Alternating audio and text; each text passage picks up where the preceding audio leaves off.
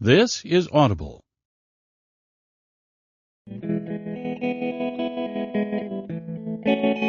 Hachette Audio presents Wildlife, Dispatches from a Childhood of Baboons and Button-Downs. Written by Keena Roberts. Read by Chloe Cannon. To Laura. Prologue. Gorilla Man and 50 tiny ballerinas. I sat quietly on the gym floor and wiggled my toes. I wasn't allowed to move, but I was so excited I thought I might explode. I always had trouble sitting still, but today, it was much harder than usual. The slippery laminate floor felt smooth under my bright blue sweatpants, and I ran my fingers idly along the grooves in the wood, needing something to do with my hands, and wishing I was outside instead. My heart pounded, and the glare from the overhead lights made my dark hair feel heavy and hot. When was it going to be my turn? The first pair of girls from my second grade class were called up to do their dance routine. Their blonde hair was tied back with glittery silver ribbons, and under their pink leotards they wore tights with sparkles on them. I looked around the room at the 50 girls from my class all sitting patiently around the blue gym mats, waiting for their chance to perform. They all look like Angelina Ballerina, I thought, feeling a small swell of pride in my chest. Not one of them had a green bandana wrapped around her head. Their outfits hadn't been borrowed from a real-life gorilla researcher. The glittering dancing girls shimmied across the gym mats, swaying and jumping in time to Criss Cross's Jump, and giggling nonstop. They were followed by another pair who did exactly the same thing to exactly the same song, and another pair, and another. I elbowed Elizabeth and hissed, "This is so boring. Our routine is going to be so much better." I couldn't understand why she looked so pale and unhappy, her brown eyes wide. "Don't worry," I whispered. "This is going to be so much fun." She smiled thinly and looked down at her red sweatpants. She'd insisted on wearing red rather than blue because she said she'd look like a Smurf in blue. I tried to cheer her up by offering to wear the blue, but it hadn't worked. I still thought we should have tried to put together a gorilla costume for her, but I didn't want to make her any unhappier. I'd considered bringing her a cookie that morning to make her smile, but I didn't know what kind she liked. I didn't know anything about her, really, except that her name was Elizabeth, and she was almost as new to my class as I was. We'd been paired together for the dance routine because neither of us had a best friend to run to squealing when we were told to find a partner for the class. Well, I did have a best friend, but he was a boy, and they got to play basketball instead. The teacher called up the next pair of dancers. There were only a few more kids to go before we were up. The routine went like this.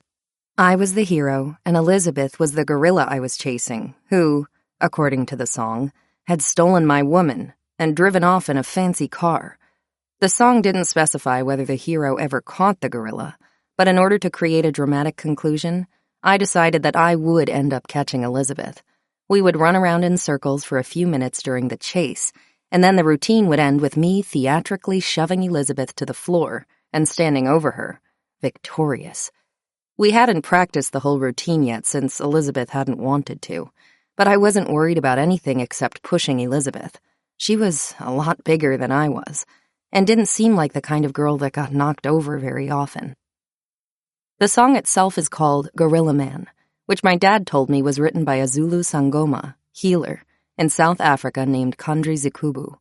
My parents used to play the song while we made dinner, dancing around the kitchen, holding my little sister, and pretending to be the gorilla to scare her. When I told Dad I wanted to use Gorilla Man for my dance performance, he smiled and said, "That's an excellent choice. Every good story has a car chase."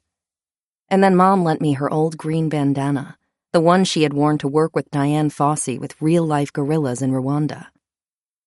I knew Gorilla Man by heart and had played it over and over in my head as we practiced our routine. I'd instructed Elizabeth on where she should go and what she should do as the drama played out. When the synthesizers began their downbeat, we'd square off.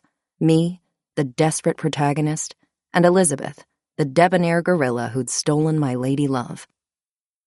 "Look happier," I had to remind her. "You've stolen my woman. You're in a fancy car. You're not supposed to look terrified. You're the gorilla." For the past week of rehearsals, Elizabeth had looked nauseated as I jumped around the blue gym mats, acting out my choreography. But now, the day was here, and I couldn't wait to show everyone how cool I was. My classmates didn't know me very well since I'd only been back in the US for a few weeks, and no one really understood where I had come from. No one knew where Kenya was, so I had to just say, "I'm from Africa," when they asked me where I lived. They didn't know anything about Africa anyway, but just asked whether I had a pet elephant and spoke African. My classmates had been genuinely surprised when I said that, yes, I owned shoes but didn't like to wear them unless it was snowing. And no, I'd never seen a couche. What was it for? This was my chance to show them that the music from where I lived was so much better than their top 40 hits. I wiggled my toes again and grinned. This was going to be so good. Finally, it was Elizabeth's and my turn to dance. I hopped up eagerly, pulling Elizabeth behind me with one hand. Why did she look so scared? We were about to be the envy of all these boring little ballerinas around us. I squeezed her hand and smiled even wider, nodding to our gym teacher to start the music. The synthesizer started, then the drums. I started dancing slowly in a big circle, moving my hands and tiny 7-year-old hips with the music, the way my Maasai babysitter had taught me, making sure to hit each downbeat with my right foot and throwing in an extra shimmy here and there with the bump of the synthesizer. "Tell me where's Gorilla Man," Kandri Zekubu wailed. "No one's found a trace of him. People say he drives a smart car. He looks for beautiful women in town." Elizabeth half-heartedly mimicked starting a car and started to drive around the gym mat, while I continued to dance. The drums picked up, and I danced faster. It felt strange to be dancing to South African music in this school gym in the suburbs of Philadelphia, instead of by a campfire in Kenya. But I knew the song so well I let the beat take me away, spinning, stomping, and waving my hands in the air as the bridge chanted, I'm a gorilla. I'm a gorilla." After a few short minutes, we reached the climax of the song. The protagonist spots the gorilla man driving down the highway and yells, "We gonna find him, catch him, follow that car. We can't stop now, 'cause he took my woman and drove away." I danced my way behind Elizabeth, who had stopped driving and now stood in the center of the mat, looking like she might cry. I had timed it such that I reached Elizabeth just as the song got to its loudest point, and as the synthesizers and drums hit their final downbeat, I put my hands against Elizabeth's shoulders and threw her down on the mat, where she landed on her back and lay quietly as the music slowly faded out. I put one foot gently on her stomach and raised my fist in triumph. Gorilla Man had been defeated. I panted in exhilaration and looked around the room. There was complete silence. No one moved, no one spoke. My classmates stared up at me with wide eyes and open mouths, a look of utter shock on their faces. Elizabeth whimpered and I removed my foot from her stomach. She rolled away and ran to the other side of the room, where she buried her face in my gym teacher's sweatshirt. One of my classmates giggled. Then another. Soon, all 50 second-grade girls were laughing and pointing at me. I didn't know where to go or what to do. I couldn't run away since they were sitting all around the dance area, and I couldn't turn to Elizabeth for help because she was crying in my gym teacher's arms. Bewildered, I stood there, looking from one girl to another in complete confusion. You didn't like it?" I said softly. The roar of laughter grew louder, and the pointing continued. My face burned, and I felt a rush of nausea. Suddenly, my sweatpants didn't feel soft anymore. They felt hot and heavy and wrong. Everything was wrong. My pants were wrong, my turtleneck was wrong, my bandana was wrong. I was wrong. The blood pounded in my head and my upper lip started to quiver. I heard my dad's voice in my head say, "Stiff upper lip." But in that moment, I hated him. He was wrong too. "I won't cry," I said to myself. I won't. I waded through the crowd of girls and walked slowly through the gymnasium to where my second-grade teacher, Mrs. Elliott, was standing in the doorway, watching. I reached the doorway and glared up at her. She squatted down and balanced her elbows on her knees, looking me right in the face, ignoring the laughter that had followed me from the gym. My eyes filled with tears, but I angrily brushed them away. "Well, that was certainly interesting," she said. I thought she might hug me, but was glad when she didn't. I wasn't about to cry on anybody's shoulder, and I just wanted to be left alone. "You know what I think?" "What?" I mumbled, my sleeve in my fist and my fist over my eyes. "I think that you're back in the United States now, and not in Africa anymore. And I think it might be time to start acting like the other girls, if you want to fit in." "You're wrong," I thought. It would take more than acting and dressing like everyone else to make me fit in. My wrongness was bigger than that, and I knew it from the top of my green bandana to the tips of my toes, still calloused from the hot sand outside our house in Kenya. If I really wanted to fit in, I'd have to change the inside of me, too. Chapter 1. The first 3 times I almost died. The first time I almost died, I was 6 months old. We had just moved to Kenya and were living in a small greenhouse far out in the middle of the grasslands in Amboseli National Park, close enough to the border with Tanzania to see Mount Kilimanjaro. My mother put me down to sleep in my crib, with a candle burning on the windowsill, since I screamed if the room was completely dark. As the story goes, when she came back a little while later to see if I had fallen asleep, she found me no longer alone in my room, but suddenly in the company of a very large, very angry black mamba. My mother froze. There wasn't anything she could do. She couldn't run into the room without scaring the snake into biting me, so she stood in the doorway, hoping the snake would decide that the flailing baby was too disruptive and leave on its own, which it eventually did, but only after I made an especially loud coo and attempted to grab it by the neck. I don't remember the incident with the snake, of course, nor do I remember the second time I almost died, a few months later when my parents sat me down to play in the grass in front of our house, only to see me immediately swarmed by siafus, or safari ants. "So what did you do?" I asked, years later when I first heard the story. Siafu bites are very painful, and our Maasai housekeeper Masaku used to tell me how siafus could kill and eat small animals, and had jaws so strong that the Maasai sometimes used them for stitches when they had an injury. I couldn't imagine a baby surviving being swarmed by them. Mom looked uncomfortable. "Well, we got them off you, of course," she said. "Dad brushed most of them off, and then we got the rest of them to let go of you by dunking you in the rain barrel behind the house."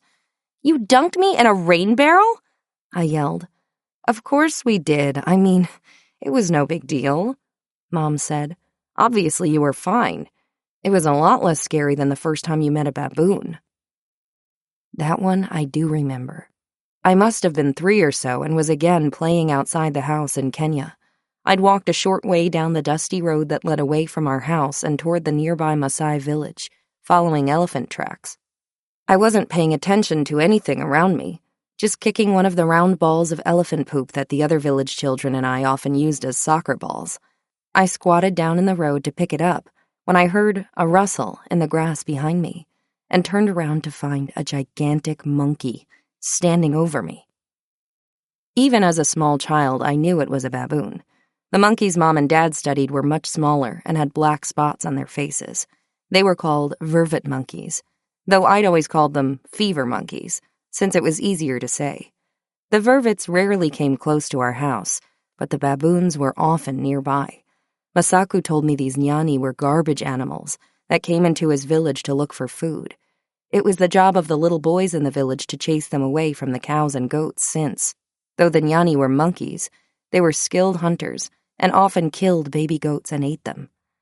I knew this particular baboon was a male because his snout was wider and heavier than the females, and Dad said the male baboons were about the size of a St. Bernard, whatever that was. I dropped my ball of elephant poop and stared up at the baboon, which didn't seem all that scary. I smiled at it. Mom always told me that animals aren't dangerous by nature. They're dangerous if you startle them, and if you don't, then you're just another animal to them. Then the baboon grunted. and took a few steps closer to me. "Keena," I heard Dad say quietly from the front steps of the house where he'd been watching me play. "I need you to do something for me." "Okay," I said brightly, still looking at the baboon. "I need you to walk backward to me. Do you think you can do that?" "Yes, Daddy," I said. I waved to the baboon and began walking backward through the soft sand in the road. As I retreated, the baboon immediately sat down and snatched up my soccer ball, happily picking through it for partially digested seeds and fruits. Fresh elephant poop is one of their favorite foods. It didn't occur to me that the baboon was any danger to me. Dad seemed relieved when he finally picked me up, but didn't raise his voice or shout in any way that made me think he'd been worried for my safety.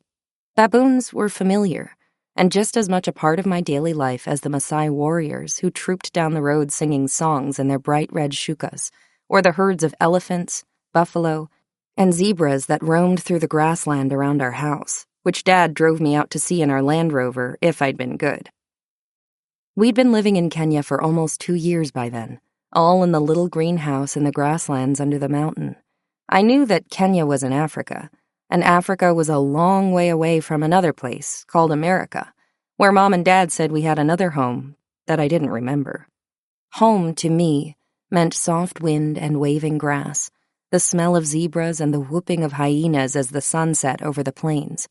Home was our housekeeper, Masaku, letting me tenderize meat with an empty wine bottle before dinner, and shaking out my shoes before putting them on in case scorpions or spiders were inside.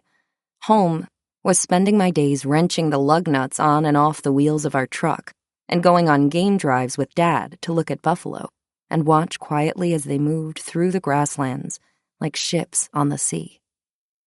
America was where I was born, or so they told me. When Mom learned she was pregnant with me, she had driven into the capital city of Nairobi to one of the few clinics that had an ultrasound machine. Shaking his head sadly, the ultrasound tech informed my mother that her fetus was too deformed and had a very, very small head, too small for a human baby. Mom unsuccessfully tried to stay calm and made arrangements to fly to California to have her child, since my parents' academic affiliation with Stanford University gave her access to the hospital there. The second I was born, I was whisked into the neonatal intensive care unit, and a team of doctors descended on me, led by a neonatologist named Dr. Sunshine. When I was finally brought back to my mother, Dr. Sunshine said cheerily, "Her head is fine. Just please promise me, no more backroom ultrasounds." I also knew I had grandparents in America, though I never saw them. They often wrote us letters that my mother read to me, and sometimes sent me presents, including a stuffed owl I named Bundi, which Masaku had told me was the Swahili word for owl. Everyone gave me stuffed monkeys, since that's what my parents studied, but I liked the owl best, because it was different. Masaku said that witches turned themselves into owls at night, and that it was very bad luck if an owl landed on your house, because it meant that someone who lived there would die soon. He refused to touch Bundi, even though it was just a toy. My grandparents were furious when my parents brought me back to Kenya only a couple of months after I was born. When my mom had become pregnant with me, my parents had only recently relocated to Kenya from the Karisoke Research Center in Ruhengeri, Rwanda, where they had been working with the famed gorilla researcher Diane Fossey in a camp that was very basic and hardly a place to raise a baby. My grandparents were worried that our home in Kenya might be just as unsuitable. It's important to specify that these concerns came almost entirely from my dad's parents, the ones who lived in suburban Chicago. His family was, as he later put it, painfully conventional, and the idea of moving halfway around the world to study monkeys was an unbelievable shock to the country club community he had grown up in. "I just don't know what to tell them," Dad's mother drawled in a southern accent she brought with her from Hattiesburg, Mississippi. "There aren't any monkeys in the U.S., Dad would say. "If I'm going to study them in their natural habitat, I kind of have to go where that is." "Are you sure you don't want to be an architect?" his father would ask. And Dad, third in a line of Robert Seyfarths and the first non-architect, would simply nod. "This is what I'm going to do." he said. Eventually, they agreed it was fine as long as he didn't take his children with him, whenever they came along. Mom's mother, my grandmother Sally, was never bothered by Mom and Dad's work. Mom was raised in the Foreign Service, in a family that spent time in Malaysia, the Netherlands, and Nicaragua, all before my mom was a teenager, and before her father was killed in a plane crash on an aid mission in the Philippines. No one in her family was bothered in the least by having few modern amenities or not speaking to family members for months or sometimes years at a time because the mail was so slow. When she met Dad in college and decided to follow him into his PhD program in animal behavior so she could go ask interesting questions about interesting animals in interesting places, as she used to tell me, her mother and siblings barely batted an eye. It really was very wet and cold up there in Diane's camp, Mom told me. We lived in these tiny wooden huts that were heated with wood stoves and were always full of smoke. It was so wet that nothing ever dried, and it was very hard to keep our notes and recording equipment from being chewed up by rats. There were just so many rats. She trailed off. At night, they would sometimes run across my bed, and I'd have to hit them with books. It sounded to me like the entire time at Diane's camp was difficult. First, studying the gorillas was challenging. In order to observe their natural behavior, the scientists had to do everything they could to make sure the gorillas ignored them, including standing quietly as young silverbacks charged them in displays of aggression, and letting themselves be shoved down a hill covered in stinging nettles if the babies wanted to play with them. Back at the camp, Diane liked to slap Dad on the back and call him Bobby, even after he repeatedly told her that he preferred to be called Robert. "Not to worry, Bobby," Diane would say, throwing her arm around Dad's shoulders. "Auntie Diane will always be there for you." As Rwanda became more and more dangerous to work in politically, Diane began to show signs of strain. Her paranoia became increasingly odd, and when she eventually confided in my parents that she thought her phones were being tapped, they decided that the time had come to move on to a more stable and comfortable situation. Kenya, my parents patiently explained to my grandparents, was much safer. Vervet monkeys are small and non-threatening, and we could live in a real house, far away from the smoking shacks of Diane's mountain camp. But it was no use. To my grandparents, everywhere in Africa was the same, and the whole continent was dangerous. One of the first sentences I learned to say on my own was, "I am fine, I am safe," spoken confidently through a phone from a hotel in Nairobi to my grandparents' house in the suburbs of Chicago. And I really was fine, at least to the extent that I understood what that meant as a toddler. Every day, my parents would leave in the Land Rover to spend the day watching and observing the vervet monkeys, while I would hang out with Masaku as he did chores around the house or took walks to the village to talk with the other mzee, old men like himself. Masaku smelled like wood smoke, and his hands were soft and strong as he held on to mine as we walked. Masaku taught me the names of all the animals on the plains in front of our house, and that each animal has a different kind of track and its own kind of poop. As we walked up and down the road between the village and our house, he would point out crisscrossing lines of animal prints and wait for me to tell him which animals they came from. These small ones were gazelles, these hoof prints were zebras, and this poop was from a hyena. The easiest of all to identify because hyena poop is always white from the bones they eat. How many lobes on the paw of a simba? Lion. I held up 3 fingers. And do you see claws when you see the track of a duma? Cheetah? I nodded my head yes. Cheetah's claws don't retract into their paws like lions and leopards do. Sometimes one of Masaku's 3 wives would help babysit me, though as a child I always had a hard time telling them apart since they never really spoke to me. None of them ever said anything above a whisper.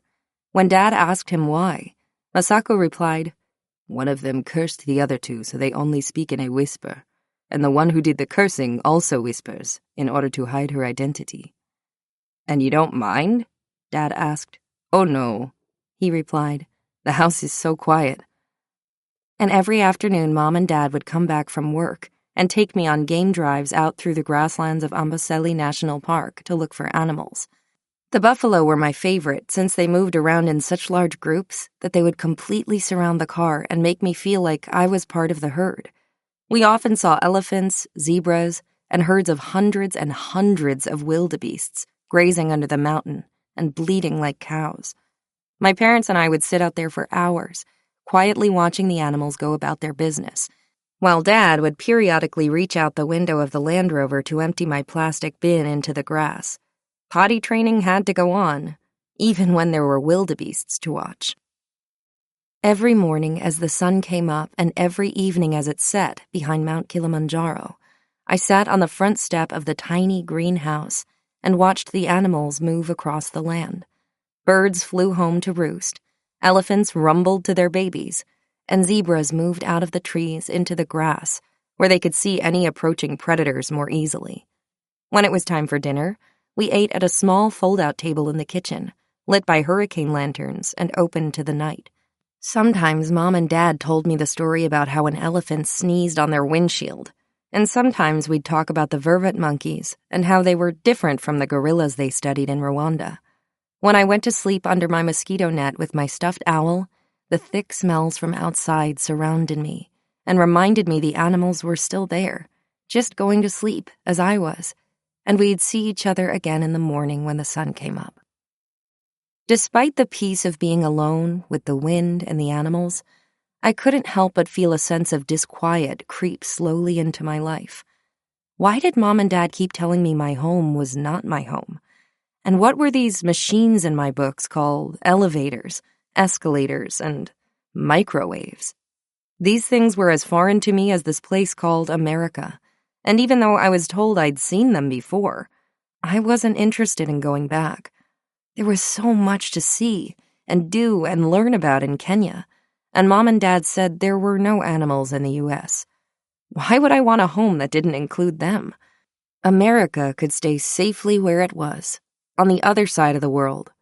I had all the home I needed already. Chapter 2. A Dead Chicken and an Offer of Marriage. We left Kenya for a few months in the summer when I was 2.5 years old.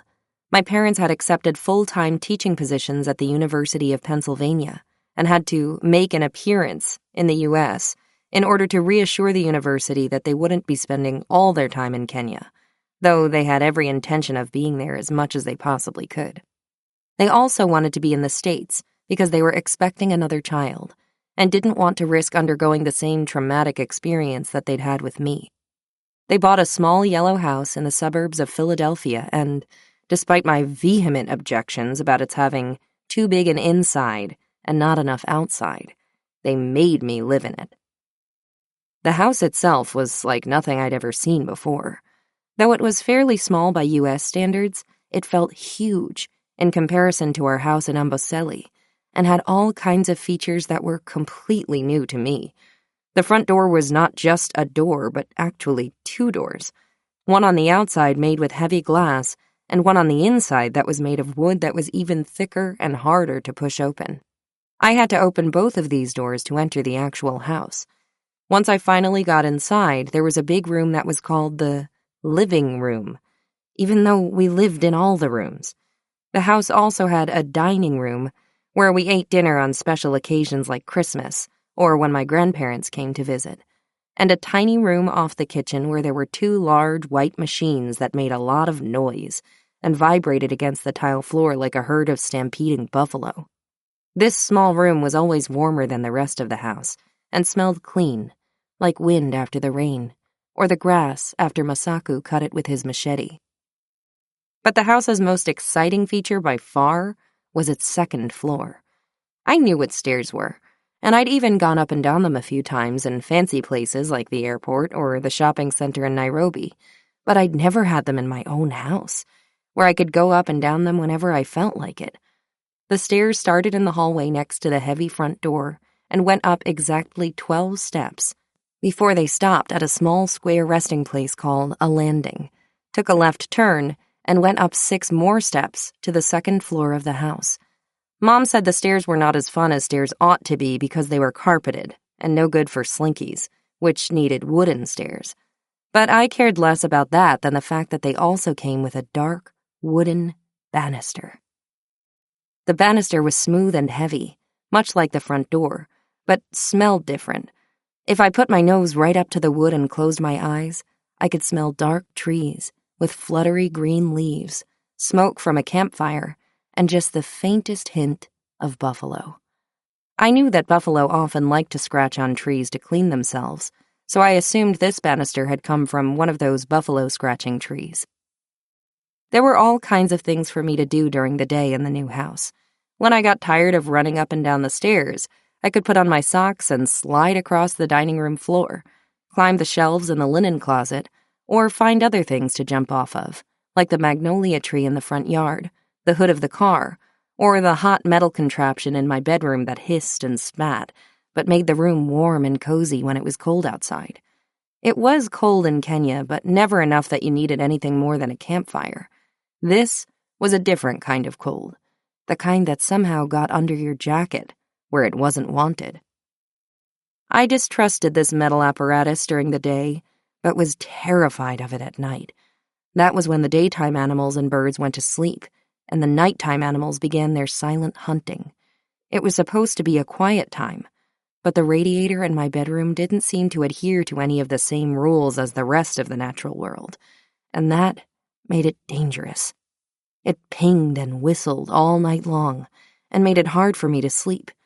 When I closed my eyes, I kept picturing the steamship from the movie Pinocchio that took the bad boys away to Pleasure Island to be turned into donkeys. Instead of the comforting familiarity of hyenas whooping and zebras calling, in America, the only company I had was the bubbling muttering from the metal monster in the corner of my room, waiting for me to fall asleep so it could turn me into a donkey. My bedroom itself also became a threat when the lights went out. The house creaked and groaned as the wind blew outside, and I wondered how the second floor was supposed to stay attached to the first when all that connected them were pieces of wood and nails. Masako used to give me bent nails to straighten while I helped him cook, and I knew how easy it was to reshape them. At any moment, I expected my room to either topple backward off the house and land in the backyard, or for the floor to splinter under the legs of my bed and collapse in on itself, crushing the room below it and sending me toppling into the basement, which, naturally, I imagined to be full of snakes and spiders. Sometimes, desperate to hide from the sounds of the wind and the threats of the radiator, I would grab Bundi and crawl under my bed.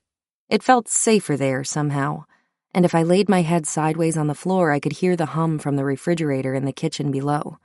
This sound wasn't so scary to me, since it reminded me of falling asleep on a plane flying to Kenya. Finally, I would fall asleep. Outside our house, too, I found America to be a terribly confusing place. "Is that Nairobi?" I asked Mom, pointing to a steeple poking through the trees outside my window. "No, Nairobi is very far away. That's a church." "What's a church?" She rocked back on her heels, taking a pause from helping me tie my sneakers. That's a good question. A church is a place where people go when they feel sad or confused and want to sit and think for a while." I considered this a moment, and then nodded. I'd never been inside a church before, but since it was built with stone, I assumed it must be something like a cave on the inside, which sounded like a very good place to sit and think. Every Saturday morning, Dad took me out in our red Volvo station wagon to do errands with him. Our first stop would be the bank, where Dad would take out exactly $100 in cash and fold the bills neatly in the wallet he kept in his back pocket.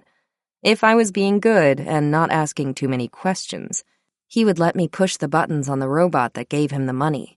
But no matter how nicely I asked, he would never let me smell it. Money was interesting because it looked like it might come from a plant, but smelled completely different. Our next stop would be the farmer's market, which was my favorite place in all of America. The farmer's market was a large room with 4 wide aisles in it, all of which were full of people in overalls and old-fashioned hats selling vegetables still dirty from the ground, fancy pastas in the shapes of springs and ribbons, and sticky cakes covered in raisins that smelled like Christmas and made my mouth water. Dad always went immediately to the cheese counter, where he asked a man with a big beard for 1 piece of American cheese for immediate consumption. The man would smile and remove a piece of white cheese from a large stack and hand it to me, wrapped in a piece of wax paper. As Dad continued to talk to the man about various cheeses, I would slowly peel the cheese apart in thin strips and dangle them over my open mouth, like prisoners on a pirate ship being made to walk the plank. We never had cheese in Kenya, since the Maasai thought fermented milk was disgusting and much preferred to drink it fresh from the cow and mixed with blood to make the warriors strong. I liked it because it felt smooth and slippery. Other things that Americans ate were different too. Americans didn't drink Ribena or eat the same kind of Smarties that I did in Kenya, the candy-coated chocolate kind that came from a place called Great Britain in cardboard tubes and tasted different from American M&Ms. Americans also didn't take tea in the afternoon or pepper their sentences with British words like rather, knickers, and jolly, the way my parents' friends in Kenya did. Mom told me that Kenya had been colonized by Great Britain before becoming independent in 1963, but a lot of the trade between the two countries continued, and that was why so many of the things we found in Nairobi were actually not Kenyan at all, just imports from Britain. Even though Americans seemed to be trying to speak English too, everything they said sounded like it was coming through their noses. I was too close to the ground to hear much of Dad's dealings with the various vendors, so I stayed tight to his side as I was instructed and people-watched instead. These Americans seemed awfully clean and tidy, which meant that they didn't spend much time outside. Their clothes looked new, without any stains or rips on the sleeves or pant legs, and their hair was combed in neat little lines that fell politely and obediently around their faces. America, I thought, as I looked around the farmer's market at the staid patrons in their fancy coats and shiny shoes, was a place to behave. We hadn't been back in the States for more than a month or two before I was rudely dragged out from under my bed in the middle of the night and driven to the house of a family friend where I was to stay while my parents went to the hospital to retrieve my new baby sister, Lucy. Lucy was a tiny baby, about the size and shape of a small vervet, and had bright blue eyes and a shock of dark, fluffy hair, very unlike my own eyes and hair, both of which were dark brown like my mother's. I remember the dark hair in particular, because one day when she was about 6 months old, all of her hair seemed to fall out overnight and was replaced with the bright, almost iridescent blonde hair she has had ever since. "What do you think of her?" Mom asked one day when I was helping her give Lucy a bath in the kitchen sink. I was in a grouchy mood because all of my stuffed animals were in the big white cleaning machine, and Lucy had been screaming all morning. "I think," I said, "that Lucy will become smaller and smaller until one day she becomes a plant." "That's so?" said Mom. "Yes, a plant." Through no fault of her own, Lucy was an incredibly colicky baby and took up a lot of my parents' time, between calming her down, trying to get her to eat, and then cleaning up the baby vomit from all the creative places Lucy managed to spray it. It was clear that Mom and Dad needed help, though I wasn't sure how I could contribute. Lucy seemed very sick, and I was worried that if we didn't figure out how to make her better, my parents would never have time to play with me again, and Lucy might really turn into a plant, which, I admitted to myself, I didn't really want to happen. While Lucy rocked back and forth in her baby swing, I pulled over my red plastic stool and pretended to read to her. I couldn't read the actual words, of course, but I'd memorized all my favorite children's books to the point where I knew what happened on every page and could recite the stories to her from start to finish, filled with dramatic voices and reenactments of the action scenes. The story I told Lucy most often was from the book Babar and Zephyr. When the monkey princess Isabel is kidnapped from the tree city of Monkeyville, Zephyr the monkey goes on a quest to rescue her from a strange yellow beast, a kind of hornless rhino named Polomosh, who hides in a green cloud smelling of rotten apples. "Real monkeys don't do this," I pointed out to Lucy.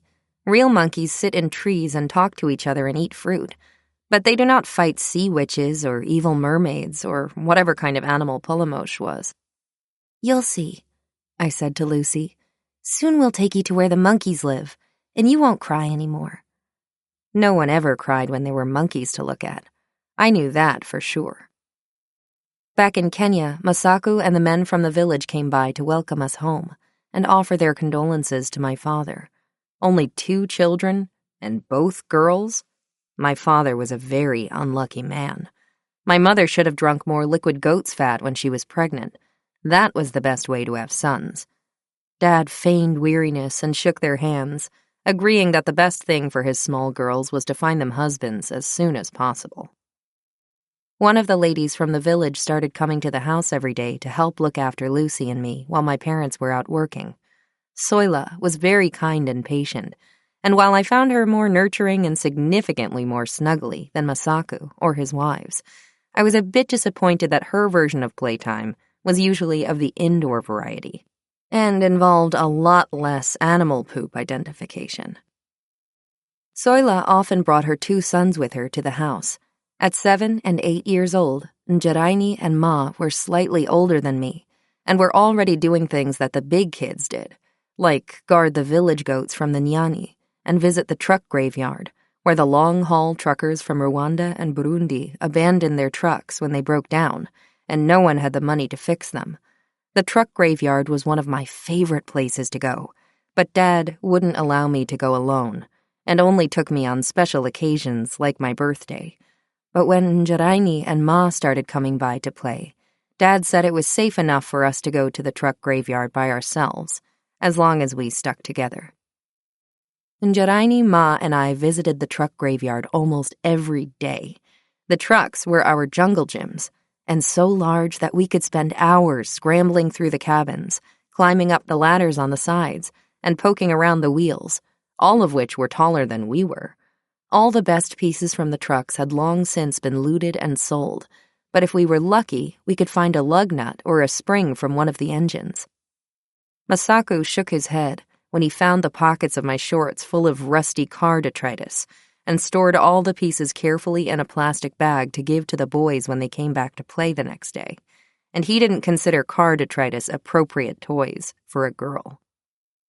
One afternoon, Njaraini, Ma, and I were running through the village toward the truck graveyard when we came across a small, yellow chick. Usually all the village chicks and chickens moved around together to keep them safe from the wild animals, but this one was all alone and looked scared. Ever so gently, I picked the chick up around its middle and cupped it in my hands, being careful not to wrap my fingers around its neck. I'd seen men from the village carry dead chickens by their necks and didn't think that was the proper way to carry a live chicken. I told Njaraini and Ma that we should return the chick to the village, and Njaraini said we should be extra careful because this chick belonged to one of the chief's chickens, and therefore to the chief himself. Slowly, we walked back to the village, passing the chick between us so we could all have a turn holding it and feeling its soft feathers against our hands. I don't remember how it happened, but by the time we got back to the village, the chick had been passed between us many times, and somewhere along the way, it had died. I was horrified for the baby bird, but Njaraini and Ma flew into a complete panic. As soon as they saw the limp chick dangling in my hands, they said the chief was going to beat them if he found out, and they dashed headlong back toward the truck graveyard to hide. I felt sick to my stomach and disgusted with myself that this beautiful little creature had died when I was supposed to be taking care of it. I marched resolutely back toward the village and, under the watchful gaze of the mzee sitting around the fire and a number of other children, deposited the dead chick very carefully on the concrete step of the chief's hut. Then I ran home and told Masaku everything. Masaku told me the next day that Njaraini and Ma had hidden in the truck graveyard for the rest of the day, but had, in fact, been given a beating by the village chief when they returned home for dinner. This felt grossly unfair to me, since I was also responsible for killing the chick, and I demanded that Masaku take me to the village chief to receive my share of the beating. Masaku refused, but promised to pass on my outrage to the village chief when he went home. I don't know what Masaku actually told the chief, but he reported to me that the chief had laughed at my request and called me a brave little girl. "You are not like the other children," Masaku told me. "You do not get a beating." I stomped my foot and glared at him. What Masaku said didn't make sense to me. I was just the same as Njaraini and Ma. Why did everyone insist on treating me like I wasn't? "You are not like Njaraini and Ma," Masaku said. "You are not Maasai. You are a white American girl. You are very different." This made my stomach hurt, but I couldn't argue with him. I had always known that my skin was a different color than his, or Soila's, or Njaraini's and Ma's, but the ramifications of those differences hadn't been clear to me, at least in a personal sense. I thought through what Masaku said. I knew we were fortunate to have a car, which none of the villagers had, but that Mom and Dad tried to share the car by letting the villagers borrow it and helping to shuttle people to the nearby health center in Loitoktok if someone was sick. I also had more books and toys than the other children did, but tried to follow Mom and Dad's example by sharing them with my friends whenever they asked. These concrete actions were obvious to me, in the sense that if my family had something that someone else needed, we shared, because that was the right thing to do. But the idea that where I was born and the color of my skin made us fundamentally different from each other, that was new to me. Even though I lived in a house and my parents had a car, we still lived in the same place and loved the same things. So how could we not be the same? My 6-year-old mind couldn't figure it out. I was very sad when Soila told me that Njaraini and Ma wouldn't be coming by to play anymore. I missed their company, and without them I didn't have a soccer ball to kick against the side of the house or toward the zebras in the grass behind the clothesline. Soila said they missed me too, but that didn't matter much if I was never going to see them again. My family had almost forgotten about the chicken incident when one night a Maasai warrior from the village stopped by the house after dinner. He'd heard about the brave little white girl in the green house and, despite the fact that she was only 6 years old, was interested in adding her as one of his future wives for the generous price of 5 cows. Dad politely declined. Chapter 3. Don't bring your beer shirt to show and tell. When I was 6, we left Kenya for good. My parents' work with the vervet monkeys had been successful, science-wise, but it was becoming increasingly difficult for them to conduct their research. The Maasai herdsmen's cattle ate the undergrowth where the vervets like to hide and scared them up into trees, completely disrupting their normal behavior and making it impossible for my parents to conduct their experiments. By 1990, times were changing in the world of primate research, too. The 3 greats of primate research, Jane Goodall, Diane Fossey, and Birute Galdikas, first brought the world's attention to the great apes in the 1960s and 1970s, and documented a great deal about what the animals ate, what their family structures were like, and how they interacted with each other. When it became clear that primates were much more complex than anyone thought, a new generation of primatologists, like my parents, began asking even tougher questions. How did primates communicate in their social groups? Did they know the difference between their sister, their cousin, and a stranger? And if so, how would their behavior change if they were interacting with a close family member compared to a stranger? How much did they really understand about their world? Vervet monkeys don't do anything as stylish or intellectually challenging as using stone tools or fishing for termites, like Jane Goodall's chimpanzees did. But they do have a number of interesting behaviors. At the time my parents were doing their research, there was a huge debate going on in the primate world about language, and whether we can take something like a monkey chirp or chatter and call it a word. Many scientists assumed that animal vocalizations were just involuntary expressions of emotions, like shouting out when something surprises you, or touching a hot stove. This wouldn't be considered language. Others took a different approach, focusing less on what primates do on their own and more on what they could be taught to do. There were several famous examples of gorillas being taught to use human sign language in laboratory settings, and many scientists took this as proof that primate language did exist, since primates had the capacity to learn it. even if they didn't use language in their own societies in the same way. My parents ascribed to the idea that if you could teach a captive chimp or gorilla to understand the meaning of a sign, this ability to understand meaning must have been favored by evolution, so we ought to be able to discover how it functions in the wild. In the 1960s, a colleague of theirs named Thomas Strusaker reported that vervet monkeys give different-sounding alarm calls in response to predators like leopards, eagles, and snakes, so my parents decided to study these calls with playback experiments on the animals in their natural habitat. My parents hated lab work. They didn't like locking animals up, and despite the importance that others in their field had attached to the idea of teaching primates to use sign language, they believed that teaching an animal to do something wasn't as interesting as looking at what that animal already does in its own natural setting. "You can train a dog to ride a bicycle," Dad used to say. "That doesn't mean that if you put a bicycle in front of a dog, he'll just know how to ride." What Dad meant by this is that there's a difference in what a vervet could be taught to do, which demonstrates a certain capacity for learning, and what they do unprompted. Observing this natural behavior, or manipulating it, is what would help show how and why vervets do what they do, and the implications those behaviors have on how human communication has evolved from it. The vervet monkeys in Amboseli were highly communicative and spent most of their day interacting with each other while they ate and hopped through the acacia trees. They barked and chirped and chattered and screamed. All of this, my parents believed, showed the members of the group engaging in social communication that not only signified intent and feeling, but also served to further solidify the social bonds among the individuals.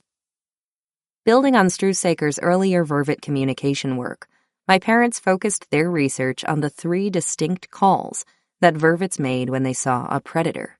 Each call sounded different from the others, and each produced a very different reaction in the vervet group.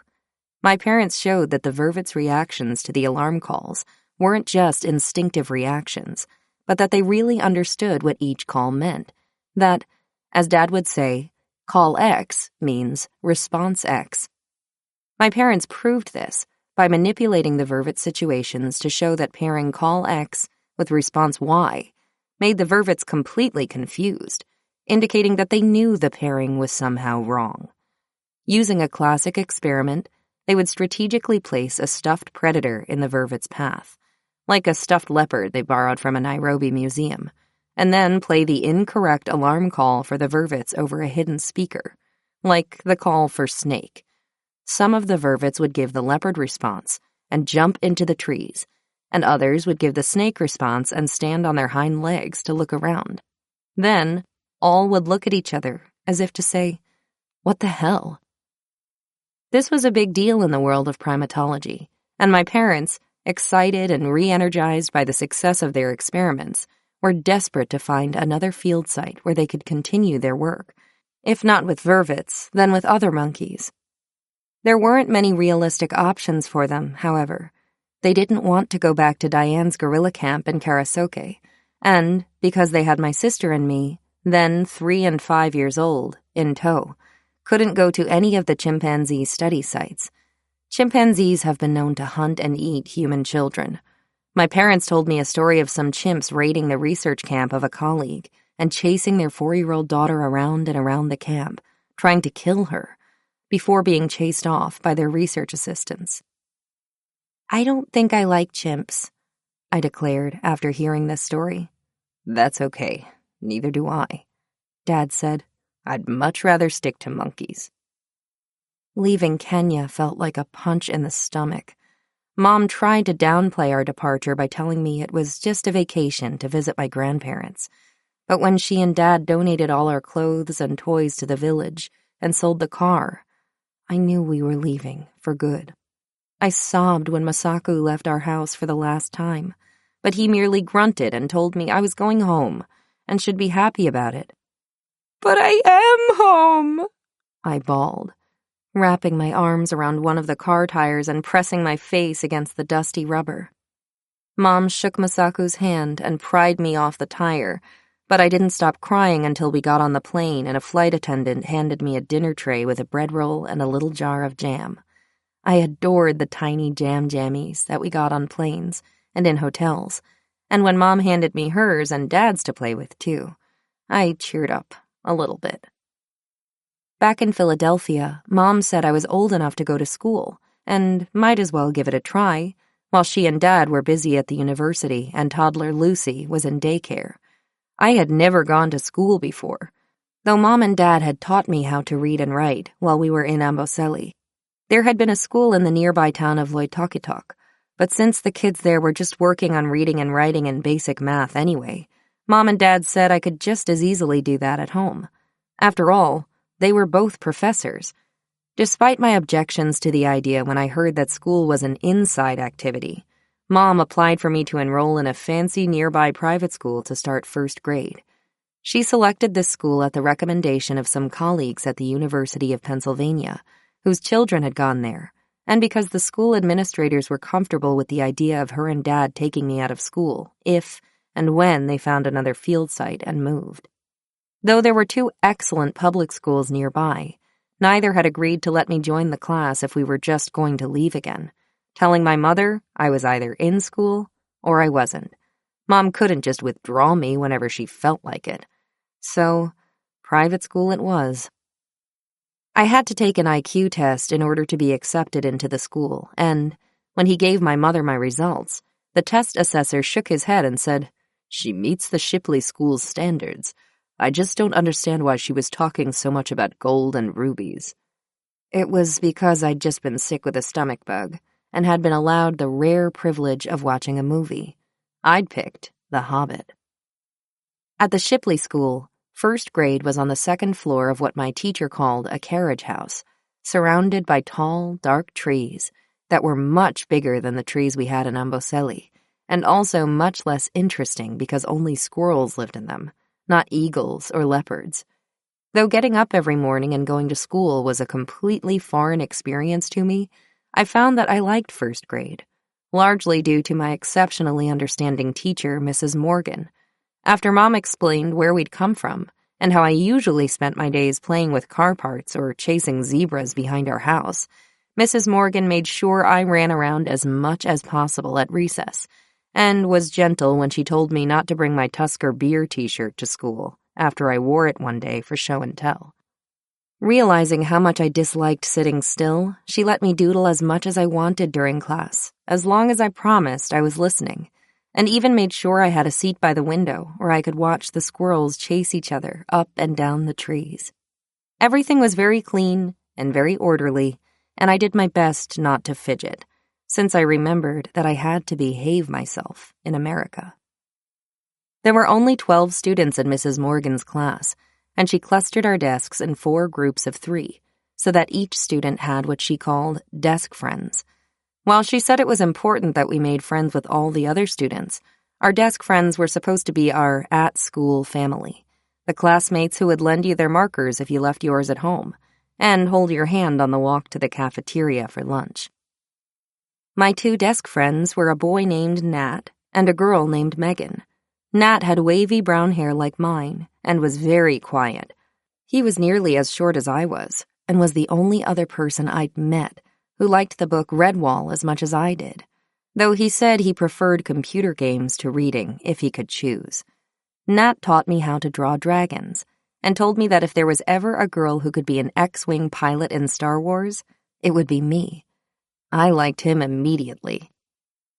Megan was a little taller than me and had soft blonde hair that she pinned back with pink ribbons or a glittery hairband.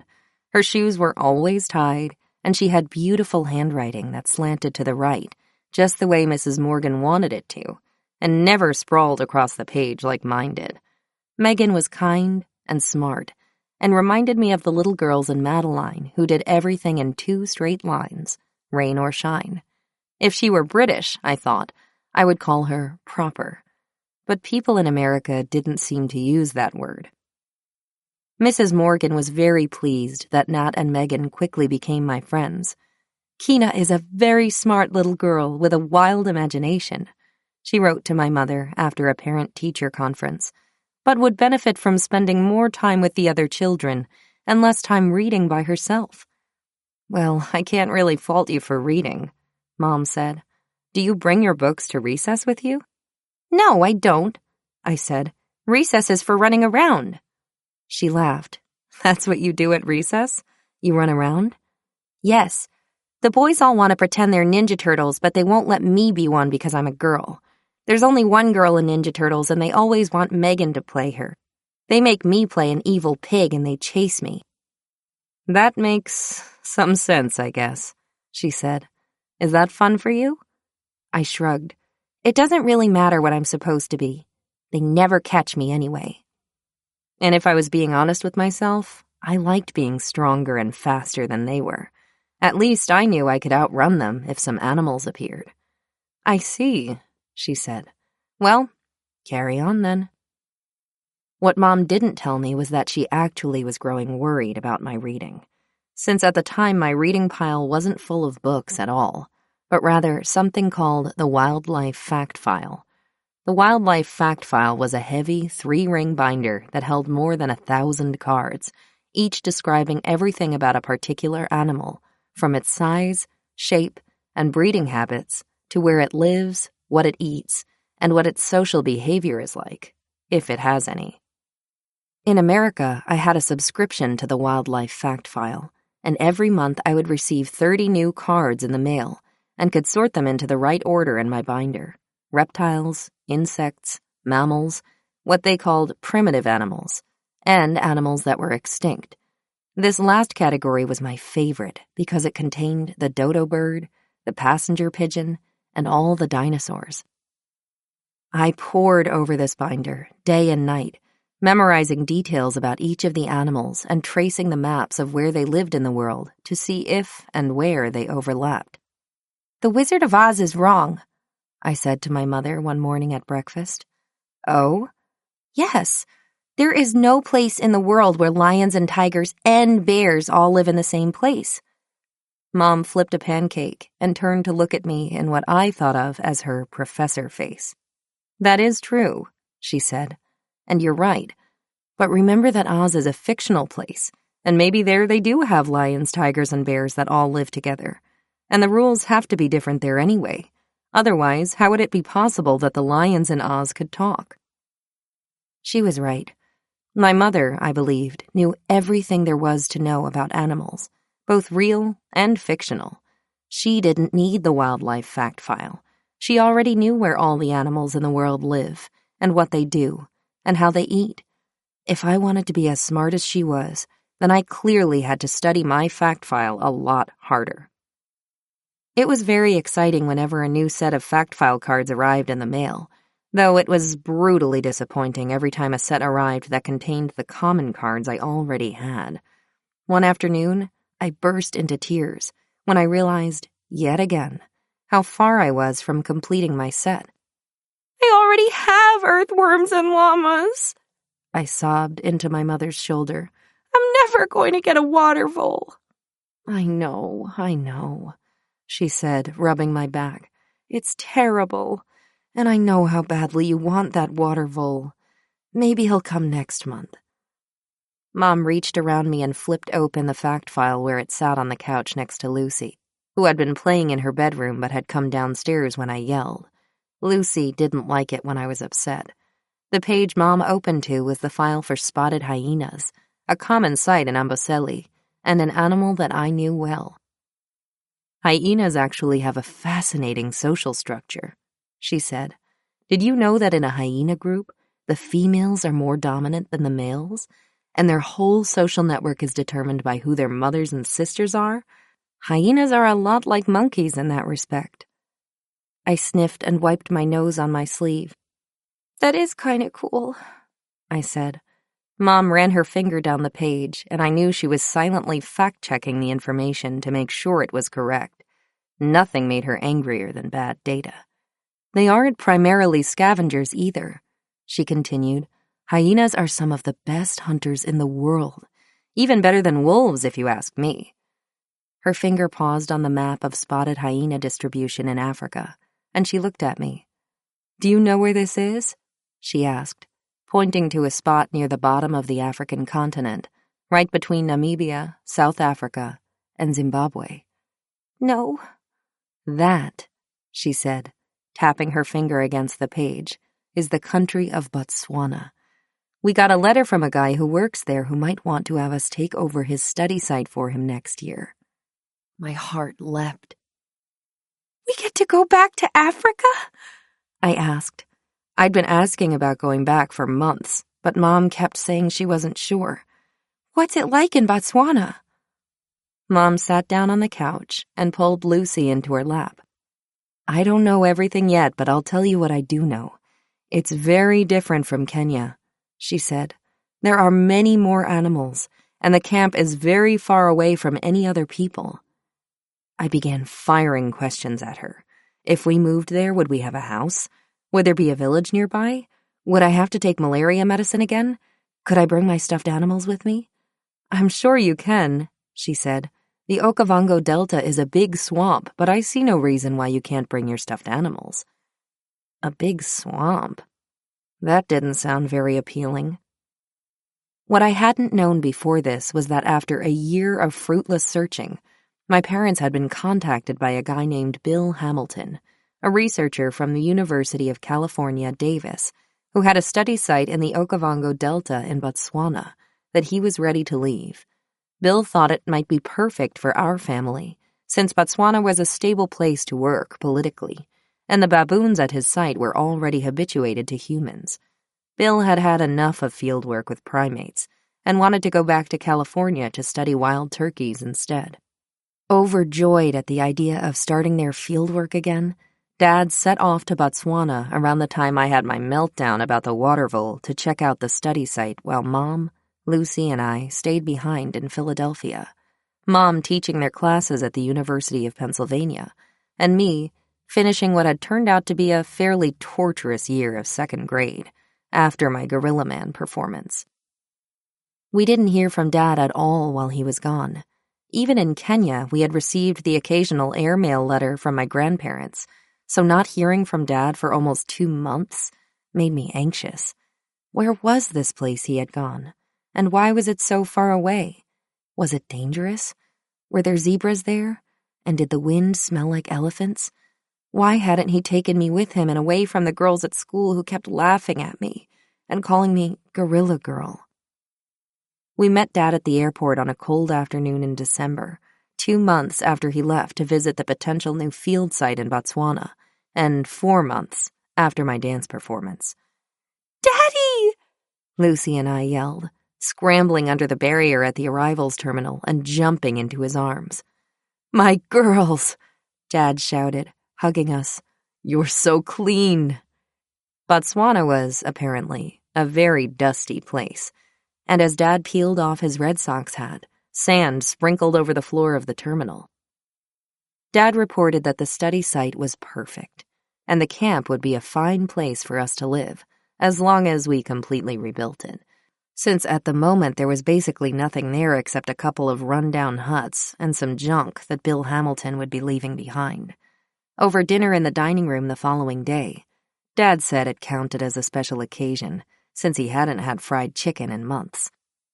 Mom and Dad announced that at the end of the year we would be officially moving to Botswana. Mom and Dad had to finish the year teaching at the university, and Bill Hamilton needed to wrap up his own work, but after that, we would be packing up again and moving to the Okavango Delta. Mom put down her knife and fork and looked at us seriously, the way buffalo do right before they get angry. She said that they would only be able to do their research and maintain the camp and keep us all safe in the process if everyone worked together. Lucy and I were just as important to the success of this mission as she and Dad were, and they had decided to go because they knew they could trust us. You're bush kids, Dad said. You know the animals, and you understand the dangers. We wouldn't be going if we didn't think you could handle it. We know you can. We're all in this together. We got you these, Mom added, handing me and Lucy 2 notebooks with flowers on the covers. They looked like real books, not like the notebooks Mrs. Elliott had us use in school. These are your journals. Every day you can write in them about what we're doing and what baboon camp is like. Every day? I said. Mom gave me the buffalo stare again. "Yes, every day," she said, adding under her breath, "This is what passes for school now, I guess." She looked at Dad and then back at me and Lucy, now ages 8 and 5, and clasped her hands on the table in front of her. "This is serious, girls. Are you ready?" I thought back to the year of school that had just finished, and heard nothing but the sounds of the synthesizer, the sound of the Gorilla Man song, and the laughter of my classmates. I straightened in my chair, heart pounding with excitement, and trying to banish all thoughts of second graders and swamps from my head. Mom was talking to me like I was a grown-up, so I had to start acting like one. "Yes, Mom," I said. "I'm ready." Chapter 4. The African Night is Long and Dark. Just a month later, I found myself lying on my back on a tin trunk next to a shallow river in Botswana. The air was crisp and cold, and I stared up into a stark blue sky, watching long-tailed shrikes and brightly colored bee-eaters swoop between the acacia trees along the banks of the river, catching flies in elaborate loops. The sun was barely up, and I was freezing.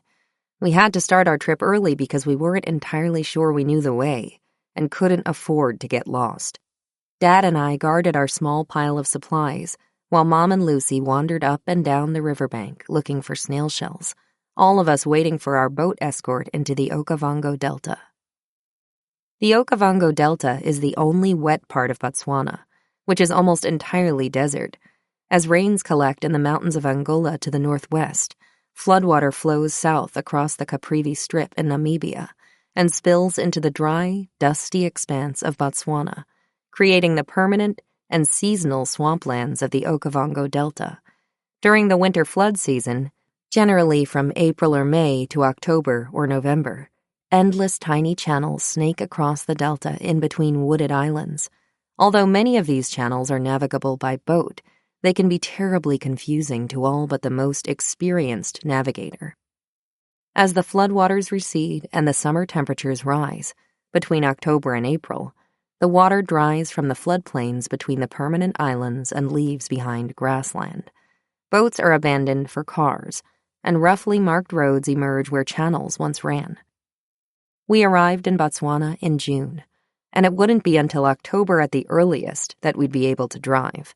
So on our first trip up to Baboon Camp, we had to go by boat. Though several tourist lodges were scattered across the Okavango Delta, the delta was largely dominated by the Moremi Game Reserve, a protected area for animals, much like the Amboseli National Park in Kenya. The big difference in Botswana, Mom and Dad told us, is that the nearby town of Maun would be more than 4 hours away from our camp, unlike Loitokitok in Kenya, which had only been a 15-minute drive from our house. That meant that doctors, stores, schools, and everyone except the few people who worked at the tourist lodges would also be more than 4 hours away. "We also can't have a house," Dad said, "since the government of Botswana doesn't allow any permanent structures in national parks. We could have big tents and build a couple of huts like the ones they have at the tourist lodges, but nothing else. It'll be a lot more like..." He paused. "Well, long-term camping is probably the best way to describe it. You'll see." I snuggled closer in my jacket, a bright purple Patagonia windbreaker that I'd begged and begged for in the aisle of the Eastern Mountain Sports store back in Pennsylvania. "This is an expensive coat," Mom had said, pausing while loading our cart full of batteries, oral rehydration salts, and gauze bandages. "If I buy this for you, will you promise to wear it every day?" "Every day for the rest of my life," I swore, dropping to my knees. She laughed, but added the coat to the already impressive load in our cart. I'd carried the coat in my backpack through 2 interminable night flights and halfway across the world, but it had made it safely and was now wrapped tightly around my small, shivering body as we waited by the riverbank. The coat felt fancy and outdoorsy, like the coat of an adventurer, which I now supposed I was. The air smelled like cows, and I could hear cattle moving slowly through the bushes, lowing softly to each other as they ate. I didn't mind the smell. It reminded me of buffalo, and buffalo smelled comfortingly like amboseli.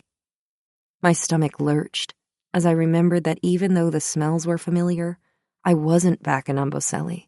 I was somewhere new. We were half a continent away from our greenhouse in the grasslands, where someone else probably lived now. We were getting ready to move to a place no one but Dad had even seen, and a place that he had already told us was barely habitable. And what did he know about habitation anyway? All he needed to survive was a polo shirt and coffee. Did he even think about where I would put my books and stuffed animals? I bounced my bare heel on the side of the tin trunk and stared up into the sky, trying to settle my nerves with slow, deep breaths. What were we thinking? This would be nothing like living in Amboseli. We would have no house, no nearby village with people to talk to, nothing except what we brought with us. And I knew that wasn't much. Just a couple of tents, some tin trunks to store food, and a few boxes of tools. How were we going to do this? How was I going to do this? I caught the zipper of my coat between my teeth and sucked on it, still tapping my heel against the trunk. I closed my eyes. Could we at least get going? A low, mechanical hum interrupted the sounds of grazing cattle. I sat up, rubbing my eyes against the change in light, and realized I'd been dozing on the trunk. 2 boats swung into view down the river. The first was a large blue cargo boat about 30 feet long, being driven by a gigantic man with blonde hair, a veteran of the Zimbabwean Civil War named Dan Rawson, who always smiled and smelled like wood chips. Dan owned a shop in Maun that built and repaired boats, and we'd visited his shop a few days earlier to buy the boat that would eventually accompany us up to camp. The boat, along with an old Toyota Hilux that Bill left on the island, would be our only way to get in or out of camp while we lived there. I couldn't see the second boat behind Dan's, but knew it was much, much smaller. When Dan had sold it to us, he laughed when Dad told him we didn't need a big boat, just something large enough to get us where we needed to go on the river. "Whatever you say, Robert, hey?" Dan said. He'd punched Dad in the shoulder and laughed. "If a hippo bites it in half, we'll just get you a new one." I listened to the higher-pitched whine of our smaller engine and frowned, thinking I'd make sure to ride in the larger boat with Dan. Our boat, which now looked utterly pathetic when it finally moved into view, was driven by Mom and Dad's old friend, Tico, who studied wild dogs in a different part of the Delta. I didn't know how they knew him, but it seemed like everyone who studied animals knew each other in some way. When Mom and Dad introduced him, my first question was, "So what do you study?" I assumed everyone they knew was a researcher of some kind. Tico was from the U.S., and had been working in Botswana for several years already. He had spent the last few days helping Mom and Dad get all our paperwork in order in Maun before we moved to camp. He had also introduced us to some friends of his, Tim and Bryony Longden, who owned an ostrich farm on the outskirts of town along the Boro River. Tim, a white Zimbabwean, and Bryony, from the UK, had 2 daughters named Maxie and Pia, who Tico thought we could play with while Mom and Dad bought all the supplies we'd need to move to camp.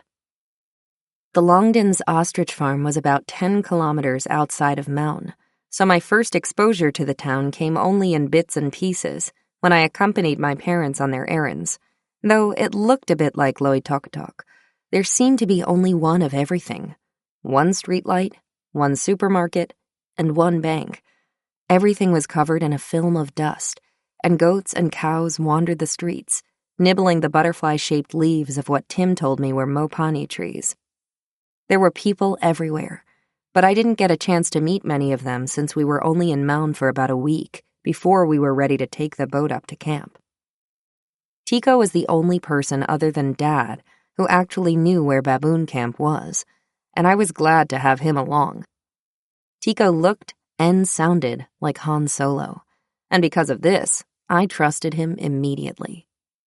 The boats nudged into the muddy bank alongside our pile of supplies, and we began loading them into the 2 boats, crates of tuna fish, boxes of cornflakes, and piles of tools.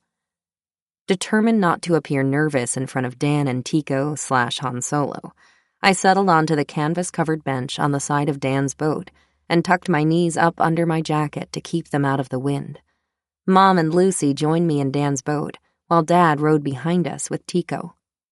"No standing, girls, hey?" Dan called, and I nodded. Silly. Of course I knew not to stand in a moving boat. I didn't know much about the Delta, but at least I knew that. I held on to the railing as Dan started up the engine and the convoy lurched slowly forward up the river. The riverbank, cows, and birds disappeared behind us, and off we went, into the complete unknown. The roar of the engine and the wind made it too loud to talk. Mom tried to hold Lucy in her lap to keep her warm, but Lucy wiggled free and wormed her way through the piles of building material to the bow of the boat, where there was a small, raised area for sitting. She slid onto the seating area on her stomach and placed her chin on her hands, gazing forward. I glanced at Mom, who shrugged. Lucy always did what she wanted. It was impossible to tell her no. Though I desperately wanted to join Lucy in the front, I didn't want to disobey Dan's rule not to stand, and so sat stubbornly in my seat, holding on to the railing and watching the riverbanks flash by. Lucy's body tipped left and right as the bow snaked between reed beds and all around floating piles of grasses and bobbing clumps of elephant poop.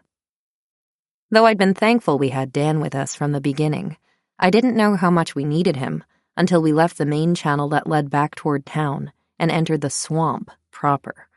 Sitting on the side of the boat, I couldn't count the number of times I ducked under reeds or shielded myself from spray as Dan navigated the boat around tight corners and down tiny, thin channels, dodging between beds of papyrus and completely ignoring the open, wide channels on either side of the reed beds.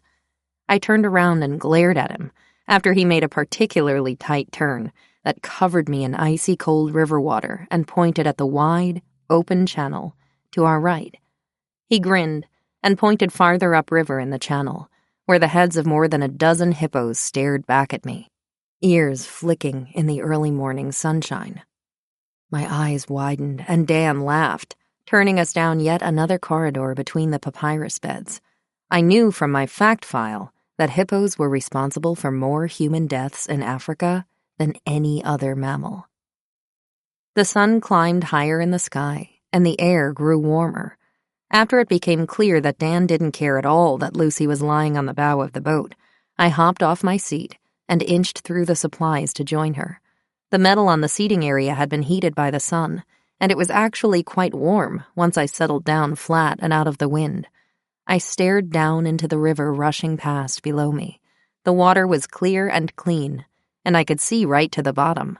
In the shallow parts, catfish with giant heads cruised slowly across the sandy bottom, and smaller fish darted in and out of the reed beds. Higher up, islands covered with thick trees dotted the floodplains, which Dan told me were called Milapo in Setswana, the most common of the local languages, on either side of the river, full of dark trees and thick bushes. As we sped up the river, white egrets and turquoise kingfishers flew out of the reeds and flashed in front of the boat, before disappearing into the Milapo. I tried to count the turns in the river but quickly lost track, getting distracted by the beautiful birds and the gigantic crocodiles sunning themselves on the sandbanks with their jaws wide open. No wonder Mom said we wouldn't be allowed to go swimming. On and on we drove, past wide-open Milapo, dotted with palmetto groves and palm trees, standing starkly against the bright blue sky. We passed island after island of dense bushes and tall termite mounds, placed like wedding cakes on small mounds of dirt. We passed trees half submerged in the water from where elephants had pushed them over and flattened beds of reeds where Mom yelled that hippos had been sleeping.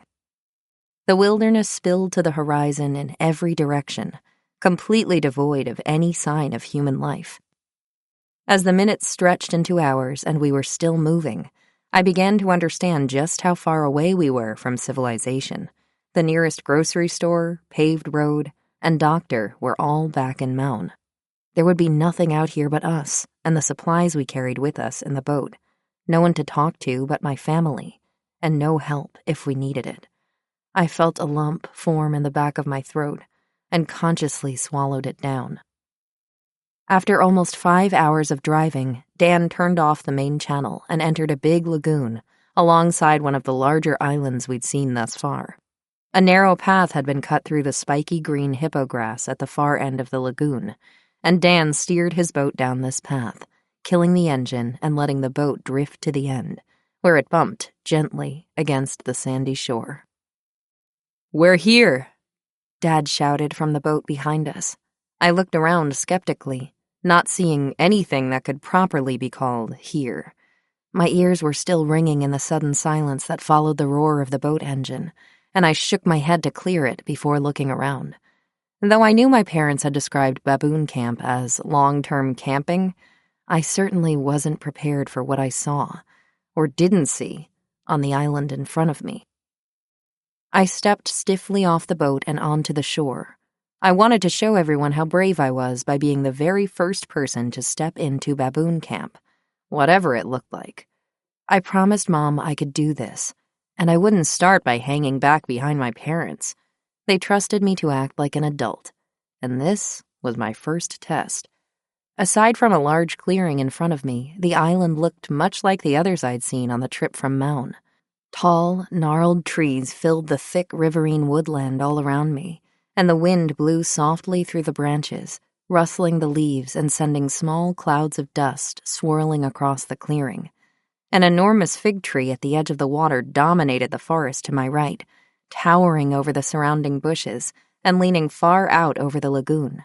To my left, the shoreline curved in a wide loop around more of the island, tightly packed with hippo grass waving in the wind. I was relieved to hear the familiar coo, coo, coo of mourning doves. I remembered them from Amboseli. I made a mental note to look at whether the doves in the Okavango were the same species. Maybe my wildlife fact file would know. Yellow weaver birds darted through the high branches of the fig tree, and bright, iridescent starlings poked through the dead leaves and branches on the forest floor. I turned my back to the clearing and looked across the lagoon, over miles and miles of Malapo to the far distant tree line. The waves lapped gently against the shore. The air was clear and smelled clean, and the midday sun felt warm through my t-shirt, my new purple coat long forgotten on the bottom of Dan's boat. In the far-off Malapo, I could see the dark, shiny backs of hippos grazing in the grass, and a large crocodile glided silently with only its eyes and nose above the water. Like a battleship, I thought. The chattering call of a vervet monkey interrupted the birdsong, and I grinned. There were monkeys here. I slowly made my way back to the rest of my family, who were still climbing out of the boats. Dad ran his hands through his hair and straightened his Red Sox hat. "Well, this is it," he said. "Let's take a look at the old kitchen." "Kitchen?" Mom said. "You mean the pile of debris over there?" Dad laughed and made a poo-poo noise. "Obviously, Dorothy." We walked over to the old kitchen and stood around it in a semicircle. A piece of tin roof lay on top of a pile of rotting reeds, which I supposed had once been the kitchen's walls. The piece of tin looked like it might still be useful, but the reeds were full of insects and smelled like wet hay. I poked the piece of tin with the toe of my black and white Samba sneaker and looked up at Mom with my eyebrows raised. "It will look a lot better once we rebuild it," she said. No kidding, I thought. Dad pointed to another structure on the opposite side of the clearing and told us this was the storage hut. It looked dark and sinister, but largely intact. Mom walked over to the hut and tentatively pushed the door open. It swung silently inward, revealing a pitch-black interior with a sandy floor, crisscrossed with delicate, feathery trails. "Do you know what those are?" she asked me. I'd followed her over to the hut and peered around her waist and into the interior. I shook my head. "Spider tracks." I gasped. "But they're so big," I said. She laughed. "Yes, they are. Big tracks for big spiders. We'll have to keep an eye out for those guys." "Are we going to kill them?" I asked. The only spiders that big I'd ever heard of were the Mirkwood spiders from The Hobbit. famously difficult to kill. "No," she said, pulling the doors closed and, I hoped, sealing the monstrous spiders inside. "Spiders eat mosquitoes, and mosquitoes give you malaria. These spiders are our friends." She walked back to the boats to check on Lucy, but I stood a moment, gazing at the storage hut. "You and me, we aren't finished yet," I silently warned the spiders. We helped unload Dan's cargo boat and said goodbye as he headed back to Maun. Tico pitched a small tent next to the storage shed, since he was going to stay with us for a few days to help rebuild the kitchen and get our big tents set up.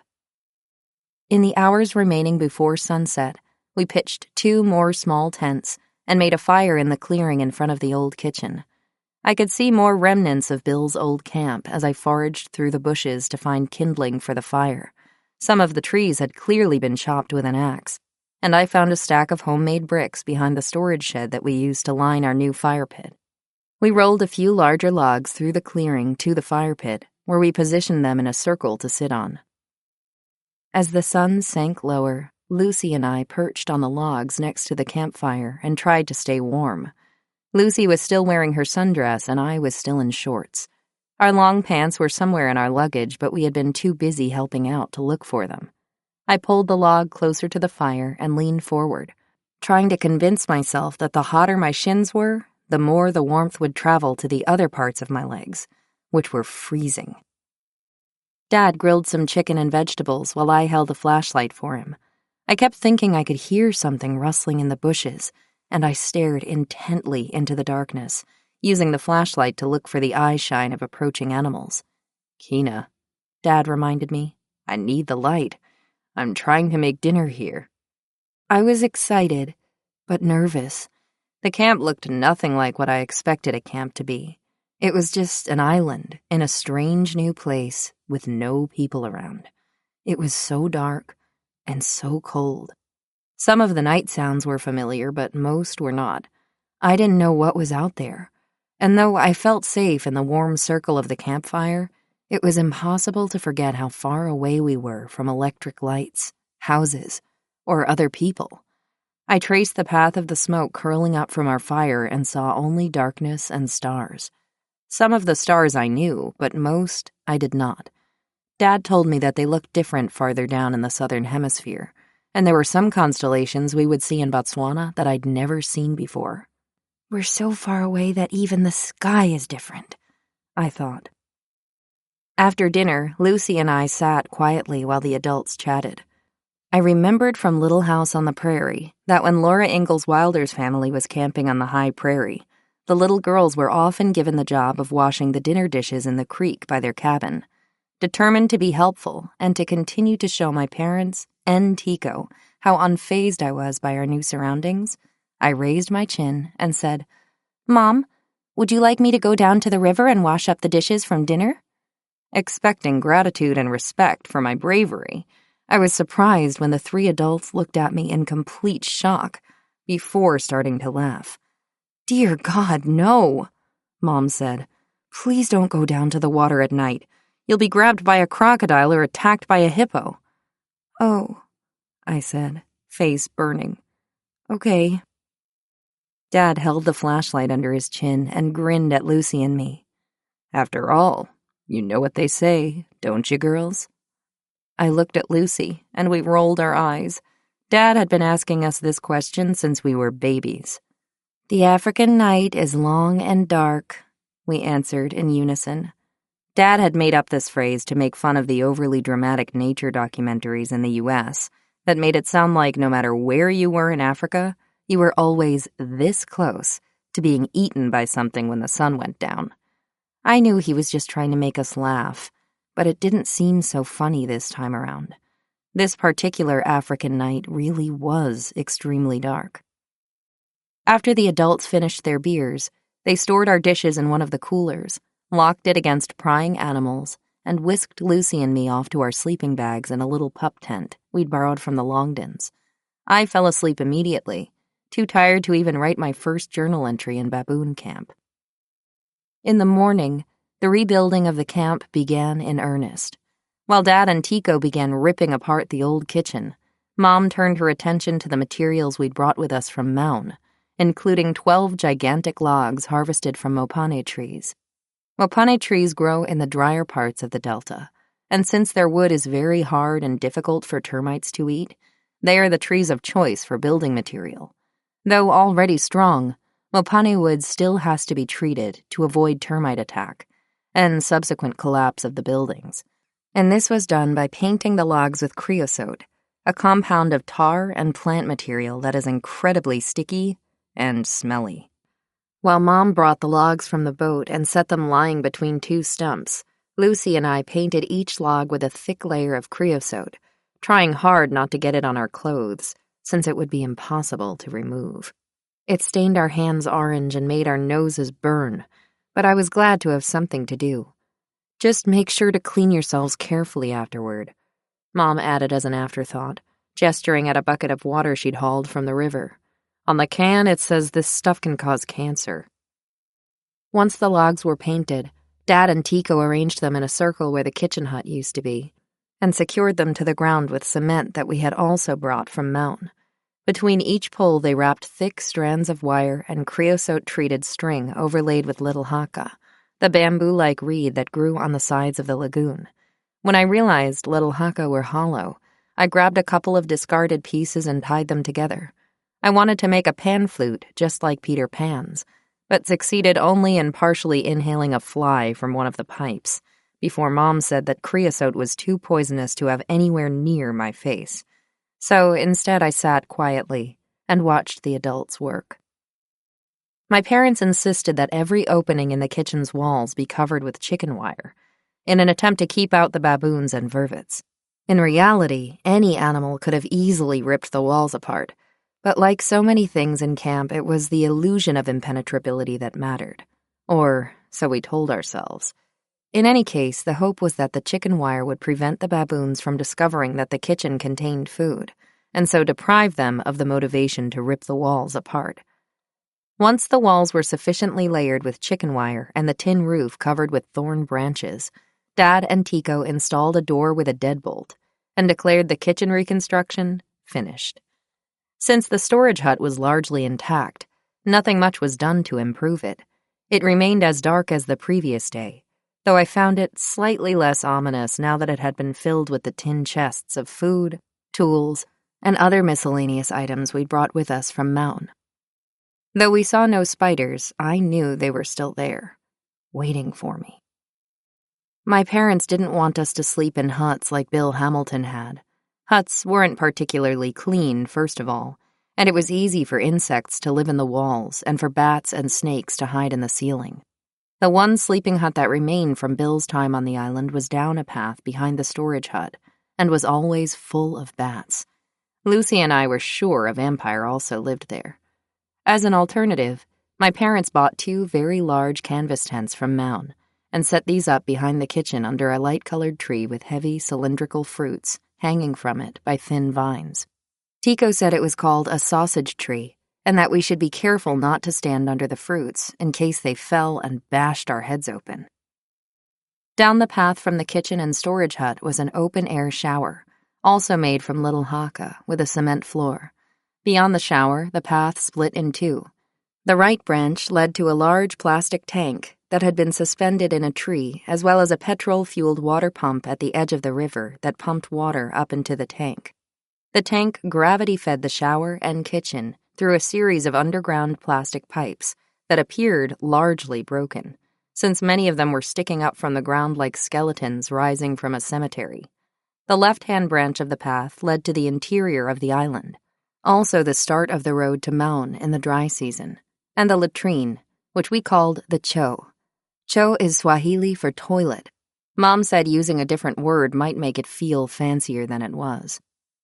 Behind the cho was a laundry area, made up of a sink in the middle of a clearing with wires running between the trees as clotheslines. This was the extent of camp when it was fully set up. We tried to keep the buildings clean, installed small military cots in our tents to sleep on, and built a few bookcases from 2x4s we found in the woods, also left over from Bill's time. The kitchen was finished with a small stove and deep freeze, both powered by propane and the largest and most expensive of our purchases in Maun. As a last touch of what she jokingly called needless extravagance, before we left the States, Mom used some of her savings to purchase a solar power system so that we could have electric lights in our tents and the kitchen. Though small, the solar power system provided more than enough power for us to have lights at night and made the kitchen feel vastly cozier than it had with the candles we had been using. After a few days, Tico returned to Maun, and my family was left alone. The more I walked around the camp and learned where everything was, the more comfortable I began to feel. I didn't have everything I wanted, perhaps, but I had everything I needed: food, clean water, a safe place to sleep, and my family. I hadn't seen many animals yet, but I was beginning to get excited. Though the Okavango didn't look at all like Amboseli, many of the underlying pieces were the same, and the more I began to see the similarities, the happier I felt.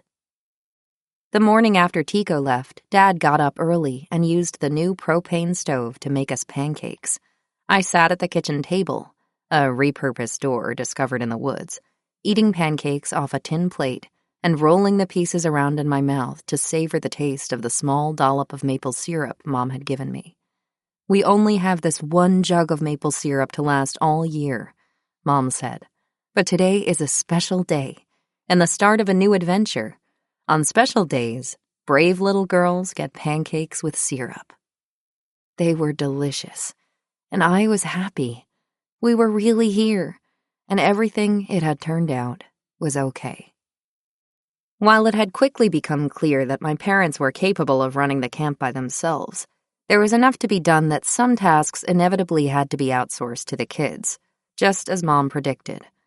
Maybe I wasn't able to help Mom fix the AC/DC line leading from the solar panels or work with Dad to replace all the broken water pipes, but I could do our laundry, bake bread, and keep a fire going under the hot water tank so we could have warm showers at the end of the day. I could also follow Mom's instructions to keep an eye out for any animals wandering through, and let the rest of the family know if I saw anything dangerous. "An elephant is an elephant, no matter who sees it," Mom said. "And if you see one, I want to know about it." I was beside myself with excitement when, the day after this pronouncement, I was sitting at the dining table eating toast when I saw my first Botswana elephant meandering slowly through the Malapo far across the lagoon in front of camp. "Elephant!" I screamed, tossing my toast to the side. "Elephant! Elephant! Elephant!" Mom and Dad came running from their tent and Lucy from the kitchen where she'd been making a cup of tea. We stood silently for a while, watching the elephant slosh through the Malapo, Dad's hand on my shoulder. "Thanks for the alert," he said, "but that elephant is miles away. Let's only use the shrieking alarm if he's actually in camp, okay?" Lucy giggled. I watched the elephant reach the tree line and disappear, as silently as he'd appeared a few minutes earlier. "Fine," I thought. "You stay right over there on your own island. But if you come over here, I'm going to know about it. This is my camp now, and I'm going to know everything that's going on here, spiders and all. Take that, Laura Ingalls Wilder." Chapter 5. Snakes and Cakes. 6 months later. Long before the sun rose over the rain trees behind the solar panels, the francolins began calling. These small birds were always the first to know when sunrise was coming, and in the darkness before the dawn they would crow like roosters, letting the still sleeping world know that the sun was on its way.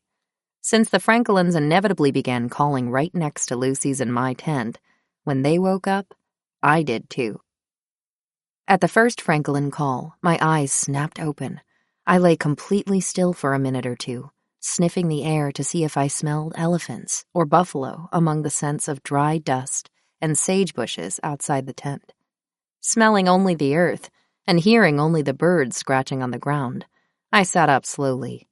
Careful not to wake Lucy, I slid out from under the heavy blankets piled on my cot and pulled on shorts, a t-shirt, and my purple Patagonia jacket. I was supposed to wear shoes so I didn't track dirt into the tent, but I rarely followed this rule. I liked to feel the ground under my feet, the way the dust pooled between my toes and puffed up around my ankles. I could always sweep the tent out later if it got dirty. I slowly unzipped the canvas front flap to our tent, feeling each tooth of the zipper slither under my fingers one by one, until the opening was just large enough for me to slip through and hop onto the tarp outside. Ignoring my flip-flops, I paused and looked around. Though my nose told me there were no dangerous animals nearby, it was always worth checking again, especially because I couldn't track lions or hyenas by smell as I could with other animals. When Dad was teaching me how to field a baseball, he used to say I had to stop, aim, and then throw. If I didn't take that 1 second to prepare for the throw, it wasn't going to be a good one. The same was true here. If I didn't stop and take a look around, I would never know what I was running into before it was too late. My breath smoked from my mouth in the cold air, and though I shivered in my shorts, I never wore pants. I knew the day would warm up quickly, and I didn't want to waste even a second of my time changing clothes. Finally satisfied that there were no lions or elephants around, I took off down the soft, dusty path toward the kitchen, keeping one eye on the ground for animal tracks. Usually leopards came through camp at night, as well as hippos, impala, kudu, and sometimes lions. If the tracks looked fresh, I stopped and tried to figure out just how fresh they were, since it would tell me whether or not the animals were still close by and how careful I needed to be. Were the lines on the paw print crisp and clean, or had they been muted by the wind? Was the grass underneath still bent? Which way had the animals come from, and which way were they going? Had the hyenas eaten the soap from the shower again? Had a porcupine chewed up anyone's shoes? The dust was cold under my feet, and I made no sound as I trotted along. The early morning was my favorite time of day, and the blood hummed through my veins with the anticipation of seeing an animal by myself before anyone else was awake. Approaching the kitchen, I slowed to a walk, peering through the chicken wire and hoping I would see my favorite nighttime animal, the genet cat. Genets are long, thin, and beautifully spotted, with gorgeous black eyes and a long tail that looks like a tiny snow leopard's. They live in trees and eat snakes, so we were glad that one decided to share camp with us. Every night after dinner, we left a few pieces of meat on the kitchen counter for the genet, hoping that keeping her around would encourage her to kill any snakes she might find on her nightly wanderings. Only the genet was small enough to slip through the cracks in the kitchen roof and make it inside. If I was lucky, she'd still be in the kitchen when I got there. I pulled back the deadbolt on the kitchen door and shut it behind me, proud that I could move in what I believed to be complete silence. I filled 2 kettles from the water filter and put them on the stove, warming my hands on the heat from the burner and hopping from one bare foot to the other on the chilly cement floor. Outside, the cold air steamed off the lagoon as the sun rose above the trees and the jasana birds trotted across the lily pads, making barely a ripple in the water. As the kettles began to boil, Dad appeared from his tent, rubbing his hands together and turning up the collar of his polo shirt against the morning cold. Even though the morning was still dim and dusky, he wore his sunglasses, just as ready as I was for the sun to come up and the day to get started. "Anything interesting going on?" he asked quietly. I shook my head. He poured a cup of coffee from the pot I'd just made and joined me at the main table, where I sat with a cup of tea, watching the crocodiles cruise through the misty lagoon and tracing the steam from my tea up into the fig tree where the songbirds were beginning to sing. I wrapped my hands around the warm mug, smelling bergamot and spices and watching the sun slowly creep across the Melapo far in the distance. We heard the sound of a male baboon's display bark, called a wahoo, and Dad cocked his head to the side. These were baboons in Mom and Dad's study group, though I thought of them as my monkeys, too. "What do you think?" Dad said. "Airstrip Island or C-15? Airstrip Island was the largest island in the baboons' home range, and at one point in time had an airstrip on it. Most of the other islands in the baboons' home range were numbered. C-15 was the closest island to the northwest of Camp Island, just across a deep malapo, with a swimming hole in the middle that we could sometimes splash around in if Mom said it was safe. I hesitated, listening to the birds and the wind, and waiting for another wahoo. "That sounds like airstrip," I said, after another round of calling. Dad nodded. "That's what I think, too.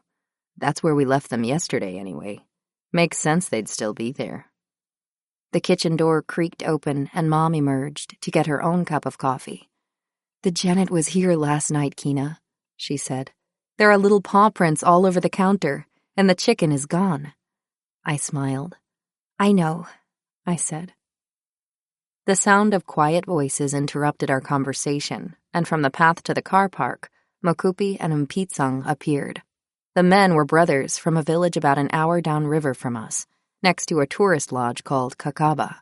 Both men were Wayeyi, born on the western side of the delta in a large village called Echa, where their parents still lived and younger siblings went to school. Though they knew Shiyeyi, they usually spoke to each other in the more common language of Setswana. Mpitsang, the older and much larger of the two, rarely spoke, but Mokupi was an incredibly happy person who started every morning by shaking everyone's hands and smiling brightly. He taught me a bit of Setswana, and I made sure to greet him just as enthusiastically as he greeted me. His perpetual good mood was infectious. Mokupi had worked briefly for Bill Hamilton when he was in baboon camp, and was continuing his work with us as my parents' research assistant, while studying to get his guide license. We kept Mpitsang on at Bill's recommendation to help keep the camp in working order by doing things like chopping firewood, clearing reeds from the boat channel, and sweeping the paths with a tree branch to keep them clear of debris. "Dumilamma," Mokupi said, shaking my hand. "Dumilara," I said, and Mokupi laughed. He and Mpitsang began making their breakfast, which consisted solely of a large cup of tea with between 6 and 8 tablespoons of sugar.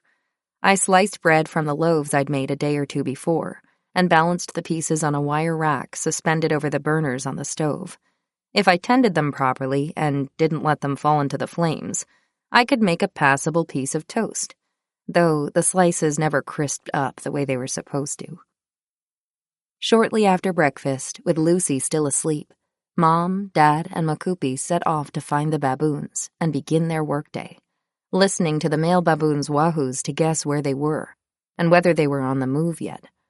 Since my parents' work with baboons was in its very earliest stages, they were still working on collecting a library of every type of call from every individual, so they could begin putting them together in different patterns to test the baboons' understanding of their own vocalizations.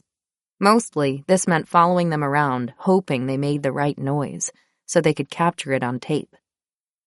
Mpitsang took the axe and wheelbarrow from the storage shed and headed off into the woods to cut firewood from dead trees.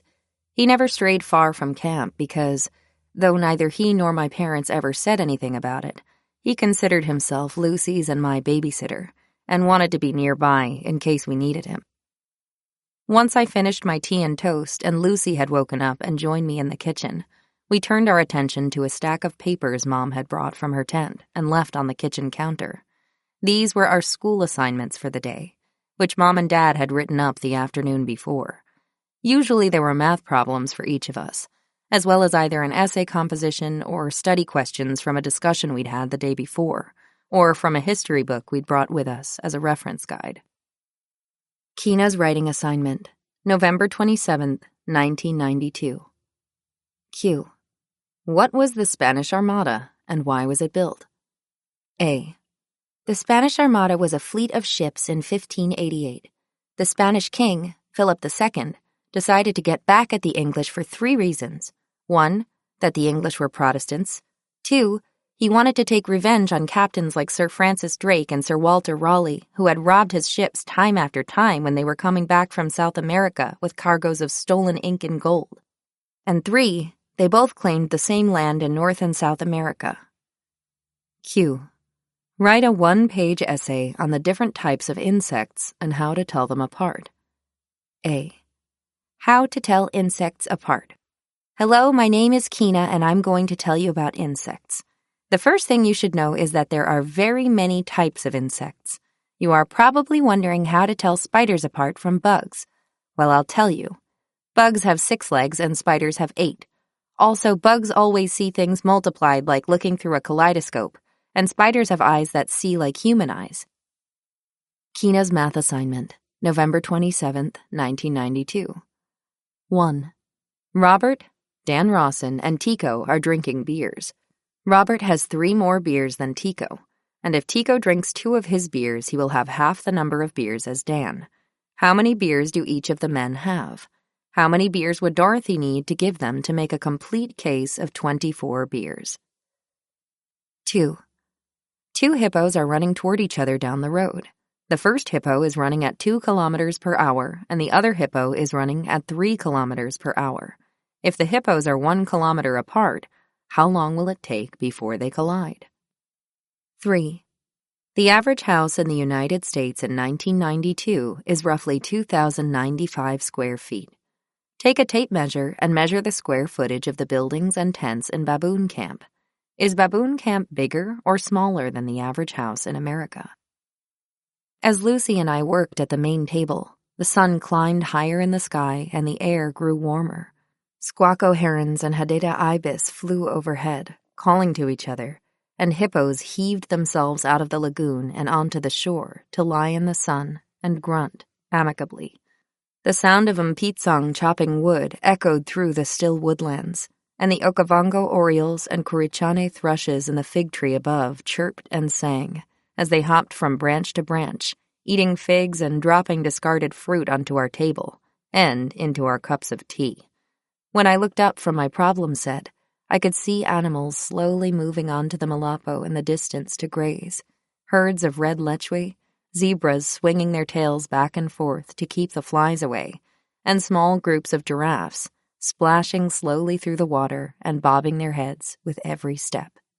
The sun was warm on my neck, and as I worked I swirled my bare feet through the dust under the table, drawing patterns with my toes. When our schoolwork was finished, I walked back to our tent to retrieve my book from the pile of blankets on my bed and discard my jacket. It was warm enough now that I didn't need it, and fairly hot in the direct sun. Carefully dodging around bush willow trees and jumping over patches of tiny paper thorns, I ran back to the kitchen, the path scorching the bottoms of my feet and making me hop. I made sure the breakfast dishes were clean and swept out the kitchen, paying particular attention to the areas beneath the counters, which we made from pieces of old Makoro boats, and around the stove where pieces of our toast might have fallen. The kitchen had to be spotless. Messes attracted mice, and mice attracted snakes. Lucy slapped a textbook shut and rolled her neck to loosen the stiff muscles. She leaned back in her white plastic chair and called out, "Hey, do you want to make a cake?" I leaned the broom against the doorframe and opened the small fridge. "Do you think we should?" I asked. "We only have 4 eggs left until next week's shipment from Maun." "I only need 2 for the batter, and I don't need any for the icing," Lucy said. "Might as well ask." She grabbed the small Motorola walkie-talkie from the kitchen counter where Mom and Dad left it for us to be able to reach them when they went out with the baboons. It had been silent for hours, which meant that Mom and Dad had found the baboons and were together with Mokupi. On days when they didn't find the baboons, the radio broadcasted constant chatter among the 3 of them, asking each other where they were and whether they'd heard anything, and maddening responses from Mokupi like, "Robert, I am here by the tree." Lucy held the radio up to her mouth. "Dad, do you hear me?" We waited, but heard nothing but static. "Daddy, this is Lucy. Do you hear me?" Still nothing. "We might need to get higher," I said. "Maybe they're farther away." Lucy locked the kitchen door, and the 2 of us walked out beyond the Cho, where the car was parked under the shade of 2 leadwood trees, confined to Camp Island due to the flood. Lucy scrambled up the hood of the car, holding the radio antenna between her teeth. I took a deep breath and looked around. The air smelled different in the car park, probably because the bushes were a different species farther away from the water. I smelled mopane trees and more concentrated sagebrush, as well as ash from a feverberry tree that had been hit by lightning the year before.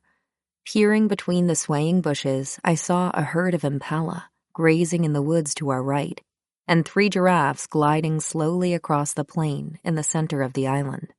Everything was calm and still. The cloudless sky, a clear blue. Lucy stood up gingerly on the roof of the car and lifted the radio. "Dad, this is Lucy.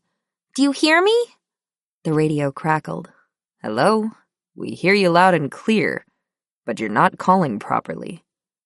Lucy looked down at me and rolled her eyes. I kicked my bare toes against the car tire and smiled. "Okay, fine," Lucy said. "Base to Baboon 1, do you read?" "Baboon 1 to base, reading you loud and clear, over," Dad replied. "Can we use 2 eggs for a cake?" "Try again, Lucy." "Base to Baboon 1, can we use 2 eggs for a cake, please, over?" "How many do we have left?" "Keena says 4. "You girls know that means no eggs for Sunday breakfast then, right?" "We know." "Then go right ahead."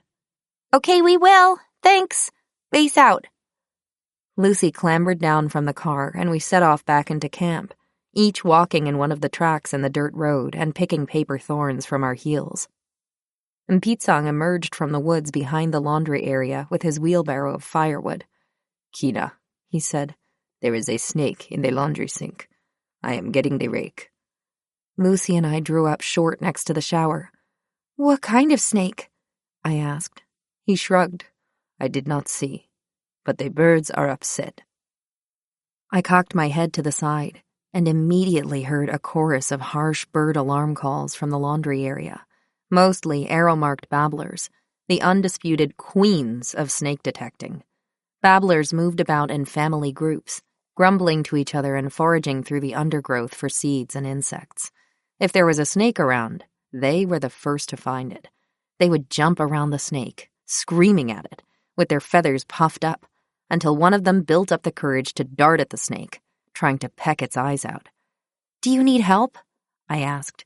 "Do you want the gun?" Again, he shrugged. Mpitsang never needed the gun, but I always offered it to him anyway, just so I could say that I did before taking it myself. Lucy said she was going back to the kitchen to get started on the cake, but I followed Mpitsang to the storage hut, where he brought out an orange metal rake and a machete. I opened my parents' tin trunk and unwrapped their air rifle and a box of lead bullets. Since we lived in a game reserve, we weren't allowed to have a real gun, but Mom and Dad said an air rifle was more than adequate for killing snakes. Technically, they said, we shouldn't kill anything in the park, but snakes are territorial, and we couldn't have them living in camp, especially the black mambas. Black mambas are fast and aggressive and have a neurotoxic venom that can shut down a person's entire central nervous system in 30 minutes. When I offered it to him, though, Mpitsang shook his head with a smile. "You don't need a gun to kill a snake, Keena." He may have been right, but I wanted to participate anyway. I braced the stock of the rifle between my feet and pulled back hard on the barrel to cock it. It had taken a lot of practice to learn how to use the gun since it was quite heavy, and I was too small to manage it with my 8-year-old arms alone. But once I'd figured out how to brace it, I found it much easier. I often built pyramids of beer cans around camp and crawled through the bushes with the gun hung sniper style across my back to assassinate the cans one by one for practice. Always careful not to fire toward the kitchen. Mom hated that. "Just promise not to hit a gas cylinder with the gun, please," she said. "The whole place will explode." With the loaded rifle in my hands, I followed Mpitsang out to the laundry area. The babblers were hopping all around the faded pink plastic sink, screaming and cackling and lunging at the sink, from their perch on the soap dish just to the side. "It needs to leave the sink," Mpitsang said. "I will kill it on the ground." I nodded. Mpitsang crept closer to the sink, the rake in one hand and the machete in the other. The babblers made room for him but kept up their relentless attack at whatever was in the sink. "Can I shoot it?" I asked. "If you want to," he said, smiling. "Here, let me give you a shot." Mpitsang waited a minute or two and then reached out with the blade of the machete and slapped it, hard, against the bowl of the sink. There was an immediate explosion of calls from the babblers, and a narrow, black head, reared out of the sink. Mpitsang took an involuntary step back and gestured with his machete. This was no tree snake or harmless grass snake. This was a mamba. Even from where I was standing, I could see its distinctive coloring and eerily curved mouth. Shaking slightly, I closed my left eye and peered through the sight at the end of the gun barrel. I waited until the babblers were out of the way, took a slow, deep breath, and fired. The body of the snake slammed against the side of the sink, and Mpitsang quickly reached over and looped the blade of the machete under the snake. With a flick of his wrist, he flipped the snake out of the sink and onto the ground, where it writhed in a heap as the babblers screamed and screamed on the soap dish. Mpitsang dropped the machete, gripped the rake with both hands, and beat the snake with the blade of the rake until it stopped moving. The babblers quieted, and I approached slowly, the gun still in my arms. "Is it dead?" I whispered. Mpitsang nodded. He poked the snake with the rake to make sure, and then flicked it into the woods behind the laundry area. He looked down at me. "Breakfast for the fish eagle," he said. "Did I hit it?" Mpitsang smiled. "Not in the head. You hit it here." He pointed to his stomach. I frowned. I clearly needed more practice if I was going to be as good as my mother. She never missed the head. The baboon watchers came back around 1:30 p.m., hot, sunburned, and exhausted. Their legs were torn and bleeding from walking through thorn bushes, and their feet were covered with layers of grime from walking through water, sand, and water again, as they passed from island to island following the baboons. Dad took off his Red Sox hat and pushed the sweaty hair off his forehead. "How was the day, girls? Everything okay?"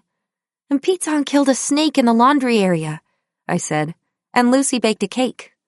"Fantastic," he said. "Cake is exactly what I need right now." "None for me, please, Lucy," said Mom, peeling off her sandals and examining where the sandy straps had rubbed her feet raw underneath. "What I'd really like is some water. I'll save my cake for tea time if that's all right with you." Lucy nodded. When Makupi and Mpitsang went home after lunch, we completed various projects around camp until dinner time. Sometimes there were things we had to do, like bake bread if we had run out, collect kindling for the evening fire, or clean and fill the water filters we used to purify the water from the river. But if our chores were done, Lucy and I were on our own. We explored the woods around camp, staged elaborate plays with our stuffed animals, and played endless card games of spit and war in the kitchen. But most often, we read. Usually around mid-afternoon, Dad would come find me wherever I was reading and hand me a frozen chicken in a plastic bowl. "Guard this while you read," he would say. "It needs to defrost for dinner, and I can't leave it alone because Dougie is around." Dougie was the old baboon who had left the group and decided to live in camp with us. We hadn't known about him until one day he grabbed a frozen chicken from where it was thawing on the solar panels and ate it in the shower.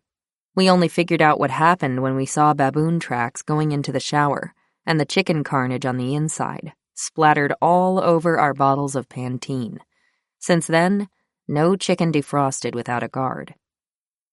When the sun passed over the top of the fig tree, I knew it was around 4:00 p.m., and I took a break from reading to light the fire under the hot water tank. We had a small barrel called a donkey boiler that heated up the water for our showers. It was gravity-fed from the water tank just like in the kitchen, but needed fire for the water to heat up. Every afternoon, I shoveled out the ashes from the fire the day before and built a new one using kindling from the wood and log piles Mpitsang collected. Once I got it going, I tended the fire while I read. Sometimes a gust of wind would stir up the fire and send ashes blowing all over me and my book. This is why there are charcoal smears across page 47 of my copy of Little Women. I always took the first shower so that I had enough time to build the campfire for dinner. As my family trickled back to the kitchen in their evening clothes of pants and fleece jackets, since it was getting cold again, we chatted about our day and helped cook, chopping vegetables, slicing bread, or escorting Dad with a flashlight while he carried chicken back and forth to the campfire down by the water. As the sun sank lower over the Malapo, gigantic beetles cruised through the trees, buzzing loudly. Flocks of birds flew home to roost, calling out to each other between the islands, and Impala crept closer into camp, knowing that the smell of humans helped keep the lions away. Most of the time. Finally, we brushed our teeth in the kitchen sink and walked back through the darkness to our tents, flashlights bobbing through the bushes looking for eye shine, and headlamps tilted toward the path in front of us, in case something came scuttling by. We sang at the top of our voices to keep the lions away, usually Christmas carols or the songs about Irish highwaymen and pirates that Mom taught us when we were small. I slid back into my cot and piled the blankets on top of me, my breath again rising in small clouds in the cold of the night. Every night, Lucy and I argued over whose turn it was to climb out of our warm nests, to turn off the light bulb overhead, and every night I gave in, telling myself that I was older, and it was my responsibility to take care of the things neither of us wanted to do. I hopped out from under the covers to turn off the light, flooding the tent and my bed in moonlight and the sounds of the night. Chapter 6. Stranded in Kamashuro. When we were first preparing to go to baboon camp, my parents worried that Lucy and I might be bored. Not that living among the wild animals of the Okavango was in any way dull, but since Lucy and I weren't allowed to leave camp by ourselves, and the camp smelled like humans, the animals stayed mostly to the outskirts. Though they passed by in the woods behind camp in the Malapo to the north, often 3 or 4 days would go by without animals actually coming into camp. And without the stimulation of other children and organized activities, my parents thought we might become restless and unhappy. We did not share their worry. Lucy fell immediately into a comfortable routine in baboon camp. She baked, she played with her stuffed animals, and though she never really let down her guard while in camp, she didn't seem to view the world beyond the borders of camp with the same trepidation and excitement that I did. I burned to know what was going on out there, on the islands and plains I could see from camp, but couldn't reach. Every time an elephant passed through the woods, I willed him to stray just a bit closer, even just a tree or two, where I could get a better look at him, smell him, and listen to him snap branches and huff to himself as he ate, even if it was just a bit dangerous. Mom and Dad said it was stupid to wish for more danger when living in camp was dangerous enough, and I knew they were right, but I didn't care. While they and Lucy seemed content to let camp be camp and the wilderness be the wilderness, I wanted more. I was restless and unsettled, the peace and silence of camp doing nothing to calm me, but instead reminding me that even though I was outside, I still felt like I was inside. Once, when we visited my grandmother in Chicago before we left for Botswana, a friend of hers said to Lucy, "You look like your father and have your mother's mannerisms." And to me, "You look like your mother and have your father's mannerisms." To an extent, the woman was correct. Just like Dad, Lucy had grown into a gorgeous little blonde-haired, blue-eyed girl who could have inhabited the same Norman Rockwell painting as my father. But just like Mom, she had a buffalo glare that could stop me in my tracks, and razor-sharp intelligence that was astonishing at times, even a little intimidating to people who weren't expecting it from such a small child. But I thought the woman was wrong about me. I knew I looked a lot like Mom, so that wasn't news to me. When I looked in the mirror in the shower, I saw the same thick, dark hair and crooked grin that curved higher on the right. But that was where the physical similarities stopped. Mom was thin, where I was stocky, elegant, while I was clumsy, and had a sense of poise about her, even standing in a field surrounded by monkeys, that I wasn't able to emulate. I didn't think the woman was right about my father's mannerisms either. Dad was easygoing and relaxed, the kind of person who worked hard and had a good sense of humor, and said things like, "I've had an elegant sufficiency," instead of, "I'm full."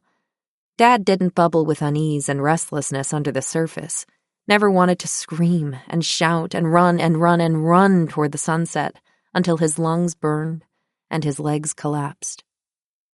"You know what it is?" Mom said one day, We were sitting in my tent on a hot afternoon, and she was giving me a lecture on genetic variation. The seasons had begun changing, and as winter moved into summer, and though the mornings were still cool, by midday the temperature was easily in the mid-90s. Sweat dripped down the back of my t-shirt, and my head buzzed from the heat, making me woozy and disoriented. I was tired of drawing grids about peas, and though Mom tried to engage me by talking about dominant and recessive characteristics using our family as an example, the only lesson I was learning was how different I was from the rest of my family. Mom put her hands on either side of my face and gazed at me thoughtfully. "It's your eyes," she said. "I've never seen eyes quite like them, and they certainly don't look like mine." "They look like mud," I said petulantly. She laughed. "No, not like mud. Let me see again." She was quiet for a while, just sitting and staring at me. I squirmed. The tent was too hot, and I was uncomfortable being stared at that closely. "Your eyes change color," she said finally. "Sometimes they're dark brown, sometimes hazel, and sometimes green with little gold flecks in them, just like a cat." "I have cat eyes?" I said. "Yes," she said, "you really do." I was glad my eyes were multicolored, and gladder still that even an evolutionary biologist like my mom couldn't explain why. I wanted to look different on the outside, because it might explain why I was beginning to feel so different on the inside. I loved baboon camp. I loved the sounds of the birds, the dust beneath my feet, and the buzzing, electric sense of excitement that anything could happen, at any time. I didn't want to know what my next week, day, or hour looked like. I wanted to feel all the time like I felt when I prowled around the outside edges of camp, like a coiled spring, ready to jump at whatever terrifying or amazing thing the world threw my way next.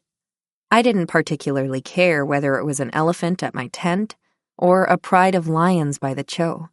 I just wanted the opportunity to experience it. Dad used to say I was like a puppy that needed to be exercised every few hours or I'd start ripping apart the furniture. And he was right.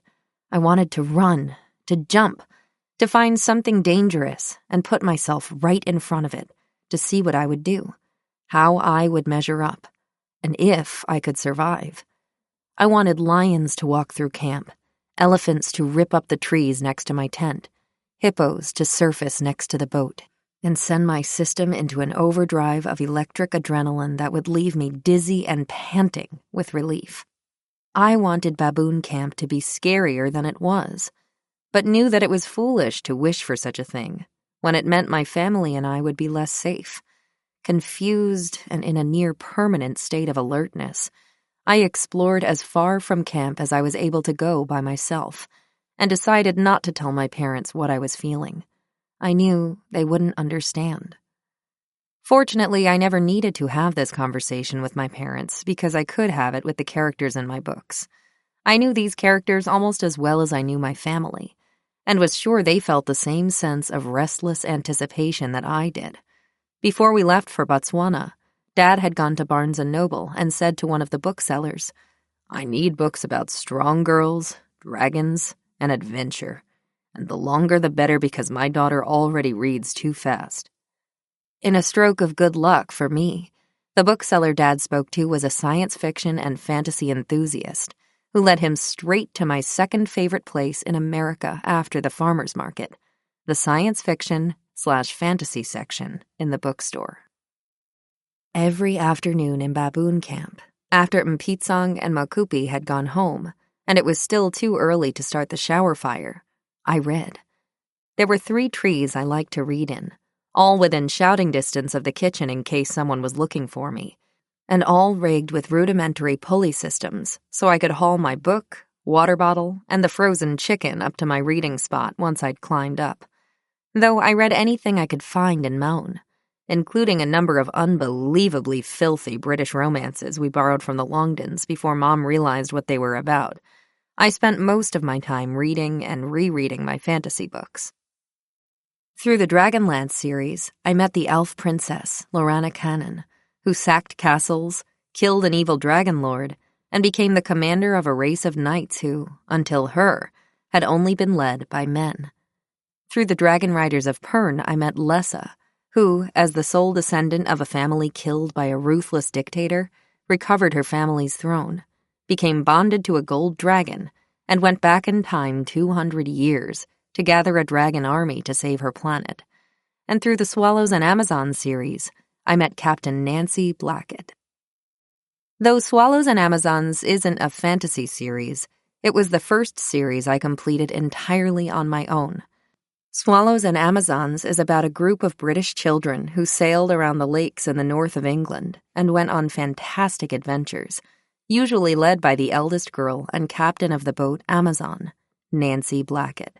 Captain Nancy, she would be angry if I didn't include her title, was a tomboy, completely self-reliant and independent, with a limitless imagination that turned fellow vacationers on the lake into pirates, caves in the countryside into bandit gold mines, and the hill above her family's house into the Himalayan mountain Kanchenjunga. The other children regarded Captain Nancy as their undisputed leader, and throughout their adventures looked to her for guidance and reassurance, as well as a well-placed shiver-me-timbers if someone stepped out of line. Captain Nancy was 12 in the first book, almost 3 years older than I was at the time. I fell in love with her immediately, when her first action upon meeting the other children was to fire a green-feathered arrow into their campsite and demand ransom for their youngest brother, whom she'd kidnapped and was sailing around with in her boat while she waited for her demands to be met. Though Captain Nancy was often the main character in the stories, it irritated me that she was never thoroughly described. I knew she was tall and had brown hair and wore a red hat when she was sailing, but I wanted more. Where did she get her imagination? What did she do when she was frustrated and felt trapped? Was she anything like me? Captain Nancy, Lorana, and Lessa were my best friends.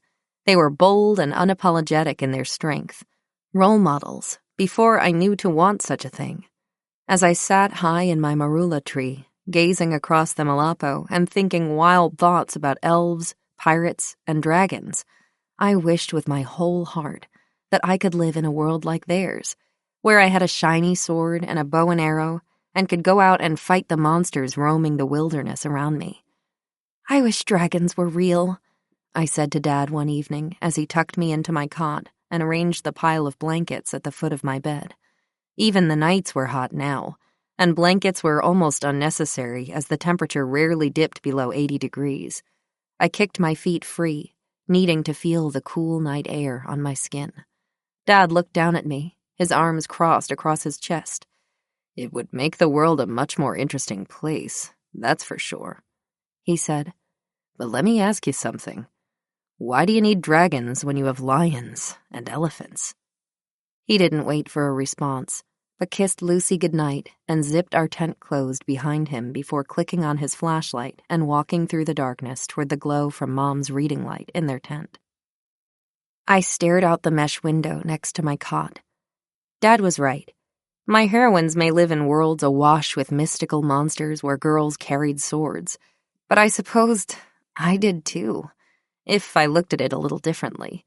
My monsters were snakes and hippos, and even if I didn't have a sword, I did have a sharp pocket knife and an air gun, and really that was just as good when it came to adventuring. I wanted more out of Baboon Camp, and maybe my heroines were just the answer I needed. They didn't wait for adventure to come to them. They went out and found it themselves. Maybe I needed to do the same. A soft gust of wind blew through the tent, causing the canvas walls to snap against the metal frame outside and sending a cloud of dust over my cot. I pulled the sheet up to my neck and grinned into the darkness as a hyena whooped in the distance. I wasn't waiting anymore. It was the beginning of a new day for Captain Keena, shiverer of timbers, pirate queen of the Okavango Delta. By the beginning of September, the water in the Malapo was starting to recede. The nights grew warmer, the days grew hotter, and the animals migrated closer to the river as water holes across the islands began to dry up. We packed our jackets away for the year and struggled to drink our tea, As the sun rose earlier and hotter with every passing day, the temperature already in the 80s by 7 a.m. By 10 a.m., it was in the high 90s, and by noon, usually above 100. Lucy and I began taking a second shower before bedtime, since we couldn't fall asleep unless our hair and pajamas were soaked in cold water. Mpitsong had been busy clearing an area beneath some palm trees behind the water tank because another family was coming to join us in baboon camp for a few months. A colleague of my parents from UC Davis, Joan Silk, was bringing her family to Botswana to work with my parents on a study they'd been collaborating on regarding baboon social relationships. I didn't know anything about Joan except that she was a small lady and brave, since she had worked with Jane Goodall for a while and wasn't afraid of chimpanzees. Joan and her husband Rob were bringing their son Sam with them as well, who was 6 years old, just like Lucy. Lucy was excited to have another kid in camp, but I was skeptical. Captain Keena, Pirate Queen of the Delta, didn't tolerate intruders in her realm, and I prepared my imaginary animal armies to repel the invaders if they decided not to like baboon camp. But as it turned out, they were very nice, though I found Sam a bit sensitive when it came to the more unpleasant parts of living in baboon camp. October 29th, 1992. Keena's journal. Today we had a scorpion experience. Joan and Sam were in their tent after Sam had a shower when Sam yelled, Mom, something's biting me, ah! Then Joan said, Oh, don't be silly, watch this. She put her hand down his shirt. You're right, ah! She yelled. She pulled her hand out with a scorpion's stinger still stuck in it. She flung it on the tarpaulin outside and beat it with a metal tent peg until it was dead as a doornail. I went running over when I heard Sam screaming. What is it? I yelled. A scorpion, said Rob. Sam cried for 10 minutes. Then we went to dinner.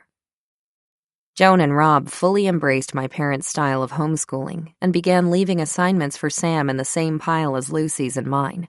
Though I felt the camp was noisier with 3 more people around, having more hands to help with the daily chores meant that we had more free time, which I had to admit I appreciated because I could spend more time reading. By the end of October, the water in the Malapo was low enough to take the car off the island.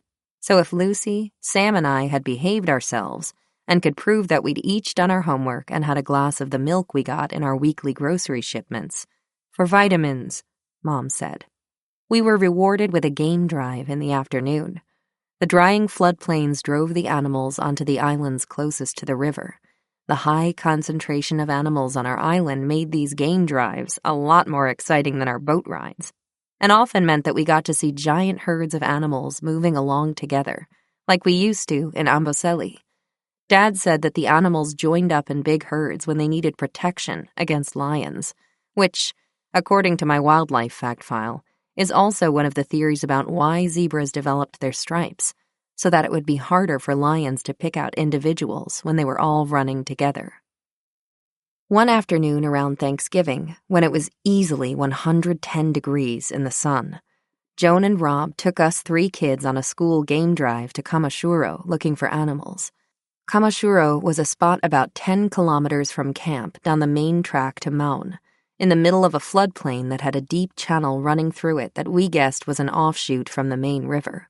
The determination of whether or not it was possible to drive to Maun was dependent on Kamashuro and whether it could be forded, and testing this always involved sending a child across before the car to see how deep it was.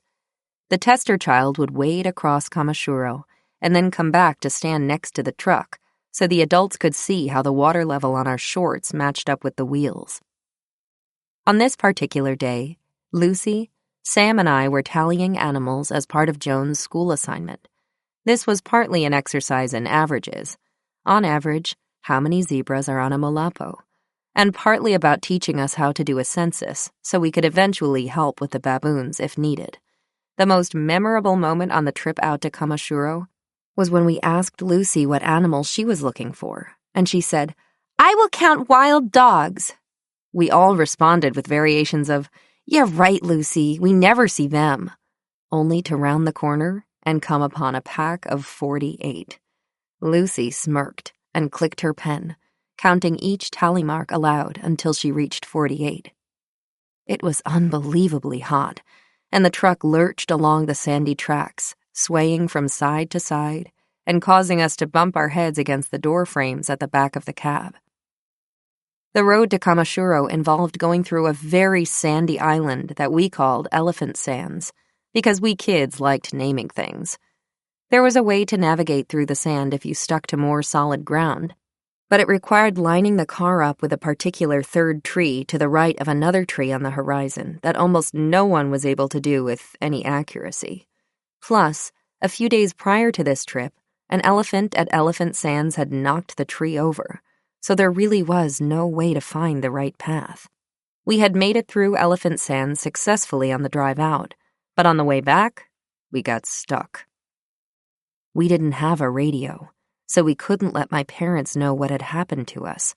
We just had to hope we made it back to camp before it got dark, since we didn't have flashlights with us either, and we already knew from our exercise and averages that there were lions on Camp Island. Joan said my parents would probably guess that we'd gotten stuck and come looking for us, but there was no way of knowing.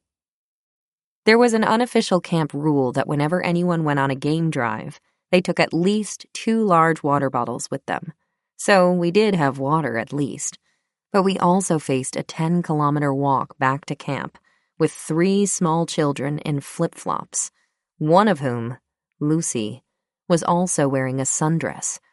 We had a rough idea of the animal activity between the stranded car and camp, thanks to our school assignment, but we also knew that in addition to the lions on Camp Island, there were approximately 200 buffalo on the Malapo closest to it, and that the road ran right down the middle of where they would be grazing. Even as I tried to remain calm for the sake of Lucy and Sam, I knew what a serious situation we were in. Yet I was young enough, too, that the fear was leavened with a kind of thrill. Captain Keena, pirate queen of the Okavango Delta, was finally going on a real-life adventure. I grinned as Joan and Rob unloaded the car and eagerly offered to carry the water bottles. I was going to handle this situation better than any situation had ever been handled, and no animal was going to get the best of me. We headed off down the road, stumbling behind Joan and Rob in the deep sand, the sun burning the skin on the back of my neck. For the first 3 hours, the walk was fine, though paralyzingly hot. Joan and Rob kept a sharp lookout for animals, and Lucy, Sam, and I waded dutifully through the sand in the tire tracks next to them, though it was hard going on short legs. We had half a sleeve of ginger snap cookies to share among us, and every time we crossed a Malapo and reached another island closer to camp, Joan carefully doled out half a ginger snap to each of us as a reward. The skin on the back of my neck blistered and began to peel, and though I didn't want to admit it, I was enjoying myself immensely. As I said in my journal, the heat, the dust, and the thirst made life almost unbearable, but I was full of energy. I didn't say anything out loud, though, as Joan and Rob seemed to be taking the situation very seriously, and I wanted to look like I was doing the same. We'd been walking for almost 4 hours when we approached the last large Malapo before Camp Island, and, as we expected, found it full of buffalo. We crouched in the woods on the island on our side of the Malapo and listened to the buffalo snort and grumble. Buffalo have a very distinct smell, kind of earthy and rich, but with an undertone of cow poop, and it surrounded us like a cloud as we watched them through the trees, and Joan and Rob quietly discussed what we were going to do. Though buffalo usually travel in extremely large herds, these herds are often accompanied by lone bull buffalo that skulk on the fringes of the herd, trying to gain access to the breeding females in the middle. Usually these males are old and partially deaf, which makes them especially good prey for lions, and the reason why lions follow herds of buffalo, but also very dangerous to anyone attempting to skirt around one of these herds on foot, since buffalo, more than any other animal, are likely to charge just because they feel like it. Joan was going to scout the woodland ahead, but when several bulls emerged from the trees in front of us, she insisted that we wait for her in a tree, where no buffalo could reach us even if they did charge. Sam, Lucy, and I found a good tree and clambered up, stabbing our flip-flops into the grooves in the bark to gain traction. Rob followed and passed us the last of the water to share among us. We didn't have to stay up there for more than a few minutes, but it was exhilarating being so close to so many buffalo without the protection of a car in between. We could hear them mooing and crashing around in the woods as they moved closer, and the smell got stronger and stronger. Buffalo aren't the subtlest of animals. Joan soon returned from the opposite direction of the buffalo to say she'd found a safe route around the herd, and off we went, keeping our heads below the level of the grass and ready to jump up into the trees again if one of them charged. Mom always used to say you should never be out of range of a good climbing tree. Sunburned, thirsty, and exhausted, we were just entering Camp Island, 5 hours after we'd set off on our game drive, when we ran into my parents, headed out to look for us with backpacks of rescue supplies consisting mostly of soda and chocolate. "What an adventure," Mom said as she sat with me and Lucy in our tent after I took a long shower. "You must have been terrified, going around all the buffalo." I squirted aloe gel into my hand and smeared it over the back of my neck, clenching my teeth against the sting and determined not to show how much it hurt. "I wasn't afraid," I said. "Everyone is home safe, and we didn't do anything stupid. In fact, it was wonderful." Mom laughed, but crinkled her forehead as if she didn't quite believe me. Chapter 7. 100 Cases of Beer and a Man-Eating Crocodile. Many months later, I was sitting at the kitchen table sipping my morning tea and reading The Mists of Avalon when I heard the low hum of a boat engine against the backdrop of early morning birdsong. This was unusual. Generally, the only boats that came by on weekdays were occasional tour boats from Kakaba, the lodge far downriver. But those boats usually set out later in the morning when it was slightly warmer, and the tourists were less likely to complain about the cold. That always annoyed me, because everyone knew dawn was the best time to see interesting animals. Who cared if it was cold enough to freeze your water bottles? This engine sounded too choppy to be a Kakaba boat, though. Kakaba's boat engines were expensive and ran quietly, so at this time of day and in this part of the Delta, there was really only one other boat it could be. As I expected, a large, flat-bottomed boat swung into the lagoon, scattering egrets and sending the red-headed Jasanas scuttling across the lily pads on their long, spidery legs. I hopped off my white plastic chair and jogged down the path to my parents' tent, where they were getting their gear ready to go out with the baboons. "Dad, someone from Delta Camp is here," I called. "Oh? Huh. Okay." Dad put down his recording equipment and followed me back to the kitchen, where Lucy was talking to Binky, the blonde South African manager of Delta Camp, a lodge more than 2 hours downriver and, aside from Kakaba and its staff village, the only human settlement between us and Maun. I liked Binky. She sometimes stopped by on the weekends to tell us stories about her tourists, like the time when a baboon had stolen a kilo bag of sugar and sat in a tree above their dinner table eating sugar and sprinkling it down on the dinner guests like snow. But I knew that Binky wouldn't be visiting on a weekday morning just to tell stories. "Robert, how's it? We need your help." Binky explained that Delta Camp was due to receive a group of 20 guests that afternoon. Executives from a beer company in South Africa. The company was sending them to Delta Camp for a corporate retreat that included a lecture from one of the guides about how termites cooperate to build termite mounds, the intention being, I supposed, that the executives learned to cooperate like termites. The executives, however, were less interested in team-building exercises and more interested in taking a vacation. Before their arrival, they called ahead to Delta's corporate offices in Maun to request that each executive be provided 4 6-packs of beer per person per day. which Binky was determined to provide. Dad's eyes went wide, and I tuned out of the conversation to do some quick math in my head. 20 executives are staying at Delta Camp for 5 days. Each case of beer holds 4 six-packs, so that's 20 executives times 5 days, which equals 100 cases of beer. This is where the problem began. Delta Camp had an airstrip and one plane, a 6-seater that they used exclusively to take tourists back and forth to Maun. It would be impossible to get that quantity of beer up to Delta Camp on such short notice on their tiny plane. They wouldn't be able to take it out of rotation for that long, because they had other guests to pick up, and even simply bringing the beer to the lodge would take several trips. So, Binky had hired the leopard-spotted lorry to bring up the beer from Maun instead. The leopard-spotted lorry was a gigantic truck, painted army green with bright yellow spots, which was hired out by tourism companies for exactly this sort of purpose. When the road was passable and a lodge needed to bring up really heavy loads of cargo, or something flammable that couldn't be flown, it was the best way to transport it.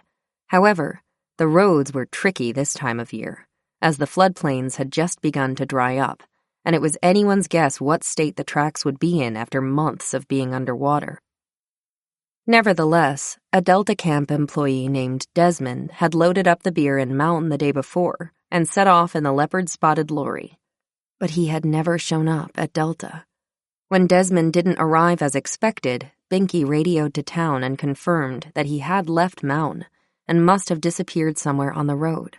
At the time, she didn't know if the truck had broken down or gotten stuck, or if something worse may have happened and Desmond was hurt. The only way to look for him was to find a pilot willing to fly low over the road to Maun, trying to locate the leopard-spotted lorry, and hopefully drop Desmond a radio so he could communicate with Binky. So Binky called Henny, a freelance bush pilot who lived in Maun, and the only man for this job. Henny liked to fly as low as possible over the Malapo, skimming the reeds with his windows open, tormenting the elephants and sending giraffes fleeing into the woods. He'd seen us fishing on the river once and skimmed so low over the boat that he sent my hat flying into the water. Even before Binky came to visit us, Henny had been dispatched from Maun with a radio secured in bubble wrap, and he had soon found Desmond with the truck, stuck deep, deep in the mud, between the islands a few kilometers away.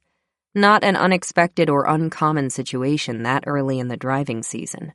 He was fine, aside from being out of cigarettes, but now they needed help getting the beer to Delta Camp before the executives arrived.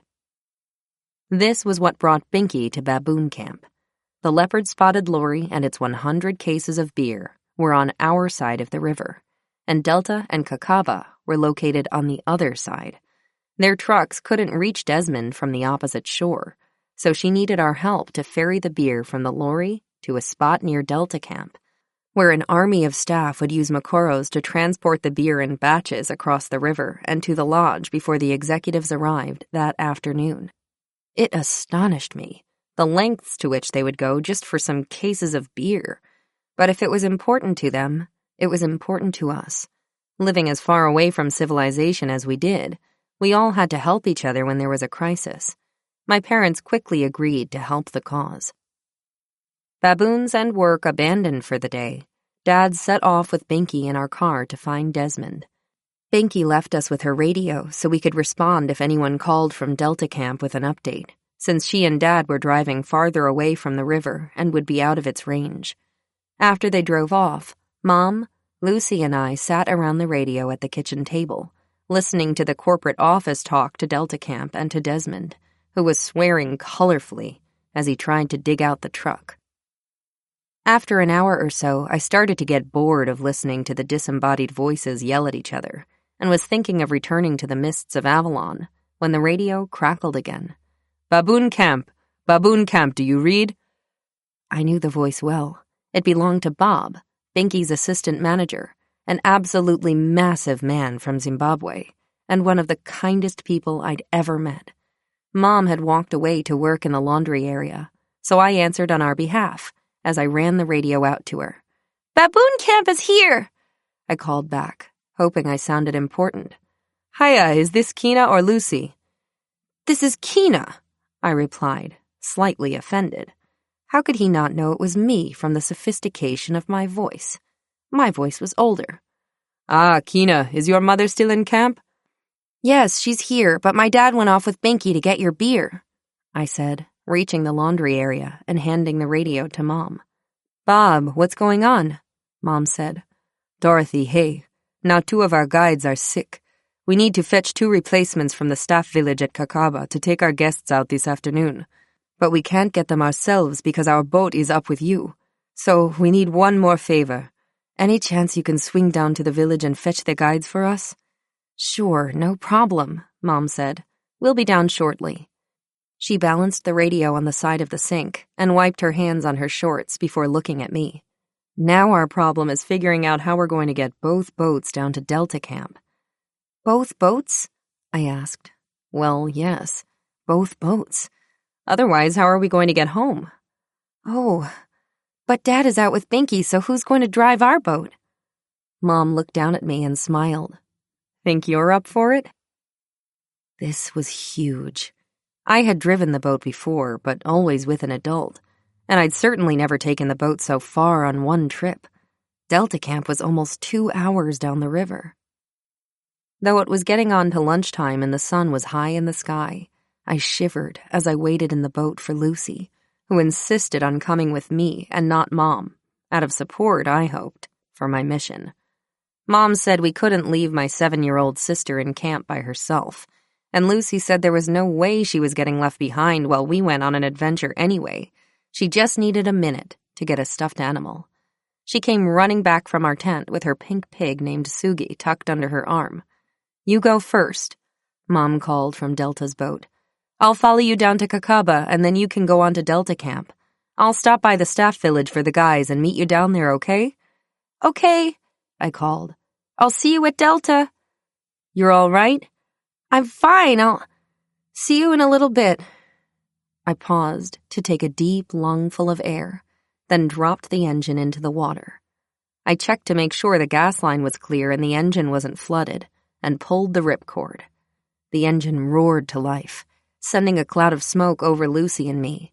I sat down, shifted into forward, and flew out of the lagoon, turning left down the river toward Kakaba. It was a beautiful day, clear and cool, like most winter days in Botswana. It would have been warmer with a jacket, but I liked the way the wind ripped through my t-shirt and made it flutter across my chest. The first part of the river was easy and familiar, with wide open stretches of clear water, dark, deep, and free of hippos.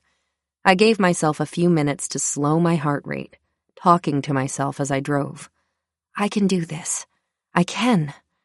I'd driven the boat plenty of times, not alone, never alone. But this was just the next step in becoming a real part of baboon camp, a real adult. It had always bothered me that people we knew, both in America and in Maun, made such a big deal about there being children at camp. I wasn't a child, or at least I never felt like one. Mom and Dad told me the whole reason we'd come to baboon camp was because they could trust us to act like adults, and they'd always treated me as if I was one. Why did people seem so surprised when I talked on the radio or made fires or changed the tires on our truck? My age had no reflection on my abilities.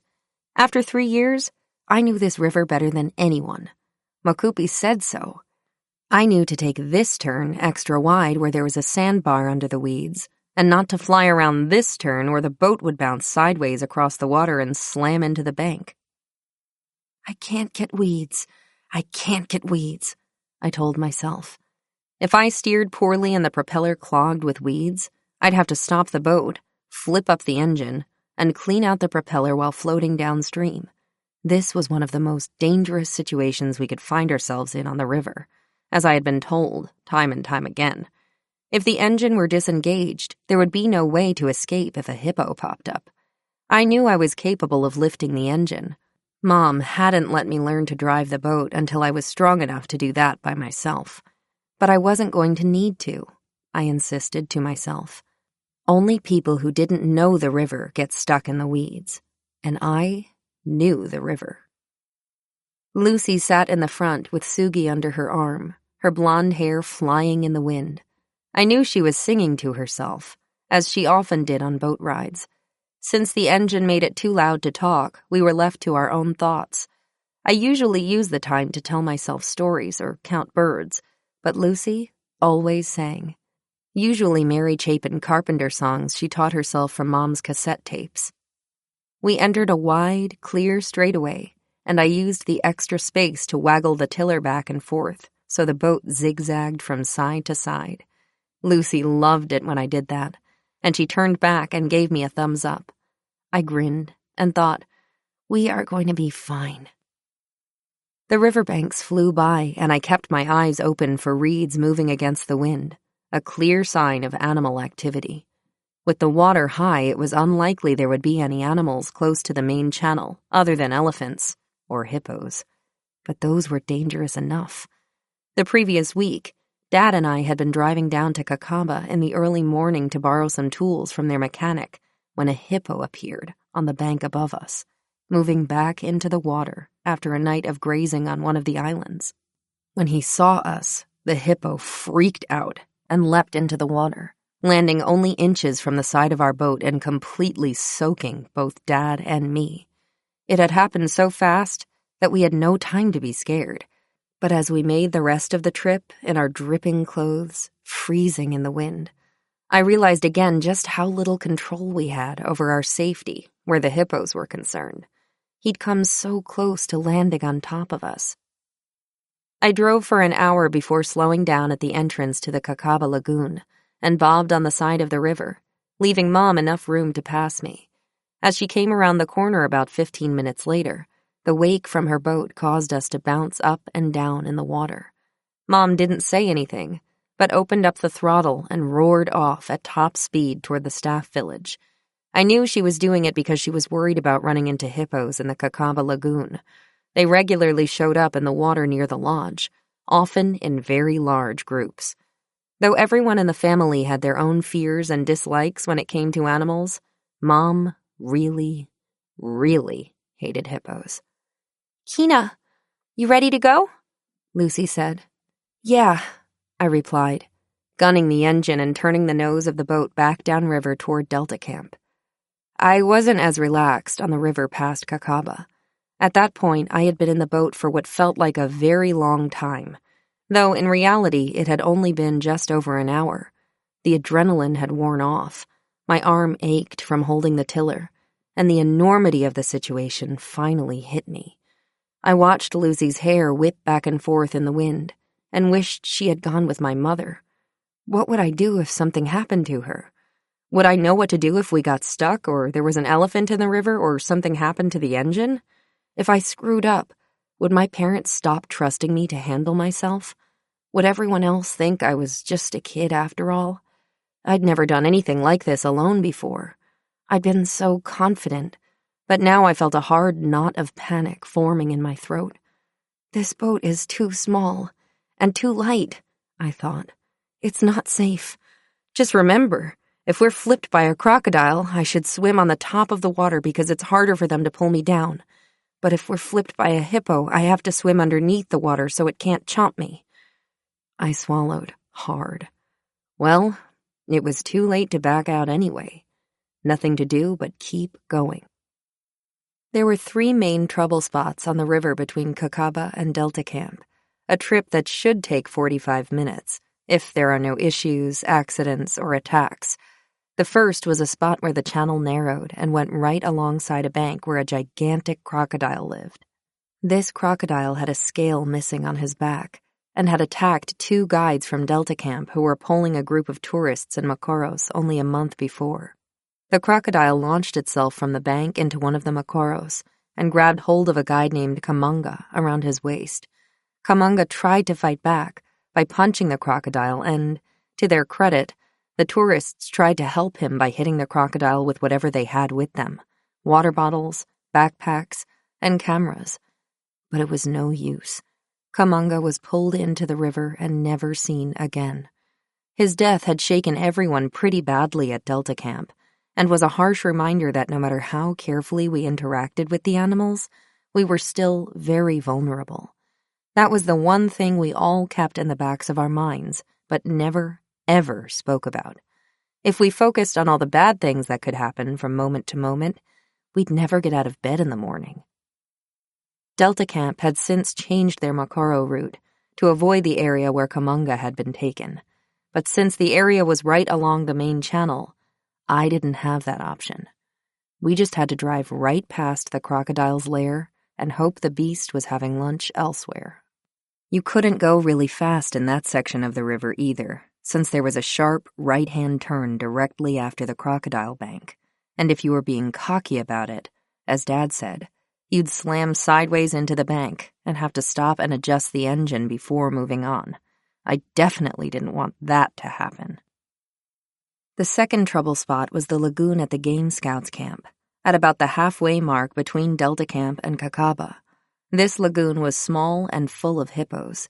The Game Scouts didn't drive their boats around enough to teach the hippos that boats were dangerous, and the hippos had developed a tendency to charge out of the lagoon into the main channel to attack passing boats.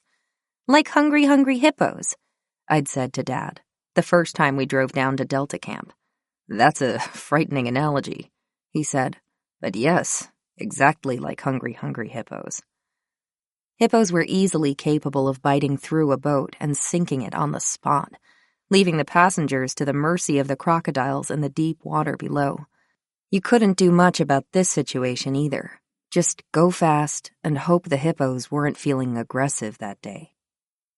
The final trouble spot was a large, open stretch of river right in front of Delta Camp that was full of huge lily pads. If you didn't know exactly where to follow the main channel through the lily pads, you ran the risk of getting the propeller snarled up in the plants and causing the engine to stall out. There wasn't anything particularly dangerous about this, since it wasn't an area where we usually saw hippos, but it would be embarrassing. Everyone in the Delta Camp lounge would be able to see me completely make a mess of driving the river, and that would never do. Not if I was going to show them I was an adult, capable of handling myself in the Delta. Though she couldn't possibly have sensed my growing unease as we set off from Kakaba, Lucy picked that moment to turn around and raise her arms in the air, one hand still holding tight to Sugi the pig. "Go, Keena!" she shouted, smiling. "Go, Keena, go!" I wanted to hug her, but that would mean abandoning the engine. Instead, I raised my free hand in response and shouted, "Woohoo!" Okay, we would be fine. We could do this. I just had to take it one turn at a time. I kept an inner monologue going in my head as a distraction. This is just like a video game or a movie. I'm a pilot navigating down a narrow channel trying to get somewhere without my ship blowing up. This is just like Star Wars. I guess that makes Lucy R2-D2. What's scarier anyway, a TIE fighter or a hippo? Definitely a hippo. The air was clear and clean, and kingfishers swooped overhead. I laughed to myself. We just had an hour more to go. After about 20 minutes, we approached the turn where the man-eating crocodile lived.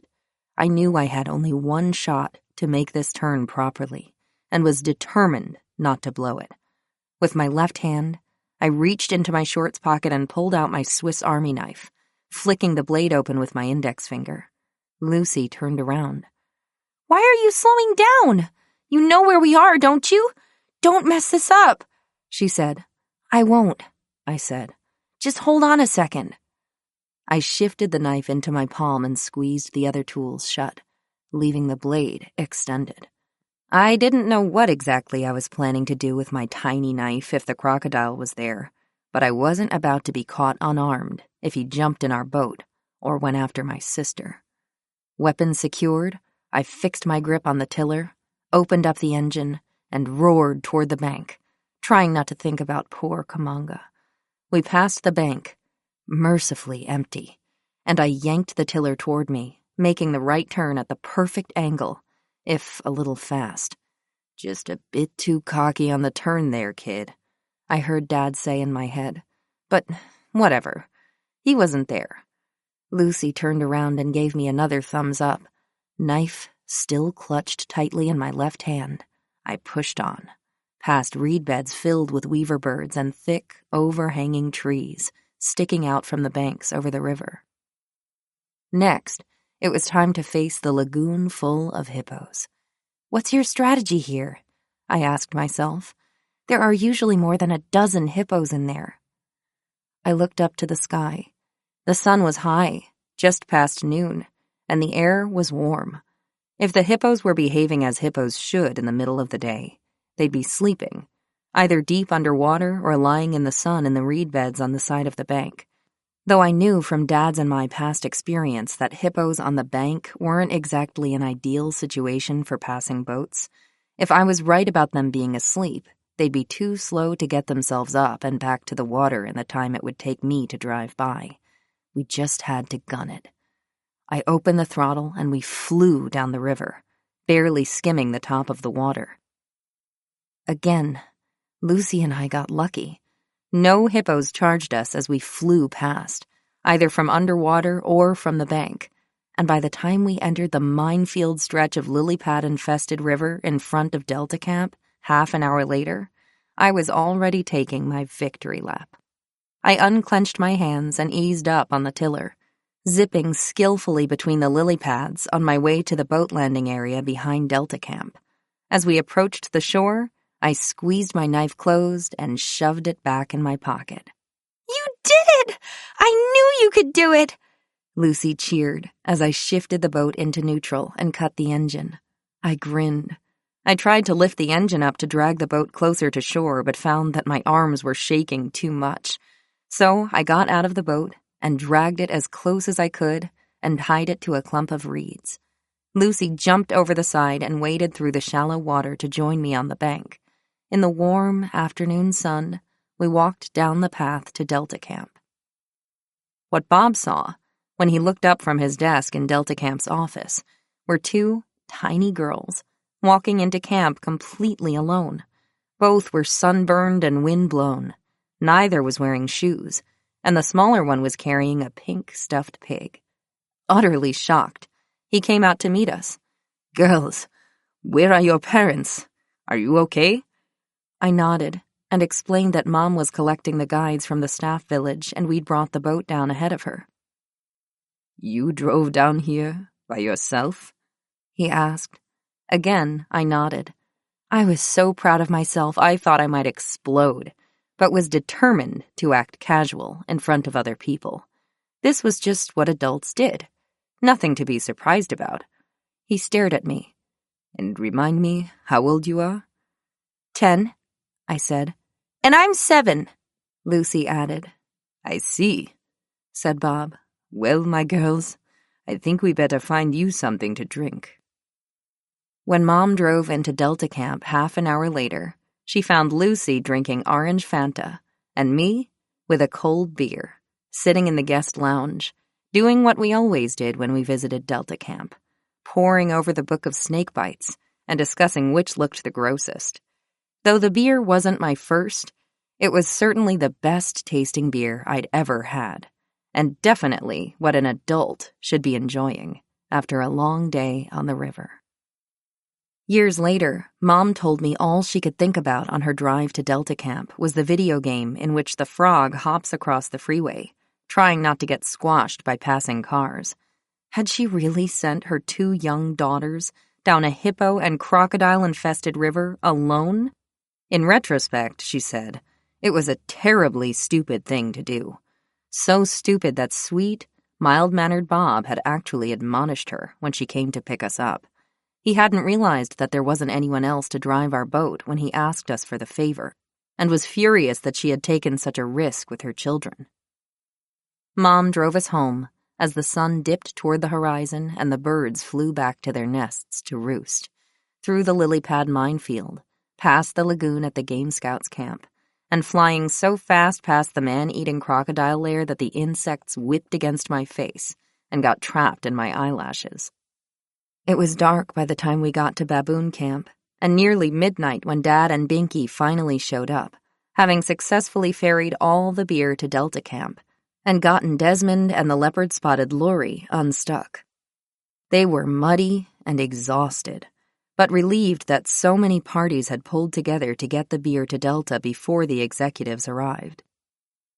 "Well, I hope they enjoy their beer," I said. Binky laughed and pushed another log into the fire. I couldn't stop smiling.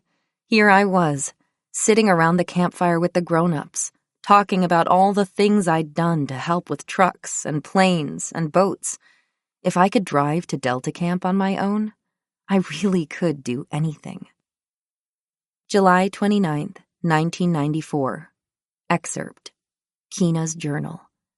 Today was a very important day for me, and all because of beer. Chapter 8. Pearl Jam, and other things I didn't know. It was a stifling evening in December, a year after my boat ride to Delta Camp, when my parents, Lucy, and I gathered at the dining table for a talk. The air was so thick and heavy, it felt like I could hold it in my hands as we sat in puddles of sweat, swatting flies away from our food. We'd just finished a dinner of freshly caught fish, and my thumb was throbbing from where I'd sliced it open with my pocket knife, trying to remove a hook from an especially disagreeable pike. The water in the lagoon had diminished to a small stream, and upturned lily plants lay sprawled about in the dust like sunbathers on the beach. A group of giraffes drank from the river just to the north, and as they dipped their heads to the water, they moved across the light from the setting sun, sending shadows slicing across the dinner table and my parents' tanned faces. Dad cleared his throat and reached for his beer. "At the end of the month, we are going back to America," Dad said. I stiffened. "We have a lot of work to do on the data we collected, and we have to spend some time teaching at the university or we won't be able to renew our grant." He glanced at Mom, who was drumming her fingers on the table next to her tin plate. "No one wants to go back, obviously, but—" He trailed off. Mom stared ahead across the Melapo. Lucy fidgeted in her chair and reached for her mug of milk. She'd put 3 heaping tablespoons of Nesquik in it, but the milk was still lumpy and sour. It had been ultra-heat treated in Zimbabwe to make it last longer, but that didn't make it taste any less disgusting. Mom and Dad still had a rule that we had to have 1 glass a day. Mom shook her head to clear it and looked at Lucy and me. "Well, it can't be helped, can it?" she said brightly. "We have to go, so we might as well enjoy it. Just think, you'll get to see all your friends again. That's at least something positive." I scowled. I'd been planning to spend the next month building a treehouse in my favorite reading tree, not packing to move back to America. I didn't even know if my school friends would remember me. It had been a year since I'd last seen them, when I spent a couple of weeks in 5th grade while my parents renewed our passports and got the solar power system fixed. I received an occasional letter from Megan, but the only person who'd really kept in touch with me while I was gone was Nat, and he wasn't the most detailed correspondent. 10:05 a.m., June 12th, 1995. Dear Keena, I miss you a lot, but I disagree that Menely is the best character in Dragon Drums. We'll talk about it when you come home. Today we're having our 5th grade pool party. I wish you were here. 2 more days and school's out. Could you please write soon? I'm getting anxious. I'm not sure if my first few letters have all reached you, but if they haven't, I hope they do soon. You are so far away. Why does the mail have to take so blasted long? I really wish I could just teleport them there. Oh well, it's probably going to be a while before they figure out how to do that. Until they do, it's just going to take some time for letters to get where they're supposed to go. Write soon. Yours truly, Nat. We left Baboon Camp on a hot and dusty day, just before the new year. My parents had arranged for some graduate students to come from Penn to continue their work while we were in the States, so very little was going to change about the camp, except who was living in it. Lucy and I packed some of our books and outdoor gear in duffel bags under our beds to await our return, and donated the rest to the children in Mpitsong and Makupi's village. Though we were coming back the next summer, there was an element of finality in packing away our prized possessions that made me think of Amboselli and made my stomach lurch. I didn't want to be separated from my book best friends, Captain Nancy Blackett and Lorana Cannon, the elf princess, for such a long time. How would I get to them if I needed them? Instead, I had to satisfy myself with my stuffed owl and my knife, both of which lay nestled against the small of my back inside my backpack as we flew to Maun, Paris, and then to Philadelphia, where we landed in an icy blast of December winter that felt like a physical assault after the Botswana heat. Nat's mother, Kathy, picked us up at the airport and drove us home through the snowy streets, past houses still twinkling with Christmas lights, and fields devoid of any movement except the swirling snow. Our empty house was dark and cold, and I could see my breath as I dragged our duffel bags into the laundry room. Mom said everything we had in camp had to be washed before it was put away, even our shoes and stuffed animals. This seemed like madness to me, since we never cared how dirty our clothes were in baboon camp. Why did it matter so much now that we were in America? Was there some kind of rule about having perfectly clean clothes that I didn't know about? There was too much change, happening all at once, and I was tired. Dad drove out to find us something to eat and returned with microwavable dinner rolls and fried chicken, 2 things I hadn't eaten in almost 3 years. As I fell asleep under the icy sheets in my bed at the top of the stairs, I strained to hear the sounds of night animals, but heard only the spitting and sputtering of the radiator in my bedroom, welcoming me back to America. To a house with too many rooms, and a second floor that still felt like it might tumble off at any minute. I arrived at school for my first day of 6th grade a few short days later, on January 2nd. Mom and Dad dropped me off at a tall, modern-looking building far away from the familiar elementary school campus where I'd always gone before. They drove to work, leaving me standing in the tiled foyer, shivering in my school uniform of navy blue pants and a white polo shirt, completely at a loss about where to go or what to do. My backpack was still covered with dust, and my sneakers were faded and tattered from years of nudging logs into place in our fire pit and being ripped by thorns as I scavenged in the woods for kindling. I stared straight ahead, wanting nothing more than to turn around and run, as far and as fast as I could, until I got back to the heat and the sand and the birds. A tall male teacher with blonde hair and a trim blue suit emerged from the office in front of me and greeted me warmly. "Welcome back," he said cheerfully, shaking my hand. He handed me a clean white sheet of paper with my name at the top and a grid printed below it. "Here's your class schedule," he said, running his finger down the page. "Looks like your first class today is English with Mrs. Richards. Let me show you where that is. Do you have your books and a trapper-keeper?" "No," I said. What was a trapper-keeper? The hallways were full of kids I didn't recognize, milling about in small groups, talking with their heads close together or writing in brightly colored notebooks covered with stickers. A boy with blonde hair threw a highlighter at another boy who shrieked and ducked, sending the highlighter skidding across the polished laminate floor. I swallowed. I had hated laminate floor ever since my Gorilla Man debacle in 2nd grade. My head buzzed under the fluorescent lights, and immediately I was back on that gym mat, melting under the gaze of 50 other girls who were convinced I was a complete weirdo. I shifted the backpack on my shoulder as the tall teacher escorted me through the crowds, ignoring the stares from onlookers.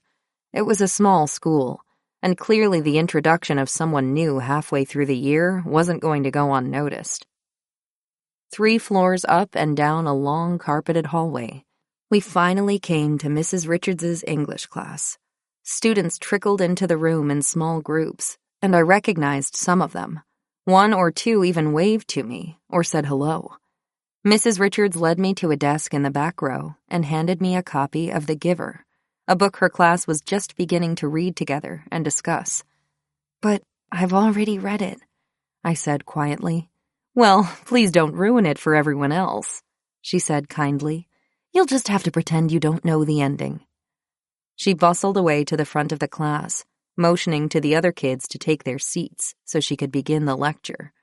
I stared at the floor, counting the crisscrosses in the blue carpet fibers. My stomach roiled with acid, and the buzzing in my ears made it hard to hear the conversations going on around me. This feels a lot like danger, I thought. But it's not. Not really. Nothing here is trying to kill me. Nothing here is going to make me sick or keep me from going home, so... Okay then, how bad can it really be? I opened my eyes, not realizing I'd been squeezing them shut. Mrs. Richards was telling the class to open to some page or other, but I hadn't been listening, and my book sat unopened, spine unbroken, and cover uncreased, on the desk in front of me. I saw the boy at the desk next to mine open his book to the title page, and I reached for my book to do the same, horrified to see my hands shaking. Stop that, I told myself. Stop being scared. This is not a scary place. But my body didn't seem to believe me. Since it was already halfway through the school year when I arrived, my classmates had already divided themselves into social groups, and essential decisions had been made. Who they were friends with, who they hated, and who they had crushes on. This last a completely new concept to me. Nat was still his old self, though he'd started wearing glasses, but Megan had changed completely. No longer was she the little girl I knew from elementary school who liked stuffed animals and drawing. Seemingly overnight, she'd become a poised and self-assured young adult, with a stylish new haircut and sweet smile that made some of the boys in my science class call her the Queen of 6th grade. Megan also had our class's first real boyfriend, which conferred on her a degree of maturity that made her untouchably cool to the rest of us. I wasn't sure whether Megan knew just how popular she was, but it was immediately obvious to me how far out of my league she now was as a friend. Though I'd missed Megan and wanted to spend time with her in school, I wavered.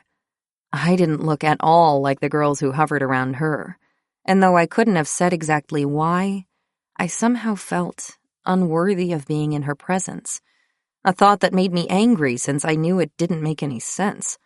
Megan and her new friends were another species entirely. And even though Megan waved when she first saw me at school, I hesitated to go over and say hi. Her friends swirled around her like a flock of birds, and before I could gather the courage to talk to her, she was already gone, off in a crowd of smiles and giggles and faces I didn't know. It took me almost a week to finally say hello to her in person, but I quickly gave up trying to renew our friendship when I discovered I had much bigger problems to deal with. There were some members of the class who had joined more recently and didn't know me at all. I heard some of them whispering, "Who's that?" And the classmates who did know me would sigh and say, "Oh, her? That's just Keena. Sometimes she comes to school and sometimes she lives with monkeys or something. She's weird." As much as I wanted to blend in, it was very hard to be inconspicuous, especially because of how I looked. My hair was short, bleached by the sun, and chopped in odd layers, since the last time it had been cut was by the fire pit with a dull pair of scissors. I was deeply tan and covered in healing scratches, cuts, and mosquito bites, which made me stand out even more in a Philadelphia winter. Unlike the other girls in my class, I wore pants instead of skirts, and sneakers instead of dress shoes. I thought it was too cold for skirts, and dress shoes were impractical because it was impossible to run in them. About a month after I joined the class, I arrived in homeroom early and sat down at a desk, not really sure what I should do with myself until class started. Nearby, 2 girls sat talking loudly, smacking their gum. "Oh my God, I love Pearl Jam so much," one of them said. "They're the best," the other girl said, nodding. "I'd die for them." "Excuse me?" I said, feeling brave. "What's Pearl Jam?"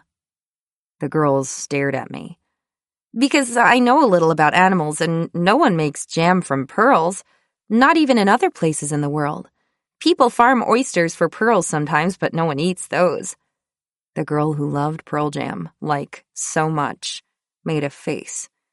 "Do you even hear yourself talk?" she asked. God, just shut up if you don't know. I'm sorry, I said. I was just trying to be helpful. Well, don't, she said. Anyway, we're having a private conversation. Okay, sorry. I shuffled my sneakers on the carpet and felt the heat rising behind my ears. What had I done wrong? I thought you were supposed to talk to people if you wanted to make friends, but that hadn't gone very well. And why was I reacting so strongly to these girls I didn't even know? I picked at a mosquito bite scab on the back of my hand and sniffed. Why did I feel that scared feeling in my stomach when nothing scary was happening? I could always trust myself to know what to do if something scary happened in Botswana, but the sudden doubt that settled in the back of my mind like a headache made me feel even worse than what the girl had actually said. What if I couldn't trust myself here? I started getting prank calls almost every night. One night in particular, I was doing homework in the dining room when the phone rang from the kitchen, and Dad tentatively said, "Keena, I believe you have a phone call." Hello? I said. 4 or 5 giggly boy voices shushed each other on the other end, and someone said, "So, do you wear a loincloth under your pants? Do you speak African and eat bugs? Do you have a monkey baby?" And as I did every night, I squeezed the phone receiver and struggled to keep my voice measured and calm. "Of course not," I would say. "That's ridiculous." The laughter continued on the other end of the phone, and I flexed my free hand open and closed. "You're so weird," the caller continued. "Will you be my girlfriend?" At this point, the voices were howling in the background, and I'd moved on from being hurt to just plain angry. "No," I said. "I don't want a boyfriend. No, go away and leave me alone." I slammed the receiver back in its cradle and stomped up the stairs to my room, my homework completely forgotten, like every other time this happened. Every night, Dad would walk to the foot of the stairs from the kitchen and say quietly, "Keena, are you all right?" "I'm fine," I'd answer. Nothing, yes, I'm fine." "Okay," he'd say. "Dinner is in half an hour." I would pace back and forth in my room, letting the anger burn through me until it faded away and I could think clearly. I wasn't hurt in any serious way by these calls. They were annoying and made me feel sad in the moment, but it wasn't what the boys said that irritated me. It was the fact that they took time out of their day to do something designed to cause me pain. "Why do they do that?" I asked Mom one night. She and I had started a new tradition since we'd come back to America. Even though I was 12 and too old to be kissed goodnight, every night Mom brought me a glass of ice water at bedtime. I had made some remark about how novel it was to have a refrigerator that made its own ice, and how much I liked the sound of ice cubes tinkling against a glass, a sound I'd heard only in restaurants, and therefore equated with something luxurious and fancy. When Mom heard this, she started bringing one up to keep by my bed every night. On the way up the stairs, she shook the glass, so the ice cubes tinkled extra loudly. "I wish I could tell you," she said, "but there's no reason for it. Sometimes people are just mean to each other."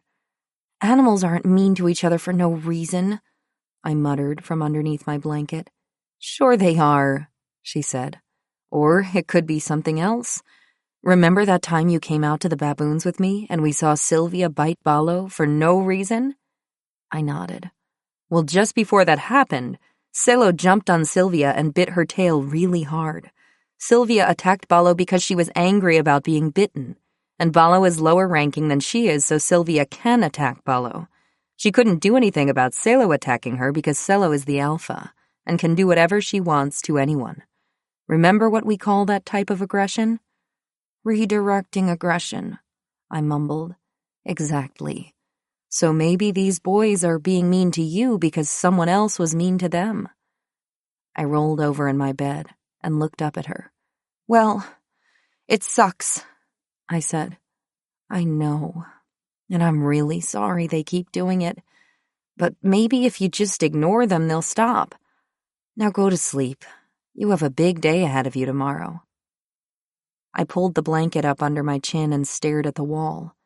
I didn't have a big day tomorrow. I knew exactly what kind of day I had tomorrow. Wake up at 6 o'clock a.m., out the door by 7:30 a.m., at school by 8:30 a.m. in time for homeroom, and then class after class after class, all announced with bells that meant you had to get up and get moving if you didn't want to be late. Then home, homework, and bed, and getting ready to do it all over again the next day. No animals, no game drives, and no time for daydreaming, unless I wanted to do it between 11:43 a.m. and 12:17 p.m., when I was supposed to be eating lunch. I barely saw my parents anymore, and never saw Lucy. The elementary school was nowhere near the middle school, and in the evenings she had just as much homework as I did. As close as we were, my family wasn't the kind to talk about how they were feeling. For the first time in my life, I began to realize that I was surrounded by other people, and yet completely alone in the world, just going through the motions of existing. Captain Keena of the Okavango, the reckless risk-taker who climbed trees and shot snakes, was my only companion, and she was pacing restlessly back and forth in my brain, begging to be let out, but knowing that even if she could, there was nowhere in America she would have wanted to go. It was a warm day in spring when I climbed the 3 floors to the 6th grade locker room and headed for my locker, thinking half about the day ahead of me and half about Dune, which I'd just started and which was waiting for me on my bed at home. I often let my mind wander while I went about my daily routine. I called it the castle in my head, the place where I could think about anything and everything without anyone being able to judge me for it. I placed my brown bag lunch on the top shelf in my locker and grabbed my copy of The Giver, the book we were still reading in English class, an unbelievable 3.5 months later. I couldn't believe it had taken this long to read 208 pages. I read that much in a weekend. I slipped to the back of the classroom to the same desk I'd been assigned on my first day, next to a boy named Jamie, who I knew from elementary school, and who used to invite me over to his house to play Star Wars computer games. He'd stopped talking to me years ago after I'd beaten him in Star Wars Rebel Assault. "So, class," Mrs. Richards said, "one of the most interesting themes of The Giver is that the author takes some concepts that are very familiar to us and presents them as if they are completely new and impossible to describe, like a sled or a sunburn. For our final assignment on The Giver, I want you to take something that you think is ordinary and try to describe it as if it were extraordinary, and you were seeing it or feeling it for the first time, just the way the author did in this book. What do you think you would choose? How about you, Keena?" "Excuse me?" I said. As usual, I had only paid partial attention to what she'd been saying. "What ordinary thing would you choose to describe?" I thought for a minute. "I'll probably write about the way the birds sing in the morning when the sun comes up," I said. Next to me, Jamie scoffed. "That's what you'd pick," he said. "Seriously? When you can write about anything else, like fire or hurricanes or airplanes?" "Sure," I said. "The assignment is to pick something ordinary and describe it as wonderful, right? Bird singing is something ordinary to me, but something I also think is extraordinary." "That's just stupid," Jamie said, shrugging. "Why?" Captain Keena of the Okavango stopped pacing in the castle in my head, and Jamie now had her full attention. "It's my essay. If you want to write about bombs or whatever, then go ahead." "I guess I don't believe you," he went on. "Jamie, focus, please," Mrs. Richards said from the front of the classroom. What was wrong with him?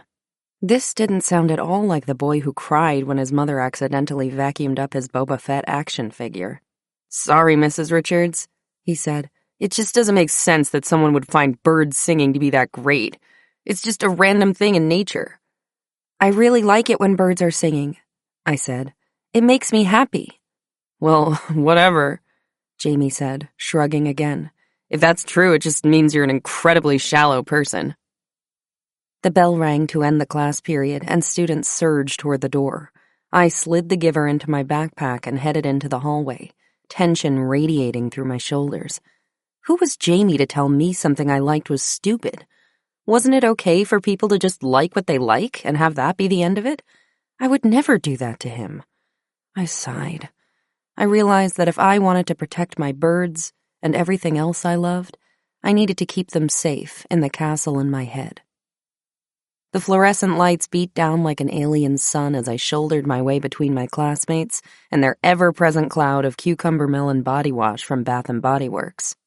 Deep in the castle in my head, the elf princess, Lorana Cannon, touched me on the shoulder and said, "Be thankful you can feel pity for your enemy.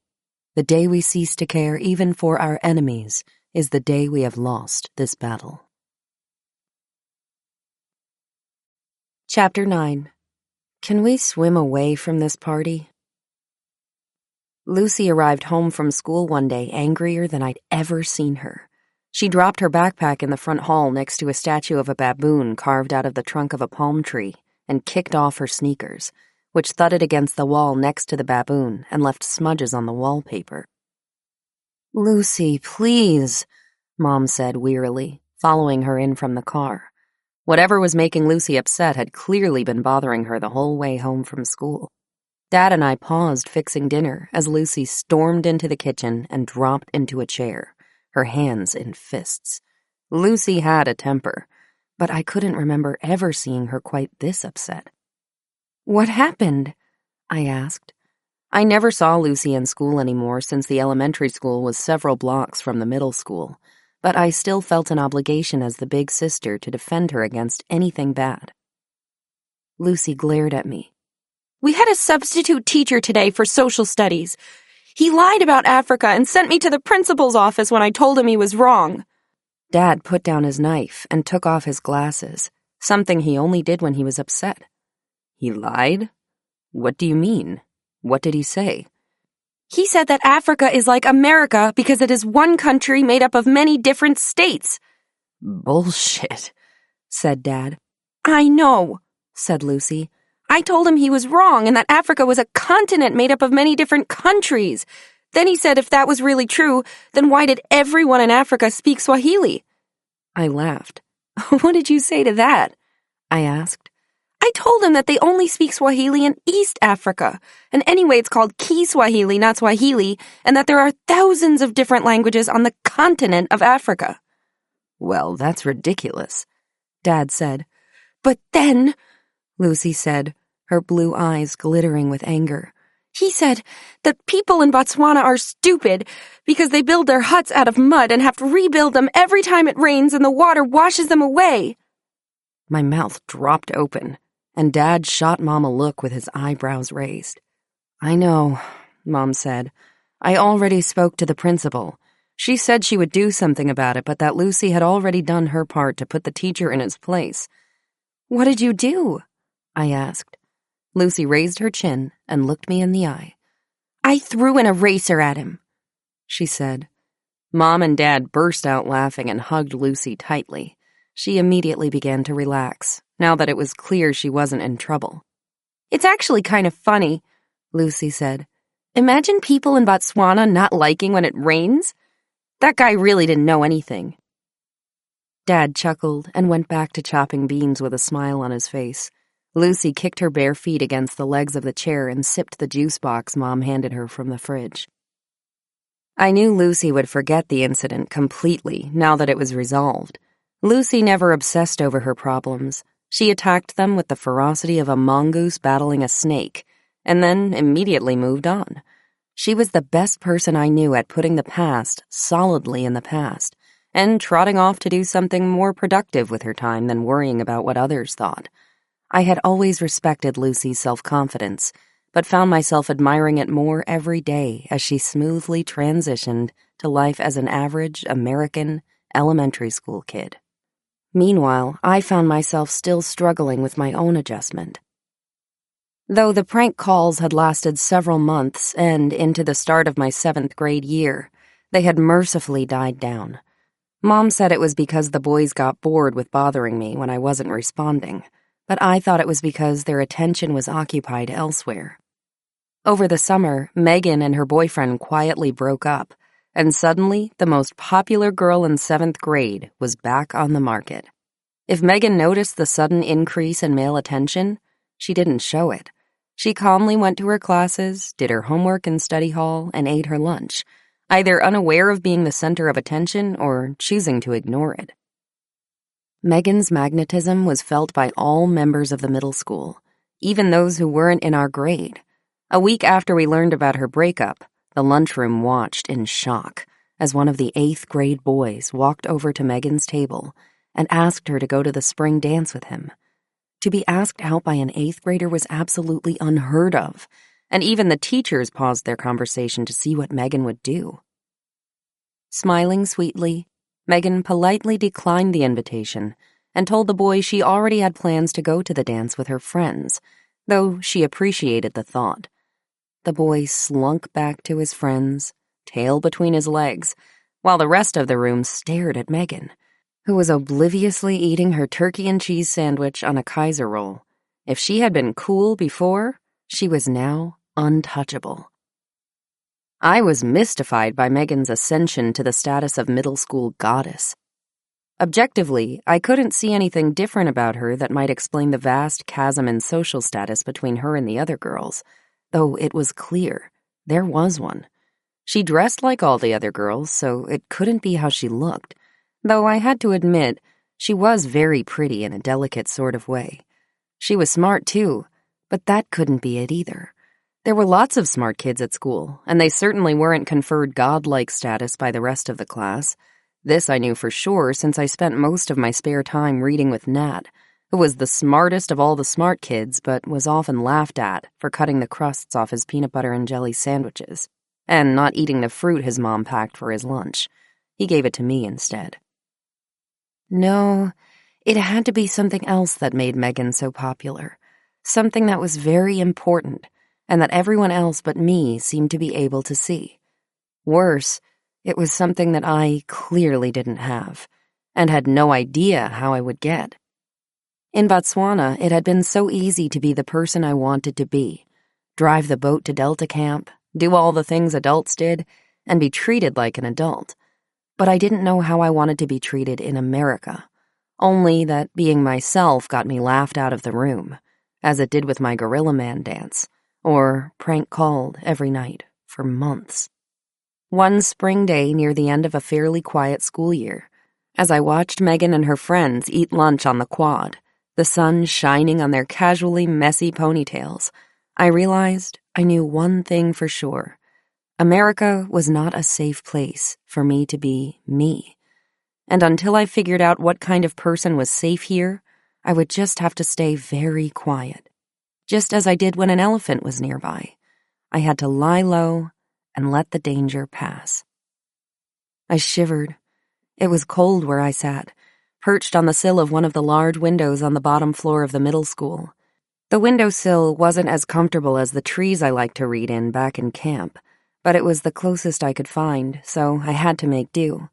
An early spring wind blew across the quad, made stronger by being forced to blow between two buildings, rather than drift through the trees as it was supposed to. I knew it was probably too early in the year to wear shorts, but I'd been wearing them for more than a week already, assuming that the day would warm up the same way it did in Botswana, and that by noon I'd be too hot in pants. I'd been wrong. I repositioned myself in the windowsill to avoid the breeze and pulled my book out from my backpack. I was reading The Golden Compass, which Nat's father, Jonathan, had given me for my birthday. Jonathan told me that the main character, Lyra, reminded him of me because she was always climbing on roofs. Suddenly, a shadow fell across my book. I looked up and saw a tall boy standing in front of me with an armload of envelopes. He was one of the new kids, but I knew he hadn't been one of the ones who prank called me, since I would have recognized his lisp over the phone. He looked uncomfortable, so I smiled and closed my book to show him I was paying attention. "Here," he said, thrusting an envelope into my hands from the pile in his arms. "What's this?" I said. The envelope was heavy and black and had my name written on it in loopy gold lettering. The only thing I could imagine arriving so mysteriously was a scroll written in runes that would unlock the door to a parallel universe where animals talked and people rode on broomsticks. As I contemplated this, I noticed he was staring at me, as if waiting for me to say something. "I'm sorry. What did you say?" I asked. He shuffled his feet and cleared his throat. "I said, you have to let me know if you're coming by Friday. My mom needs a final count for the caterers." I opened the envelope and pulled out a heavy piece of cardstock with more gold designs on it, as well as his name, Zach, and the words, Bar Mitzvah. I didn't know what those words meant, but assumed it was a party of some kind. "Thanks for inviting me," I said. "That's nice of you." Zach shifted the pile of envelopes from one arm to the other and looked around the quad, presumably for the next person to deliver an invitation to. "My mom said I have to invite everyone in the class," he said. He paused in his search and looked back at me, as if seeing me for the first time. He cleared his throat. Have you ever been to a bar mitzvah party before?" I shook my head. "It's pretty fancy. You'll have to wear a dress." "Okay," I said. "Have you ever worn a dress before?" he asked. I curled my legs tighter against my body. "Yes, I've worn a dress before," I retorted. Zach seemed uncomfortable and cleared his throat again. "Okay, I'm sorry, I had to ask. You never wear a skirt to school, so I wasn't sure. Just please wear a dress this time." "I'll wear a dress," I said, recovering my cool enough to remember my manners. "And thank you for the invitation." Zach turned away and started across the quad, to where Megan and her friends sat in their pool of bright sunshine, all, I now noticed, wearing skirts. I glared at Zach's retreating back and pressed my palms against the cold metal of the windowsill. "Of course I've worn a dress," I said to myself. "I've worn a dress tons of times." In fact, if I thought about it, I'd worn a dress as many as 10 times before, and had only complained about it a little bit. I just didn't like to wear dresses. They slowed me down and made it harder to move. Dresses were what girls wore when they had to, like when it was their birthday, or when their moms paid them to when their grandmothers visited. "If you're nervous about the party, why don't you talk to your friends about it?" Mom said that evening after I showed her the invitation. "I'm not nervous," I snapped. Mom looked at me over the top of her reading glasses, the invitation still in her hands. She'd been analyzing baboon grunts on the computer and had to turn the speakers down in order to hear me. "You've never been to a party like this before," she said. "They've rented out a party boat that's going to take you all around the Philadelphia harbor. There's going to be a DJ, a live band, and the whole thing is going to be catered. Hell, I've never been to a party like this before. Do you know what you're going to wear?" "I'm going to wear a dress," I said. "Well, yes, of course you'll wear a dress, but which dress? And do you have shoes? And something to wear over the dress if it gets cold out there?" "I don't know," I said. There was more to wearing a dress than I thought. This was getting worse by the minute. "Let's go take a look in your closet," Mom said. I followed her up the carpeted stairs to my bedroom, where the radiator clanged and hissed. Mom opened my closet and moved aside a Makishi ceremonial mask from Zambia and a San hunting kit from the Kalahari Desert in Botswana that I'd gotten for my 10th birthday. A stream of porcupine quill arrows spilled out of the hunting kit, and I scrambled to pick them up off the floor, while Mom pulled out the 2 dresses hanging in the back of the closet.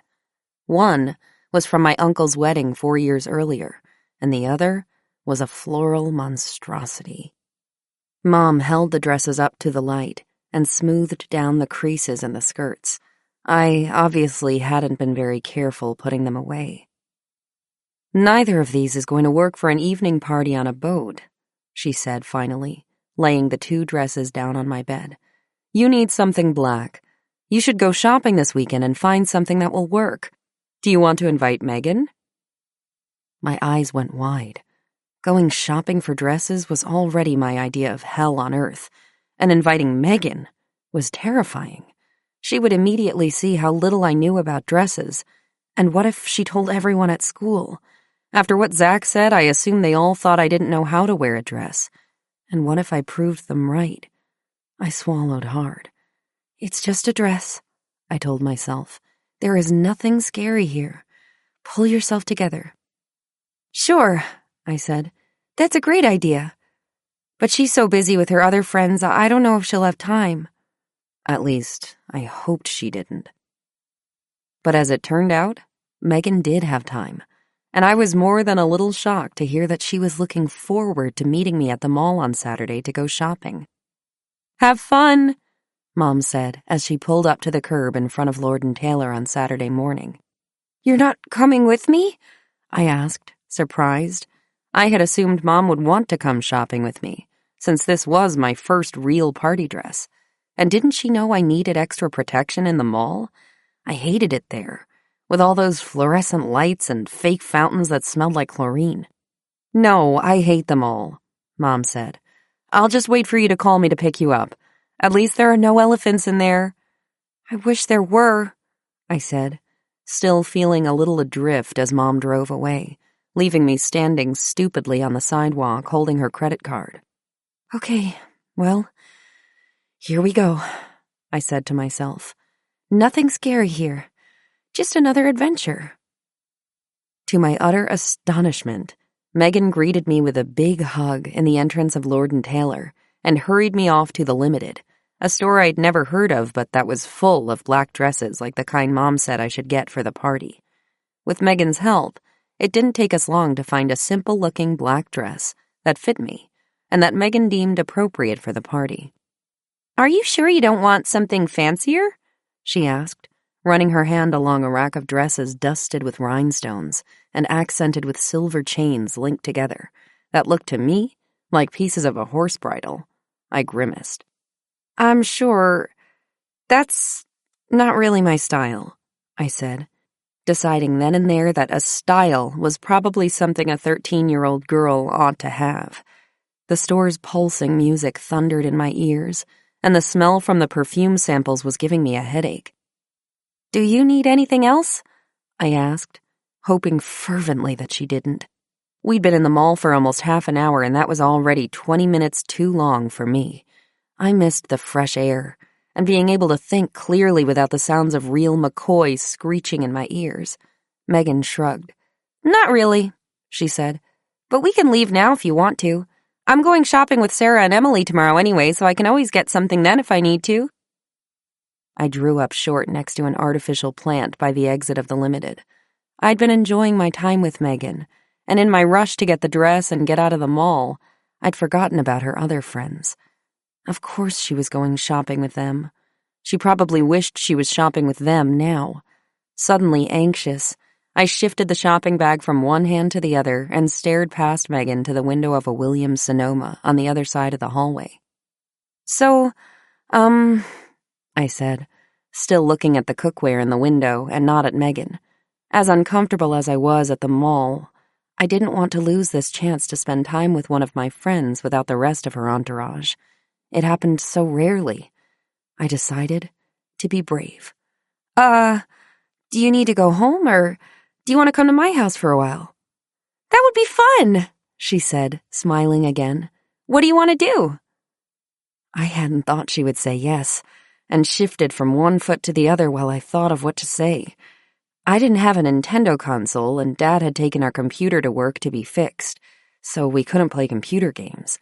I didn't want to watch TV, and it was too cold to take a walk, even if Megan didn't mind the mud. Realizing she was waiting for me to respond, I blurted out, Do you want to make cookies? It was something Megan and I used to do when we were much younger and had playdates at her house, but something we hadn't done in years. Megan laughed and punched me lightly on the shoulder. Yes, let's go make cookies, she said, starting in the direction of the parking lot. That's a great idea. I never make cookies anymore. She laughed again. That's the thing about you, Keena. You never grow up. A few days later, I stood in my parents' bathroom while Mom ran mousse through my hair with her hands. I'd blown my hair dry, but was having difficulty keeping it from sticking out behind my ears where it was still growing out from my last haircut by the fire pit in baboon camp. Mom said no one would notice, but I didn't believe her. My hair puffed out in some places and lay flat in others, an uneven patchwork of cowlicks and layers that even the fancy hairstylist Mom had taken me to hadn't been able to clean up. I stared at my reflection in the mirror. Hair disaster aside, I didn't think I looked too bad.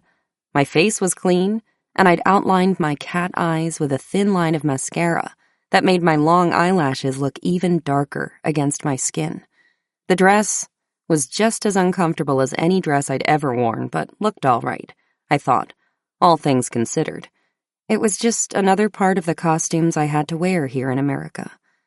Once she decided I looked acceptable, Mom and I got into our old Volvo and she drove me downtown to the Philadelphia harbor. I stepped onto the boat for the bar mitzvah party, with my spirits cautiously high. Most of the other girls were wearing black dresses that looked like mine, and I blended into the crowd seamlessly, wiggling my way through the sea of guests and waiters until I reached the bow of the boat, safely in front of the captain's cabin, and sat slightly away from the crush of people in the middle. Nat and I had agreed to meet there to make sure we both had someone to talk to at the party, since he had never been to a bar mitzvah party either. "Hey, you can wear a dress," a voice behind me said. I turned around slowly, so as not to stumble in the low heels I was wearing, and came face to face with a girl named Jessica. Jessica and Zach were friends from the same elementary school in the city. She'd always seemed nice enough, and I smiled gratefully. She had the curliest hair I'd ever seen, and it shimmered around her head like a cloud. "Yeah," I said. Jessica reached over and ran her hand down the side of my head. "Did you do your hair yourself?" she said, and I smiled widely. Had I done something right? It had taken me hours to get my hair under control. "Yeah," I said again. "It wasn't so bad once Jessica tugged on a curl behind my ear, and I felt it unravel and fall against my neck. "This is such a mess," Jessica said, laughing as she yanked here and there on my hair and watching the arrangement fall apart at her touch. "It looks like you stuck your hair together with glue or something," she said. "It's all sticky and crunchy." I pulled back and gently pushed her hand away. "Stop it," I said. "You're just making it worse." She laughed again. "I don't think anything can make it look worse than it does already," she said. Taking a step back, she looked me up and down, from the heels I was cautiously balancing on to the mop of unruly hair on top of my head. "You really don't know how to dress, do you?" she said. "Just the same old jungle freak." "Go away, Jessica," I said. She shrugged and turned away, walking casually in her heels much higher than mine. I watched her stalk down the aisle to the middle of the boat, where the DJ was beginning to whip up the crowd with some music that sounded like what they'd been playing in the Limited.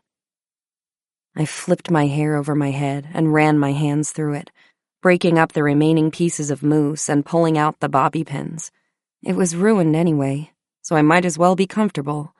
I straightened up and shook my head from side to side, feeling the wind rush against my scalp and burn my eyes. At least there's a bit of nature out here on this boat, I thought, though I'm sure I look like a dog shaking off after a rainstorm. "That looks much better," another voice said. Nat leaned against the side of the boat, wearing a dark blazer and a green tie with yellow spots on it. Most people assumed these were polka dots, but I knew they were actually tightly coiled Chinese dragons. Nat was holding 2 plastic cups of Sprite. He held one out to me. "I brought you some bubbles," he said. "Thanks," I said. "Sorry about your hair." "That's okay. It probably wouldn't have held anyway." "You look better now, though," he said. "More like Keena." I smiled wryly.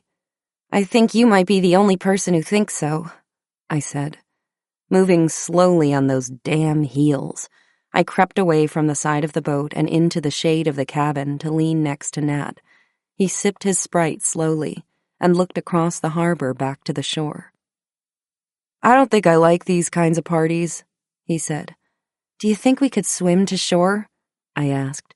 "You'll have to ditch your jacket, but I bet we could make it." "Mom's picking us up at 10, Nat said, "and I can't swim that far. You could, but you can't leave me here. I'd have no one to talk to for another 4 hours." "Fine," I said. "We'll just be stuck here together."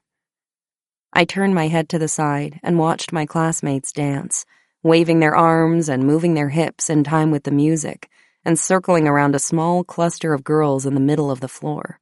I didn't need to look closer to know it was Megan and her friends. I'd seen them arrive earlier, and they looked impossibly gorgeous, in their pastel-colored dresses and tall high heels. Why was Megan wearing colors now, when she told me black would be fine for me? I slid my feet out of my heels and rocked back and forth against the metal grid of the deck. None of this made any sense.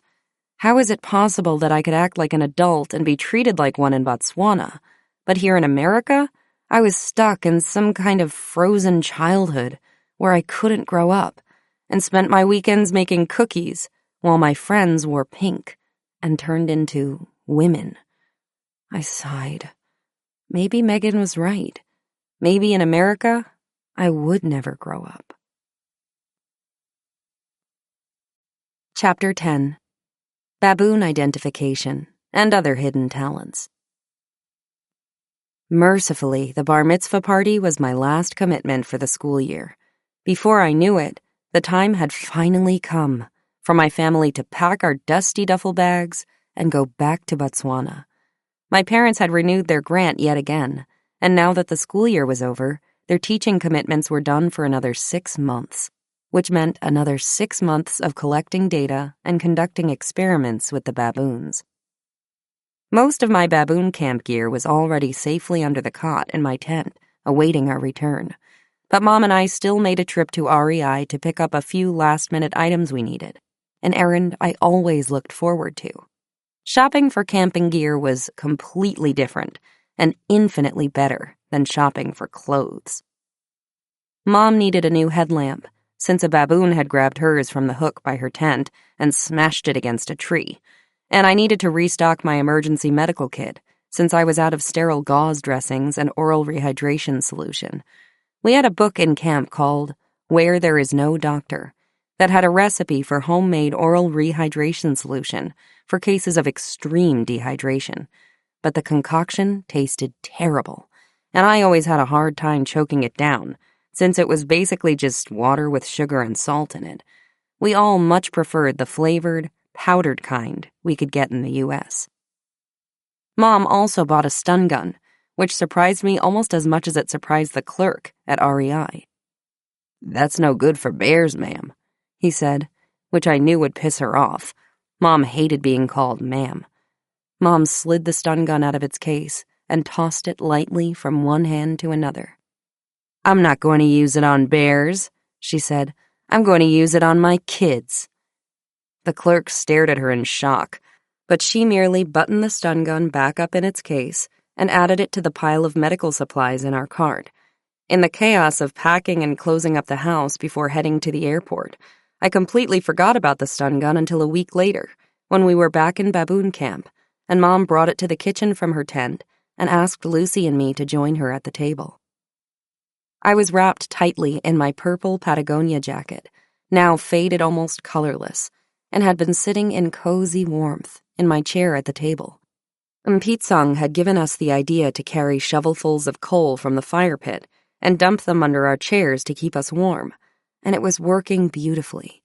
I was barefoot, slowly sipping a cold beer that had been chilled in the water by the boat, and deliriously happy to be back in Botswana. The winter wind whistled through the rain trees and shook the branches of the fig tree, dropping leaves and bits of figs into the waters of the lagoon below. A lone buffalo had been spotted by the water pump, and there were 3 elephants feeding on palm trees by the car park, shuffling their feet in the sand and rumbling quietly to each other as they ate. I could smell them. The graduate students who'd been watching the camp had already gone home, and we were once again alone, surrounded by nothing but miles after miles of floodplains. Mom flexed the stun gun in her hand, "I can't believe I bought this," she said, "but I want you girls to know why I did. One of our colleagues at Penn told us that a friend of his who works in Ecuador believes that if you shock someone who is bitten by a snake, you can neutralize the venom. I very much doubt that this is true, but I figured, why not? It's not like we have any other option if someone gets bitten by a mamba." So if someone gets bitten by a mamba, you want us to shock them? I asked. "It's not supposed to be that painful, from what I hear," Mom said. She looked at me, and then her lips curved into a slightly evil smile. "Want to try it?" I looked across the Malapo at the setting sun. I smelled dust on the wind, the smoke from the campfire, and the faintest hint of buffalo under the smell of the elephants. The heavy tension I'd been carrying in my shoulders for months drained away, and everything in the world was right again. No more school, no more malls, and no more dresses. The relief was so acute I wanted to cry. But at the same time, I knew that my time back in baboon camp was limited. As soon as I stepped off the boat, the seconds began ticking away until I would have to leave again. In an instant, I decided that every single one of those seconds had to count. I was game for anything. I looked at Mom. "Sure," I said. "Lucy, hold my beer." Mom turned the stun gun on to the lowest setting. She aimed it at me, and I nodded. There's a scene in Return of the Jedi when R2-D2 gets shot by a stormtrooper. When the blast hits him, he squeals and jerks. The electricity from the blast radiates across him in blue waves and makes all the pieces of his machinery blow up and start smoking.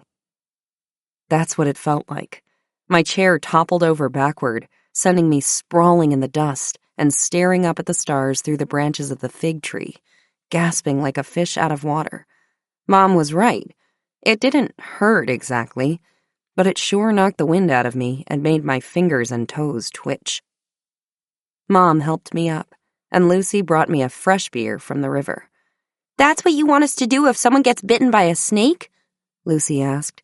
"That looks pretty bad." "It was just an idea," Dad said from the other end of the table, "and probably not a very good one. But feel free to shock me if I get bitten by a mamba. With only half an hour left to live, I welcome any and all attempts to save my life, be they stun guns, limb amputation, or whatever you happen to find first." And with that, he stood up and walked into the woods with a pile of chicken bones for the hyenas to eat. I was surprised that Mom had even thought of buying the stun gun in the first place. We saw snakes in camp fairly regularly, but had never had encounters that were close enough to really upset us. Usually the snakes we found were harmless, and we let them go. Or Mpitsang killed them with a machete. It seemed like we already had a good protocol in place. But Mom said it wasn't the snakes in camp that really worried her. It was the snakes she and Dad ran into when they were with the baboons. The baboons walked on narrow game trails, made by other animals like impala and kudu, and snakes often lay across these trails, searching for direct sun in the early mornings. The baboons also liked to sun themselves on the termite mounds that were scattered through the islands and looked like castles rising out of the grass. The sun heated the clay compound of the mounds and made them perfect places to warm up from the cold mornings. The problem was, the snakes thought so too. Almost every day in the cold months, Mom and Dad saw snakes sunning on termite mounds, and Mom said it was only a matter of time before they stepped on one by accident. She thought it might be a good idea to keep the stun gun in her backpack in case that did happen, but admitted it was a long shot, since nothing had ever been proven to work against a mamba bite. Like all the animals we ran into, avoidance was still the best strategy to keep ourselves safe. "Or maybe all these brushes with death are just too exciting for me," Dad said. Too exciting? I thought. I never considered baboon camp itself to be too exciting. All the real adventures I'd had so far had taken place outside the camp, whether on the river to Kakaba or when Mom and Dad took me out with the baboons. I wasn't allowed to go off on my own when we were with the monkeys, but even walking around with them was more exciting than doing laundry or reading in my tree. I wrinkled my nose. If there was something more exciting I could be doing, then that's where I wanted to be. I only had so much time in baboon camp, and I wanted that time to be as exciting as possible. I realized I wanted to participate in my parents' work. I envied how quickly Makupi was able to identify all the baboons, and how Mom and Dad gossiped with each other about which baboons were friends with other baboons and who had just had a baby. I knew who a few of the adult females were since we had a list of them in the kitchen, and I could identify them when they came into camp. Cordelia's left ear was folded over, and Sierra's tail was bent from where it had been broken as a baby. But beyond that, they all looked the same to me. Makupi said, "Ah, Keena, how can you not see that is Balo and that is Nutmeg? Balo's face is like this, and Nutmeg looks angry, angry, angry." And Makupi was right. She did. I tried to remember what he said when the baboons came into camp a day or two later. When I looked closer, Nutmeg's fur was darker than the other females and wirier. Her face was more pinched than Balo's, and her lower jaw jutted out like a barracuda, giving her a permanently unpleasant expression. Balo's face was rounder and softer than Nutmeg's, and she walked faster than the other baboons, as if she were late to pick her kids up from soccer practice. And she might have been, too. Balo had 5 daughters and 1 grandson by the time I met her, and it seemed like one of her offspring was almost always in trouble. I began a campaign to get my parents to agree to bring me with them into the field, to convince them I was old enough now. I loved their stories of dramatic fights between baboon families, or the time when a young female tried swinging on the tail of a giraffe. Once Mom and Dad were convinced I was fast enough and strong enough to take care of myself if we ran into something dangerous, they agreed to start letting me go out with them every day, provided that I start helping them collect data as soon as I knew the baboons well enough. As it turned out, this didn't take long. They say that everyone has a talent. They just have to discover what it is. I discovered mine the summer I was 13.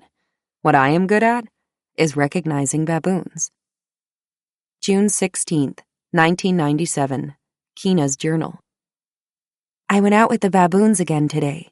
They started out in the woods on Camp Island, but moved through the Malapo and across Airstrip Island.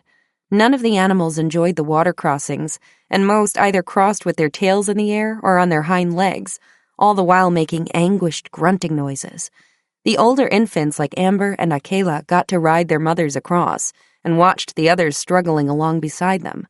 Some of the very little ones like Jupiter and Lulu had to swim the whole way. The current was weak, but still swept them away from the rest of the group. When they got to Airstrip, they were soggy and looked miserable. I am getting a lot better with identifying the baboons. I like working on the medium-sized girls because they are cute and have more interesting personalities than the boys. The only problem is that there are about 20 of them, and I confuse them all the time. After about 2 hours of staring at them, they all start to look the same. Makupi says that even he can't tell them apart some of the time, so at least I'm in good company. In other news, there is a weaver bird in camp that is convinced that his arch rival lives in the mirror in the shower. All day you can hear him hurling himself against the mirror and attacking it with his beak. I think we may have to start covering the mirror with a towel so he doesn't hurt himself. Dad also shot a spitting cobra near the shower today. We know it's hid, though we don't know where it crawled off to. I hate snakes. Later. Lucy heard something shaking the tree above the dinner table and shone her flashlight up at it. It was the genet. We got a really good look at it. It was carrying a fat gray mouse in its mouth. We spent most of dinner talking about Makupi and his way of helping me learn how to identify the baboons. Is it dark? Yes, dark, but a little less light. Or, it has a funny face. To literally every single individual. He would look at baboons 20 feet away, deep in a bush with their backs turned, and expect me to know who it was. It reminds me of the dentist, when they fill your mouth to overflowing with tools and then ask you how your summer was. I don't know how he's so good at this. I already knew a bit about baboons' social structure, since Mom taught it to me in one of our homeschool lectures, but it was much more interesting to see it played out in front of me as we walked through the islands in Malapo. Every night when I sat down after my shower to write my journal entry for the day, I found my pen flying across the paper, with so much to say from my day out with the baboons that I barely had enough space in my journal to cover everything. Whereas in the years before, my journal entries had shrunk to, and then we did this around camp. I filled page after page with my adventures out with the baboons, sitting by the fire as the sun sank and the impala trotted around in the woods behind the kitchen. One morning, I got up as the sun rose to run laps around camp before it got too hot. Though, in retrospect, this perhaps wasn't the smartest thing to do. Mom and Dad agreed that if I walked all around the camp singing loudly and didn't see signs of any animals, it was probably safe for me to go running, as long as I kept to the main paths. I was circling back through the laundry area when the baboons, who had been sleeping in the palm grove behind camp, erupted in a wild clamor of screams, wahoo calls, and shrieks. At that time of day, that amount of noise could really mean only one thing: a leopard attack. I sprinted to the kitchen where Mom was getting a cup of coffee, shouting at Lucy's and my tent along the way. "Get up, Lucy! There's a leopard attack!" Mom, Lucy, and I ran out toward the noise and found about 20 baboons sitting around the base of a termite mound with a small croton tree on it. Nothing seemed to be happening, and we wondered whether the baboons had just freaked out over nothing, which they sometimes do. But then, just as we were about to leave, the baboons leaped at the base of the termite mound, screaming, jumping, whooping, and slapping at a hole in the bottom. Though several large adult males were leading the attack, even mothers with babies joined in, and a few of my favorite fluffy juveniles, too. Immediately after this outburst, we heard a soft, low growl coming from inside the hole and knew the baboons had cornered a leopard. Leopards kill more baboons than almost any other animal, but always at night when they creep into the baboons' sleeping sites to attack. During the day, their relationship is almost reversed. A fully grown adult male baboon weighs close to 100 pounds, while an adult female leopard can be as small as just 60 pounds. And since baboon troops often include more than 20 adult males, the baboons are at a huge advantage if they encounter a single leopard when they can actually see it. Baboon troops can, and do, easily rip leopards apart if they corner them during the day, though it's an incredibly rare thing to see. As soon as it became clear that this is what was happening, Mom yelled, "I need my camera!" And for a split second, all the baboons looked at her. In that second, the leopard made a dash out from under the termite mound and ran straight at us, as we were the only break in the mob of baboons. Lucy turned around and ran back to camp as fast as she could, but Mom and I just stood there stupidly as a small spotted torpedo cannoned toward us, followed by a wave of baboons. The leopard missed my leg by inches and dashed off into the woods with all the baboons in pursuit. The crescendo of screams rose to such a fever pitch that Mom was sure the baboons had caught the leopard and were killing it. We sprinted as fast as we could through the woods toward the noise, and when we caught up to the baboons, the small leopard was lying on its back under a thorn bush, surrounded by baboons screaming and swiping at it. The leopard's mouth was wide open, and I remember thinking she had some amazingly big canines for a leopard that small. The uproar continued until the leopard saw another opening and dashed away again, deeper into the woodland where the bushes are thicker and it's easier to split the baboons up.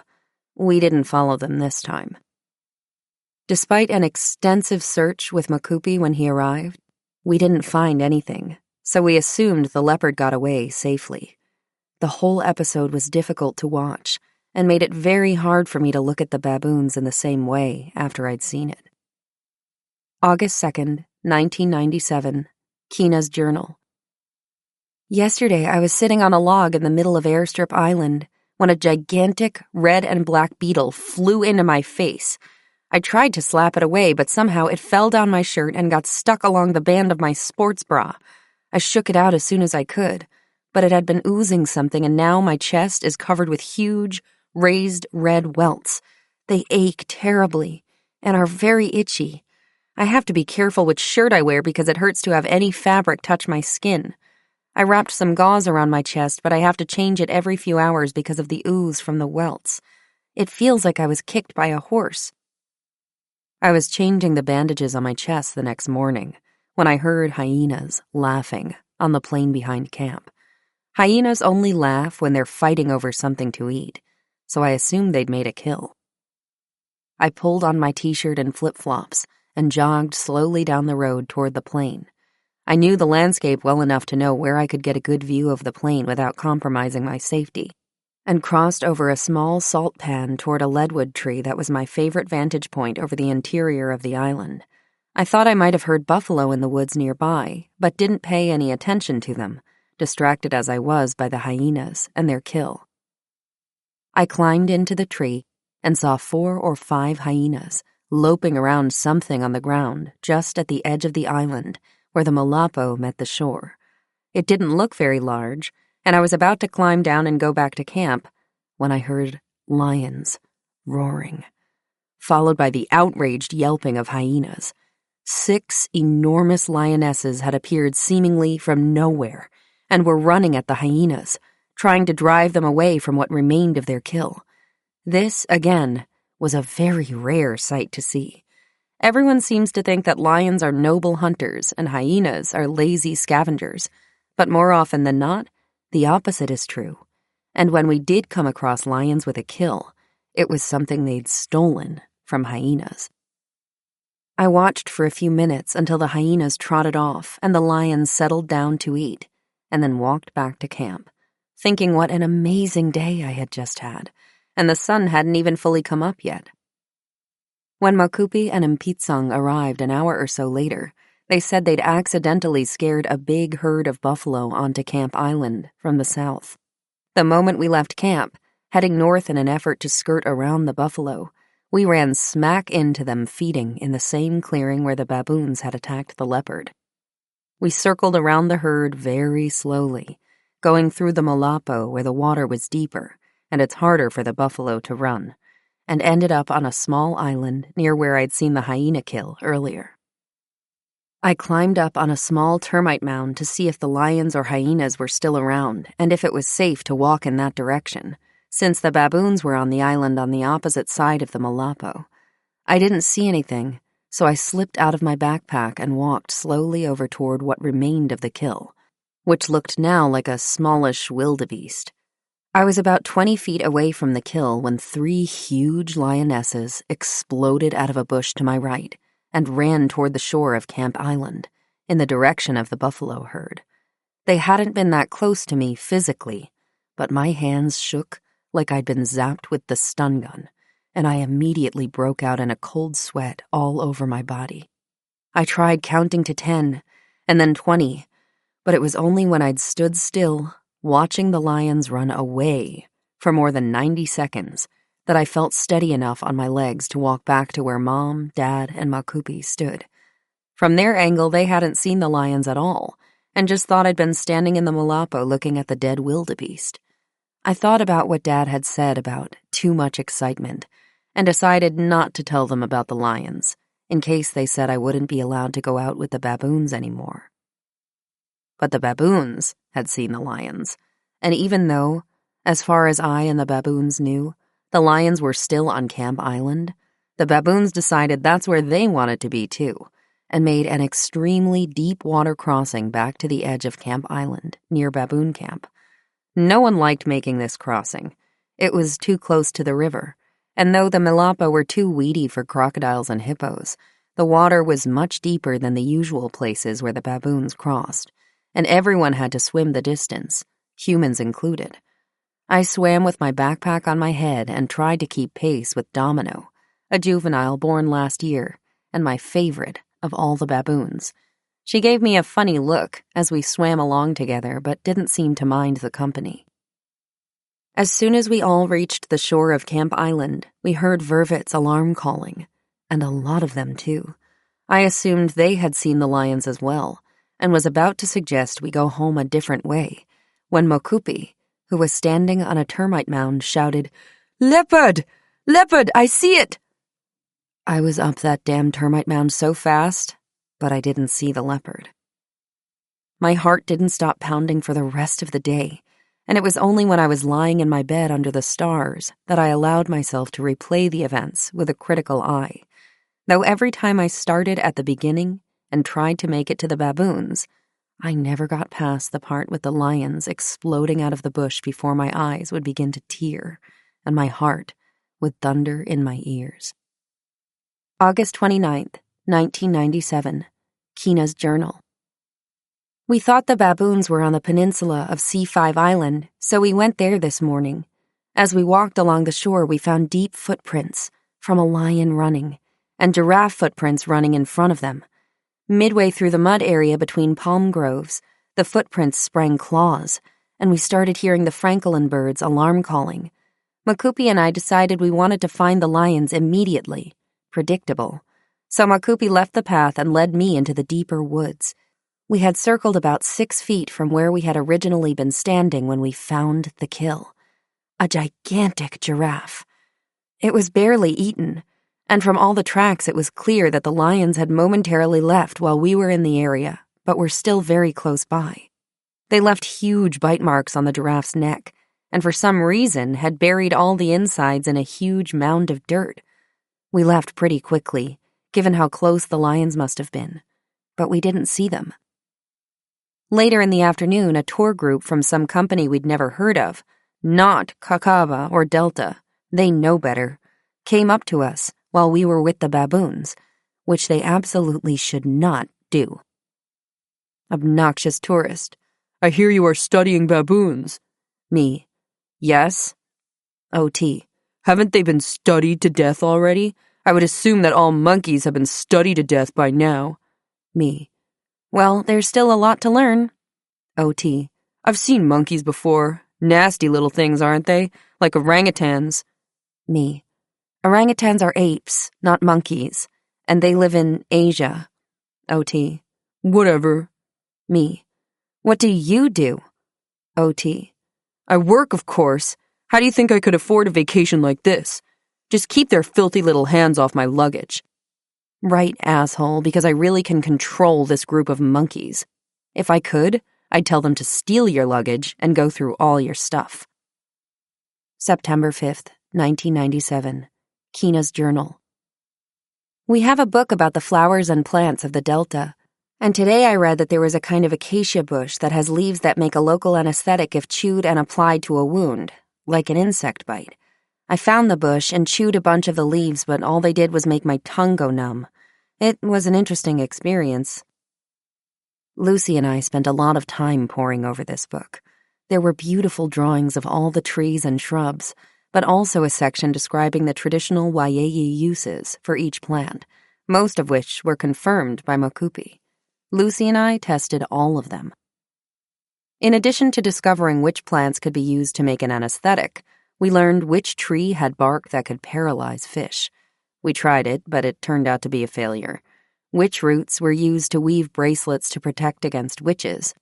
Also a failure, not because we were attacked by a witch, but because the roots didn't weave. They snapped in half. And about seeds called lucky beans that would bring you friends if you carried one in your left pocket. But don't eat them because they are incredibly poisonous. We also read about a kind of squash that you could use as a symbolic representation of someone else's heart. If you left the squash in the sun, it would heat up and explode, making the heart of the corresponding person also explode. We didn't test this one. We read that boiling a sausage fruit would yield a beautiful purple dye, but we boiled one for 3.5 days and learned that it did not. We also discovered that palm wine is difficult to make if you can't figure out how to properly tap a palm tree. Marula liquor, on the other hand, is easy. Thick and brown, with a taste like a fruity version of Kahlua, a marula is one of the exports Botswana is most known for. It is made from the fruit of the marula tree, which ferments easily after it ripens. As luck would have it, we had a marula tree right in camp. It was my favorite reading tree. Every fall, the tree would explode with fruit, and the baboons would come into camp to fight over it, pooping all over the place and, once, running off into the woods with my copy of my Antonia. When Lucy and I read how easy it is to make marula liquor, We decided to make our own. We harvested a pile of the ripest fruits, washed and cleaned them, and put them in the storage hut in Tupperware containers full of water, at which point we promptly forgot about them. Dad discovered the containers a few months later behind a case of beer, but insisted on tasting the liquid himself before letting us have some. He said it was a good thing he did, because the alcohol was so strong it would have likely killed us. As I carried the liquor into the woods to pour it out, I thought for the 100th time since coming back to baboon camp how much more comfortable I felt in this land of beetles, baboons, and poisonous homemade moonshine. I loved the baboons and the rush of running away from lions. Every cell of my body felt alive. This was the Keena I knew, and there was nothing she couldn't do now that she was back. Chapter 11. There are no doctors here. Living so close to the river, it was easy to forget that Botswana is mostly a desert. Even as the seasonal flood receded and the Melapo dried up, we could still smell the water and use the boat, though there were always a few weeks at the height of the dry season when we had to pull it out of what remained of the river and wait for the flood to return. Water controlled everything we did, just as it did for the animals. When the flood was high and we could boat, the animals moved farther inland and spread out, since the full Melapo meant water was plentiful. But when the flood dried out and the water supply disappeared from everywhere except the river itself, our island quickly became crowded with all kinds of animals huddling closer to the last permanent water source. The baboons rarely left camp, and all around us herds of animals moved through the woods, either going to the river or waiting for others to pass by so they could ambush them to eat. All of a sudden, there were lions and elephants everywhere, big herds of buffalo, and zebras out on the Melapo in front of camp, and we couldn't turn around without bumping into smaller herds of impala, kudu, and giraffes that kept close to the outskirts of camp.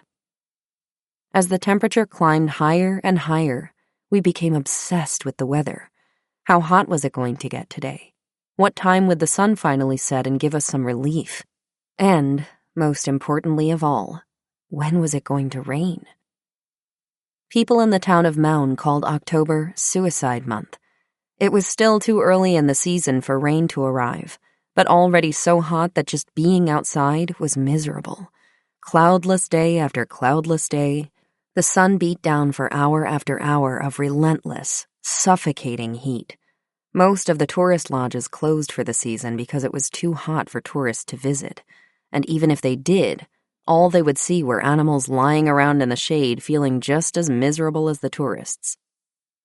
The heat was so intense in camp that we had to completely change our daily routine in order to minimize our exposure to the weather.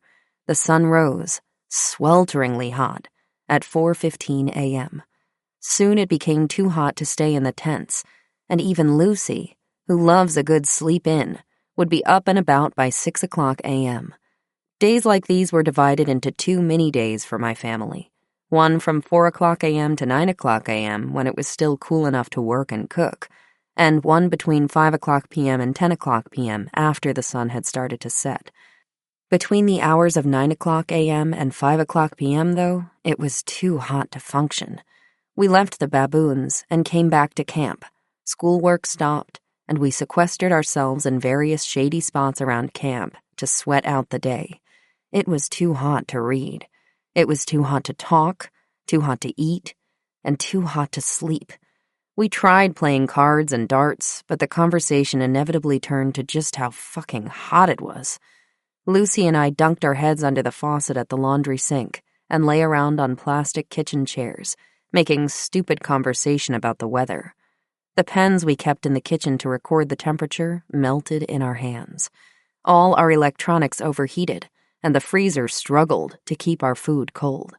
Daily, we registered upward of 120 degrees in the sun and easily 110 in the shade, before the thermometer we were using also began to melt, and we had to put it in the fridge. Finally, as the sun started to set, we could muster enough energy to start doing camp maintenance and plug the computers in, though it never really cooled off. At night, Lucy and I woke each other up to walk to the shower and soak ourselves and our t-shirts before going back to lying on our cots, trying to sleep. We were lucky it wasn't humid heat, but it was dry enough to severely dehydrate us if we failed to drink enough water. I kept a bottle of water in my hands at all times and tried to stick to a drinking schedule of 1 full bottle an hour that I hoped would keep me from getting sick. One afternoon, I was lying in the hammock behind my parents' tent, reading a book I'd borrowed from Dad about the Napoleonic Wars.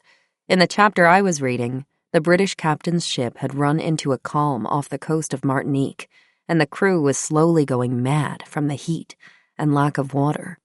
The author described the crew baking in the sun on the exposed deck of the ship, getting sicker and sicker as they felt the boat rock side to side underneath them. As I read, I felt like I was falling into the book. I could feel the ship rocking beneath me, the blistering tropical sun beating down, and felt as though I'd become one of the crew members. So this is what it feels like to die, I thought to myself, slowly wasting away off the shore of Martinique. I sat up, trying to clear my fuzzy head, and realized that I didn't just feel sick. I was sick. My head pounded, my hands were clammy, and everywhere I looked the trees vibrated in the thick air. Dizzily, I rolled out of the hammock and stumbled toward the kitchen, willing myself not to vomit. I realized I hadn't had my bottle of water with me for a couple of hours, and I was now dangerously dehydrated. Once inside the kitchen, I sat down on the cement floor and tried to figure out what to do next. We were already out of the oral rehydration solution I'd gotten at REI, so I had to think of something else. My brain wasn't working, but I knew I had to act quickly to keep myself from getting even sicker. No one was around, and I didn't have the energy to shout. "Okay," I thought, "you're going to have to figure this out by yourself." Hand over hand, I pulled myself over to the shelf where we kept our guidebooks. We had a book on emergency medicine, and I knew somewhere in the middle was a section on dehydration. After a few minutes of paging through the book, I found the section that described how to make the at-home oral rehydration solution I hated. I remember thinking how horribly ironic it was that I'd let my dehydration get to this level, considering how often I badgered the rest of my family about the importance of drinking water. Still moving very slowly, I mixed water, sugar, and salt together in the proportions specified by the book, and sat down on the cool concrete, determined not to move until I'd finished the whole bottle and mixed another. It tasted terrible, but I knew it would work if I gave it some time. By the time Dad came to the kitchen an hour later, I'd managed to drink 3 bottles of my homemade rehydration drink and was feeling much better. The trees had stopped vibrating and my hands were no longer clammy, though I had a raging headache. When he asked me if I was okay, I told him I'd changed my mind about the Napoleonic Wars, and he could have his book back. The heat was all anyone could think or talk about. Our friends in Mound spent their days on the radio talking about who had seen a cloud, and whether it meant rain might come someday. We waited for the smallest sign that the weather might change, from rumors of a cloud sighted upriver to a change in how the birds sang in the morning. October 19th, 1997, Keena's journal. There is an enormous fire across the river. At night, all you can see is a glow filling the whole sky, and during the day, clouds of smoke billowing up all along the riverbank. I spent an hour sitting in the fig tree looking at it. I could almost see the flames. I was being very quiet, and the squirrels forgot I was sitting there. One was eating a fig the size of his own head, and it looked like he was wearing a helmet. The fire is very close to us, but we'll be safe, as long as it doesn't cross the river. If it does, we would have to take everything important and put it in the boat, and then set the boat loose out in what's left of the lagoon. This would include the computers and data from the baboons and all the recording equipment. Then we would have to roll the petrol and paraffin drums into the water by the boat dock, so they wouldn't explode, and then do our best to beat the fire back from camp, so all the buildings don't burn down. They are all built with dry little haka, so it wouldn't take much for them to be destroyed. Later. We can see the flames. They are exactly on the opposite side of the river. The fire is huge. It is sweeping across an area bigger than our island, and the flames are rising high up into the sky. I can feel the heat from the flames, and the roar from the fire is very loud. Little bits of ash are floating through the air and staining my hands and face black with soot. I hope it goes away. October 21st, 1997. Keena's journal. We had only a tiny bit of rain yesterday, but it did enough to cool the dust and make the trees drip. The fire went out, as far as we can tell. No smoke, flames, or ash anywhere. Amazing that so small a rainstorm could put out so huge a fire. Or maybe it burned itself out? After my shower, I got restless, so I went running on the paths around camp. Mom said I was only allowed to run 8 laps because she didn't know where the lions were, but I ran 12. It was great, and I didn't get too hot because my hair was wet.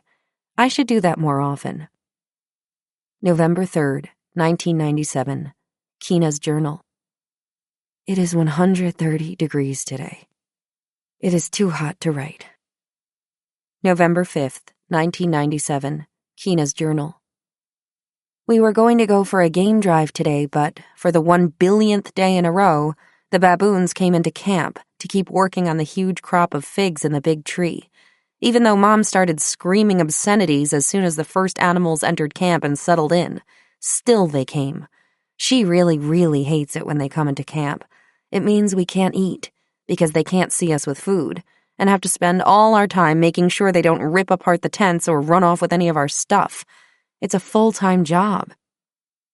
Mom stormed into the storage hut and came out brandishing a huge jar of peri-peri sauce. She marched into the baboons and started flinging the peri-peri sauce all over the figs, hoping that they wouldn't like the hot pepper and would stop eating them. The baboons didn't notice. Still swearing, she went back to the storage hut and came out with a box of matches and started setting fire to the figs. They didn't really burn, but started smoldering. Mom was still standing among the baboons and the spicy, smoking figs when an elephant ran out of the woods and bellowed at her, making her drop the matches and dash back into the kitchen. Lucy and I were dying laughing, but were trying to hide it because Mom was so mad at the baboons. November 6th, 1997. Keena's journal. At about 11 a.m., guess who arrived? The baboons. My parents were pissed. I think a large amount of their anger comes from how unbelievably, fucking miserably hot it is, but they took it all out on the baboons. Because her experiment with matches didn't work yesterday, today, Mom decided to step it up a notch. Dad and I raked all the figs under the tree into a big pile. There were a lot. The baboons ignored us the whole time and continued eating even while we raked. The final pile was more than 2 feet deep in the middle and covered most of the area under the tree. When we were finished, Mom came over and dumped a can full of petrol on the pile and set fire to it. She was in a terrible mood, but I think hurling petrol on a flaming pile of figs made her feel a little better. It didn't really work, so we threw water on it, but the muffled explosions from the middle of the pile and the smoke that billowed out of it seemed to be enough to scare most of the baboons away. I was very happy to take a shower after that, since I was covered with soot and ash from the burning fig pile. November 7th, 1997. Keena's journal. The baboons are back. They are still eating the burned pile of figs, and I think Mom is going to lose her mind. Instead of doing school this morning, we started shoveling the charred figs into wheelbarrows and taking them out onto the plain behind camp to be dumped. Mom said if the baboons are going to insist on eating the figs, they could do so outside the camp. It took a long time and the wheelbarrow loads were very heavy, especially in this heat. I really wanted to wash my hair, but we have no more shampoo. All the bottles melted in the heat, and the shampoo dripped into the dust. November 14th, 1997. Keena's journal. It is hot, hot, hot. It was so hot last night that I was awake, sweating until midnight. I was trying to listen to animals, but all I could think about was how hot I was. I finally fell asleep after I threw all my sheets on the floor, but I woke up again a few hours later when I felt an ant crawling across my face. I didn't think it was a big deal since this happens a lot, but after I flicked it off, I felt 2 or 3 more on my forehead, and then a lot more on my legs and stomach. I turned on my flashlight and saw that I was covered with ants. They were all over me. The little worker ants and the huge, pinchy soldier ants, too. I screamed and jumped out of bed to turn on the light. Lucy woke up and threw some water from her water bottle on me to help get the ants off. We figured out that they had come through a small hole in the canvas. Why? Near my pillow. We smushed them all with our textbooks and put some duct tape over the hole, but I couldn't make sure they were all out of my sheets until morning. Instead of going back to bed, I piled my sheets on my cot and slept on the floor with my pillow. Yuck! I felt like they were crawling on me all night, and I didn't sleep much. During dinner, lions killed something across the lagoon, and we could hear the slurping, crunching, and growling echoing all around us. It was a bit scary. Too hot to do schoolwork today. In the book I am reading, the British are marching across Egypt to the Suez in 128-degree heat. I know how they feel. November 17th, 1997. Keena's journal. In the morning, Makupi arrived to go to Maun with us. We started out all right and the road wasn't too bumpy. I thought, wow, we'll get there at 11 a.m. I was so wrong.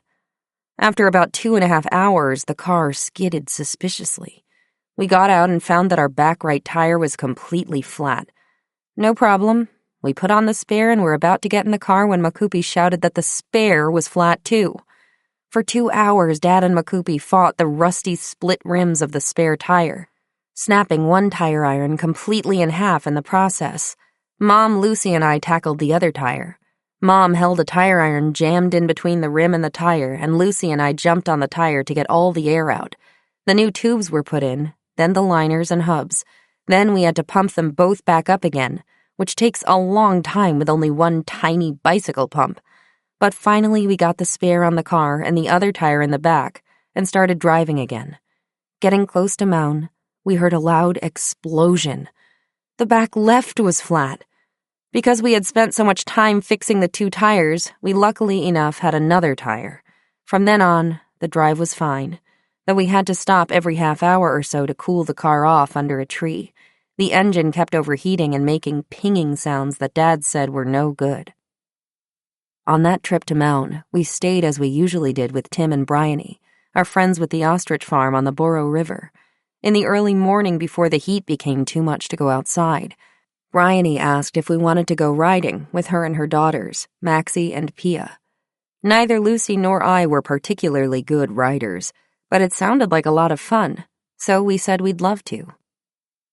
The horses hadn't been fed yet and were a bit jumpy, particularly Bryony's new stallion, Kwebu, which she'd recently purchased from a San breeder near the Kalahari Desert in the middle of Botswana, near a town called Ganzi. Bryony suspected the horse hadn't been treated well by his previous owners, and every time she tried to put the saddle on him, he reared and snorted.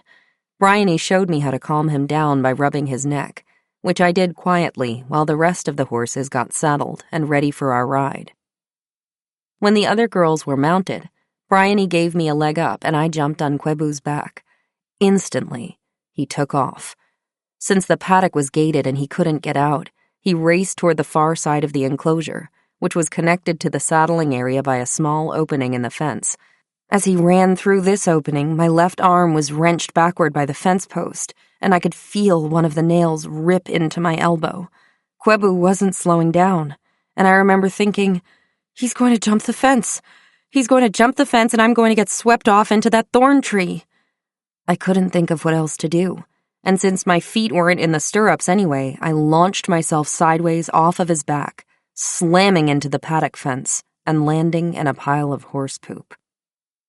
Bryony ran over and helped me sit up. My breath had been completely knocked out of me and there was a huge hole in my elbow. It looked like an animal had bitten a chunk out of it.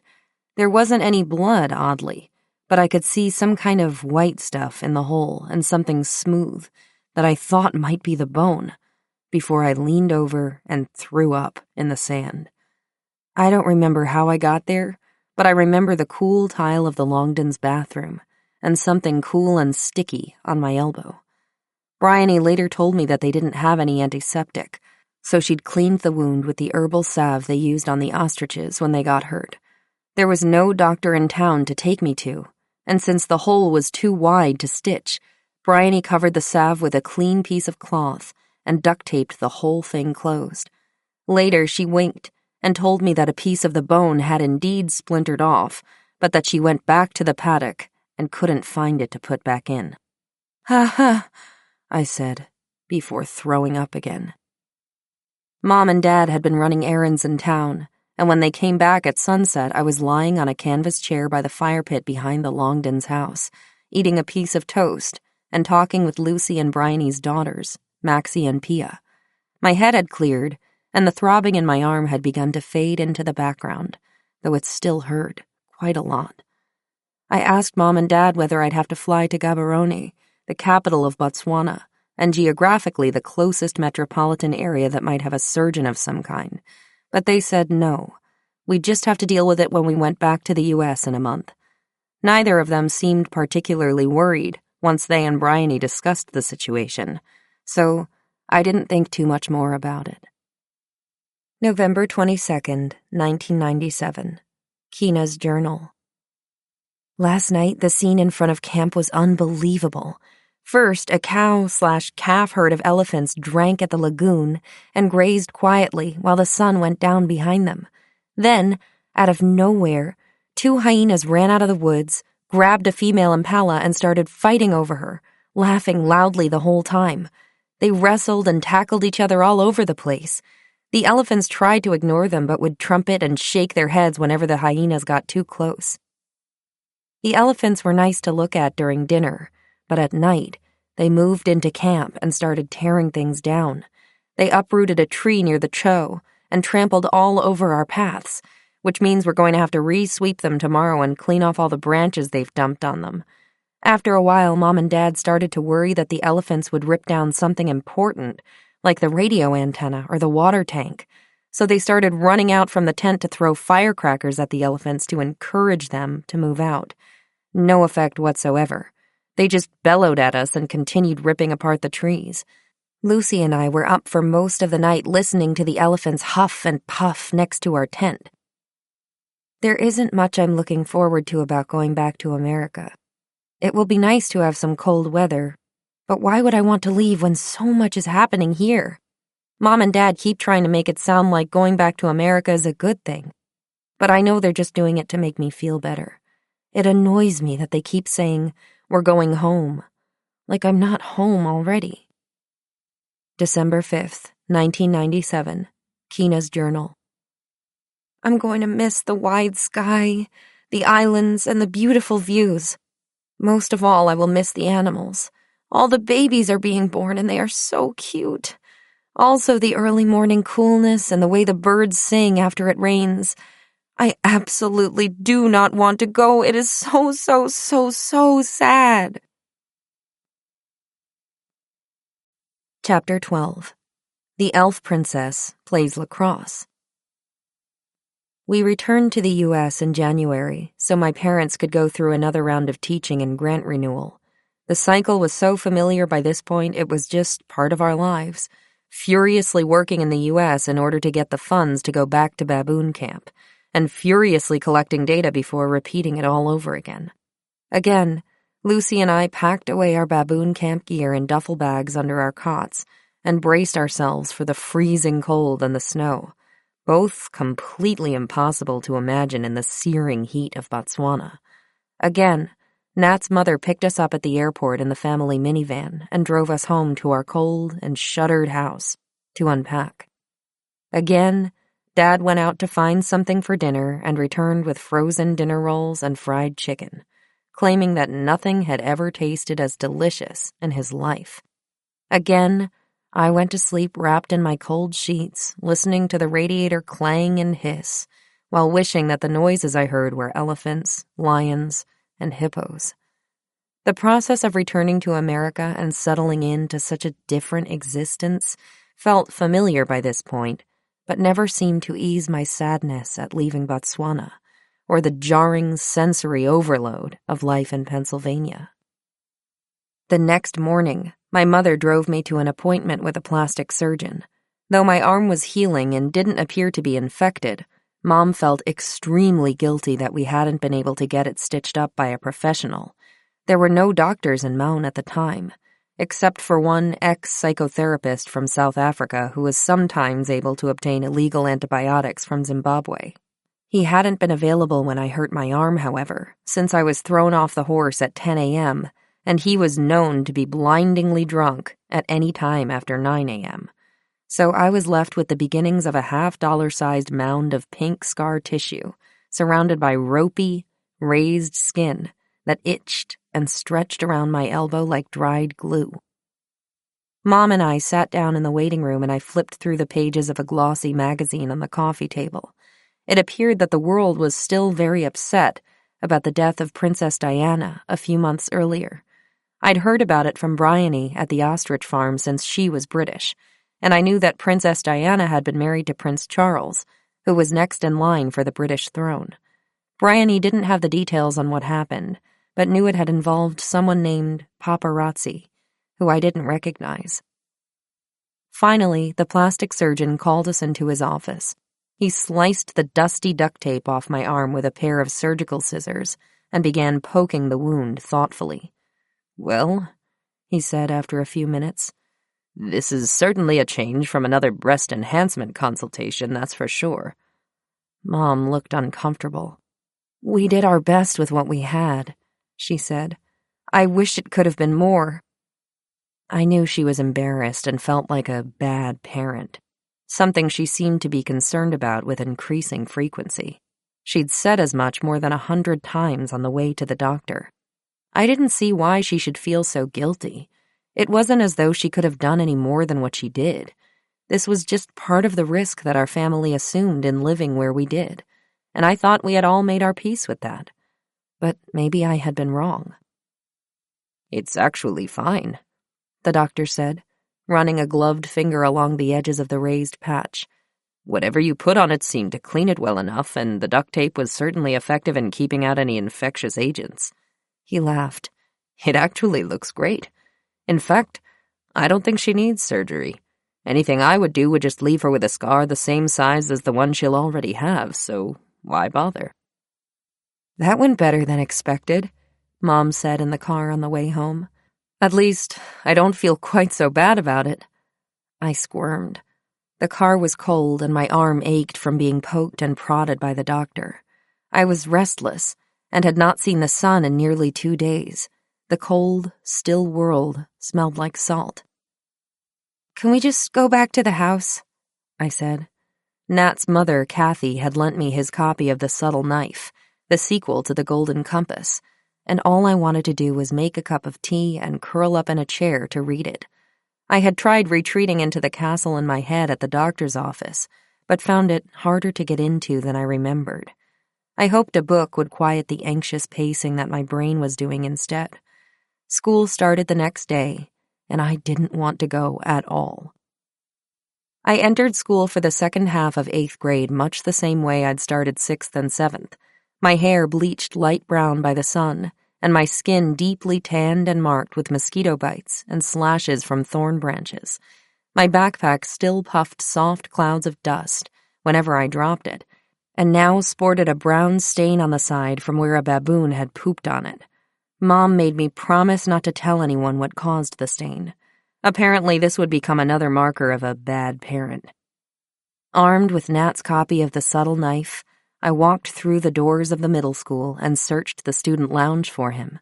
I'd only made it halfway through the book, but already had a lot of questions I wanted to discuss. A group of blonde girls were chatting at the table closest to where I stood. I didn't pay much attention to them as I scanned the room for Nat's curly hair, but thought fleetingly how odd it was that girls from the high school were hanging out in the middle school lounge. They were clearly too old to be where they were. I didn't see Nat and was getting ready to go to homeroom when one of the high school girls stood up and called my name. "Hey, Keena," she said. "Welcome back." I stared in complete shock. What had happened to Megan while I was gone? Half a head taller than the last time I'd seen her, and with a stylish-looking haircut that brushed blonde bangs casually across her forehead, she looked far older than 14.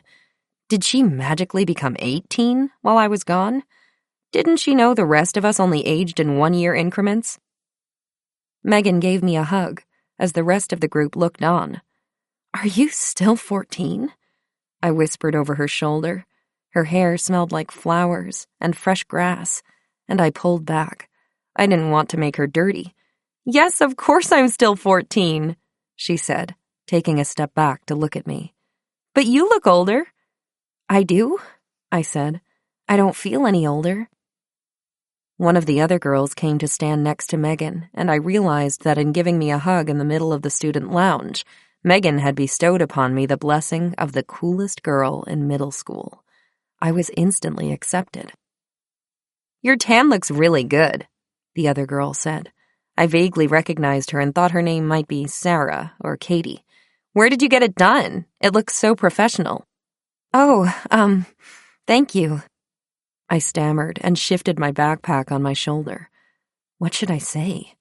I didn't know the names of any tanning salons and didn't want to lie to this girl. Should I tell her it's a real tan and I got it from spending 2 months baking in a heat so intense that it melted pens and shampoo bottles? Or should I just let it go? "Come on," Megan said, sparing me from responding to the other girl. "The bell just rang. It's time for homeroom." I finally found Nat in my homeroom and slid into a desk next to him. "You got tall," I hissed at him under the noise of the other students banging open the door and dropping books on their desks. "You're not supposed to get tall. You're supposed to be short like me." Nat shrugged. "What do you want me to say?" he said. "Maybe I'll be faster than you now." "Never," I said. "You're only good at math and losing when we play tennis." He reached over and punched me in the shoulder. "I'm glad you're back," he said. As they did the last time I returned from baboon camp, my teachers were insistent that they test me immediately to see if I'd learned all the things that I was supposed to have learned while I was away. They didn't believe that I could keep up with the curriculum while essentially teaching myself, and wanted to make sure I wasn't going to hold up the rest of the class. I understood why they wanted to do this, but resented being assessed and tested more than the other students. Why didn't my teachers just believe me when I said I knew how to solve algebraic equations and that I'd actually read Lord of the Flies? I'd even had a whole discussion about it with my mom one day when we were out with the baboons. We'd decided that baboons could be called more civilized than humans because their social structure was more stable and they were less likely to devolve into chaos without leadership. My new math teacher was a fierce old lady named Mrs. Graff, which no one seemed to think was funny except me, who made me stay after school to take an exam to see how far I'd gotten in that year's lesson plan.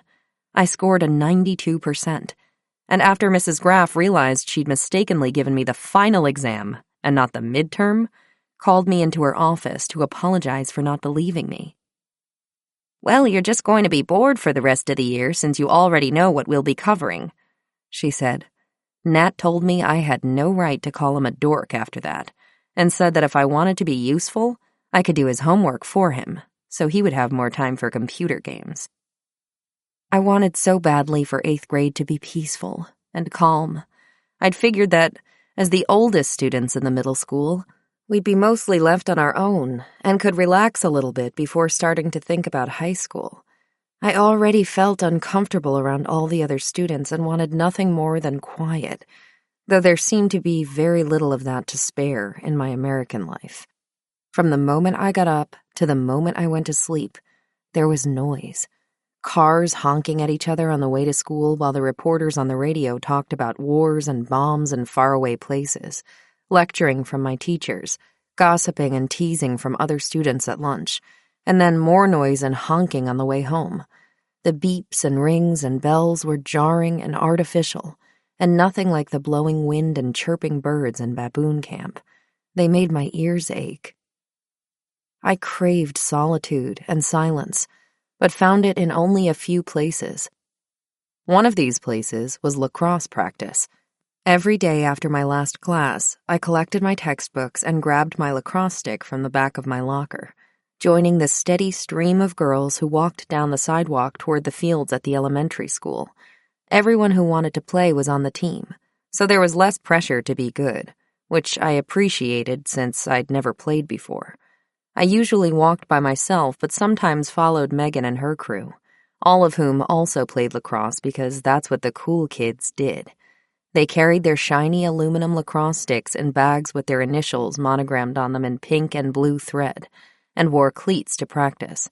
When I told Mom about the special shoes other girls wore at lacrosse, she told me regular sneakers had always been good enough for her when she played lacrosse, and they'd be good enough for me, too. I did manage to persuade Mom to buy me an aluminum lacrosse stick like Megan's when I reported that my coach said I shouldn't use Mom's old stick because I might break an antique. My new lacrosse stick was shiny and had a yellow plastic head, just like the other girls. In my head, I named her Lorana, after the elf princess from my Dragonlance books, but I knew enough not to say that out loud. Lorana and I were a good team, as it turned out. We started each practice with 2 warm-up laps around the field, and then a series of passing and shooting drills designed to teach us how to catch and throw quickly. While I carried us through the running drills, I had to give Lorana all the credit for the passing and shooting.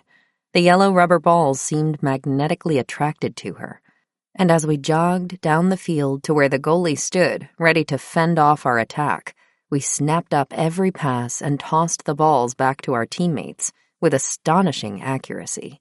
So accurate, in fact, that after a week or so of practice, my coach pulled me aside to ask if I wouldn't mind playing with some of the more experienced players, because they needed another person for their practice game.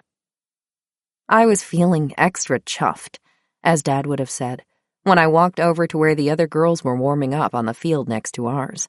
I rested Lorana on my shoulder and tried to look casual.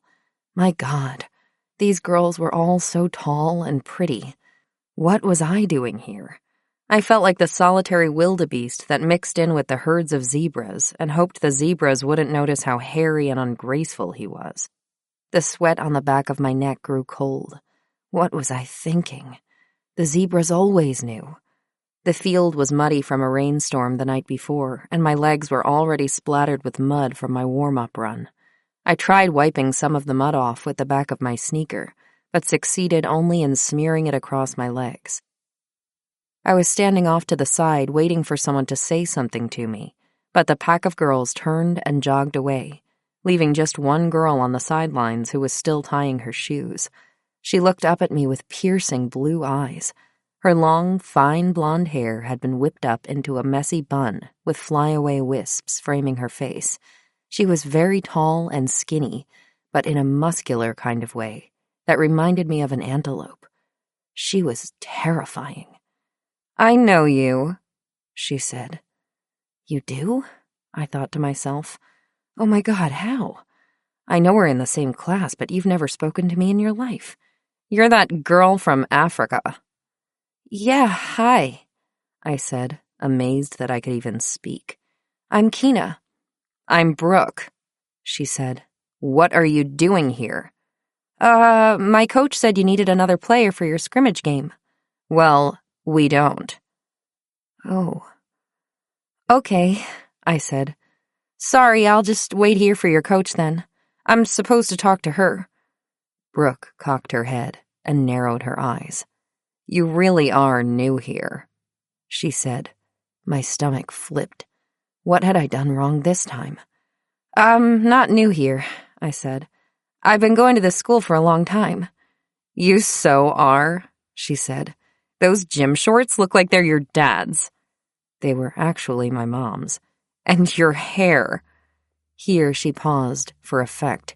"Is that a bowl cut?" I reached up and pushed a lock of hair behind my ear. I was actually pretty proud of how my hair was growing out after another disastrous cut by my mother in baboon camp. It was now long enough to cover my ears, and if I tried really hard, I could put it up in a ponytail. My hands started to shake, and I swallowed hard. "I'm sorry," I said, though I didn't know what I was apologizing for. "I'll tell my coach you were here, monkey girl," Brooke said and picked up her lacrosse stick from where it was leaning against the aluminum bench. "Go make out with some monkeys." I watched Brooke join the girls in the middle of the field and then turned around to walk back to my own team. scrubbing furiously at the trickle of sweat that ran down my forehead. My insides felt like they'd been scrambled in a blender. How was it possible I'd screwed up so badly just by introducing myself? At the end of practice, I met Nat back at school. His mother was picking us up, and I was going to have dinner at their house, since Mom and Dad would be working late and Lucy went to a friend's house. This happened often enough that none of the teachers on pickup duty bothered asking me for a note. I felt sad and tired, but tried to smile as Nat's mom, Kathy, pulled up. Nat climbed into the front seat of the minivan and I settled into the seat behind him, in what he called the captain's chair. Kathy turned around in the driver's seat and said, "I'm glad you're coming over, Keena. I have a pound of grapes that need eating, and my kids won't touch them." I grinned. Grapes were my favorite fruit, and we never got them in Botswana. They had been at the top of the list of foods I was looking forward to when we got back to America, right behind pizza. I loved it when Kathy unloaded all her family's fruit on me, though I never understood why Nat didn't eat it. As far as I knew, since first grade, he had subsisted on the same diet of peanut butter and jelly sandwiches and Chewy Chips Ahoy cookies. "What do you want to do at my house?" Nat asked, and we laughed. Obviously, we were going to do exactly the same thing we always did, go down to the basement to play Battle Masters. Battle Masters was a board game that pitted the forces of good, the Imperial Army, against the forces of evil, the Army of Chaos.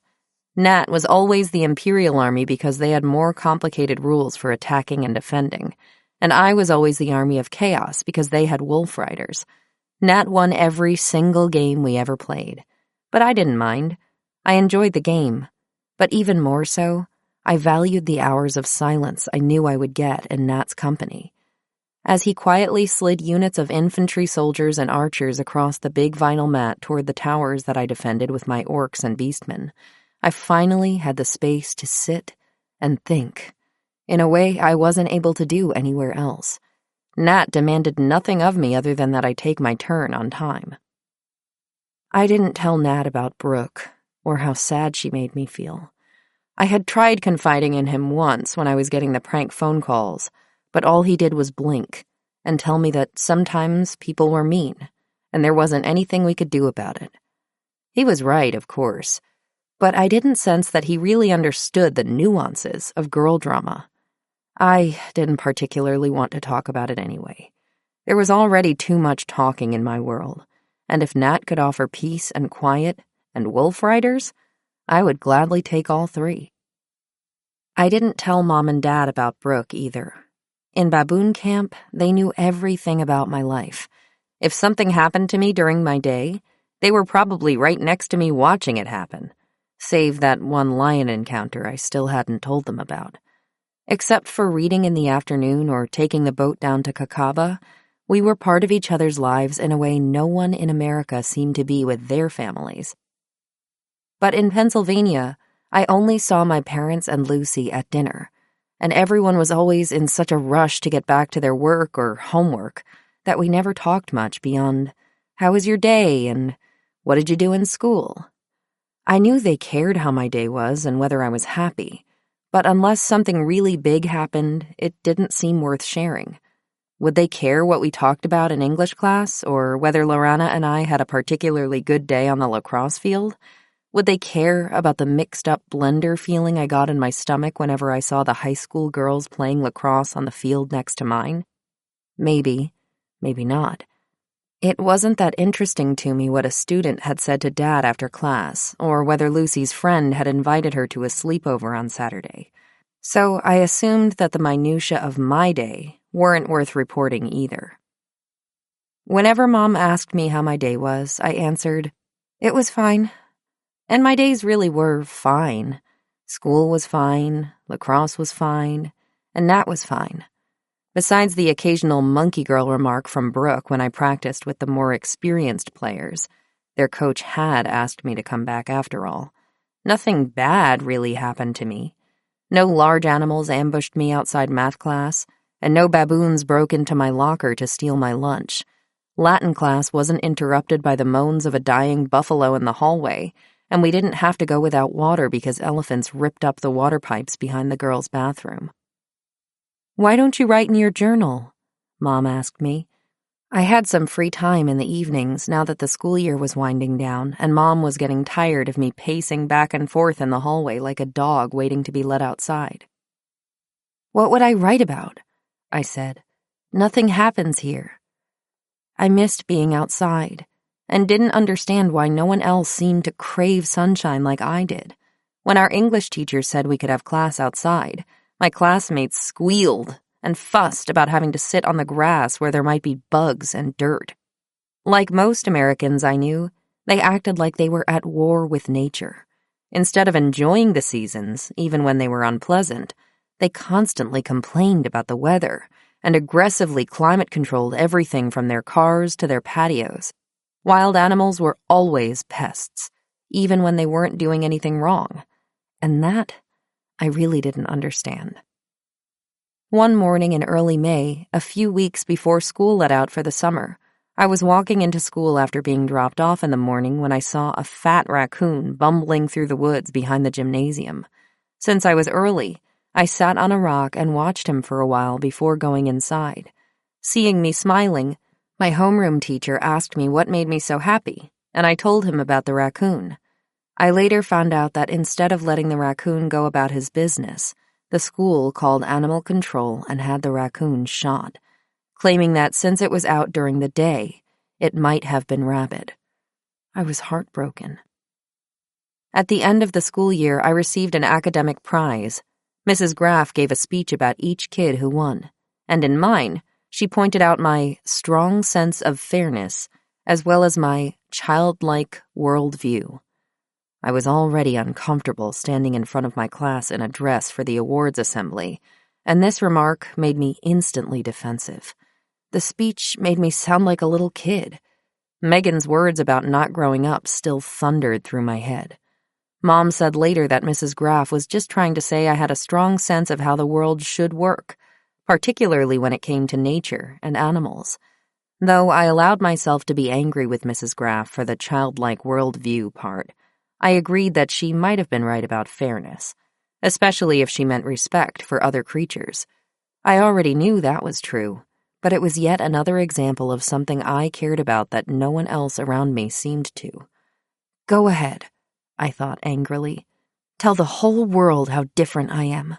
I am already out of place, so why not separate me even further? I didn't care anyway. I already knew there was a place in the world where I did fit. I just had to wait a few more weeks to go back. Chapter 13. Finding the Moon on Earth. When we finally flew back to Botswana in early June, I knew I only had 3 months to absorb as much baboon camp as possible before going back to school. Mom and Dad decided that I was getting too old to homeschool and self-teach, and that once I entered high school, it was time for me to be more serious about my academics. Even though I would only be a freshman, college was on the horizon, and I couldn't afford to waste any opportunity to set myself up to go to a good school. Or so I was told. Though I disagreed and said I was doing just fine teaching myself, I lost that argument almost immediately, which shouldn't have surprised me considering my parents were both college professors. Already apprehensive about high school and now feeling the additional pressure of this college thing, to which I'd never given any real thought, I decided my only escape would be to go out with the baboons as much as possible, to try and hide from the American responsibilities circling my head like a whining mosquito I couldn't slap away. In a marked change from previous years, we weren't alone in baboon camp that summer. We were joined by my parents' new postdoctoral fellow, Dawn, and her husband, Jim.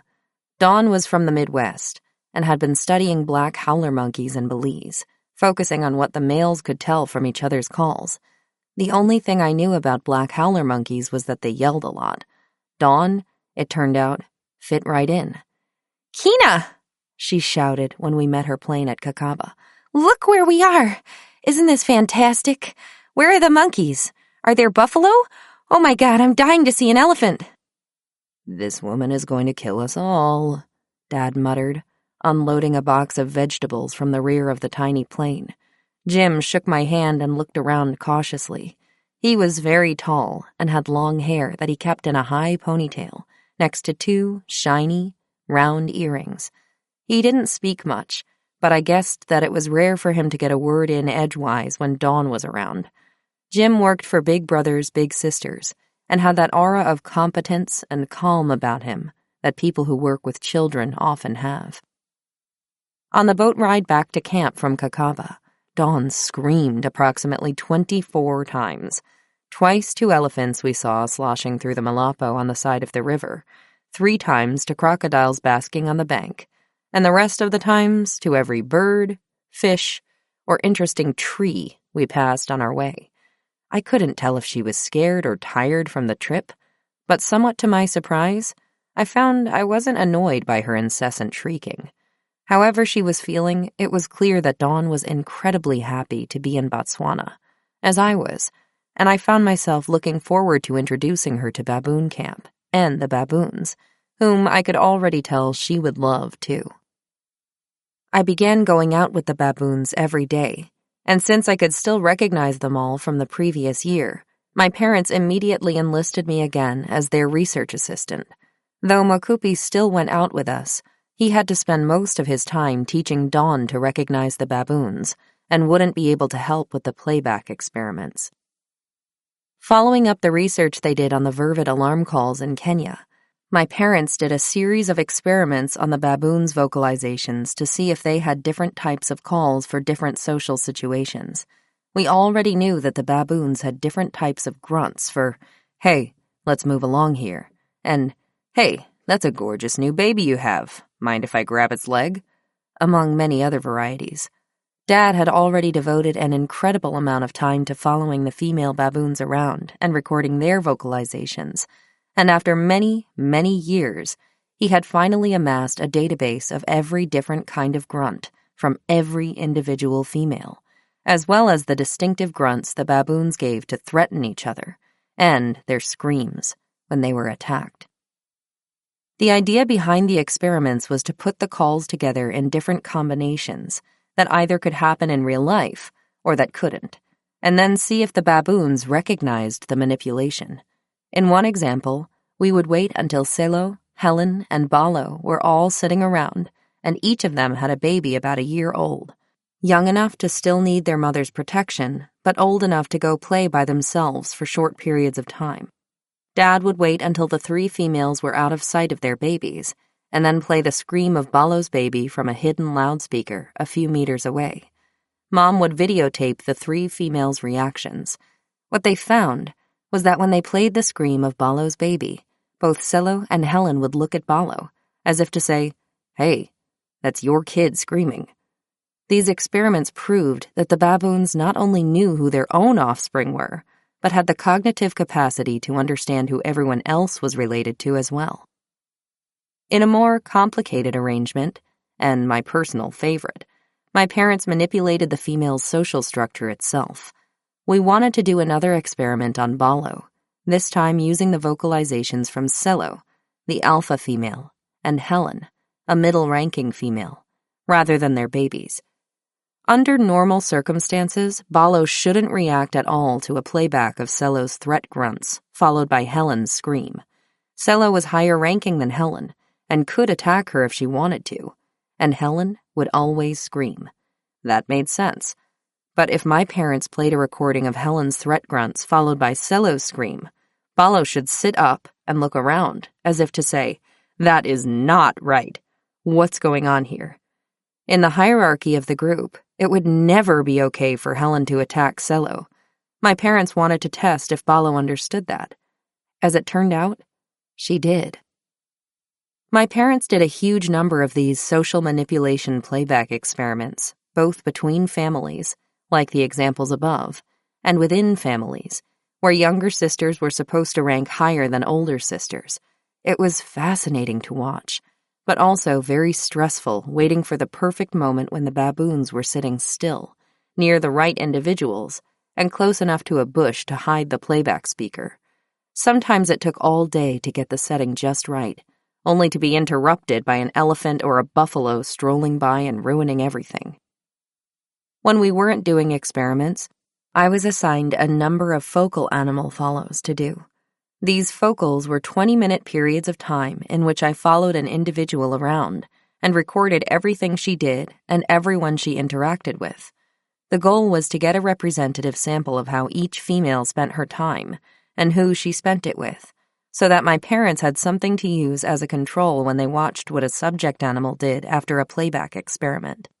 I enjoyed doing the focals because of the challenge they presented in recognizing the females.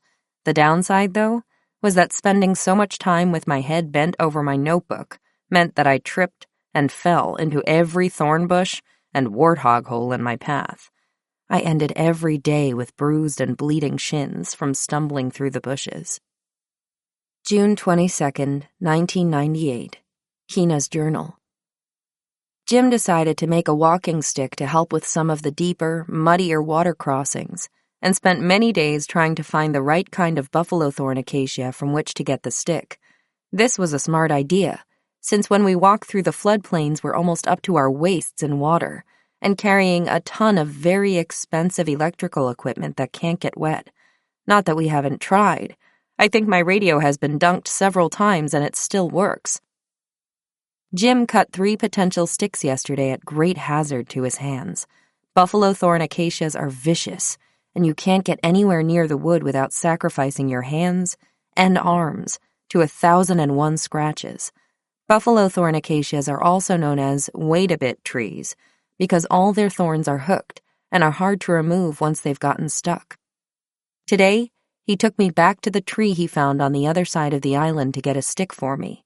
I had to climb very slowly to get through the thorns to the right branch, and another half-hour or so to saw it off the tree with the knife I had carried up in my mouth. I was very, very cut up from the thorns when I got back to the ground, but it's a fun project to have in the afternoon, though I already cut myself pretty badly trying to get the bark off. There were so many clouds out today that we barely saw the sun. Makupi says that clouds in June mean that a lion has been born. For us, it means that the solar panels don't get enough sun during the day, and we can't have lights at night. When Makupi arrived at work the day after Jim and I made the walking sticks, he told us we'd chosen the wrong species of buffalo thorn, and the wood would never hold up to the water crossings. He took us out to the other side of the island and identified the right kind of tree, but it turned out to be much thicker and harder to climb. I was small enough to mostly slither under the big branches, but I had to hold my knife in my teeth, and getting all the thorns off the limbs was quite difficult. The toxins in the thorns leached into my hands, and by dinner time they were so swollen it was hard to hold a fork. The walking stick was well worth it, though. It was beautifully strong and smooth once I scraped the bark off. Makupi told me that the Zulu in South Africa believe that a buffalo thorn acacia will protect you from lightning if you stand under it in a storm. So I carved a big lightning bolt down the side of the stick as a reminder. July 1st, 1998. Keena's journal. Going out with the baboons was super entertaining yesterday. For a long time they stayed on Camp Island, moping around in the woods. Nutmeg, who is a crazy, irrational freak show of a monkey even on her best days, was acting extra weird. She was racing around 20 feet from Makupi, screaming with her tail in the air. Makupi was wearing a ski mask because it was so cold, and all you could see were his eyes. This was a problem because with baboons, eye contact is a threat, and the only part of Makupi's face that was visible were his eyes. Anyway, Nutmeg sat in a bush yelling herself hoarse until the other baboons decided she might be onto something and started screaming at Makupi too. He didn't wear the ski mask today, and Nutmeg ignored him. It wasn't always exciting going out with the baboons. Some days the group wouldn't move at all, just sit in the trees and eat. These days were incredibly boring, since all we could do was sit on a log and wait for them to come down. It was impossible to track what an individual was doing that high up, so on slow days like these, I chatted with Makupi. Despite the many years I'd known Makupi, we'd always had a relatively superficial relationship. When he and Mpitsang arrived in the morning, They only sat around long enough to have their breakfast before Mpitsang would start collecting firewood or cleaning the paths, and Makupi would leave with my parents to find the baboons. When they came back in the early afternoon, he and Mpitsang left to go home almost immediately. There was never really any time to sit and chat beyond pleasantries, and though I thought he was friendly and liked him well enough, it was only when I began going out with the baboons and spending more time with Makupi that I realized I didn't know much about him at all. I asked him about his family and learned that he had a wife named Rombe and 2 children who lived back in his home village of Etcha. He saw them every time he took leave, and at Christmas. He said he preferred working in the Delta to working in Maun, though Mpitsang found Maun more exciting because there were more people. Beyond that, Makupi didn't seem to want to talk about his life, and that was fine with me. I respected that it might be odd for him to share personal details with the young, white, female daughter of the American couple who employed him, and I was acutely aware of the differences that already existed between us. I remembered what Masaku had told me in Kenya about not being Maasai, and tried to continue to respectfully acknowledge those differences in Botswana as well.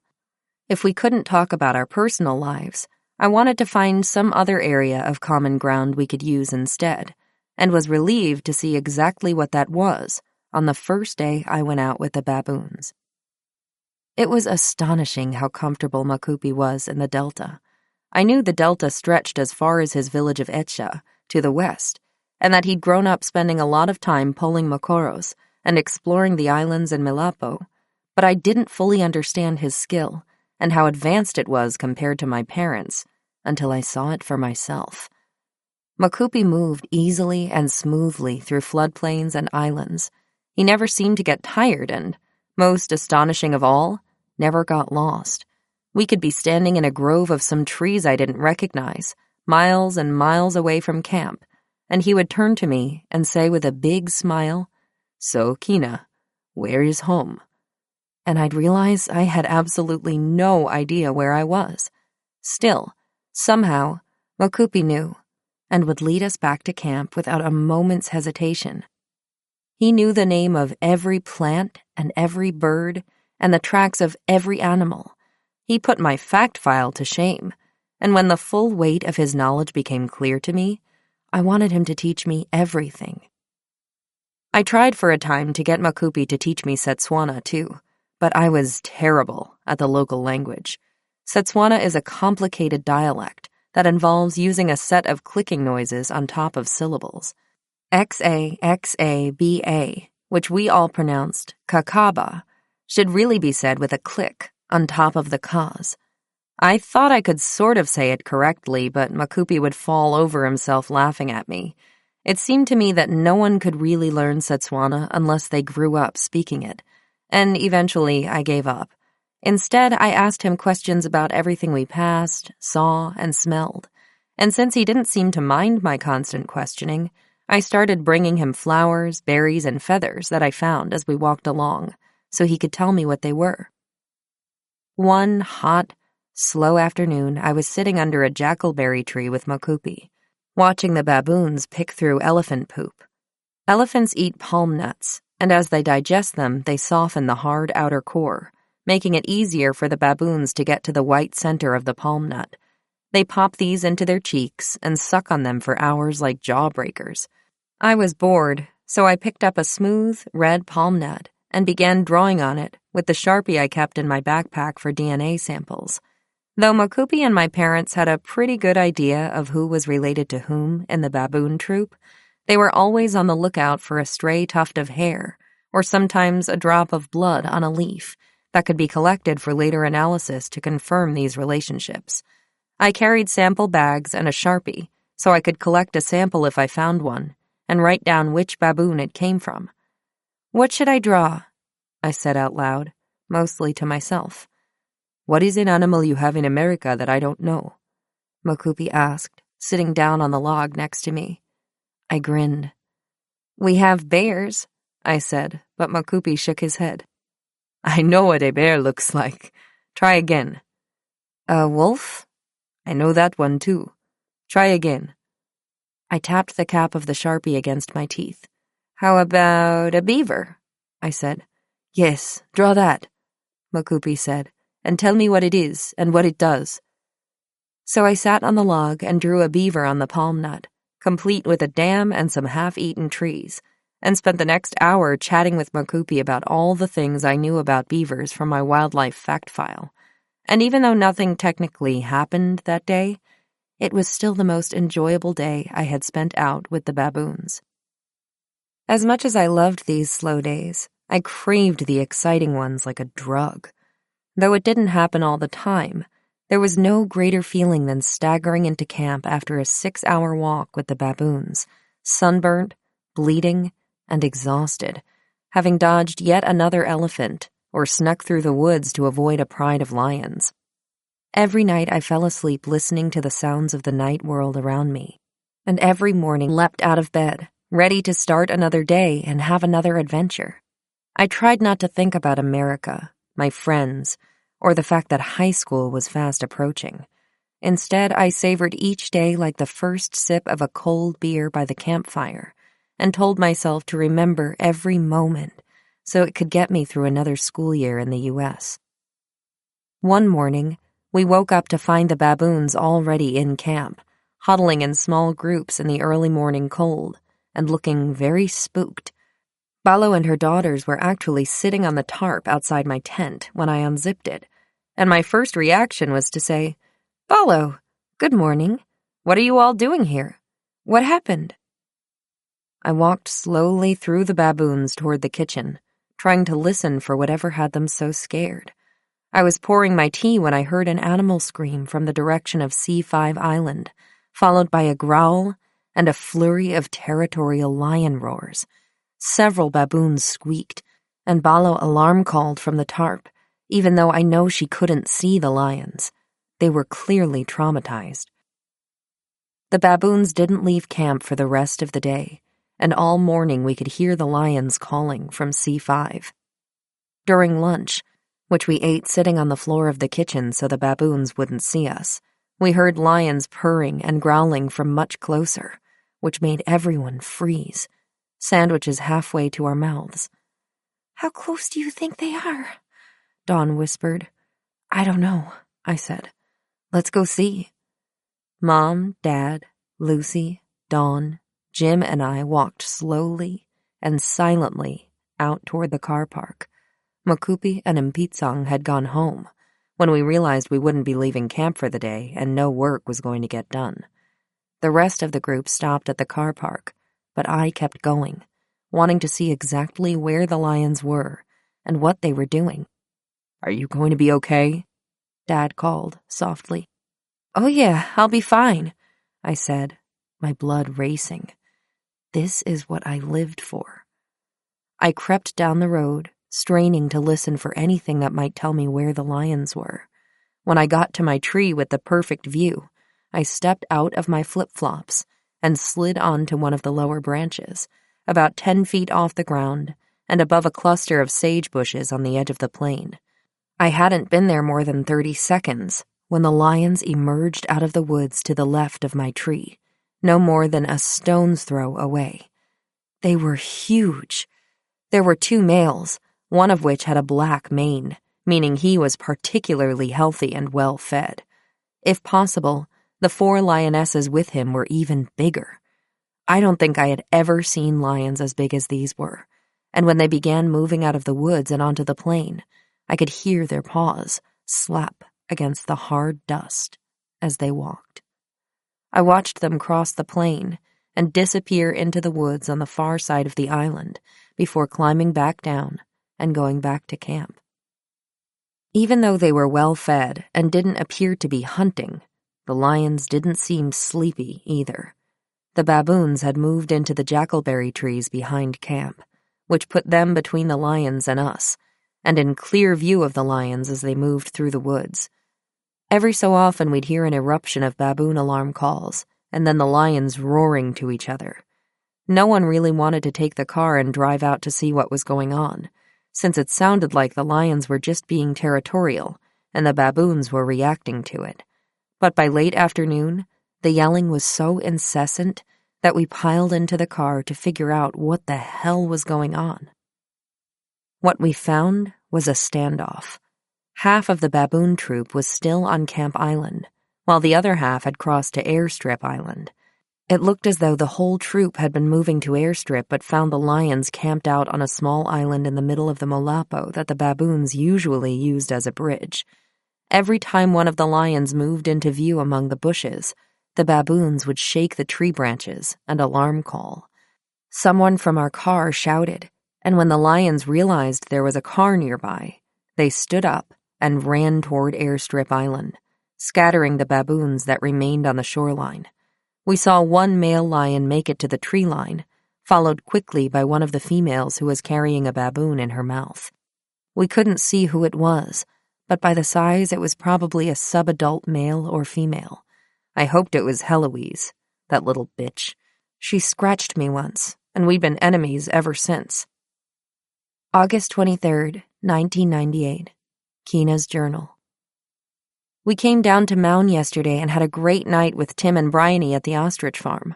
As a special surprise, before we fly back to America, we're going to Jack's camp for the night, and I am so excited. Jack's camp is a lodge in the Makgadikgadi Pans to the south of Mound. It's the off-season for tourists, and Tim has been given a free night's stay there since he once lent them his plane. I can't wait to see the Pans. Tim and Bryony's house was always filled with random stragglers passing through town, and since there were no spare bedrooms on this particular visit, I ended up unrolling my sleeping bag on one of the living room couches, the same one I'd recovered on after my horse injury. In the morning, the four of us and the four Longdons set off for Jack's camp. I was in a car with my mom and Bryony. We kept falling behind the other car in our convoy because we had oil problems, and then part of one of the wheels came off. But after 5 or 6 hours, we made it to the salt pans. Bryony told me that the 3 pans that make up the Makgadikgadi Pans, Sua, Nwetwe, and Nkai, used to be one ancient lake called Lake Makgadikgadi. But as the lake dried up, all the minerals became concentrated in a smaller and smaller area until it created the salt pans. Now they are mostly empty salt flats in the dry season, but in the rainy season, they fill up with water, and lots of tiny shrimp are born from eggs laid in the salt the previous year. Jack's camp was closed for the season, but Tim was owed a favor by the camp manager and had been given access to the camp for a night. Once we'd parked the cars and set up our tents, Chris, the manager, led us out to a row of ATVs on the edge of Nwetwe Pan. This was the real deal, and what we, at least Lucy and I, had been waiting for ever since we heard we were going to Jack's camp. We wrapped kikoi cloths around our heads to keep out the dust, and after Chris showed us how to operate the ATVs, drove off into absolute nothingness. Chris instructed us to leave 80-meter gaps between each ATV and not to leave the tracks or we'd squash the shrimp eggs. The salt flaked off the pan in white slices that looked like shaved coconut, and the air smelled crisp and tangy. It was impossible to imagine that in a few months the pans would be full of water, shrimp, and flamingos. The salty expanse stretched to every horizon, and though I tried to describe it to myself as I drove along, I couldn't find the words. I felt like I was on the moon. Chris drove us to a row of chairs randomly placed in the middle of the pan and made us drinks from a cooler strapped to the back of his ATV. As the sun went down over the white, bare nothingness, I sat on my ATV drinking a gin and tonic and smelling salt, dry grass, and the wind. One by one, the stars popped out of the purple-black sky, and the sun burned the salt all shades of red and orange and yellow. It was the happiest moment of my life.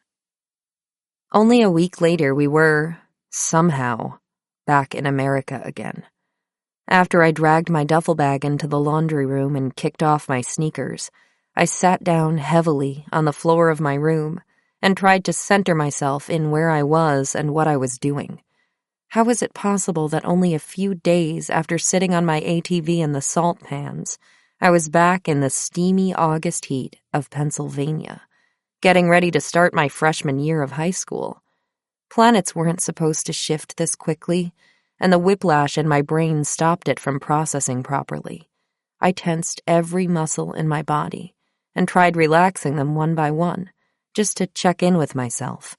Feet, knees, stomach, churning but okay, elbows, partially functioning. The damaged one was never really the same again. Shoulders, head. I opened my eyes. What did I hear? A lawnmower. Cars on the road. Mom and Dad talking downstairs. Someone was on the phone. I sighed. Well, I guess I'm here again, I thought. Chapter 14. High School Waterhole. Dad always told me that I wake up as if I've been shot. I've read that this is how doctors and military personnel operate, since they have to learn to sleep when and where they can, and be ready to go immediately if there's an emergency. I'm no doctor or soldier, but years of sleeping in my tent did train me to wake up to every rustle and snapping twig nearby. What if it was a lion? A hyena? I had to be ready. But when we returned to the U.S. in 1998, I started having a terrible time waking up in the morning.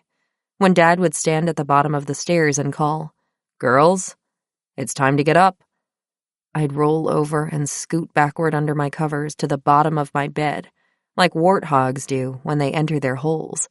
I didn't see the point in getting up. Gone was my excitement, that adrenaline rush I got in baboon camp, from knowing that the sun was rising on a day filled with adventure and possibility. Well, it wasn't completely gone, I had to remind myself. It was still there, just on the other side of the world, where I wasn't. I was stuck in the Philadelphia suburbs, and I had to get up and go to high school. The upper school, as Shipley called its high school, was housed in an old manor house with brick walls and large white windows that never opened. The manor house hadn't been renovated before it became a school, so classes were held in what used to be bedrooms, down tiny, cramped corridors that could only be reached by twisty staircases in the building's corners. Going to high school was both familiar and completely foreign. I knew the drive to Shipley by heart, since I'd been going there since first grade, but I had never set foot in the high school before my first day of freshman year, even though it was right next to the middle school and shared the same open-air quad space between the two buildings. I'd seen the upper school students eating on the quad during their lunch period, but had never given them much thought since I had so many other things to worry about. They were older, taller, and cooler, but didn't really stand out to me as individuals in any way. I didn't know any of them personally, but they all knew who I was. A few days before the school year started, the Philadelphia Inquirer published an article about my parents' work, titled "Eavesdropping on the Apes." Even the headline was factually inaccurate, because baboons aren't apes. In it, the reporter described my parents as radiating a brisk cordiality, and said that they could just as easily be planning a run up to a friend's house for dinner and drinks, rather than another trip down a flooded delta to a tented encampment on the Okavango. The reporter went on in dramatic fashion to explain how brave my parents must be to do this unusual and dangerous work, while homeschooling their two daughters until the girls got old enough to require the socializing experience of the May Line's Shipley School. Mom said the article was poorly written, and the reporter was an idiot, and Dad promised he'd never said anything like that about me and Lucy. But the damage was done. Require the socializing experience. We all agreed it was ridiculous and untrue, and I laughed at the article along with my parents. Lucy and I were fine. We didn't need to be socialized. Family friends called to congratulate my parents on the article and share how wonderful it was that they were being recognized for their work. "But wasn't it awful?" they'd say. "What that woman wrote about Keena and Lucy." How unkind and untrue it was. "By the way," they'd add casually, "is Keena free this weekend? So-and-so would just love to have her over. Maybe they could go bowling or out for ice cream or do something else generic and American." I scowled. imagining the conversations between the kids I knew and their parents. Wouldn't Keena like that? A big ice cream sundae and a trip to the movies? Wouldn't that be an extra special treat for her, the untamed, feral child of the jungle? I bet she's never been to the movies before. Does she comb her hair? Can she speak in complete sentences? Does she even know what a fruit roll-up is? The imaginary conversations echoed through my head, and I declined every playdate that was suggested. Were they even called playdates now that we were 14 years old? I knew the parents meant well and that I would have a fine time if I did go spend time with their kids, but it felt forced. They weren't inviting me over because they wanted my company. They were doing it because they felt an obligation to civilize me. Even after school began, I kept fixating on that article and wondering what the other kids would think of me. I let the imaginary conversations continue, thinking about them in my classrooms, the cafeteria, and on the quad. See her, that girl sitting with Megan at the cool girls table? She's made such progress since she came back from Africa. Did you know she can tie her shoes all by herself now? Every day, Mom and Dad drove us to school on their way into the city. Every day, I sat in the back, always on the left-hand side, and drifted, mentally preparing myself for the day. With every turn, my shoulders and neck tightened like they were being wound by a screw, and I knew they wouldn't unlock again until I got home in the evening. It didn't matter how familiar Shipley itself was. Everything about high school made me tense and jittery. "Am I weird?" I asked Nat at lunch one day. We were sitting by ourselves in the corner of the cafeteria. Nat was reading a gigantic book and, in classic Nat fashion, was completely oblivious to the comings and goings around him. He looked up. "You seem all right to me," he said, and went back to reading. I scowled. "No, seriously," I said. "Look at me. Am I weird? Do you think that article was right that I need to be socialized?" He looked up again. "The article was stupid. You're fine. Now be quiet so I can read." Nat made me feel better, but I didn't think he was being completely honest with me. My friends' parents clearly thought something was missing in my socialization experience, given all the invitations I was getting. So I had to consider the possibility that they were right. I certainly didn't feel integrated. After all, here I was sitting in a corner of the cafeteria hiding from the rest of the world behind a book about dragons. I had no idea what to wear, how to act, or what being in high school was all about, except for getting good grades. Every time I came back to school, it felt like everyone had moved light years ahead of me in maturity, as Megan seemed to. The minute I'd get comfortable with what we were supposed to be wearing and who was dating whom, I'd go back to Botswana, and the world would shift into a new social dimension with new styles, new crushes, and new rules. Every year I was completely left behind and had to relearn how to live on whatever new planet we'd landed on in my absence. I looked across the cafeteria to where a group of junior girls were eating lunch by the bright windows in the cool part of the cafeteria. I recognized most of the girls from the field hockey team I'd joined as my mandatory fall sport, and a few of the girls were also in my advanced European history class. What would happen, I asked myself, if I got up and went over to where they're sitting and said hi? I knew they were all nice people and would probably say hello back to me, but still, the idea of even attempting such a social feat made my neck sweat. What if they laughed at me? What if talking to cool older girls wasn't allowed on this new planet and would just prove to everyone how little I knew about other people? Lost in my own imaginary humiliation, I was distracted by something bright pink moving across my field of vision and looked up to find Brooke standing over my table with two of her friends. It seemed like Brooke had become even taller and blonder in Shipley's latest dimensional shift. She looked down on me with that pair of sparkling blue eyes that reminded me of a snake about to strike. "I guess you're back," she said. "And here I was hoping you'd stay in Africa and leave us all alone. But I guess you missed your boyfriend here." I stared back at her. You knew I was back, I said. We've been playing on the same field hockey team for a week. She rolled her eyes. No, I play field hockey with a weird, hairy little monkey, not a girl. We should just call you Abu. She laughed, and her friends whooped. Abu the monkey! Abu the monkey! They chanted as they walked away. I glared after them. Brooke passed through the cool part of the cafeteria and out onto the lawn, where the rest of her friends had reserved a picnic table. Though Brooke nodded to the junior girls from my history class as she walked past them, I noticed that none of them nodded back. Maybe they didn't like her either. They'd been nice to me so far, and they were all beautiful and popular and cool. I didn't care what Brooke thought about me, since it was pretty clear she'd made up her mind that I was Abu the monkey, but I realized that I did care a great deal about what these other girls thought.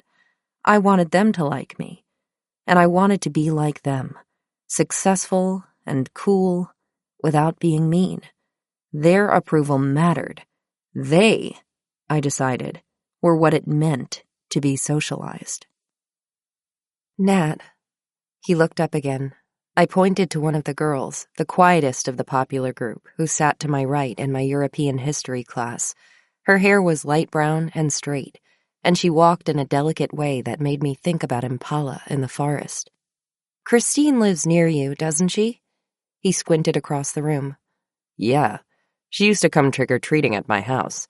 Our moms are friends. She's nice, right? Super nice. Doesn't really talk to me, though. He paused and put his book down. You don't, you know, he said. Don't what? Look like Abu the monkey? After all, he wears a hat.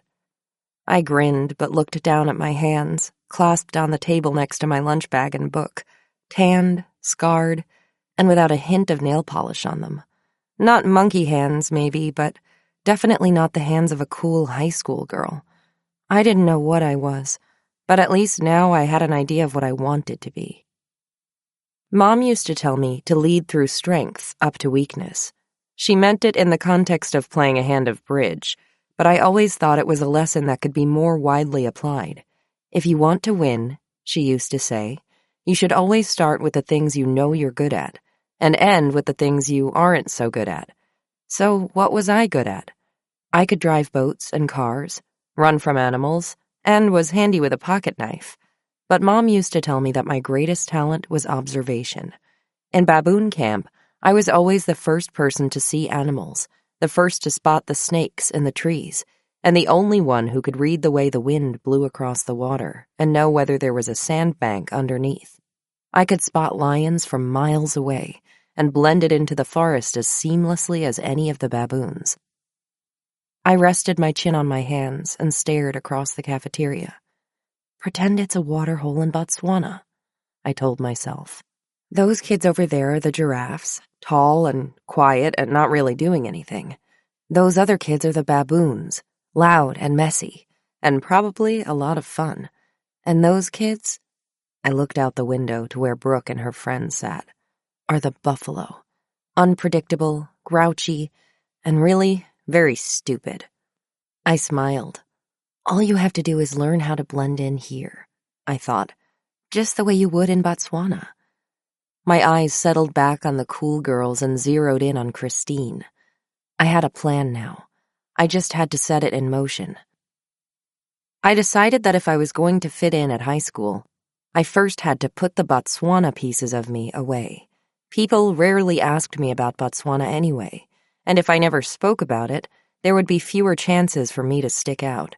A new year meant a chance to reinvent myself, in a way.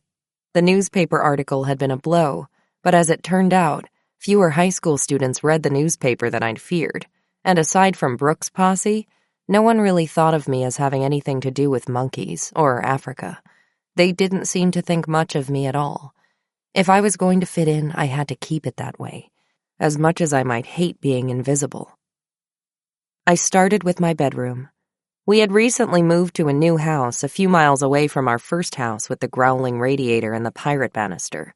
Mom and Dad wanted a bigger lawn and said we didn't need the playroom anymore since Lucy and I weren't as obsessed with Legos as we used to be. Our new house was a renovated farmhouse that stood at the end of a long driveway, among tall pine trees devoid of monkeys. I liked the house well enough, but didn't love it. It had doors and walls just like the old house, and didn't really seem that different, if I was honest. The new house just flooded a lot more, and I often spent my evenings mopping the basement as water seeped up through the cracks in the concrete. I had a small room at the top of the stairs and across the hall from Lucy's. It had a creaky wooden floor, 2 big bookcases, a desk, and my bed, which I'd positioned under a window that looked out onto our front lawn and across the street to a beautiful field. My favorite feature of the new house. I kept this window open always, even when it was freezing outside. I was used to sleeping outdoors even on the coldest nights, and I liked the way the wind smelled when there was frost in the air. Sometimes I could even hear owls. The rest of my room was pretty tidy. I'd had enough dust in baboon camp, so naturally I kept things orderly to avoid having to clean them. Yet, despite the cleanliness, items that reminded me of baboon camp were everywhere. A San hunting knife hung off my bedpost. A spear was propped in the corner next to a bow and arrow I made from porcupine quills. The walking stick I'd carved from the buffalo thorn acacia lay next to my bed, and hundreds of souvenirs from the gift shop in the Maun airport lined the shelves of my bookcases.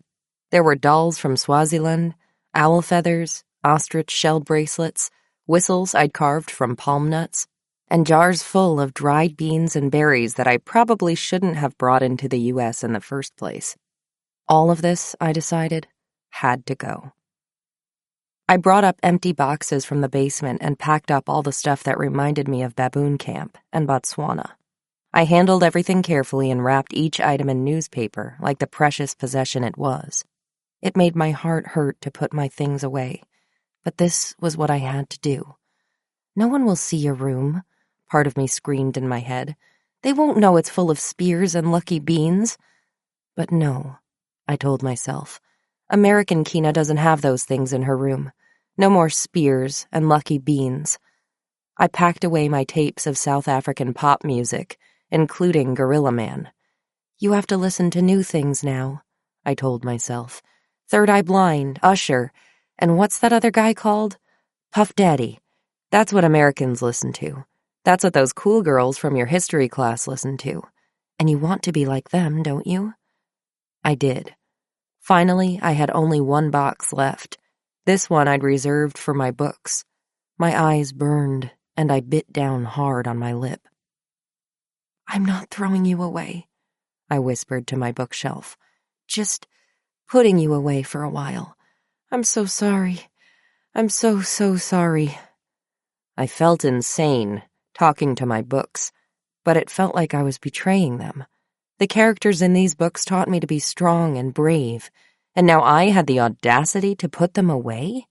How dare I? Into the box went Captain Nancy Blackett from Swallows and Amazons. Into the box went Lessa the Dragon Rider of Pern and the elf princess Lorana Cannon. I didn't have time for dragons and swords and beastmen. Now, it was time for things like Friends and Frasier and ER. I didn't much like TV, but I could maybe learn to like it if I tried. I had to do this right or not at all, I thought. I knew very well how long I would pay for even the smallest social slip-up, and I didn't want to give Brooke or her friends any more ammunition.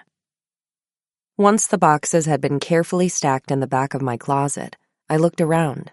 My room felt empty. Normal, but uncluttered and sterile. There was nothing bright or interesting, no weapons, and nothing that would be out of place in any other 14-year-old's room in any home in America.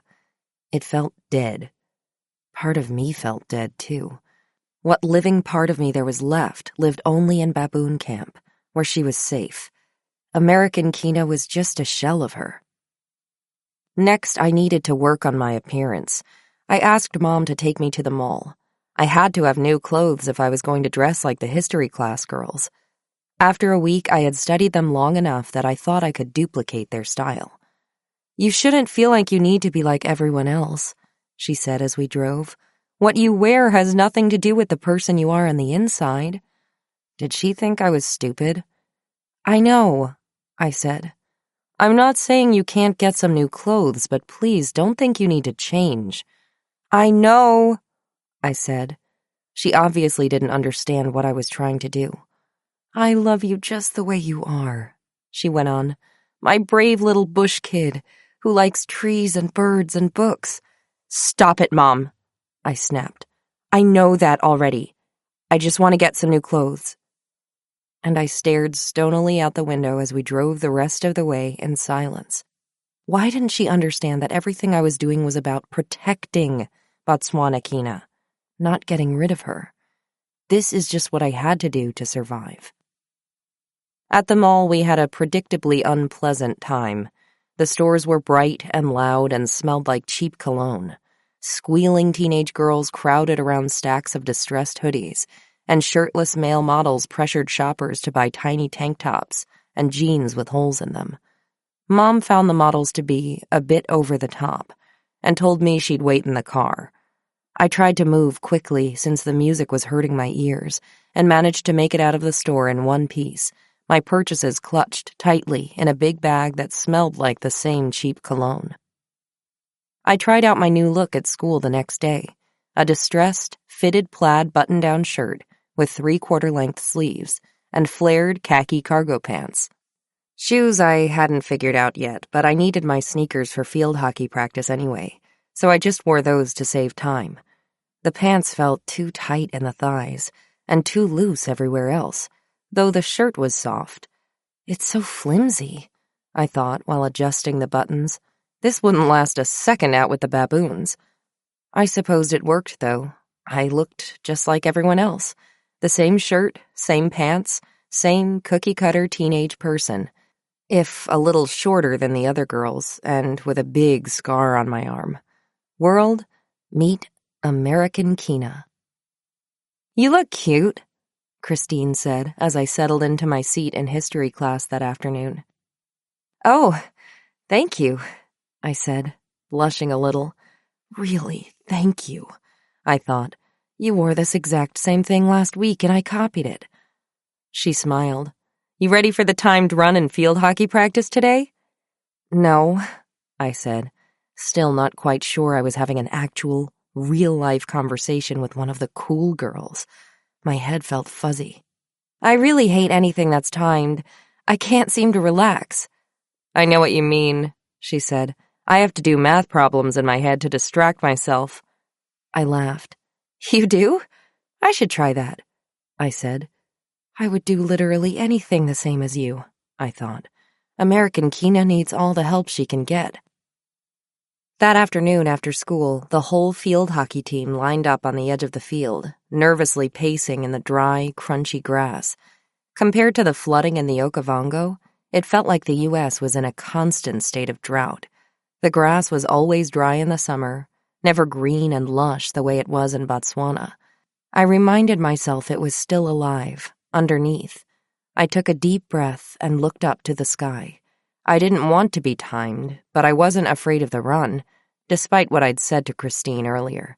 I was just happy to be outside, free from my fancy new clothes and back in a t-shirt and shorts. I'd been sitting still all day, and it was time to move. Our coach settled onto a bench and took out her stopwatch, motioning us into a line in the corner of the field. 8 laps, I said to myself. This'll be fun. I heard the sound of a revving throttle in my head. Christine looked a little sick, so I smiled at her. At the sound of our coach's whistle, we were off.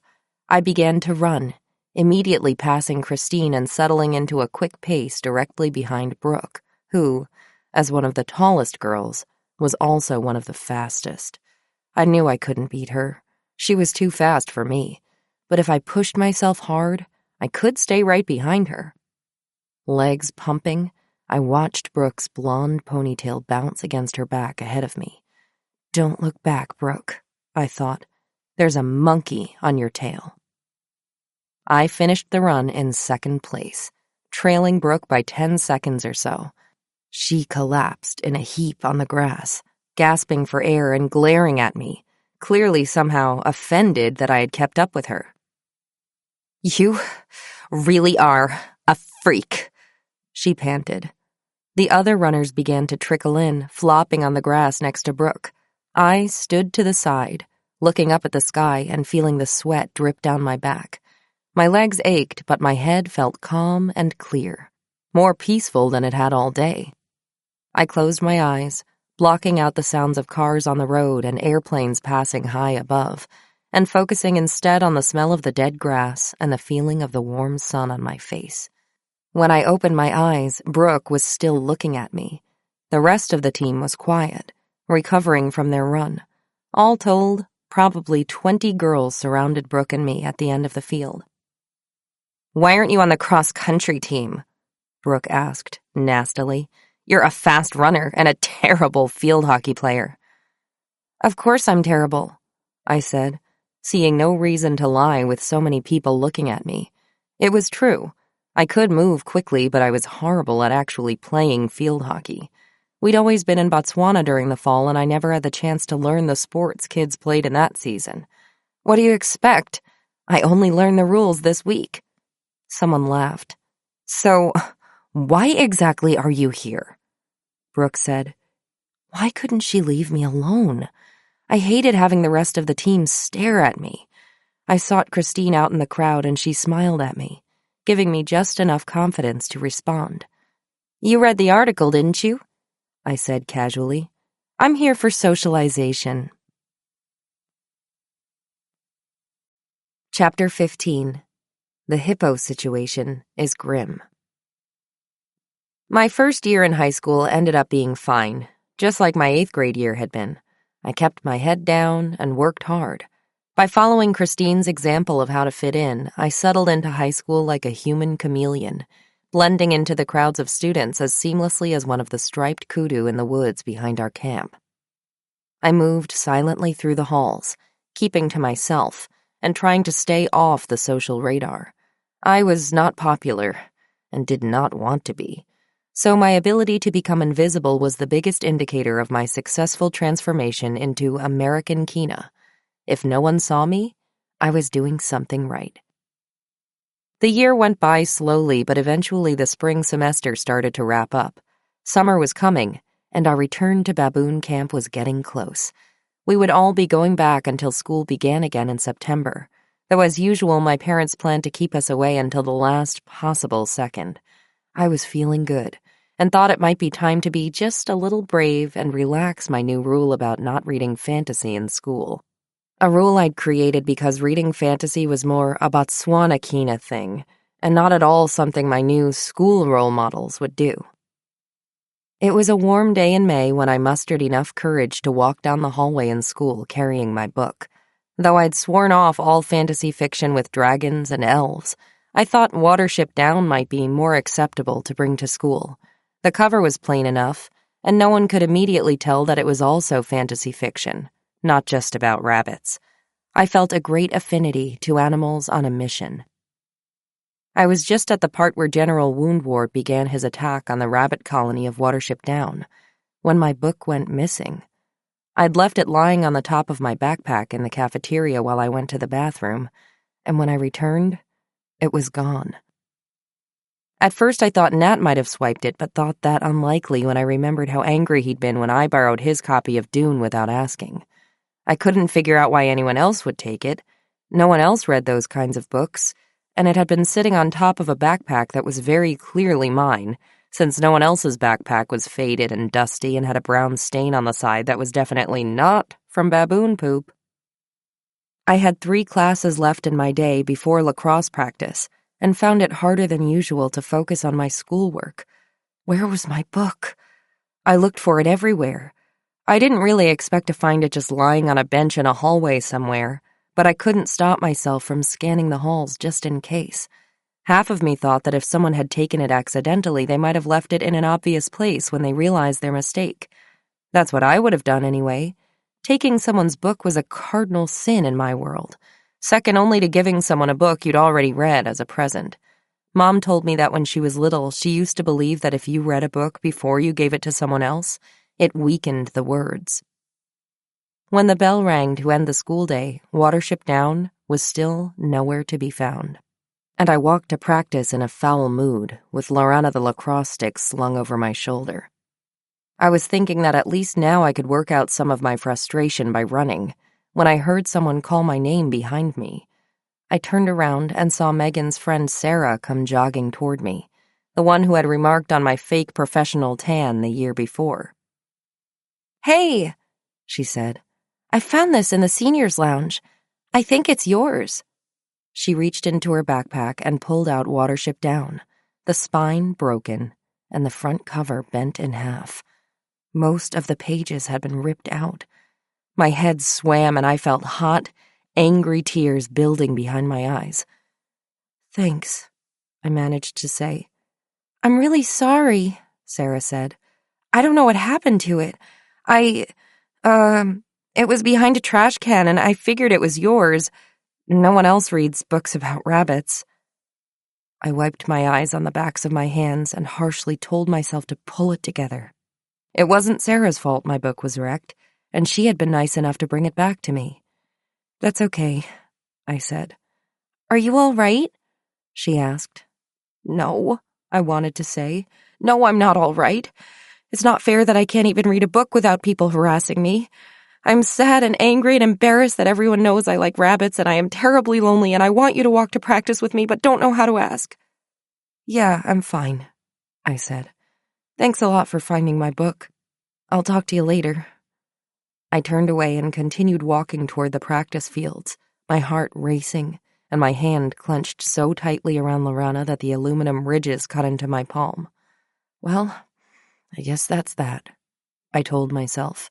No more books at school. Ever. All the way back to Baboon Camp, as we flew through New York, Paris, Johannesburg, and Maun, I fumed. I'd been trying so hard to fit in, and it had been working fairly well, but nothing had really changed. It didn't matter that I dressed the way everyone else did, or kept to myself, or helped other people with their homework when they asked. No one was interested in liking me for me, and even the tiniest, slightest deviation from the norm had such dramatic consequences. The most frustrating thing was that there wasn't any reason behind it. At least, none that made sense.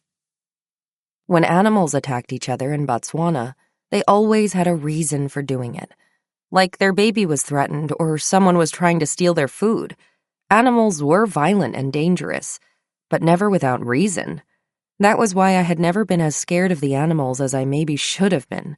Lions didn't attack people for no reason.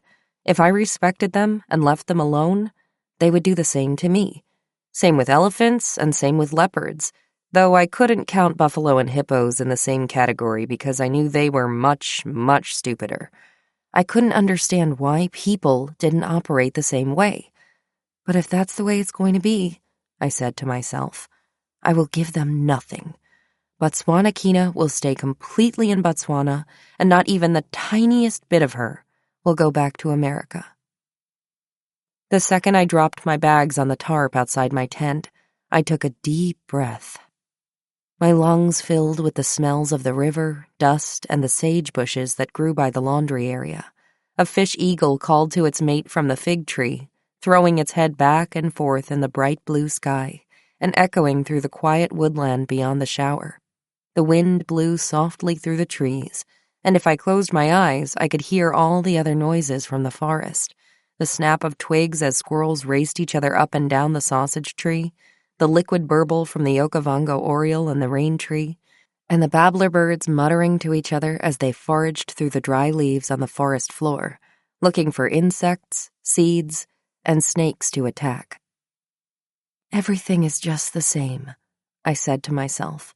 Everything is right and good, and the way it should be. I ripped off my sneakers and went racing down the road toward the open plains behind camp. My feet had lost their calluses after a year of wearing shoes, and the thorns tore into my feet as I ran across the dust. That's it, I thought. Start with my feet. Turn me back into the person I'm supposed to be.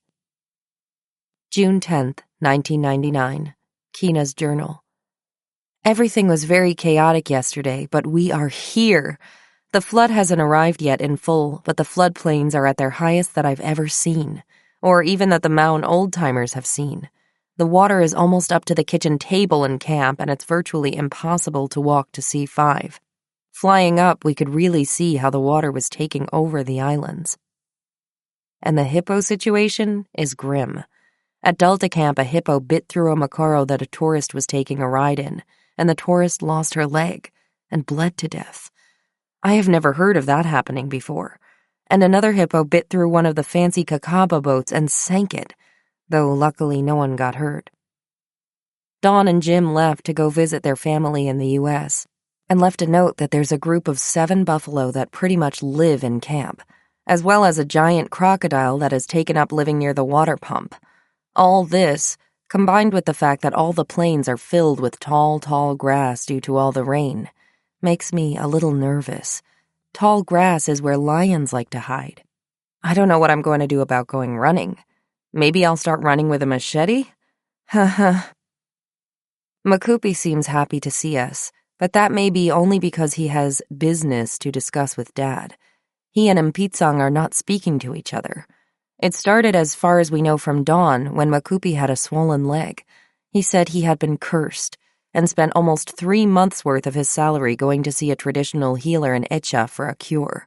The healer gave him a mirror that was supposed to show him the face of the person who cursed him, and Makupi saw Mpitsang. Though this is not that hard to believe since they are brothers and look alike. This discovery led to a series of really scary physical fights between the two of them in camp, and 2 months in which only one of them would show up for work. Then, the climax. They got attacked by a hippo on the way to work and barely escaped with their lives. The hippo came up under their Macaro and bit it in half, just like the one at Delta Camp had done. Being intelligent bush guys, they swam underwater to get away from the hippo, and Makupi actually kicked the hippo a couple of times. We got more of the story later when Mom and Dad sat down to talk with Dawn and Jim after they arrived back at camp in September. According to Dawn, Mpitsang reported that the hippo attack had been staged, that Makupi had hired the hippo to kill Mpitsang because of the mirror and the curse described by the healer. Mpitsang said that the hippo must not have understood Makupi's instructions properly because Mpitsang was still alive, but he refused to work with Makupi anymore because Makupi had tried to have him killed. Makupi also said he refused to work with Mpitsang because of the curse that originally resulted in his swollen leg. Dawn hadn't known what to do, but ended up letting Mpitsang go because she couldn't really do her research without Makupi. And even though Mpitsang had been employed longer, he was, in the end, only a day laborer. She asked Makupi to recommend someone from the Kakaba staff village who might want to take over Mpitsang's job, and the next day, Makupi showed up with a new guy named Press. Press was a cousin of Makupi's and Mpitsang's, and looked almost identical to Mpitsang, tall and quiet, but with a lighter personality that was much more reminiscent of Makupi's. I was sad to think that I might not see Mpitsang again. Though I didn't know him as well as Makupi at this point, I had known him for 7 years, and worried about him. Makupi assured me that it would be easy for Mpitsang to find another job, but in the meantime he was traveling back to Echa to spend some time with his children, and, though Makupi didn't want to see him again, promised me that he would be okay. June 13th, 1999. Keena's journal. I stayed in camp today to take care of Lucy, who has a fever and a bad sinus infection.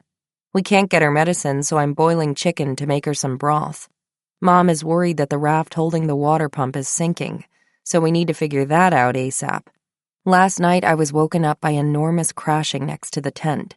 Turns out it was a hippo that left deep footprints all over the area by the kitchen table and sprayed poop all over our fire pit. I had a dream that an elephant ate one of the kitchen walls, and Makupi told me he had been having a dream that a hippo was standing over him with a knife. The camp was very quiet. Dawn and Jim had left a few days before we arrived to visit family back in the U.S., and wouldn't be returning until September. They left the camp fully provisioned for us, but as per usual, the supplies they had been able to find in Mountain were mismatched and somewhat challenging to work with. A week or so after we arrived, I showered and bundled up against the freezing winter evening, then went to help make dinner. Dawn had left us a note saying that the butcher wasn't selling whole chickens, and she'd been forced to buy individual breasts that had been frozen together into a block that she and Jim had labeled Block O' Chick.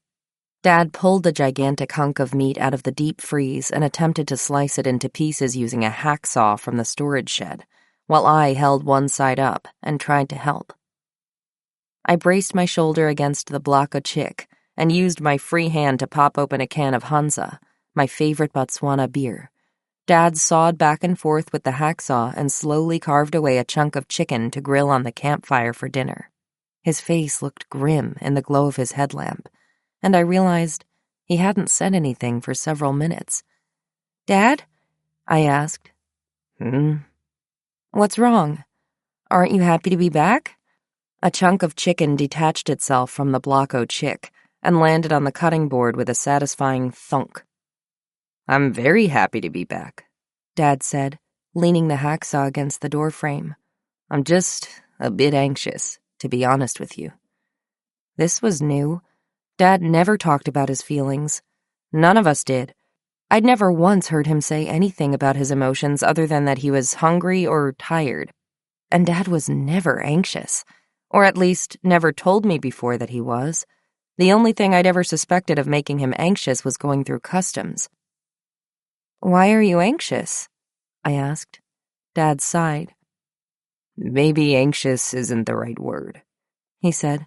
He leaned against the kitchen counter and took a sip of his Hansa. "I'm nervous. Remember last year when I said going out with the baboons was getting too exciting for me?"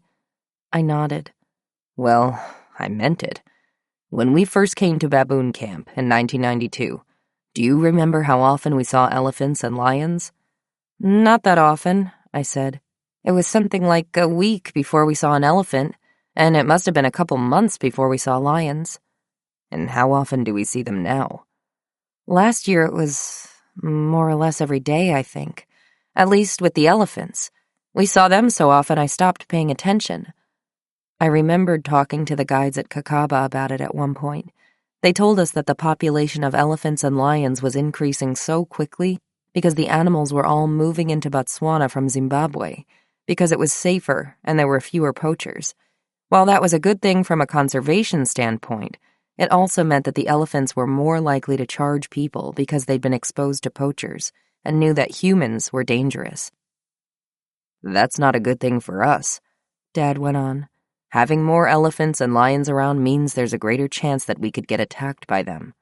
Maybe not you," he added quickly, seeing me instantly bristle at the insinuation that I couldn't handle myself out in the bush. "But we have postdocs here that we're responsible for, and Mom and I aren't always here when they are. We can't guarantee their protection. What if one of them just has a bad day?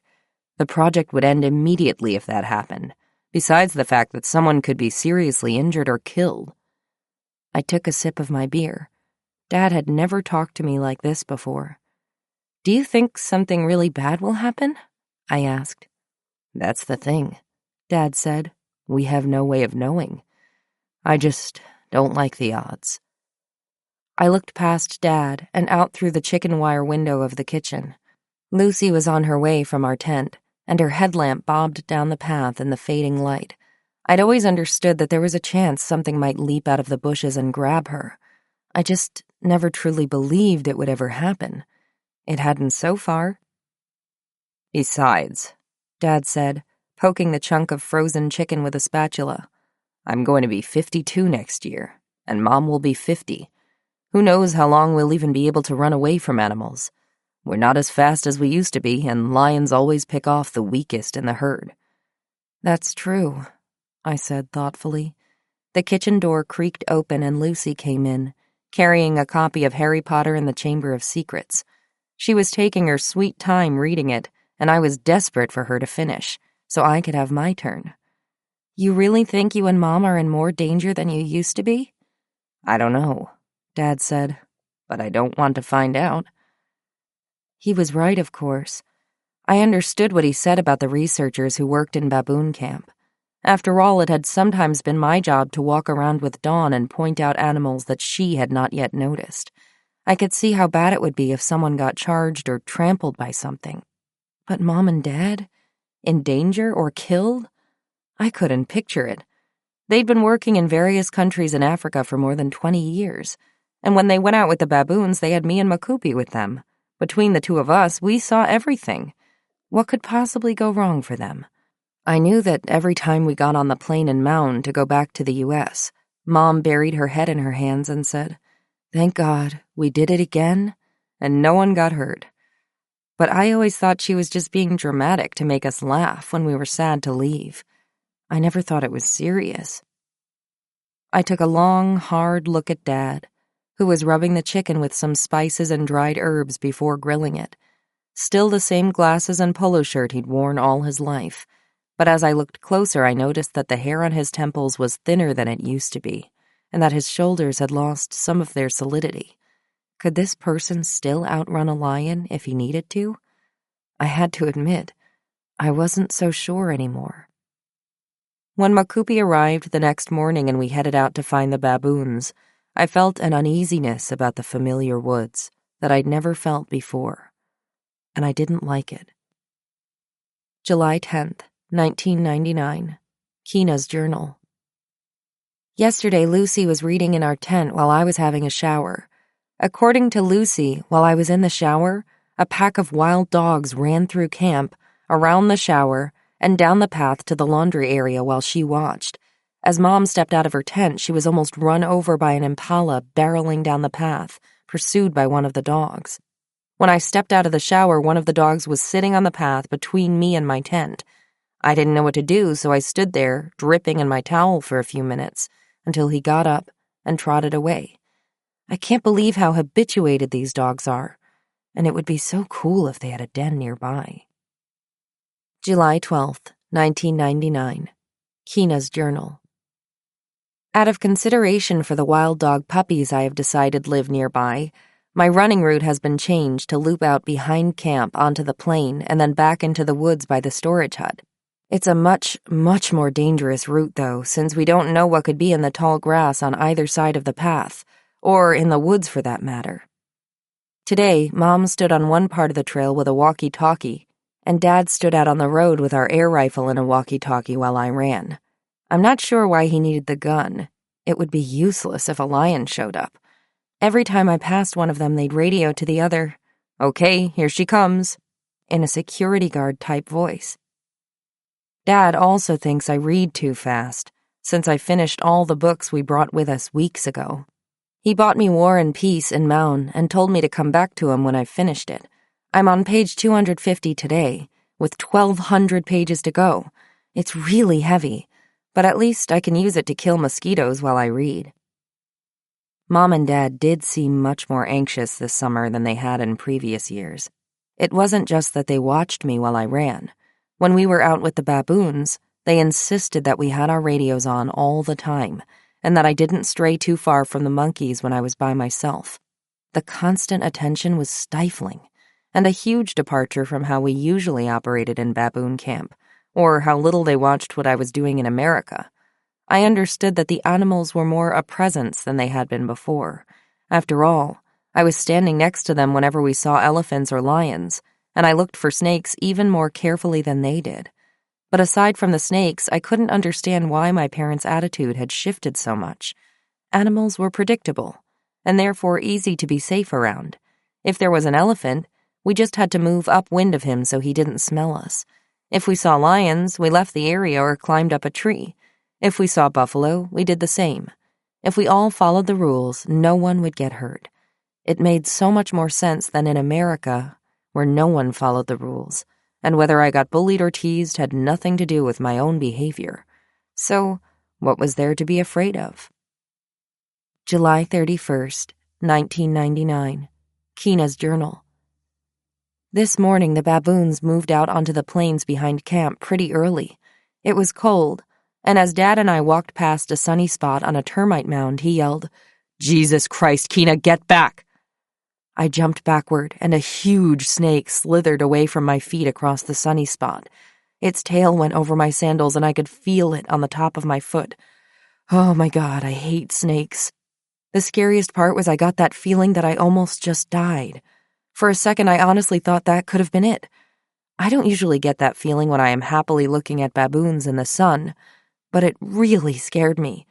With lions, I constantly think, I could die. But I'm never really in any danger. I can get away from lions. With snakes, it's totally different. A small movement in the grass is far deadlier than claws and teeth. Yeah, so enough snakes for me. August 2nd, 1999. Keena's journal. Today, everything was quiet and slow out with the baboons. Makupi, Mom, and I had just crossed to a small island on the way to airstrip in the morning, when Makupi said, "Oh, many buffalo."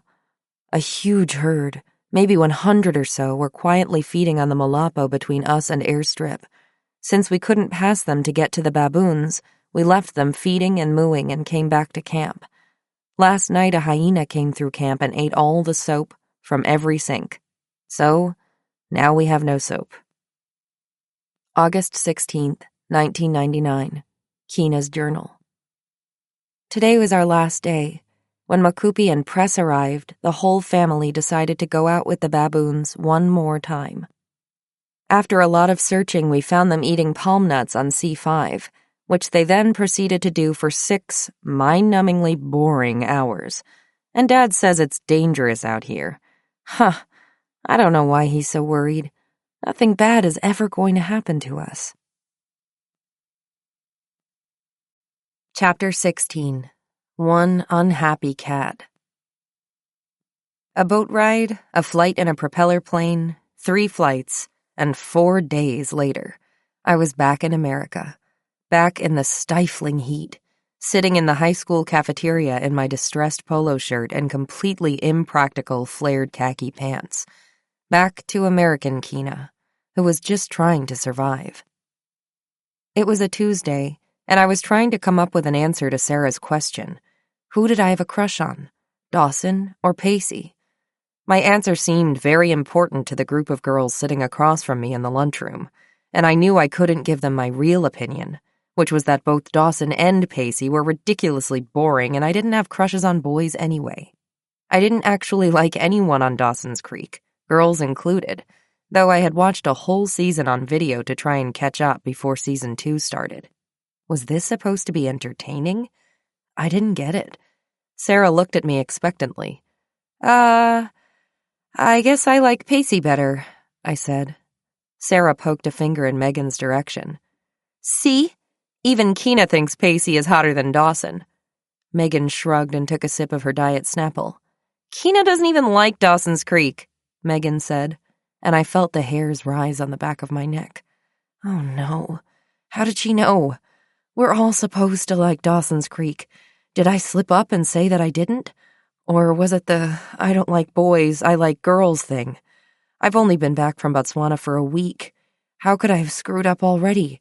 Can she see through my shields like some kind of wizard? I cleared my throat and waved my hand in what I hoped was a casual but dismissive gesture. Yeah, not really, I said. ER is more my thing. More action. At least that was true. Of all the shows on TV that we were expected to care about, I did like ER the best. Everything happened very quickly, and if you weren't paying attention, people could die. Just like in Baboon Camp. It made it a lot easier to relate to the characters. I bet you like Abby the best, Megan said, twisting an Oreo cookie in half and taking a bite out of the side with the cream. How does she do that? I always end up snapping them in half. I do, yeah, I said. You look a lot like her, Megan said. Who plays her again? Maura Tierney? Really? Totally. The bell rang and the group of girls surged to their feet, reaching for backpacks and books and Diet Snapple bottles before heading off to their next period. I sat in my seat, stunned. Had Megan really just told me that I look like an actress on a TV show? And a good-looking one? No one had ever told me I looked like a celebrity before, unless you counted Abu the monkey. Could it be possible that I was finally getting this America thing right? Somewhat dazed, I wandered down the hall toward class. The backpack slung over my shoulder was lighter these days since I no longer brought my books to school. Recently, I had settled for using my free periods to read ahead in Jane Eyre for English. I felt oddly light as I walked along. like I'd just cracked some kind of code. Thinking about nothing in particular, I smiled, enjoying the sunshine. In class, I plopped down in a chair next to Nat, as I usually did. I was just beginning to pull out my notebook and pen when I realized Nat was sitting completely still, staring at the desk in front of him with a vacant look on his face. On the other side of him, Brooke sat sideways in her chair, casually spinning a purple gel pen in her hand. I stared at that purple pen, which had fascinated me for weeks. I had been secretly hoping that she'd forget it in class someday so I could take a closer look. "So, what's she like?" Brooke hissed. Nat said nothing, and I realized Brooke had been talking to him. I frowned. That was odd. I didn't think Brooke even knew his name. She poked him in the arm with the gel pen. "Come on, you can tell me. I bet she's wild." "You bet who's wild?" I asked. Nat didn't say anything and continued to stare at the desk in front of him. Brooke ignored me. "I bet it's wild and sloppy and she'll let you do anything. Am I right?" Nat's neck turned bright red and he clutched his hands in his lap. "Hey, leave him alone," I said. Nat hated being teased, and I knew he had a bad habit of blushing the second someone made him uncomfortable. He was a terrible poker player. Brooke kept ignoring me and leaned across the space to tap Nate on the head with the gel pen. I knew he'd hate that, too. "What base have you gotten to yet? Second? Third?" Nat's blush deepened to maroon, and he broke his stare to look up at me with an expression of near panic. "I said, leave him alone." Brooke moved back into her seat, and the classroom door slammed, breaking the tension. Brooke began talking to someone else, and Nat smoothed his hands down his khaki pants, erasing imaginary wrinkles. Now that I had a moment to think about the conversation, a wave of nausea hit me, and stars danced across my vision. "Was that about me?" I whispered, aware that the room was filling up and we could easily be overheard. He cleared his throat. Don't worry about it, he said thickly. I keep telling her we're not dating, we're just friends. She just doesn't listen to me. Dating? Of course we weren't dating. I didn't like Nat that way. I didn't like any boys that way. I thought Nat knew that already. I stared at Brooke over Nat's head and seethed. Why was she even bothering him? Everyone knew we were friends. We'd been friends since we were 6 years old. Nat had his first sleepover at my house. He wore blue footy pajamas and brought his stuffed bear named Burgie. We read books and kept each other company. And didn't she know that Nat couldn't take care of himself, and if she wanted to go after anyone, she should go after me, since I wasn't afraid of her anyway, or her stupid purple gel pen that I never wanted in the first place? Bully. I stole another glance at Nat, who was paging to the middle of Jane Eyre along with the rest of the class. He looked calm, but I knew he was hurting. His glasses were smudged and he hadn't polished them yet, which was a sure sign of trouble. I looked back up at Brooke and felt my shoulders tighten like a lion's, ready to spring. Who do you think you are, anyway? I thought. If you want to mess with someone, pick someone who can at least fight back. And leave Nat alone. If you want to tease him about me, there's a pretty easy way to fix that. I'm hurting plenty already. And unlike him, I can take it. When the bell signaled the end of class, I didn't wait for Nat as I usually did. I grabbed my dusty, poop-stained backpack and headed for the door. Don't follow me, I thought, as I headed to the library. I didn't sit in our usual study spot either. I found a spot in a distant corner of the library where no one ever visited, sat down on the windowsill, my back propped against the wall, and stared out the window into the gathering darkness. Figures it gets dark in the middle of the afternoon here. What a stupid place. I closed my eyes and leaned my head back. Botswana Keena paced back and forth in the castle in my head. Angry, sad, frustrated, and fucking pissed off. A new term I'd learned from watching ER. It wasn't that Brooke thought Nat and I were dating, or that she made nasty insinuations about what we did when we were alone. What made me mad was that she went after Nat in order to get to me. And that was low. Baboons did that sometimes. When they couldn't attack who they wanted to attack because they were higher ranking, they instead went after someone smaller and weaker who couldn't fight back. At least in that scenario, I would be higher ranking than Brooke, I thought, with a wry smile. Well, fine. But you can't tease Nat about us dating anymore if you don't ever see us together. That just means I can't hang out with him anymore at school. I'm alone almost all the time anyway. What does it matter if I have one less person to talk to? I sighed again. My legs twitched, and I felt a headache building behind my eyes as it did every afternoon in school. Stupid fluorescent lights. At least by now I'd learned how to fix it. When the final bell of the day rang, I shoved my backpack into the bottom of my locker and trotted down the hallway, past the seniors' lounge where Watership Down had been destroyed, and down a steep concrete staircase to the gym underneath the basketball courts. I pushed open the heavy doors to the weight room and bounced up and down on the balls of my feet, breathing in the scent of old sweat and metal. Everyone thought the weight room was gross, but it's where I had to report every afternoon for my chosen winter sport of gym. It's what the non-athletic kids did if they didn't want to play basketball or volleyball, but something I discovered was perfect for me. My gym coach had said I was sadistic and crazy for taking gym, but I loved it because it allowed me to use my time to run. As she did every afternoon, my coach, Katie, helped get the other students started on their lifting machines before turning to me, still bouncing on the balls of my feet in the doorway. "Where to today?" she asked. I grinned. "The usual loop. Should take me 45 minutes, I think." She raised an eyebrow. "You sure? It's pretty cold out there. It's supposed to snow." "Yeah, I'm sure," I said. "You could always run up and down the stairs for an hour instead. You did that the last time it snowed." "I only did that because you told me I couldn't run on the ice. I'm not afraid of the cold." She gave me a long look. "Fine. Have fun. If you're not back in an hour, I'm sending someone after you." "Okay, bye," I said, already halfway out the door. I ran up the concrete steps, across the basketball courts, and out the doors of the gymnasium, the icy winter wind hitting me like a wall as the door slammed behind me, leaving me alone on the tarmac in the darkness and swirling snowflakes. The cold burned the bare skin on my legs as I started running down the road, beginning the loop that would take me through the neighborhood around school and end up back at the gym just as Dad would be pulling up to take me home. I ran faster and faster, keeping one eye on the sidewalk looking for ice and the other glued to the road ahead of me, filtering out the lights from the cars that blew past me on the road and giving me the room I needed to think again. "Brooke sucks. Brooke sucks. Brooke sucks," I chanted to myself as my sneakers pounded the pavement.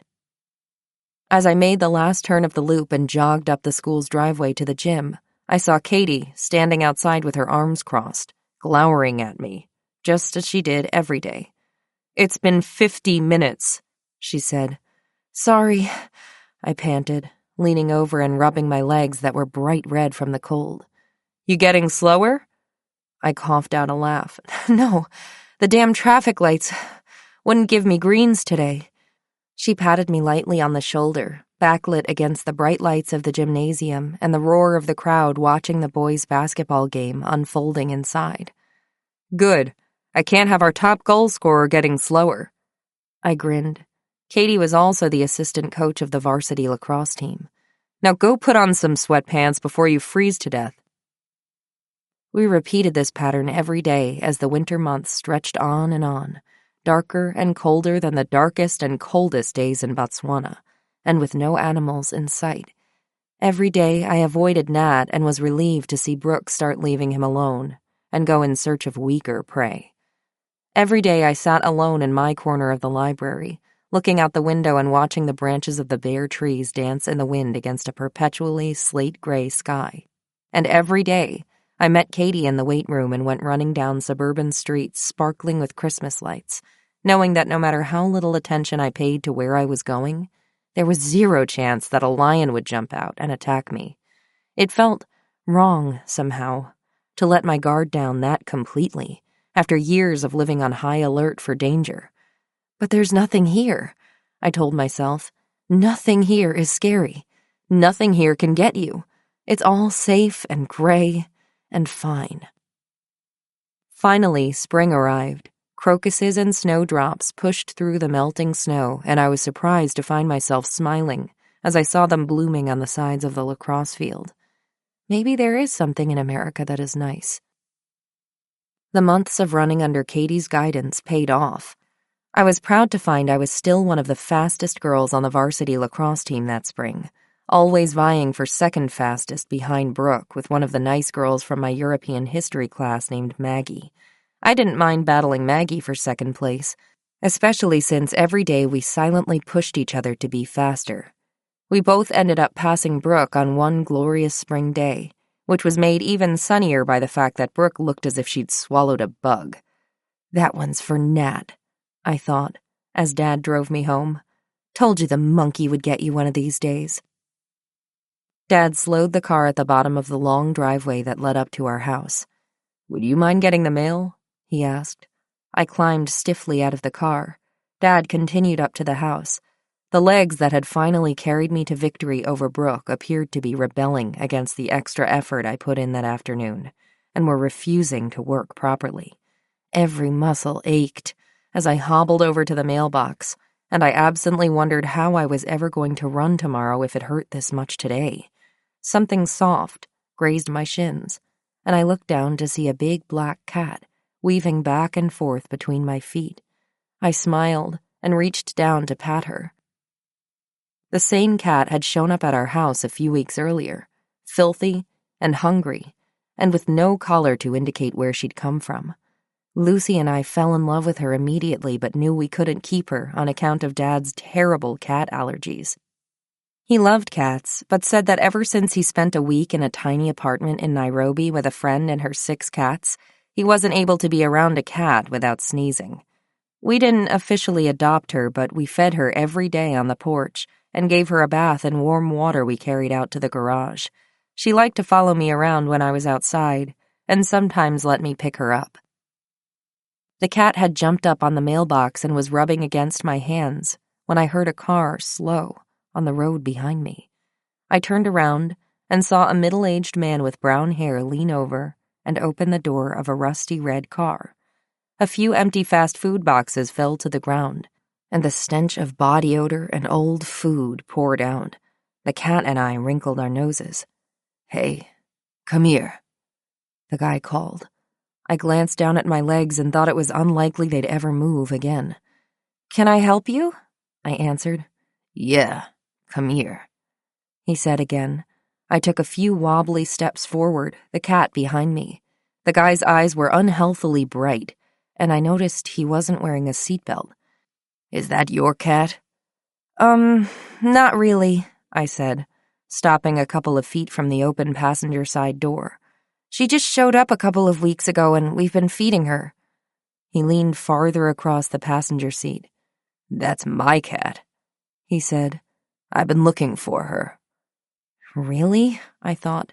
But she's so clean and friendly, and you're kind of gross. "Oh, she is? Sorry, we didn't know." "Yeah," he said. "Come here and give her to me." I picked up the cat and placed her gently on the passenger seat, where the guy grabbed her and tried to move her to the back. She hissed and wriggled out of his hands. "Guess I'm glad you found her then," I said, not feeling glad at all. The guy made no move to close the passenger door. "That your house up there?" he asked, gesturing up the driveway with his chin. "Yeah." "Your parents home?" "Yeah." "Get in. Let me drive you up there so I can thank them for looking after my cat." For a split second, I considered taking him up on it. My legs ached horribly, and I really did want a ride up to the house. Though it was spring, the wind was chilly, and I was shivering. "Come on," the guy said. "Just get in." From the back seat, the cat looked out the window and hissed. "No thanks," I said. "Come on," he said. "Just get in and I'll take care of you." "No," I said again and took a few steps backward. I didn't like the way his eyes glittered or the way the cat's ears were plastered back against her head. I'd seen enough fucking pissed-off lions to know that was one unhappy cat. "Bitch," he said. He slammed the passenger door closed and tore away, leaving me standing in the cold. "The weirdest thing just happened," I said, after I finally made my way up the driveway and into the house with the mail. Mom and Dad were unpacking groceries in the kitchen and Lucy was doing homework at the dining table. After I told them what had happened with the guy in the red car and the cat, Mom dropped the broccoli she was holding and immediately pulled me into a tight hug. "Oh, Keena," she whispered, hugging me even tighter. This was unusual. Mom wasn't a very physically affectionate person, and I could never remember her hugging me like this. She seemed deeply upset, which scared me, too. "What?" I said. "It was just some creepy old guy who thought we had his cat." No, it wasn't," Mom said. "Not when you're a 16-year-old girl in a lacrosse skirt." "I don't get it," I said again, failing to see why what I was wearing had anything to do with it. "I wasn't in any danger, if that's what you're thinking." Mom's hands were shaking. "Keena, let me just tell you this," she said, holding me at arm's length. "In all the years in baboon camp, when I've sent you down the river in the boat by yourself, or out with the baboons with the lions and elephants and buffalo, you have never been closer to being killed than you just were this afternoon in our driveway." I made a face. "What?" I said. "No way." How could that possibly be true? How could this gray, monotonous world of fine ever be more dangerous than Botswana? My mom was very quiet for the rest of the evening. After dinner, we heard meowing outside and saw the cat pawing at the screen door on the porch. Without a word, Mom let the cat into the house and presented her with a bowl of leftover chicken pieces from our dinner. "Thanks for your help out there," I said to the cat as I ran a hand down her back while she ate. "Guess I really don't know how to take care of myself as well as I thought I did." She purred. At the time, it hadn't occurred to me that the guy could be a predator, but something about him had warned me off immediately. I just hadn't had my guard up since I didn't think I needed to be careful in America. What danger could a dude in an old car possibly pose to someone who was used to lions and elephants? A lot, as it turned out.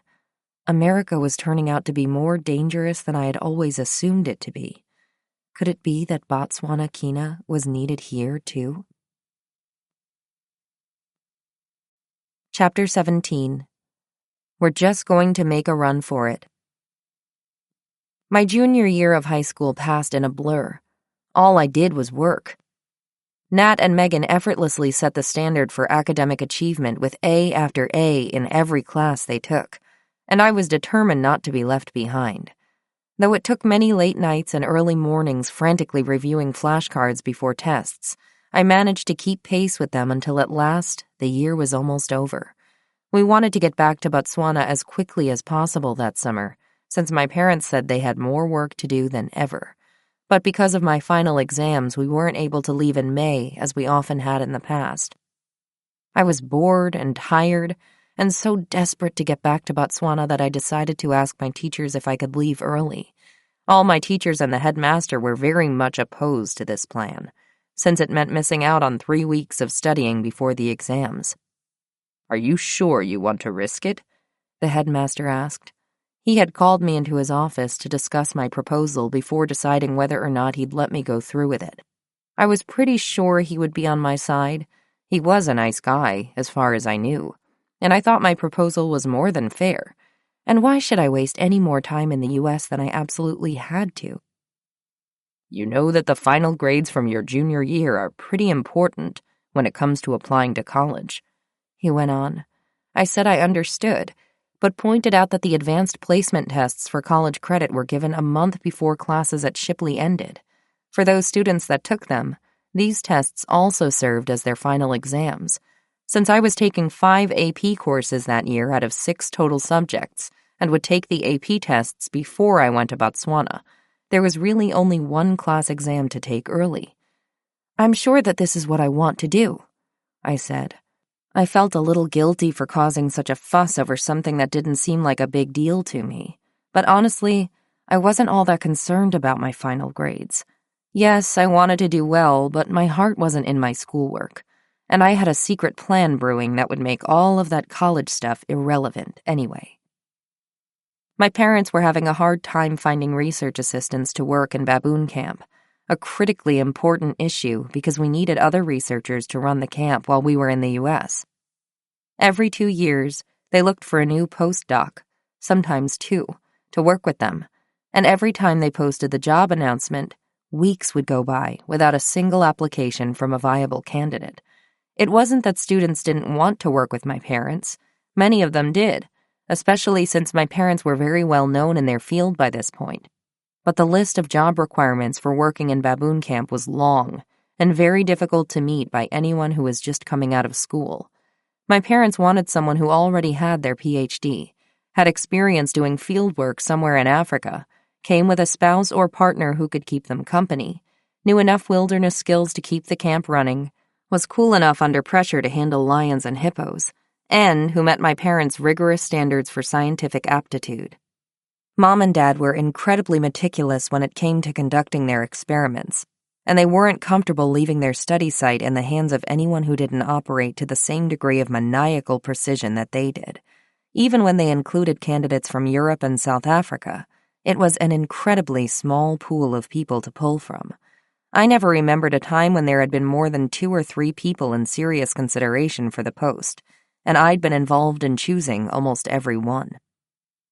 But this year, their advertisement had received only 2 applicants, mostly due to the fact that all the postdocs they knew who might have been a good fit were either already in a teaching job or abroad doing fieldwork somewhere else. By the end of April, they had lined up a couple who was available to come to Botswana in 6 to 8 months, but no one who could be there on time to take over when we left in August. That was when I came up with my new plan.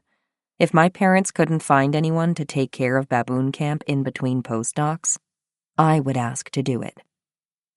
I knew college was important, and I knew that I would eventually end up going since Mom and Dad would force me to, but I didn't see why that had to happen so soon. Plenty of British kids I knew took time off between high school and college, and plenty of them worked in remote locations doing something unusual and exciting. How lucky was I that I already had such a place ready and waiting for me. And I wasn't worried about the science part of it either. I knew I could keep my parents' data collection going.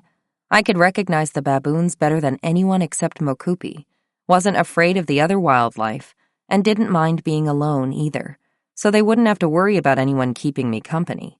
The camp would be taken care of, their data collection would continue, and I would get to put off college. Everything would be perfect. And best of all, I would be happy. I just had to convince my parents. Eventually, the headmaster agreed to let me go. I took my final exams in early May, and my family prepared for another 4-month-long stay in baboon camp. All through the flights to Europe and South Africa, and finally to Maun, I doodled in my journal, planning boat trips I would take up into the north of the Delta and the running trail I would clear around the border of Camp Island, and calculating how long my books would last before I had to start rereading them. I drew detailed columns of how I would ration out my food and medicine, and decided that this would be a great opportunity to begin harvesting fruits and mushrooms from the forest the way that Mokupi did, if he would show me how. I stepped off the boat in baboon camp full of renewed determination. I wasn't going to let even the slightest thing faze me this summer. Snakes? Lions? No problem. My parents may have already known I could take care of myself in the wilderness, but I was going to show them just how capable I was before asking them if I could stay. No anxiety here. Captain Keena, Pirate Queen of the Delta, was back. Just a little older and just a little taller. May 10th, 2001. Keena's journal. Dad is sick with some kind of achy sickness, and Mom's feet are red and swollen after a bed tsetse fly attack, so no one went out with the baboons today. Lucy and I drove the boat down to Kakaba to get all the supplies we couldn't fit on the plane on the way up here. Most of the stuff is clothes and boots we bought from the U.S. from Mokupi and Press, but the managers at Kakaba asked if we were starting a colony. It is so windy that the tent sides are buckling in on themselves, and there are leaves and dirt everywhere. My eyes are filled with dust all the time, and we can't keep it out of our food. June 13th, 2001. Keena's Journal. Lucy and I tried to play frisbee golf this afternoon in the woods behind the laundry area. We made a course all around camp and designated various places we had to hit with our frisbees as the holes. I was walking out to the Land Rover. We have a new fancy Land Rover in camp now, and the Hilux stays in town as our town car because it's too beat up to handle the roads up here, when I stepped on a thorn. A mean, nasty, evil little, big thorn. Lucy helped me peel off my flip-flop since the thorn had pinned it to my foot, and we saw that the thorn had gone really far into my heel. I could feel the pain from the toxins all the way up to my knee, and I couldn't put any weight on my leg. We tried to pull out the thorn, but it snapped in half and left a big piece of itself inside my foot. It was so deep I couldn't reach in to pull it out with my fingers. This is bad, because puncture wounds get infected easily if you can't get in there to clean them out. Mom gave me the bottle of rubbing alcohol and her set of sewing needles to try and tweeze out the thorn, but I had to eventually switch to my knife to cut a hole deep enough to get to it. It was so horrible. My foot was bleeding so much I couldn't see what I was doing, and digging deeper and deeper into my heel with my knife hurt a lot. I just sat there on the tarp outside my tent trying to keep everything clean and wiping the knife with rubbing alcohol. I sweat through my t-shirt and got blood all over the tarp. I actually feel a bit sick. But the thorn is out, and everything is clean, so that's really all I can do. I was just back on my feet one early morning in August when Makupi and Press arrived at work and said that a very large herd of buffalo was moving onto the island from the Malapo to the south by C5 Island. Mom took the car out to investigate and saw more than 150 buffalo, she guessed, crossing into the woods from the Malapo on the far side of the island. We decided to go out with the baboons anyway, and Dad gave me his usual list of baboons he needed focals done on for the day, the 20-minute follows where I wrote down everything the baboon did and everyone they interacted with to get an idea of how they spent their day and with whom. We took the long way to the other side of Camp Island, moving through the woods along the shore by camp, and toward the waterhole crossing to the north, to a smaller island named C15. We were hoping that the buffalo hadn't gone that far onto the island yet, and that we'd managed to cross to C15 just ahead of them. Eventually, we ran into the baboons on the far side of C15, and they were not happy. Since it was still pretty early in the morning, that level of jumpiness meant that there had probably been a leopard hanging around their sleeping site the night before, and it usually took them a while to calm down after a scare like that. It was freezing cold, and they usually would have been sunning themselves on termite mounds or snuggling together to stay warm, but not today. They were all grunting nervously and milling around in the bushes. Even the adult females looked anxious, which is unusual considering they were usually the calmest of all the baboons. Dad and Makupi went off with one group to practice a playback experiment, and I started doing a focal follow on my old friend Balo, who was sitting in the sun with her daughters Barbara and Domino, my favorite baboon of all time. Domino had an adorable hair flip at the back of her head, and walked with a saunter you could pick out miles away. She seemed to like me, too, and would sometimes sit on my feet if she was feeling brave. Even though I knew it was ridiculous, I often wished she could talk. I think we would have been buddies. Maybe I could have confided in her about this whole high school and college situation. Balo didn't do much for the first 10 minutes, but then she, Barbara, and Domino seemed to relax and began to forage with another small group of baboons. The sun rose higher and it got warmer, and I began to relax along with the monkeys. After I finished with Balo, I did a follow on Jeanette, who was nearby, and then on Comet. We weren't technically supposed to do follows back-to-back like that, because it overrepresented the amount of time the baboons spent with each other, but I was being lazy. After I did the follow on Comet, I finally looked up from my notebook and realized we were completely alone. My little group had wandered far, far off toward the north, and I couldn't see or hear any other baboons. It seemed like my little group realized this at the same time, too, and they began lost calling and running around trying to find the rest of the group.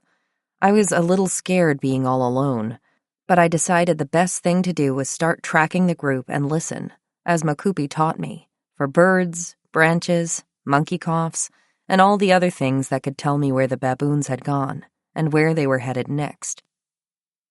In the end, it took us more than 3 hours to find the rest of the group, tracking them slowly across the Molapo to Airstrip Island, and then all along the island through leadwood trees and palm groves to a clump of jackalberry trees almost 3 miles from where we'd lost them. It was getting close to noon when I finally found Dad, untangling his recording equipment from a bush and talking to Mokupi about something having to do with acoustics.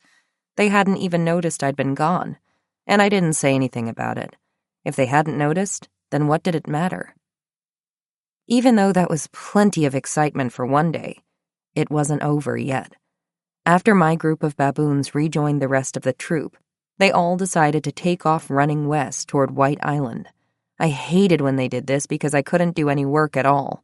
I just had to tighten my backpack straps and run along with them until they decided to stop. I also didn't really like White Island because there were fewer trees and less shade. The sand was also deeper there for some reason, and soft, as if it had been mixed with ash. It coated our feet in white clumpy dust that inspired the island's name. I had just started a follow on Cleo when I saw a honey badger appear out of some thorny scrub about 10 feet away. It obviously hadn't seen me or Dad, who was standing nearby, and was rubbing its head against a tree stump. It started trotting toward Dad, who dropped his microphone and yelled, "Oh, shit!" really loudly. Honey badgers can be very dangerous because they're so strong and often attack animals more than 10 times their size. When Dad yelled, the honey badger stopped, realized it was standing pretty much at Dad's feet, and then hissed, screeched, and bared its teeth. I was trying to think of something to do when out of nowhere, the alpha male baboon, Power, came barreling through the troop, headed right for the honey badger. The honey badger hissed and screeched again and took off into the scrub with Power on his tail. I asked Dad if he thought Power was protecting him, but Dad said that, while it's a nice thought, he doubted the baboons thought about him that way. Finally, around 2 p.m., it was time to begin the long trek back to camp, swatting a never-ending swarm of tsetse flies. It was the end of the dry season, and the temperature was just beginning to be uncomfortable, reaching probably the high 80s in the afternoon with not a cloud in the sky. My back was sweating, and white foam appeared under the straps of my backpack. When we were in radio range of camp, Mom called to say 2 things. First, that she scared up a pair of male lions near the swimming hole crossing when she took the car out to check on the buffalo, and second, that the buffalo herd had split, half moving north toward the swimming hole and the C-15 crossing, and the other half feeding in the Molapo between Camp Island and Airstrip Island, where we were. This presented a major problem for the 3 of us. From where we stood on the shore of Airstrip Island, we could see not only the herd of buffalo between us and home, but also several elephants moving into the Molapo from the south. There were only 2 ways onto Camp Island by foot, the crossing from the north by C-15 Island and the swimming hole, lions and buffalo, or the Molapo between Camp Island and Airstrip Island, elephants and buffalo. And Mom couldn't drive the car out to get us because the water was too deep. Dad and I had different ideas about what we should do at this point. I said we should go to the swimming hole because there might be fewer buffalo there, but Dad said there was no way in hell he was knowingly walking into a group of lions. He'd rather die. "You will die," I said, but he didn't think it was funny. Eventually, we decided the best option was for Mom to take the Land Rover out to the edge of Camp Island, drive back and forth along the shore, doing what she could to scatter the buffalo, and then drive out into the Molapo as deep as the car could go to pick us up. As Lucy was listening to the radio Mom had left at camp, the last thing she heard from any of us was me saying, "Okay, we're just going to make a run for it." And then silence. She was sure we'd all been trampled by buffalo or killed by lions, but it actually worked out fine. Dad, Mokupi, and I did our best to run through the deep water, holding the recording equipment above our heads, and trying to stay out of sight from the buffalo until we reached the car and could jump in the back to be driven to camp. We were soaked, and covered with mud, but made it home safely, if a little dazed and beat up by the whole experience. By the middle of August, my parents were preparing the camp for the arrival of their new postdocs, who were actually going to be there sooner than expected. It was very clear that their intentions for me were solidly fixed on college and nothing else. I was deeply disappointed, though not particularly surprised. As much as I wanted my secret plan of living alone in baboon camp to work, I knew deep down that my parents would never have allowed it. They took their work and academia in general extremely seriously, and college application time was not a time to play around with adventures. "It's about choice," Mom said for the 1,000th time. We were in the laundry area on a hot Sunday morning, only a few days before leaving to go back to the States. Mom was washing clothes, and I was using a bullwhip to beat the dust out of the small rugs we kept in our tents. Beating rugs was by far the worst chore in baboon camp, but today I was frustrated and grouchy, and taking out all my pent-up anger on the rugs. "You need to go to the best college you can so you can have more choice over what you do after that. Better colleges equal more choices, whether we like it or not." I'd heard this argument before, and it was doing nothing to cheer me up. It pissed me off that I had no choice over something that was supposed to give me choices. "So I can't just stay here with Thor and Jacinta?" I asked finally, referring to the new postdocs, a husband and wife team who were coming from the Ethiopian highlands, where they'd been studying gelada baboons for several years. I was covered with dust, panting and sweating, and even the thought of going to college was making my throat close up. Absently, I wondered how long I'd been clenching my teeth. "No, you can't," Mom said, leaning an elbow on the faded pink sink. "I know you want to, but you can't. You aren't on our research grant, so you would be living here illegally. Without a work permit, the government could kick you out and refuse to let us come back at all. When your dad and I go, you have to go too. That's just how it has to be." She turned back to the sink and began wringing out a pair of jeans. "Just think of it this way. Your dad and I have to leave so we can come back." "But that has nothing to do with me," I wanted to scream. "You can come back here whenever you want, but I don't know what my future here is going to be if it's all tied up in what you're doing. College may have a summer vacation, but that is so far away, and I can't wait that long. I'll suffocate." But Mom couldn't hear my silent screams. As far as she was concerned, the question of college was now settled. She began making me practice writing college application essays after I came home from the baboons. I already had decent grades, she told me, but the essay was where I could really let my personality shine through. She had printed out a few sample essay questions from the admissions office at Penn for me to practice with, because of course she had, and finally, during our last week at camp, managed to make me sit down to talk about them. "Write about what you love," she said. "Make yourself seem as witty and complex as possible." "You want me to be witty and complex in 850 words? I had plenty of time once we got back to the U.S. to think about college, and I deeply resented tarnishing my last few perfect days in baboon camp thinking about school. School made my stomach flop, and acid rise in the back of my throat, and that had no place in baboon camp, among the birds and sunshine. "Just try, okay?" she said. "You have to do this anyway. Might as well do it while you're here and your inspiration is all around you. Why don't you write about that day when you and Dad had all those crazy animal encounters?" "That wasn't witty or complex," I said. "We saw a lot of animals, just like most days." She was pissing me off, and I wanted nothing to do with this new project of hers. "Okay," she said, pushing. "But didn't you get separated from the group for a while? What happened when you were out there alone?" I sighed. There was a Jasana building a nest on a lily pad in the lagoon, and I wanted to watch him work, not think about this. I ran into some lions," Mom started. "You did? Why didn't you say so?" "Well, nothing really happened to me. I ran into some lions. I climbed a tree and I waited until they went away. That's not really an incident." Mom blinked. To everyone else in the world, that is an incident. Write about that. And she went back to her tent to copy her data from the morning into the computer.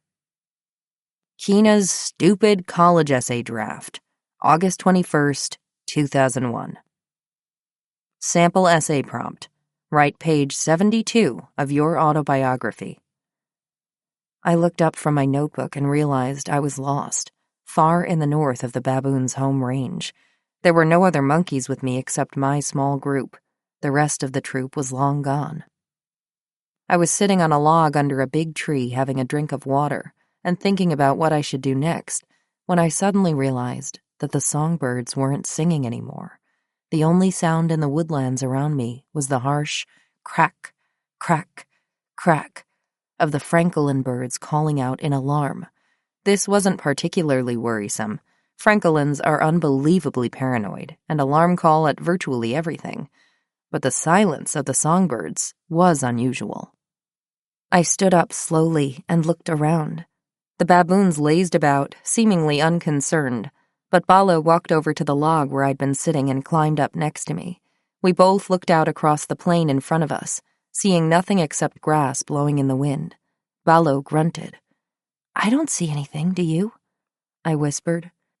I knew she wouldn't answer, but Balo is one of the smarter baboons in the troop, and it felt reassuring to confer with an adult. She continued to stare at the plain, flicking her tail back and forth. The chattering bark of a vervet monkey brought us both to complete attention, and Balo stood up on her hind legs on the log. Vervet monkeys don't alarm call unless they can actually see a predator, and if whatever they saw was a threat to them, it was likely a threat to us, too. I shrugged off my backpack and stepped onto the plain, trying to figure out where the vervets were looking. I was staring intently at a patch of bright yellow grass when I saw the tiniest movement against the wind. A round, tawny ear. Ever so slowly, I walked backward until I reached the tree, every muscle in my body screaming to move faster despite the voices of my parents in my head saying, "You never run from lions." When I felt the tree at my back, I kicked off my sandals and began to climb, endlessly thankful that the tree had thick bark with large nooks that I could jam my feet and hands into. The vervet monkeys continued to alarm, but the baboons hadn't seen the lions yet and were mostly ignoring them, all except Balo, who was looking alternately at the plain and back at me. Why was that girl climbing a tree? Halfway up the tree, I paused. I had a good view of the woodland as well as the plain, and found a spot where I could sit with one leg dangling on either side of a thick branch. I was high enough to see over the tall grass and had a better view of the lions. There were 5 of them. All females, one with her head raised. It was her ear I'd seen twitch in the grass. I took a deep breath, since I knew I was safe in the tree.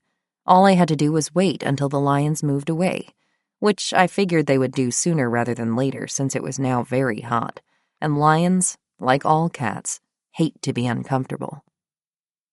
The lion stood up, and Balo immediately saw it and alarm barked. She leaped into the tree, followed closely by the rest of our little group. They climbed much more efficiently than I had and were soon clustered in the branches around me, screaming at the lions on the plain.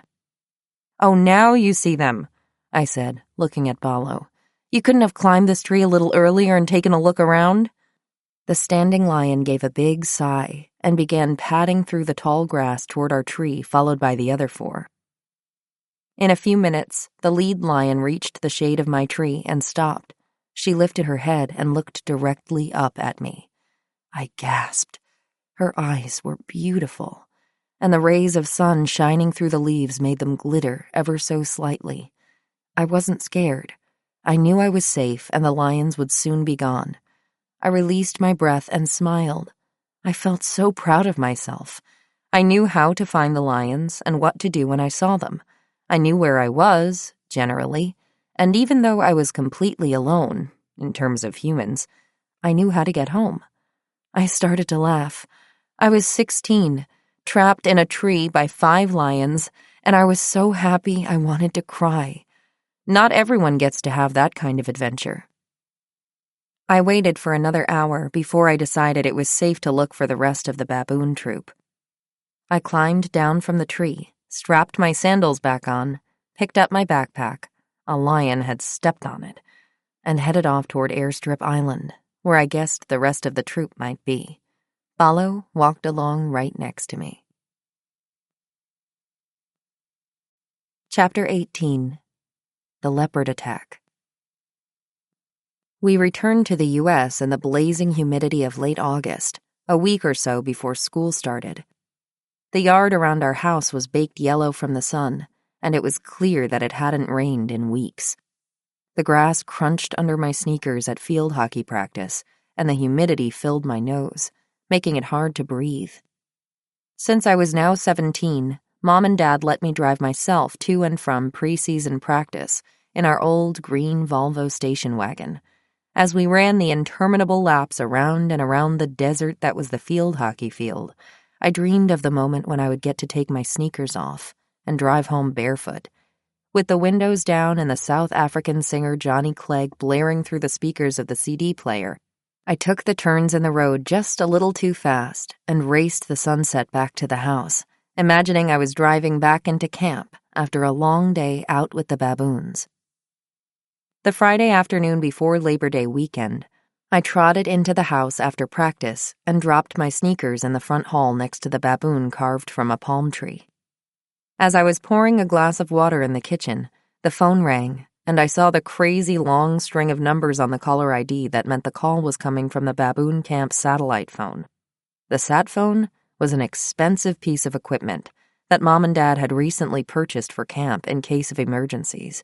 We'd never used it before. I punched the button for the speakerphone and called out, "Hey everyone, Baboon Camp is on the phone." Mom, Dad, Lucy and I crowded around the phone, and I leaned a sweaty elbow on the kitchen counter. "We're all here, Dawn. What's up?" "Dorothy?" Dawn said, sounding very far away and slightly out of breath. "Dawn, are you okay?" Mom said. "Jim and I are fine, but I have to tell you something." "What happened?" Mom asked. Dawn took a deep breath and began talking. Her usually upbeat voice was subdued. The day before, Dawn and Makupi had been out looking for the baboons on Airstrip Island. They were hoping to get an experiment done that day before letting Makupi and Press go home early for the holiday weekend. So Jim and Press were bringing the playback speaker to her in a Mokoro. When Dawn and Makupi found the baboons, the whole troop was gathered around a bush, uncharacteristically quiet and vigilant. When Makupi looked closer, he told Dawn that there was a leopard trapped in the bush. We'd seen baboons with leopards many times before, but never a situation that was so quiet and tense, even the time when Mom and I had found them in a similar situation. Usually, if the baboons found a leopard, they erupted in alarm calls and tried to attack the leopard and kill it. Watching close to 100 large monkeys go after a leopard was still one of the scariest things I had ever seen, and always made me remember that even though I counted them as my friends, they were still potentially dangerous animals that deserved my respect.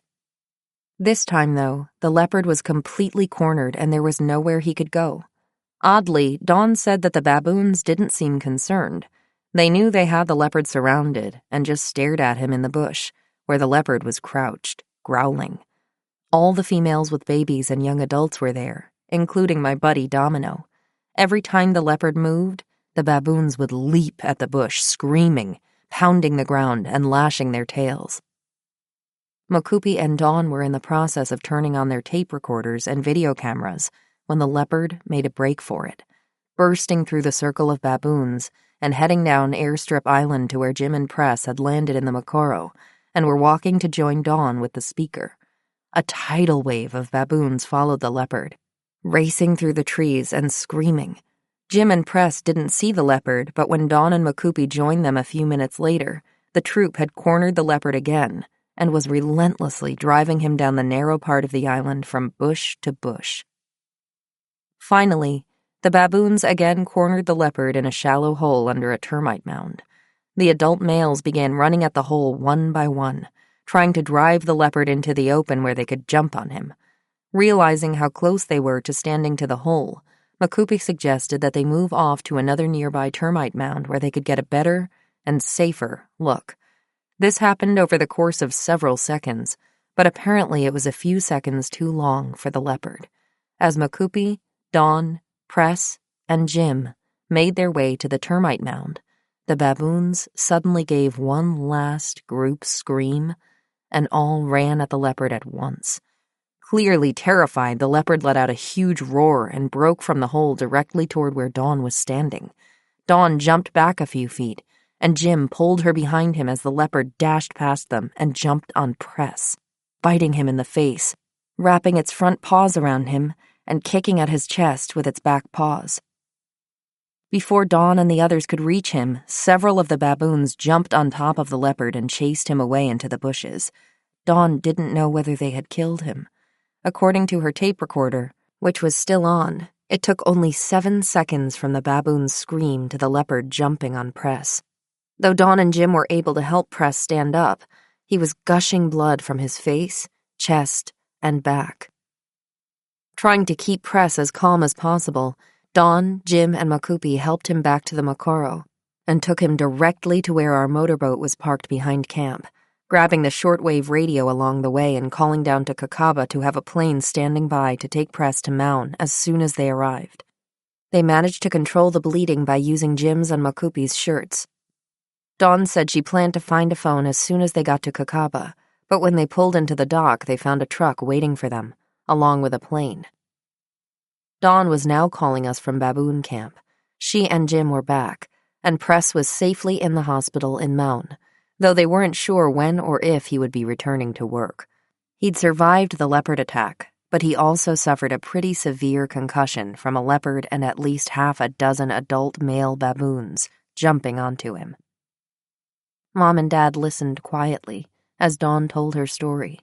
Outside, it was an offensively perfect summer day. Thick waves of heat rose from the flagstones of our terrace, and songbirds chirped as they splashed around in the terracotta bird bath. Up the driveway, our annoying neighbor was using his annoying leaf blower, and Mom's laptop pinged with the sound of an incoming email.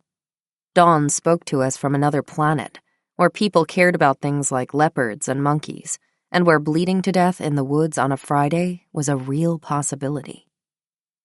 Dawn said she only had a few more minutes of battery left on the sat phone, and after they'd reassured her that she'd done everything she could do, Mom and Dad hung up, promising to check in again tomorrow to see if there were any updates. By this time, we were actually able to check email in camp. Sort of. We used the satellite phone to download messages every few days, but had to make sure no one sent us any attachments or the system would crash. We could also only get a strong enough signal by standing on top of the Land Rover in the middle of the plain behind camp and holding the sat phone above our heads, which, in 2001, felt like a perfectly normal way to check email. After we disconnected, I walked through the house and threw open the front door with a bang. The wooden planks of the porch were rough on my bare feet and very hot from the sun. I hopped from one foot to the other before jumping down onto the lawn, crossing the street, and walking into the field across from our house. A stream trickled to my right, and the sulphurous stink of skunk cabbages rose from the sticky mud in the low-lying areas by the water. Oblivious to the mud, I crossed the stream and climbed up on a large boulder on the far bank. The stone was warm and smooth, and I crossed my muddy feet under me, relieved to feel a cool breeze push through the August heat and make it easier to breathe. I was angry. Shocked and relieved, yes, but also angry. In my head, I could hear the baboon's screams and feel the vibration in my ribs when the leopard growled. I knew these things. I'd heard and felt them both before. I knew exactly where on Airstrip Island Dawn and Makupi had been, and exactly which termite mound they had been standing on when the leopard charged. I knew exactly the route they would have taken back to camp, and exactly how long it would have taken them to get to Kakaba, given the height of the river at that time of year and the location of the hippo pools.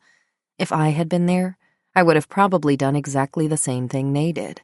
Dawn and Jim had kept their cool and handled the situation perfectly, but I hadn't been there, and they hadn't needed me. I didn't know much about myself as a 17-year-old. I liked being outside, running, and reading. School was terrifying. I didn't have many friends, and though I had figured out how to wear the right thing at school and not say anything too outlandish, every action was part of a conscious plan not to be seen or reveal anything about who I really was, and the gay, wild, loud Botswana part of me that just wanted to scream. If I knew anything about myself in absolute, clear certainty, it was that when those moments came, when it was just me and the lion, out in the wilds of nowhere in the Okavango, I was the one who could handle it. I was the one who would know what to do to keep everyone safe. I'd done it so many times before, from the boat trip to Delta Camp when I was 10, to all the changed tires, lion escapes, and elephant charges that I was sure would have killed a less capable person than even teenage me. That was who I was, the one who would have helped Press up and kept him calm before he could get to the hospital. If there was a place for me in the world, it was right there on Airstrip Island with Dawn and Mokupi. I'd been waiting for moments like this for years, and when one had finally happened, they hadn't needed me. Selfishly, I felt like that last, final place for me to be me had disappeared. "Don't make this all about you," I reprimanded myself. "This couldn't have less to do with you. You were literally on the other side of the planet when this happened." I was very, very glad that Press was safe. Though I didn't know him well, he'd always been nice to me and was Mokupi's cousin. I wondered how Mokupi was handling this situation and whether he was in Maun with Press at the hospital. Did Mpitsang know? Had he gone to Maun to be with Press too? But I was still mad that I had missed it. I scraped the dried mud off my feet with my fingernails and scowled at the bushes around the boulder, feeling even more lost than before. The next morning, I woke up to a dark sky heavy with rain clouds. The air smelled like metal and made my skin prickle as distant thunder signaled an approaching storm. Though I had a field hockey tournament in the afternoon, I decided to go for a quick run anyway, so I could enjoy the slow build-up before the storm hit. That was always one of my favorite times to be outside. I liked the sense of impending doom, which reminded me of the adrenaline spikes I'd always get out with the baboons when trouble was coming. As the first drops came splashing down, I turned into our driveway and took the steps 2 at a time up to the front door.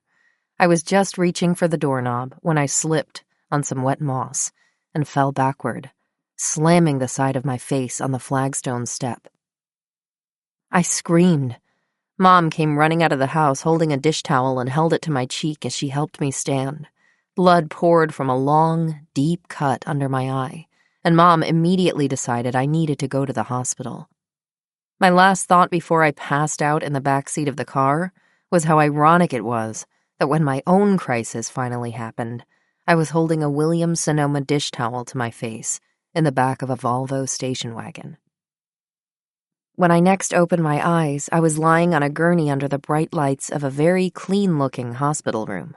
I was still wearing my wet shorts and t-shirt, and my face throbbed like my arm had when I'd ripped it open on the fence at the ostrich farm. I vaguely remembered parking, talking to a nurse in pink scrubs, and throwing up in the waiting room of the ER until someone helped me onto the gurney. A white sheet was pulled up to my waist, and Mom's purse sat on a chair next to me, though she was nowhere to be seen. The curtain around my bed swished open and a tall, pretty woman with dark hair entered, carrying a clipboard. "Hi," she said. "I'm Dr. Blake. So you hit your head, huh?" "Yeah," I said. I tried to sit up, but she put a hand on my shoulder and gently pushed me back down. "Don't try to sit up," she said. "That was a pretty nasty fall you took, and you need to take it easy." "I'm fine," I said, ignoring the wave of dizziness that seemed to follow any movement of my head. I'd been hurt plenty of times before and never needed a hospital. This was all just an overreaction since we were in America and everything was overly dramatic here. Dr. Blake raised an eyebrow. "Oh, you're fine, are you?" she said. "What's the last thing you remember before I came in just now?" The lights overhead beat a staccato pattern in my brain, and I vaguely remembered that I'd always hated fluorescent lights. "I got sick in the waiting room and someone helped me onto this bed." "So you don't remember the nurse taking you down for an MRI?" I blinked. "No, not at all." Right then. How about you do as I say, lie still and let me take a look at this cut? She pulled up a stool and began gently applying pressure all around my cheek and eye socket. Though I still thought coming to the hospital was an overreaction, I had to admit it felt nice to be taken care of by a professional, especially one as hot as Dr. Blake. I closed my eyes and sighed. So, do you go to school around here? Dr. Blake asked. Yeah, but I'm not from around here. I live in a camp in Botswana. Huh. Ever hit your head like this before? She cleaned the cut with something cool and began stitching it closed. I'd never had stitches before, and the tiny tugs on my skin as she moved across my cheekbone felt like the tiny pulls of wait-a-bit thorns. A couple of times, I said. When I was 5, the handlebars came off my bike when I was going down a hill, and I knocked out 2 of my teeth. Then I fell out of the fig tree at our camp once or twice, and when I was 12, a horse threw me into a fence. I'm not sure if any of those were concussions, though, because I never went to a doctor. I remembered from watching ER that doctors needed to know everything about their patient if they were going to correctly diagnose them. My head throbbed, and I choked down a wave of nausea. I felt a sudden need to tell Dr. Blake everything she needed to know so she could help me feel better. The lights pounded. And this time you were running too fast on wet flagstones and slipped? Yes. She chuckled. You sound like my little brother, she said. Always full speed, never thinking about your own safety. I sighed again. Part of me wanted to correct her that I had been being careful. It was just an accident. But I was too tired and sick to care. Everything hurt, and I just wanted to go to sleep. This isn't too bad, she said, closing the stitches with a quiet snip of the scissors. But you definitely have a concussion, so no running or sports of any kind for a while, okay? I glared at her. I don't do well sitting still, I said. You're going to have to try. I'll tell you the same thing I tell my little brother every time he ends up in my ER. I don't care whether you're from the suburbs or Botswana or the moon. You are not invincible. It was just an accident. It's always just an accident. But you have got to be more careful. It only takes one thing going wrong for you to end up in serious trouble. She was right, of course. It's what I always thought as I headed out with the baboons. You can be as prepared as you possibly can be and do all the right things, but there will always be a chance that something bad could happen. In the end, all you can do is your best. The rest is up to chance. I just never honestly believed that to be true until the leopard attack on press. Dr. Blake's hands moved softly across my face, cleaning the stitches and sticking steri strips across the cut, while I stared at the equipment on the wall. I'd printed out a glossary of ER equipment and terminology so I could follow what the doctors on the TV show were talking about, and I tried to identify everything I saw in the exam room. Suture tray, laryngoscope, bag valve mask, McGill forceps. The equipment was shiny and clean, neatly organized, and ready for the next emergency to roll through the doors. I wondered what the Mound Hospital was like, wishing that Press had been able to be treated at a hospital like this one. I'd never been to the Mound Hospital, but very much doubted it was anything like the one I was in. I was safe here, and was getting the best care I could possibly get. I was suddenly very glad to be in America. Mom appeared a few minutes later carrying a blueberry muffin and a vanilla milkshake she'd gotten from the hospital cafeteria. Dr. Blake instructed me to stay off my feet for a couple of days, and to my surprise, I felt no need to resist. Dr. Blake knew what she was talking about, and I did feel pretty beaten up. When we got back to the house, I carefully took a shower and lay down on the couch with a stack of books. Outside, dark clouds surrounded the house and shadowed the field across the street, but oddly, I felt no need to run. I sank into the pillows and closed my eyes, feeling clean and safe in a way I had never felt before, and too tired to examine why. Chapter 19. The infection rate reaches 36%. I thought a lot about Press, the hospital, and Botswana in the days following my fall. I wasn't supposed to do much besides nap and read when my head felt up to it, so I stared out the window and watched the leaves of the oak trees rustle in the late summer breeze. The temperature had mercifully dropped after the rainstorm, and it was quite comfortable with the window open. Mom tentatively suggested studying for the SATs during my downtime, but after I shot her a glare that could have frozen water, she retreated and said reading was probably just as good a use of my time. Before flying back to the U.S. that summer, we'd spent a couple of days in Mound with Bryony and Tim at the ostrich farm. This was unusual, since aside from the trip we'd made to Jack's camp 2 years earlier, we never really spent any significant length of time in Mound or at the ostrich farm. Whenever we came back to baboon camp, we would immediately take a 6-seater plane up to Kakava and then boat up to camp. We never stayed in town. Beyond seeing the progressive upgrades in size and efficiency at the Mound airport, I wasn't at all aware of what was actually going on in town. Anything I heard about changes going on in town, I heard through gossip, from either Mokupi or the managers we saw at Kakaba when we went to pick up our monthly shipment of fruits and vegetables. On holidays, sometimes Tim and Bryony would come up to visit camp with their daughters, Maxie and Pia.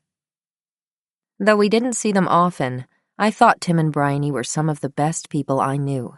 And despite the challenges of living in a town with few stores and no reliable doctor, they loved Botswana and, for most of the time I knew them, never thought of living anywhere else. They were different during our last visit with them, though. Bryony locked the doors at night and brought the dogs inside. Tim kept a rifle in the kitchen and hired several extra men to walk around the perimeter of the farm at night. He said a couple of his ostriches had been killed in the week before and eaten, he thought, by refugees coming in from Zimbabwe. Mound used to be a very safe town when we first arrived in 1992, but by 2001, we heard that the crime rate had risen dramatically, and Tim said that almost every day there were stories of carjackings, break-ins, and robberies. Most of Tim and Bryony's friends had installed fences around their houses, and all had hired watchmen to keep an eye on their properties at night. More than a few had left the country entirely, heading for Cape Town or Mozambique, where they said it was safer to raise their children, including Henny the fearless bush pilot and Desmond the driver of the leopard-spotted lorry, who had been key players in my boat trip to Delta so many years before. Everyone in Mound, locals and expats alike, blamed refugees from Zimbabwe for the rise in crime. Robert Mugabe's oppressive regime and the incredible inflation in the country drove many Zimbabweans, both white and black, out of the country. Botswana was one of the easier places for them to get to, since refugees could pass through the Hwange National Park or across the minimally secure border crossing at Pandamatenga, where Lucy had lost one of her first teeth on our way to visit Victoria Falls. When the police in Mound did one of their periodic roundups of Zimbabwean refugees, they bussed them back to the border, only to see the same people turn up again in Mound a week later. It was impossible to stop the influx of people, and the government admitted that immigration control was not actually one of their priorities, given Botswana's rising problem with HIV/AIDS. By the early 2000s, Botswana was in the epicenter of the rising HIV/AIDS epidemic in sub-Saharan Africa. Nearly 36% of Botswana's tiny population of less than 2 million people was estimated to be HIV positive. Though the government admitted this estimate was rough, considering so few people would agree to be tested for the disease. Since HIV was first detected in the country in the 1980s, the government's emphasis had been on getting as many people tested as possible so it could get an idea of the scale of the problem. It had even entered into agreements with the Gates Foundation and the pharmaceutical company Merck to get people tested and into treatment with antiretroviral medications that were subsidized by the government and its partners. The government was internationally praised for having the right plan in place to control the spread of HIV, and it was widely expected that the country's incredible dedication of resources would prove to be the example for other countries on the continent on how to handle the disease. Unfortunately, they were wrong.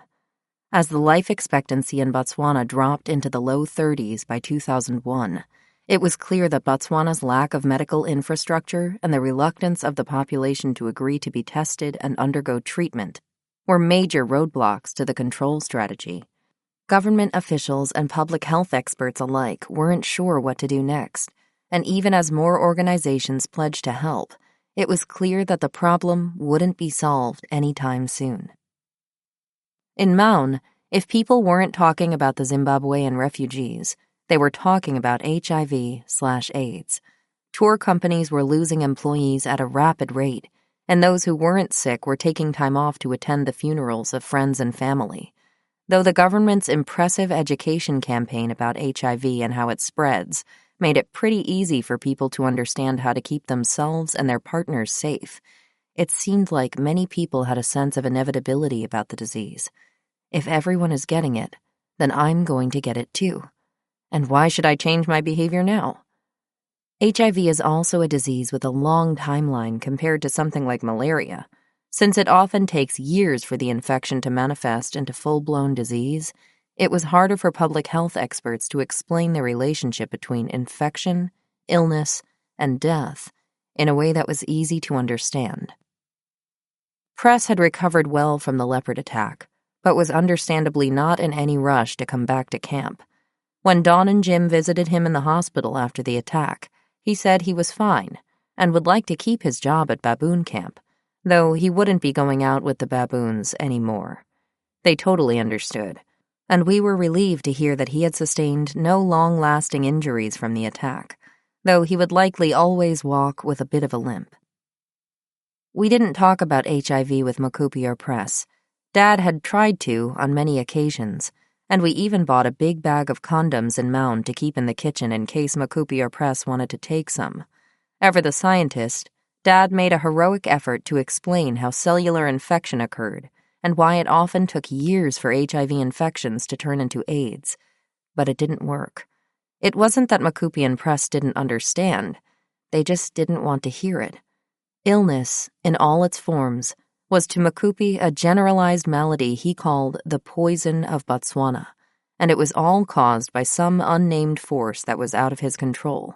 He didn't differentiate between flu, giardia, a cold, or HIV.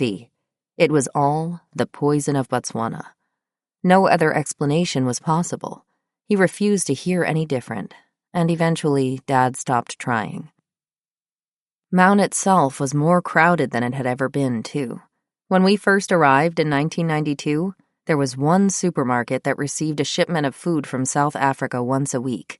If you happened to be in line when the truck arrived, you could get fresh fruit and vegetables. If not, you were out of luck until the next week and had to make do with boxed and canned goods. There were no fast food restaurants, no pharmacies, and only one bank, but its doors were broken, and cows often wandered through.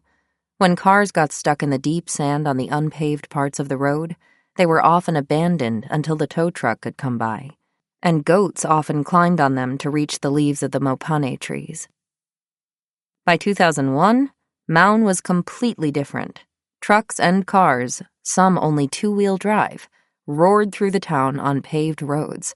There were 6 traffic lights, 3 grocery stores, and half a dozen Indian big box stores where you could buy things like plastic flip-flops, beach umbrellas, and cheap, mass-produced dolls that were only somewhat anatomically correct. Though cows still often hung out in the bank, they now shared the parking lot outside with shiny BMWs and Mercedes brought up from South Africa that looked fragile and delicate next to the Land Rovers and Land Cruisers of the locals. Overlander trucks passed through regularly, taking budget backpackers between Cairo and Cape Town, and decimating the grocery stores like locusts descending on a cornfield. Though there was still no real doctor to be found, a few shady clinics sprang up on the outer reaches of town, run by immigrants from the Democratic Republic of the Congo and Zambia who advertised their abilities to treat conditions like not being liked at work, misfortune, and misunderstandings. South African pop music blared from the shops, and when driving through town, my overwhelming sense was that of noise, and more noise. Driving around town with Mom and Dad before Dad went to talk to Press, I was absolutely astonished at how quickly the town had changed, and how much I had missed in always bypassing Maun to go straight up to camp. Tim and Bryony sold their ostrich farm that year, and were leaving about the same time we were, to head back to the UK. Bryony had family in Wales, and while they wanted to be closer to them, they also admitted that the peace and quiet that had originally attracted them to Mown was gone. They didn't like the noise, the people, or the crime. When a friend of theirs had her house broken into while she slept, Tim and Bryony decided it was time to go. These crises seemed far, far away as I lay on a striped couch from Pottery Barn in our living room in suburban Philadelphia, watching the oak leaves rustle in the wind. My face throbbed, but I knew I would be fine. I had been treated at a clean, well-stocked hospital and cared for by a doctor who had probably studied at one of the best medical schools in the world. That I had all of these incredible resources available to me only 20 minutes away by car gave me a sense of security and, I had to admit, guilt. I imagined what kinds of conditions someone like Dr. Blake would see on a daily basis. Probably ear infections, broken bones, accidental injuries, and maybe flu or pneumonia in the winter. Never what the healthcare workers in the Mound Hospital faced, or the diseases I knew Mokupi's friends and family dealt with under the umbrella of the poison of Botswana, schistosomiasis, malaria, tuberculosis, and, of course, HIV. I closed my eyes and ran my finger along the tight, neat stitches that followed the arc of my cheekbone across my face. Dr. Blake had done a good job, and she said there likely wouldn't even be a scar. Then I ran my fingers across the smooth, rounded dome of scar tissue that still covered my left elbow from my horse injury. Here was the proof of what healthcare could do. I was a living example of it, and scars or lack thereof were the physical proof. What if I were in Botswana and caught something like tuberculosis? My parents would fly me down to Johannesburg or back to the U.S., and I would likely survive. It was painfully unfair that the people I knew and had grown up with did not have access to the same kind of medical treatment, and I felt deeply, horribly guilty that I was able to take care of myself in a way that most of them were not. It bothered me, too, that all anyone in the U.S. seemed to know about Botswana were the statistics on HIV. Just as Botswana had been heralded on the international stage for implementing a model program for disease control, the eyes of the world had still been on Botswana as the plan faltered and ultimately failed. "I can't believe you're still going back there," our friends and family said. "You're going to catch HIV and die." "Well, no," I patiently explained over and over again. "You don't just catch HIV from being around people that have it. And we didn't even know if the guys that worked for us had HIV, and we had no plans to ask them about it. Also, we didn't live in town. Baboon Camp was 4 hours away from town by car or boat, and the nearest human settlement to camp was the village where Mokupi lived, and even that was more than an hour away. It's pretty hard to catch diseases from other people if you never see anyone," I explained. No mosquito carrying malaria would ever be able to make it to our camp, so we were fine. And that's what struck me the most, sitting there on the Pottery Barn couch on a hot September day. I said I lived in Botswana, but I really didn't. Not at all. Not in the least.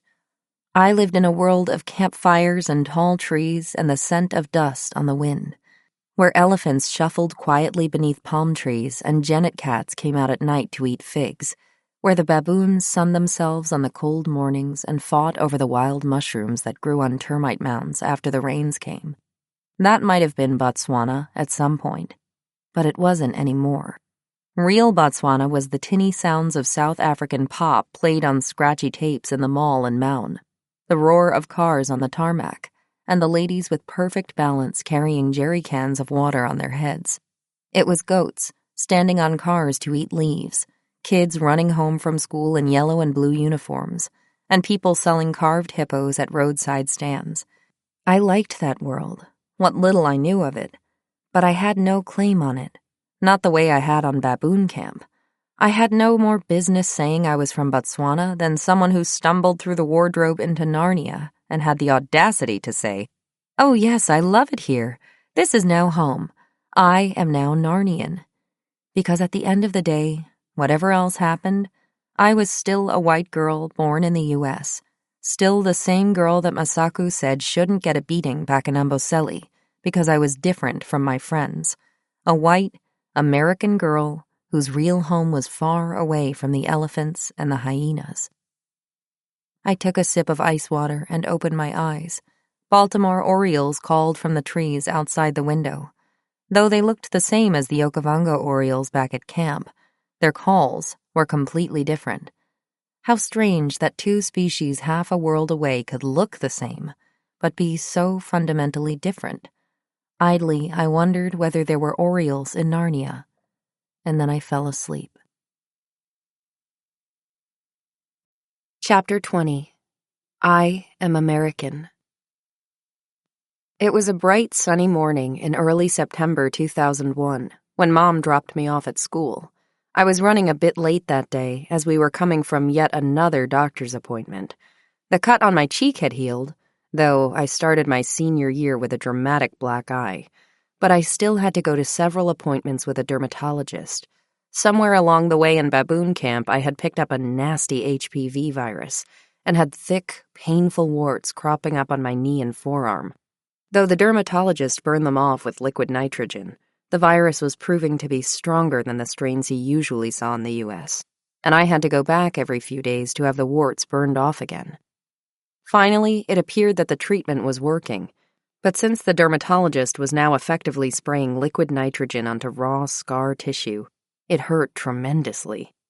When Mom dropped me off at school after my appointment, both my knee and forearm were wrapped in gauze. Between that and my black eye, it looked like I had just left Fight Club on my way to study hall. I headed down the carpeted hallway to the school library, where I planned to either get a jump on my homework or find a quiet corner to read Ursula K. Le Guin's Tales from Earthsea. Since people mostly ignored me at school these days, it didn't feel so unsafe to bring a book anymore, and I was very much looking forward to losing myself in a world of mist and runes. Turning the corner into the library, I saw a bunch of kids clustered around a television set. I'd never seen it turned on in the library before, and it made me pause. The TV was usually stored in front of the library and borrowed when we watched documentaries in history class. "What's up?" I said to a small boy in my class named Dave, who was standing in front of the TV with his arms crossed. Dave stared ahead at the TV screen. "A plane hit the World Trade Center in New York," he said. I looked at the TV and saw a thick column of dark smoke rising from one of the shiny towers. The anchors on the news were silent, and my first thought was how odd it was that there was no commentary to go along with the smoke. My second thought was, wow, that was stupid. Cessna pilots should know better than that. The pilots who flew tourists back and forth between the game lodges and Maun were constantly getting in trouble with their tiny 6-seater Cessna airplanes, whether the engines were overheating or having pieces of their wings ripped off by baboons on the runway. The summer before, a pilot from a camp on the other side of the Delta was just taking off when he ran into a giraffe as it suddenly crossed the runway. The giraffe and plane collided when the plane was 20 feet or so off the ground. The plane was completely totaled, and the giraffe died. Though I knew, of course, that people weren't likely to be flying Cessna planes around New York City, the crash with the giraffe was the first thing that came to mind. There had been a lot of smoke then, too. On the screen, the smoke grew thicker. Against the sunny day and cloudless blue sky, the tower looked like a birthday candle someone had just blown out, only somehow awful in a way I felt deep in my stomach, but couldn't identify. And then, as I stood in the library with my classmates, I watched as a second passenger jet flew into the other tower, bursting into an explosion of flames and smoke and shrapnel. First, there was nothing but silence, and then someone screamed, and someone else began to cry. Dave's face turned pale, and he looked away from the TV. "I have to call my mom," he said. Vaguely, I realized that I had just watched a lot of people die, live on TV, right in front of me. One second they were there, and the next they weren't. Just like that. I'd watched animals die before, lions killing buffalo, wild dogs hunting impala, and even the baboons sometimes when they found mice and other small animals. Most people thought baboons only ate fruit and seeds, but they were very proficient hunters and often ate smaller animals alive when they caught them. I hated it when they did this. Even with my hands over my ears, it was impossible to block the sounds of the dying animals and the crunch of bones as the baboons tore them apart. But even though it was horrible, it was still part of the natural cycle of things in the Delta. Baboons hunted to eat. Just like lions, wild dogs, and hyenas, every animal had to get food from somewhere, and every animal had babies to feed that were just as cute as the babies of the animal they killed. Not this, though. This was different.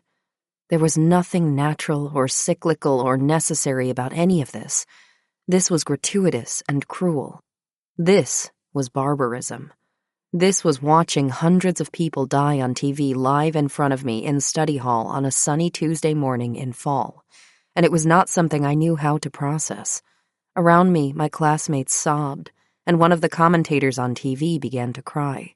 The scene in front of me felt right next door and another world away all at once. I longed to find a tree to climb so I could get upwind of the danger, but instead I just stood and stared.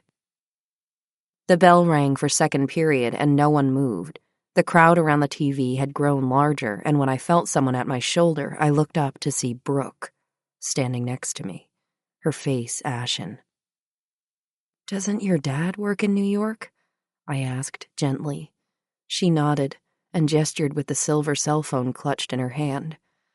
"I can't get through," she said. "Everything is down." She was too tall for me to hug properly, so I reached out and squeezed her hand. She didn't move away. The PA system buzzed. A voice said that classes were canceled for the rest of the day and that we should all go home immediately. The crowd around me began moving toward the doors, some still crying, and others whispering to each other to find rides to wherever they were going. The usual noise and jostling in the hallway was gone, and everyone moved quickly and quietly. Brooke and I were pushed to the side by the crowd leaving the library, and I grabbed the straps on my backpack and began to think about my next move. Okay, I thought. I'm scared, but I'm okay. What do I need to do when I'm scared but okay? I can handle this if I think clearly. Though Lucy was still in middle school, I knew she'd meet me by the car in the upper school parking lot. That was our plan in case something urgent came up and we couldn't find each other. Neither of us had cell phones anyway. Mom and Dad said cell phones were useless things that no one really needed. Brooke punched a number in her phone and watched helplessly as the number rang out. "It's not working," she said. "I'm sure he's fine," I said. "It takes a couple of hours to get to New York from here. Maybe he hadn't even gotten there yet." She nodded numbly. "Yeah." The crowd streamed around us, and I hitched my backpack higher on my shoulders so I wouldn't get knocked over. "I gotta go get my sister," I said. "Wait," Brooke said, clutching at my hand. "Can you give me a ride home? My brother took the car today, and I know you live near me." I blinked, wondering if I'd misheard her. She was talking to me like a normal human being. "Sure," I said. "Come on." Together, we pushed through the crowd of students in the hallway outside the library and climbed down the stairs to the main floor. Everywhere, students were hunched against the walls, cell phones clutched to their ears, either trying to get through to someone who wasn't answering or crying to someone who had. A couple of teachers stood in the doorways of their classrooms, alternately staring into space or encouraging packs of students to disperse and go home.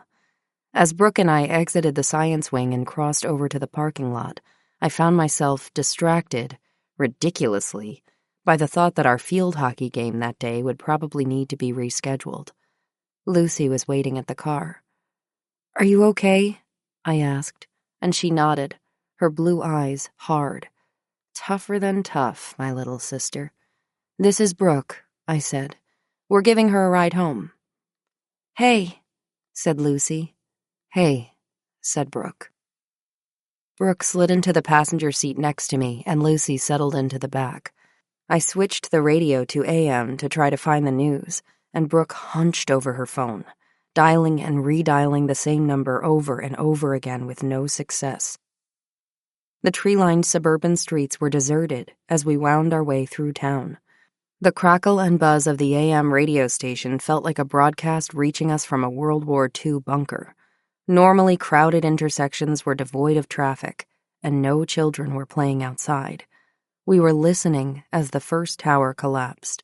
The commentators mentioned a similar attack in Washington, D.C., and I thought how strange it was that Brooke and I would be sitting side by side in a Volvo when the world ended. Who would have guessed? Brooke's phone buzzed and she yanked it open. "Dad!" she yelled. I wanted to look at her to see if the news was good, but forced myself to keep my eyes on the road. You have to get everyone home, I said to myself. One thing at a time. One thing at a time. Is he safe? I asked. Yeah, he's fine, Brooke said breathlessly.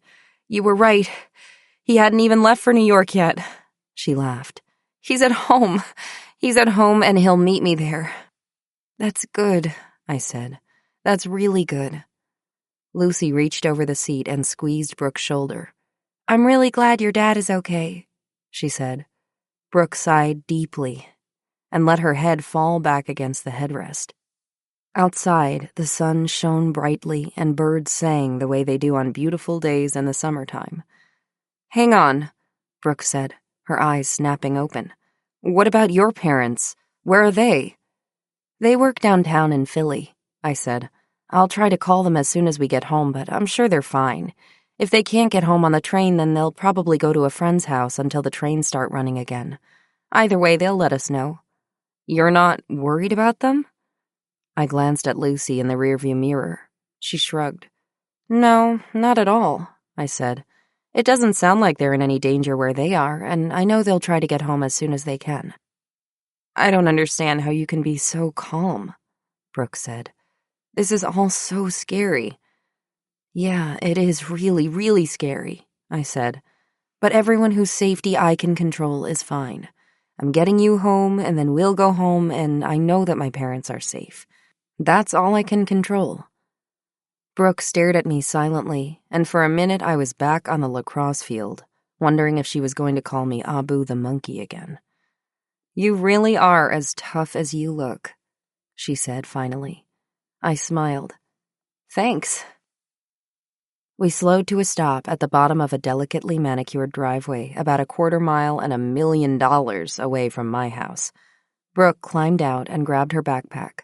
A screen door slammed open and a tall man with gray hair leaned out of the house and called her name. Thanks for the ride, Brooke said. Any time.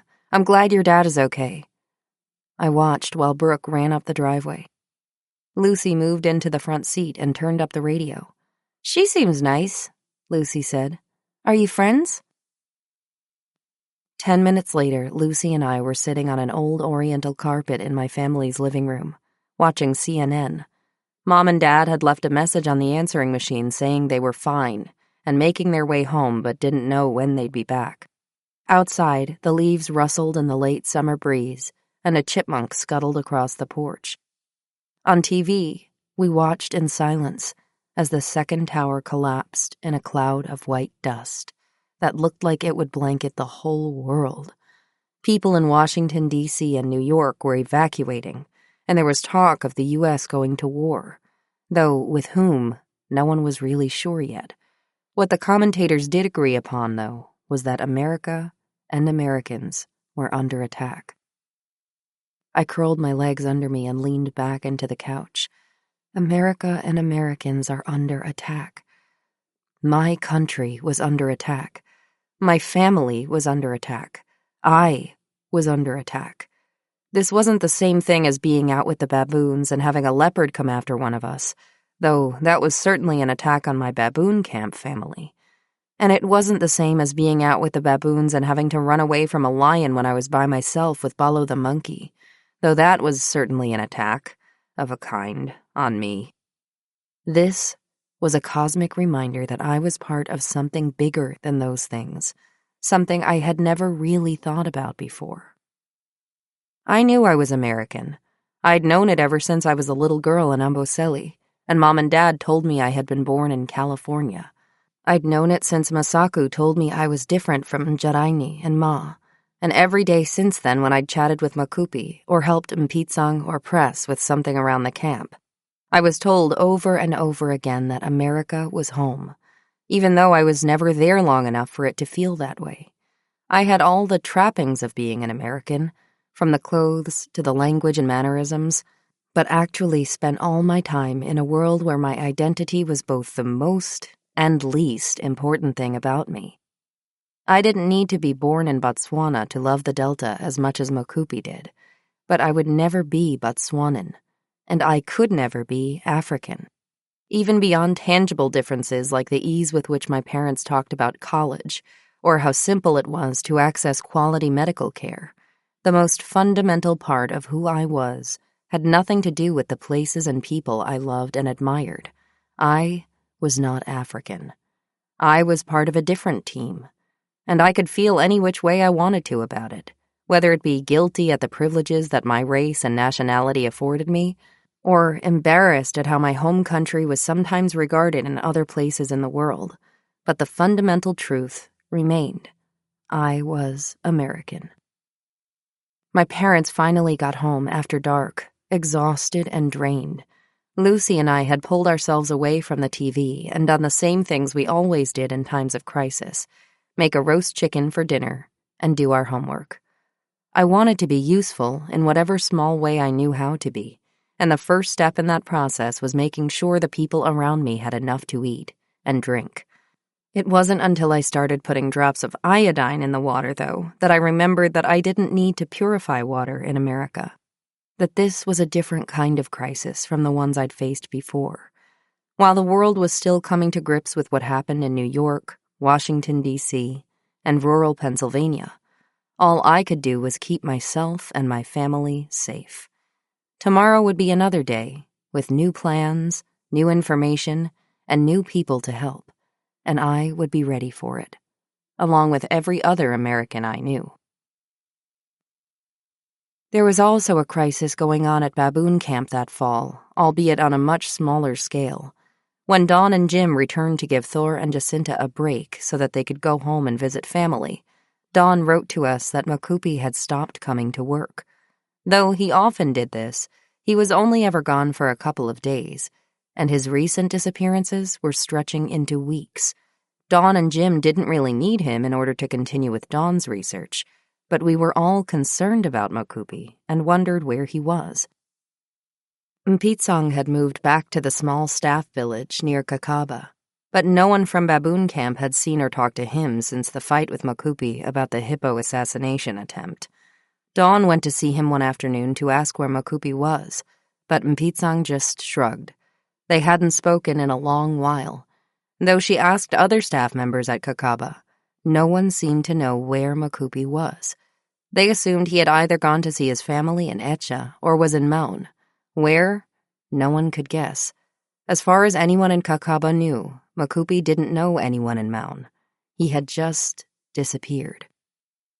From the U.S., Dad emailed our friends at Kakaba and Delta and told them to keep an eye out for Makupi.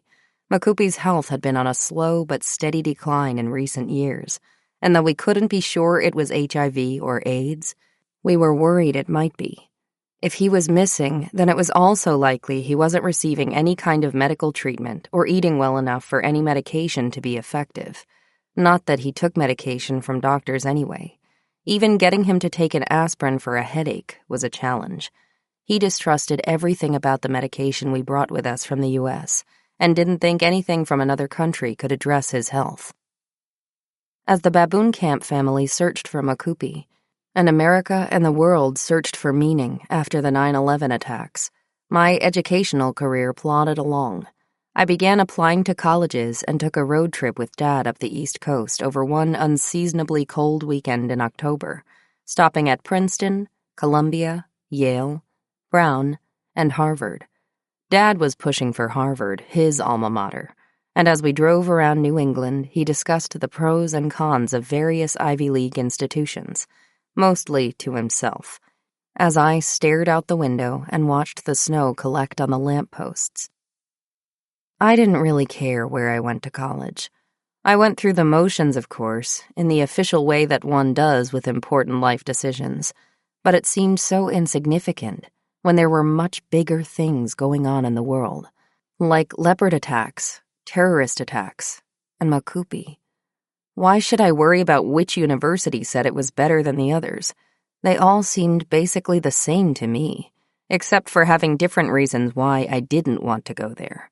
At Brown, I watched the field hockey team struggle to run up an incredibly steep hill and decided Brown was not the place for me. There weren't enough trees at Yale. It was too loud at Harvard. And at Columbia, our tour guide was shocked when he asked me if I wanted to be a Columbia University Lion, and I said, "No, I hate lions." Everything was too big and too crowded and so very far away from the quiet trees and wind of the places I loved. How could I ever survive in any of these places for 4 years? And what was the point? More work? And all for what? More school and more work forever and ever and always?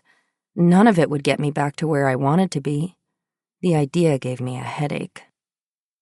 I took the SATs. Then, because everyone at school was doing it, and Mom thought she'd be a bad parent if she didn't follow along, I got an SAT tutor and took them again. My scores stayed exactly the same, proving my point that the whole process was a waste of time. At school, people talked to me even less than usual. College was the only thing on anyone's minds, and it seemed as though everyone I knew was either bragging about where they were applying or being so secretive about it that you'd think they were hiding nuclear codes in their lockers.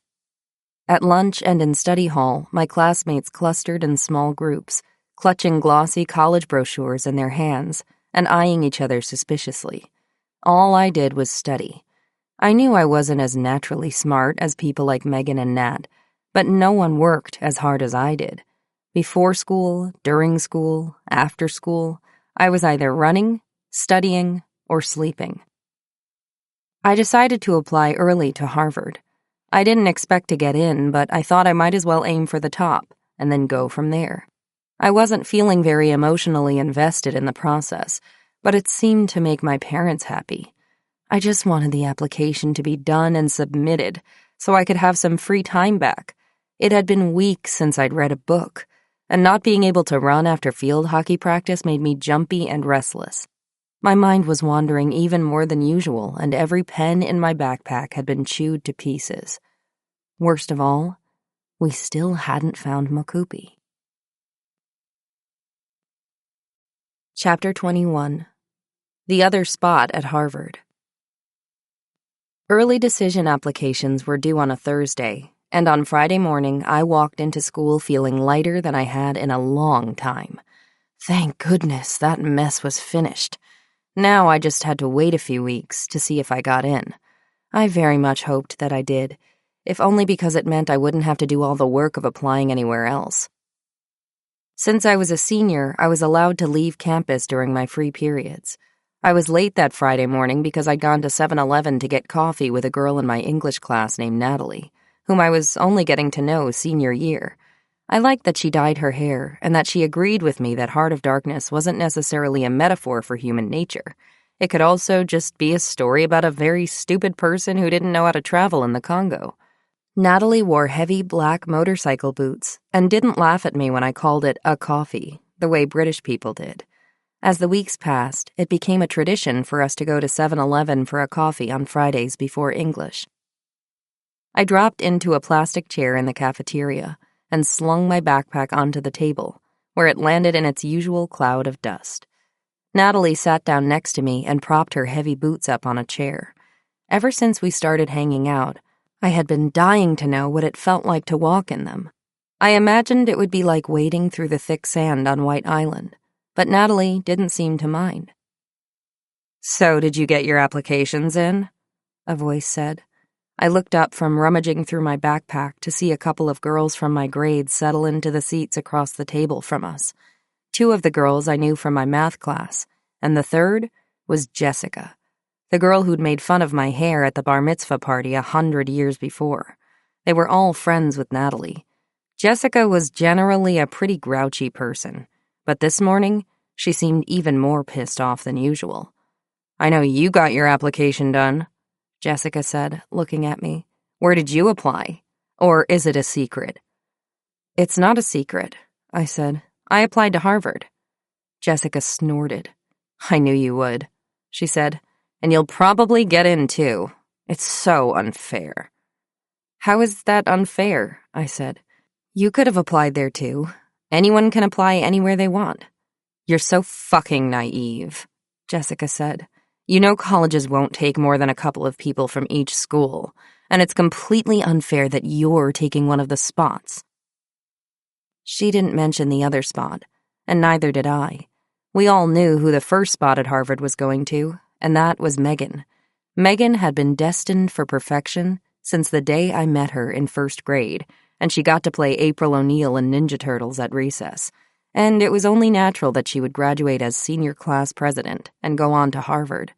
It was fate. It was destiny. No one questioned it. This idea of the other spot at Harvard was a new one, though, that had just started swirling around the senior class after someone came up with the idea that the best universities only took 2 students from any school's senior class. It was widely assumed that the other spot at Harvard would go to Nat, or one of the other boys from the AP physics class who was also a concert violinist or a junior Olympic swimmer or something else impressive. The idea that someone else might have the audacity to even apply for one of these spots was somehow perceived as an insult to the most deserving among us, and it was an idea I thought was stupid. How is that naive? I said. I work really hard for my grades. Why shouldn't I get the same shot as anyone else? Jessica rolled her eyes. You don't deserve to go to Harvard, she said. We all know it. You have an unfair hook that no one else has, and you're trying to use it to get something you haven't earned. Excuse me? I said, my voice raising. Natalie put her hand on my leg under the table, but instead of calming me down, it made me even angrier. I didn't care that she was trying to be nice. I could defend myself just fine. You heard me, Jessica said. You have this weird childhood that no one else had, and you're going to talk about it in your college application and try to seem all different and special and better than the rest of us. It's like saying, hey, I'm a weirdo circus freak, let me into Harvard and I'll be your diversity. It's bullshit. It's not bullshit, I said, making a conscious effort to steady my voice. My childhood is not weird and I am not a circus freak. That's just me. That's just my life. Whatever, Jessica said. You don't deserve to go there. You don't even deserve to apply there. We all think so. You'll just follow Megan around and bother her like you've been bothering her since first grade, since you can't make friends on your own. I bet she hopes you don't get in, just like the rest of us. Fuck off, Jessica, Natalie said. My breath caught in the back of my throat, and the world telescoped down into the single pinprick that was Jessica's face, pale and pinched, under her cascading chestnut hair that was always perfectly styled and never bleached by the sun. I blinked once, twice, and a third time, as Jessica turned away and carried on her conversation with her friends, completely ignoring me now that she'd said her piece about me and my future. Behind her, the windows looked out onto the quad between the upper and middle schools, and across the lawn I saw the windowsill where I used to sit and read my dragon books. It was empty, but I knew that if I closed my eyes I could feel the cold aluminum under my legs and smell the swish of the pages. How was this conversation even happening? People like Jessica and the boys on the prank phone calls had spent years teasing me about my childhood and baboon camp, and now, here she was, in my face, resenting me for having it because she said it gave me an unfair advantage? What new nonsensical reality was this? The bell rang, and I snapped out of my reverie. Natalie looked at me questioningly. You okay? She asked. Yeah, fine, I said, feeling anything but fine. I cleared my throat and focused on picking up my coffee cup and walking out of the cafeteria, one foot in front of the other. Stonily, I blinked the tears out of the corners of my eyes and clenched my teeth. This was not the time, and definitely not the place, to fall apart. I followed Natalie down the hall to the English wing, absently sidestepping other students and keeping my eyes glued on the ground, the same way I did when I was doing a focal follow on one of the baboons. No one was better at writing and walking than I was. though the scars on my shins were evidence of the occasional tumble into warthog holes. In the classroom, I dropped into my usual seat in the back of the room, strategically placed along the windows so I could watch the squirrels in the trees, and in the back row, so no one could see the dragons I doodled all over my notebook. Some things were best kept private. Keena! Megan said, settling into the desk next to me in a cloud of Bath and Body Works. Did you get your application in? Aren't you glad it's over? I looked at her blankly, unsure of how to respond. Was this the girl I'd known since first grade? The desk friend who gave me Calvin and Hobbes books for my birthday and knew I liked owls? Or was Jessica right, that this was the queen of the school and senior class president who didn't want me to get into Harvard because she thought I didn't deserve to be there? I turned away and pretended to be writing in my planner. It was too risky to trust her. Megan frowned and gave me an odd look, but the bell rang and saved me from having to respond. All I have to do is avoid her for the rest of my life, I thought. Or at least until early decision results come out in December. As it turned out, Megan and I were the only two students who applied to Harvard from our senior class. Once the rest of our classmates figured out it was just us and no one else, the conversation shifted from being about whether I even deserved to apply to how unfair it would be if I actually got in. Nat had chosen to apply early decision to Yale, which people seemed to think was fair but unfortunate, since he really should have been the other Harvard applicant along with Megan. All attention was on the two of us, and it felt like the whole class was waiting to see what happened. What Megan herself thought, I didn't know, as I was doing my best to avoid her. Inevitably, and perhaps not surprisingly, I had another doctor's appointment scheduled for the week before the early decision results were supposed to be emailed to us. I'd been finding my mouthguard very painful to wear during field hockey season that fall, and we finally figured out that my wisdom teeth were coming in and squeezing my jaw in a way that made the mouthguard cut into my gums. When I spat out a wad of blood after our final game of the season, Mom said it was time we finally dealt with the problem. I spent the weekend after my operation lying on the couch watching nature documentaries and trying to eat soup through a straw. It turned out that all 4 of my wisdom teeth had been coming in sideways, and the operation had taken much longer than it usually did. I woke up twice, and both times had to be put back under with laughing gas. My jaw throbbed, and I could barely open my mouth wide enough to poke the straw through. When I finally made it back to school on the day early decision notifications were coming out, my face was still swollen to an unrecognizable degree, and my jaw ached horribly. I found myself welcoming the pain since it distracted me from the roiling anxiety in my stomach. Now that my classmates had raised the stakes, I wanted to get into Harvard. I really did. I was proud of how hard I'd worked, and thought I had as much right to go to Harvard as anyone else. As much as I tried to pretend it didn't bother me, the stares and whispers were really getting to me. I just wanted it to be over. I was dozing in my usual corner of the library near the oak trees when I heard cheers coming from the row of computers by the librarian's desk. You did it! Jessica's voice squealed. I sighed. Megan must have gotten her acceptance email. You must be so thrilled, Jessica went on, all syrupy sweet in a way that even I, with my stilted social skills, could tell was insincere. You really deserve it. Such a suck-up, I thought. But Megan did deserve it. She had earned her place. She was smart and hardworking and had been since first grade, with her perfect handwriting and perfect hair ribbons. I sighed. If dragons really do exist, now would be a great time for one to show up and eat me, I thought. I rose stiffly to my feet and tried cracking my jaw, which was a mistake, and sent me staggering against the bookshelf in a wave of pain. Are you okay? Megan asked. She knew where my library corner was, even though she never bothered me there. Yeah, I said as I brushed a tear from the side of my puffy and misshapen face. You got in, huh? Yes. That's really awesome. I'm so happy for you. I gave her an awkward hug, breathing in the Bath and Body Works. She even smells perfect. Your turn, she said. Do I have to? You shouldn't be so hard on yourself, she said. What if it's good news? I followed Megan to the row of computers, where Jessica stood with her arms crossed, already glaring at me.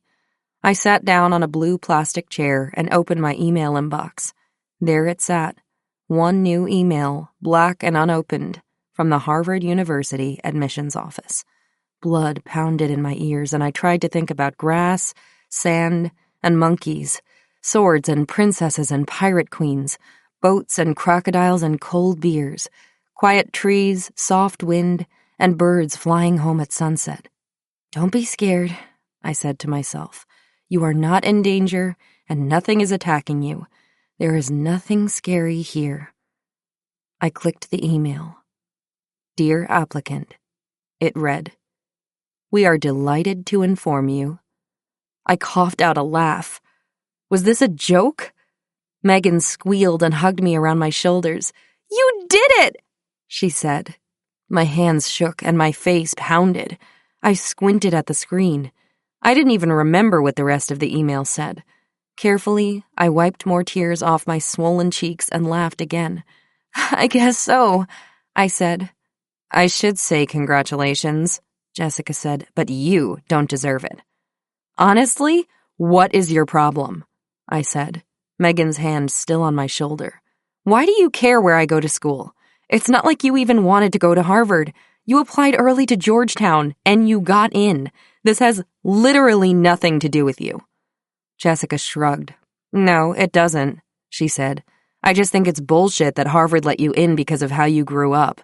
Your parents took you somewhere weird, and you live there, but it's not like you actually did anything yourself. Never did anything? I should have spent more time at school talking about what I did in baboon camp. Maybe then, at least if she still didn't like me, she might have the decency to be scared of me. Did she even know how fast I could gut a fish? Our grades are exactly the same, Megan said, quietly. Also, shut up. It's fine, I said. Thanks, but I don't need your help. I can take care of myself. I know you can. It's just so rare I feel like being a bitch to someone. Megan had never said anything like that in her entire life. I laughed aloud. Anyway, congratulations, Jessica said, picking up her backpack to go. Enjoy a whole new school where everyone thinks you're a freak and you have no friends. Well, at least in a few months we'll never have to see her again, Megan said as Jessica walked away, already texting on her cell phone. And where no one knows you used to be known as Abu the monkey. I jerked my head up, causing another spasm of pain to reverberate through my jaw. You knew about that? I asked. Everyone knows about that, Megan said. I groaned, and only partly because of my jaw. Hey, she said, at least with your face like this, you look more like the genie than Abu. I shoved her away gently while she laughed, remembering that this was still the girl I'd known since we were 6 years old. Shut up, Harvard, I said. Chapter 22. A bear just doing his bear thing.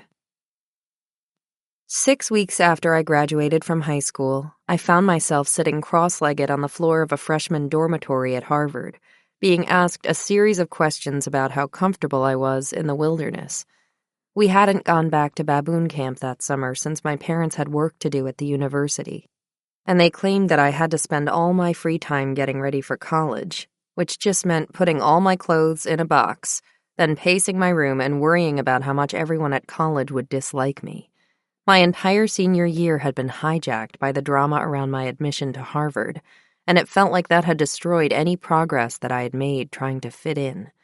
Even though Megan promised we'd still be friends when we got to school, I wasn't sure I entirely believed her. I'd spent all of high school trying to mold myself into this image of what I thought an American girl should be, only to end up more alone and confused than before about who I actually was and what was important to me. Botswana Keena wasn't safe in America, and American Keena was disliked and lonely. So what was I supposed to do now? Go to college and remake myself again? Run away to a mountain to live on acorns and talk to the squirrels? That summer, I lost my appetite completely, drank gallons of Diet Coke. It was so easy to get in America. And paced and paced and paced. Among the tsunami of orientation materials I received before college was a pamphlet for something called the First Year Outdoor Program, or FOP. FOP was a week-long hiking and canoeing trip in Maine that was designed to bring groups of incoming freshmen together, to get to know each other before school started by bonding in the wilderness. I'd never been to Maine before, but liked the idea of being outside for school. I immediately signed up for the program and chose the most difficult trip they offered, 10 miles a day of rigorous hiking and canoeing. Just the thought of all that physical activity quieted my mind, though I tried not to think about the fact that there would be other students on the trip too. If we were hiking all day, how much talking could we really do?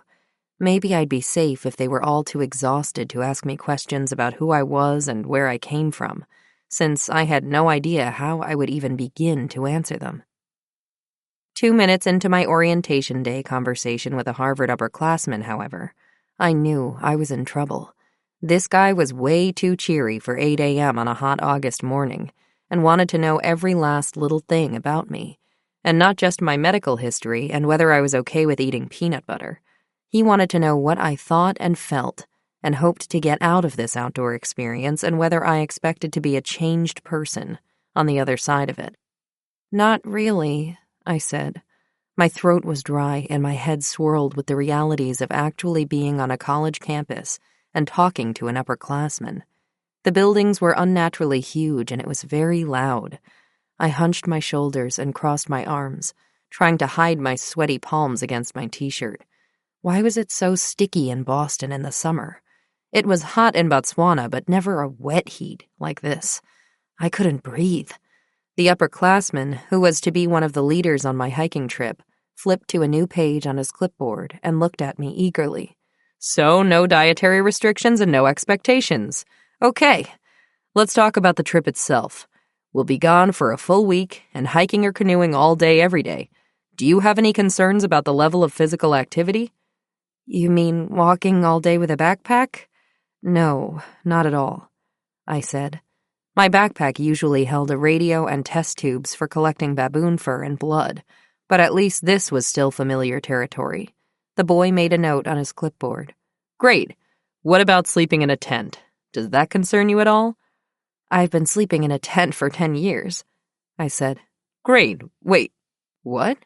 He said. Hang on, did you say 10 years in a tent? Yeah, I live in a camp and we use tents for our rooms. And you've been living there for 10 years? I frowned. Was he not listening to me? Yeah. Where? I don't think there's anywhere in America you can do that. I wasn't in America, I was in Africa, a place called the Okavango Delta in Botswana. He blinked. What were you doing in Botswana? My parents are primatologists. They study the evolution of social communication in non-human primates. I grew up in their research camp in a game reserve in Botswana. Like, among the animals? Were there lions and tigers and monkeys there? Well, yeah, of course there were, but no tigers. Tigers don't live anywhere in Africa. They live in Asia, I said. This conversation was getting weird. It was a game reserve, so there were lions and elephants and hippos and giraffes, and zebras too. And yes, a lot of monkeys. Baboons, specifically. And you were just there, with the animals, just wandering around? Yes. For a long minute, he did nothing but stare at me, and I fidgeted. Why did people always react so strongly to this stuff? At least people in high school already knew my story. Now that I was in a new place, I'd have to tell my story over and over again until it was just something people knew about me. I wasn't really looking forward to it either, especially when it was inevitably followed by questions like whether I rode elephants or kept monkeys as pets. Why did people always ask me that? It was insane to keep a monkey as a pet. Everyone knew that. The boy glanced down at his clipboard. So if I asked you if you were scared about running into any animals, the answer would be a no, right? Right, I said. Are there animals in Maine I'm supposed to be scared of? Well, there's bears, I guess, he said. People are usually pretty scared of bears. How come? He shook his head and smiled, still staring at me. I wished he would stop. Because they're bears? And people are usually pretty scared of bears? I thought that was kind of obvious. Oh, I said and shrugged, trying to act nonchalant and regain control of this conversation that had rapidly moved into uncomfortable territory. Well, no, I'm not scared of bears or any other animal in Maine, so I think I'll be fine. And you picked a level C trip, the hardest one. I had to, I said. You didn't have a Jurassic Park level. He laughed again and shook his head. I have 6 other campers I need to talk to, but I want to come back to this Botswana thing, he said. I need to know everything about you now. Damn it. That's exactly what I was hoping to avoid. I laughed nervously. Okay, I said, but you've already kind of heard it all. No way, this is too cool. But you can tell me more about it on the trip. I retreated into the common room my group was using to store our gear and took a seat in the corner, my back pressed against the wall. We were going to camp out in the common room in our sleeping bags before taking a bus to the trail the next morning. The other campers swirled around the room making small talk before going to sleep, and as I watched them, my heart started to race. They were all so tall and looked so mature and confident. Weren't they as scared as I was? Would they like me when they knew who I was? Or would they think I was weird and uncivilized, like everyone in high school did? I curled into a tighter ball and rubbed the scar on my elbow. I can't hide forever, I thought, and they'll all find out about me soon enough. I closed my eyes, took a deep breath, and blocked out the conversations around me. Quiet is a good place to start, I thought. I let my mind wander and found myself high above the clouds, walking into the castle in my head. I hadn't been there in years, not since I was the girl sitting in the windowsill at school reading my book about dragons. Surprised it was still there, I pushed open the door and found the inside of the castle just as warm and inviting as it always had been. And full of some familiar faces. Lorana Cannon, the elf princess, was there, as was Lessa, the dragon rider of Pern. Captain Nancy Blackett was there too, of course, and had a new friend by her side, my buddy Domino the baboon, the feistiest little monkey in the whole Okavango Delta. "Hello, Keena," Captain Nancy Blackett said. "Where have you been? We've been waiting for you." I laughed a little, and a couple of the other campers in the common room looked at me questioningly. "Sorry," I said, and closed my eyes again. I was dizzy with relief and thought I might really be going out of my mind. They were still there. All of them. Even after I put my books away and told myself I couldn't be or want or have those things, the castle was still there, and so were my heroines, princesses, and warriors and baboons, all together. I wiped my hand across my eyes and sniffed, still giggling to myself. If they were still there, then that meant that Botswana Keena was still there too. All I needed to do to find her again was close my eyes and go to the castle in my head. Suddenly, this trip seemed like a piece of cake, as long as I had Botswana Keena with me again, Pirate Queen of the Okavango Delta. She wasn't scared of anything, not even Harvard freshmen. We spent a hot, stuffy night in the dorm room, which reeked like teenage boys by the time we woke up in the morning. We gathered up our packs, and our trip leader, the boy whose name I learned was Andy, divvied up the group camping supplies among us. When he suggested it might be a good idea for the boys to carry more because they were bigger, I made sure that he saw me packing my backpack with just as much gear as the boys were carrying. No one was going to treat me any differently just because I was a girl. I could do so much more than these boys could anyway. They looked so nervous. We piled onto a school bus to head to Maine, and I slid into a seat by the window. A girl with curly dark hair paused next to my seat, and then asked if she could sit with me. "Sure," I said, making room. She looked pale, and I patted the seat to seem more welcoming. She sat down and gestured with a brown paper bag clutched tightly in her hand. "In case I throw up," she said. "That's one way to introduce yourself," I said. "Are you worrying about getting carsick or about the trip?" "The trip," she said. "I've never been to Maine before.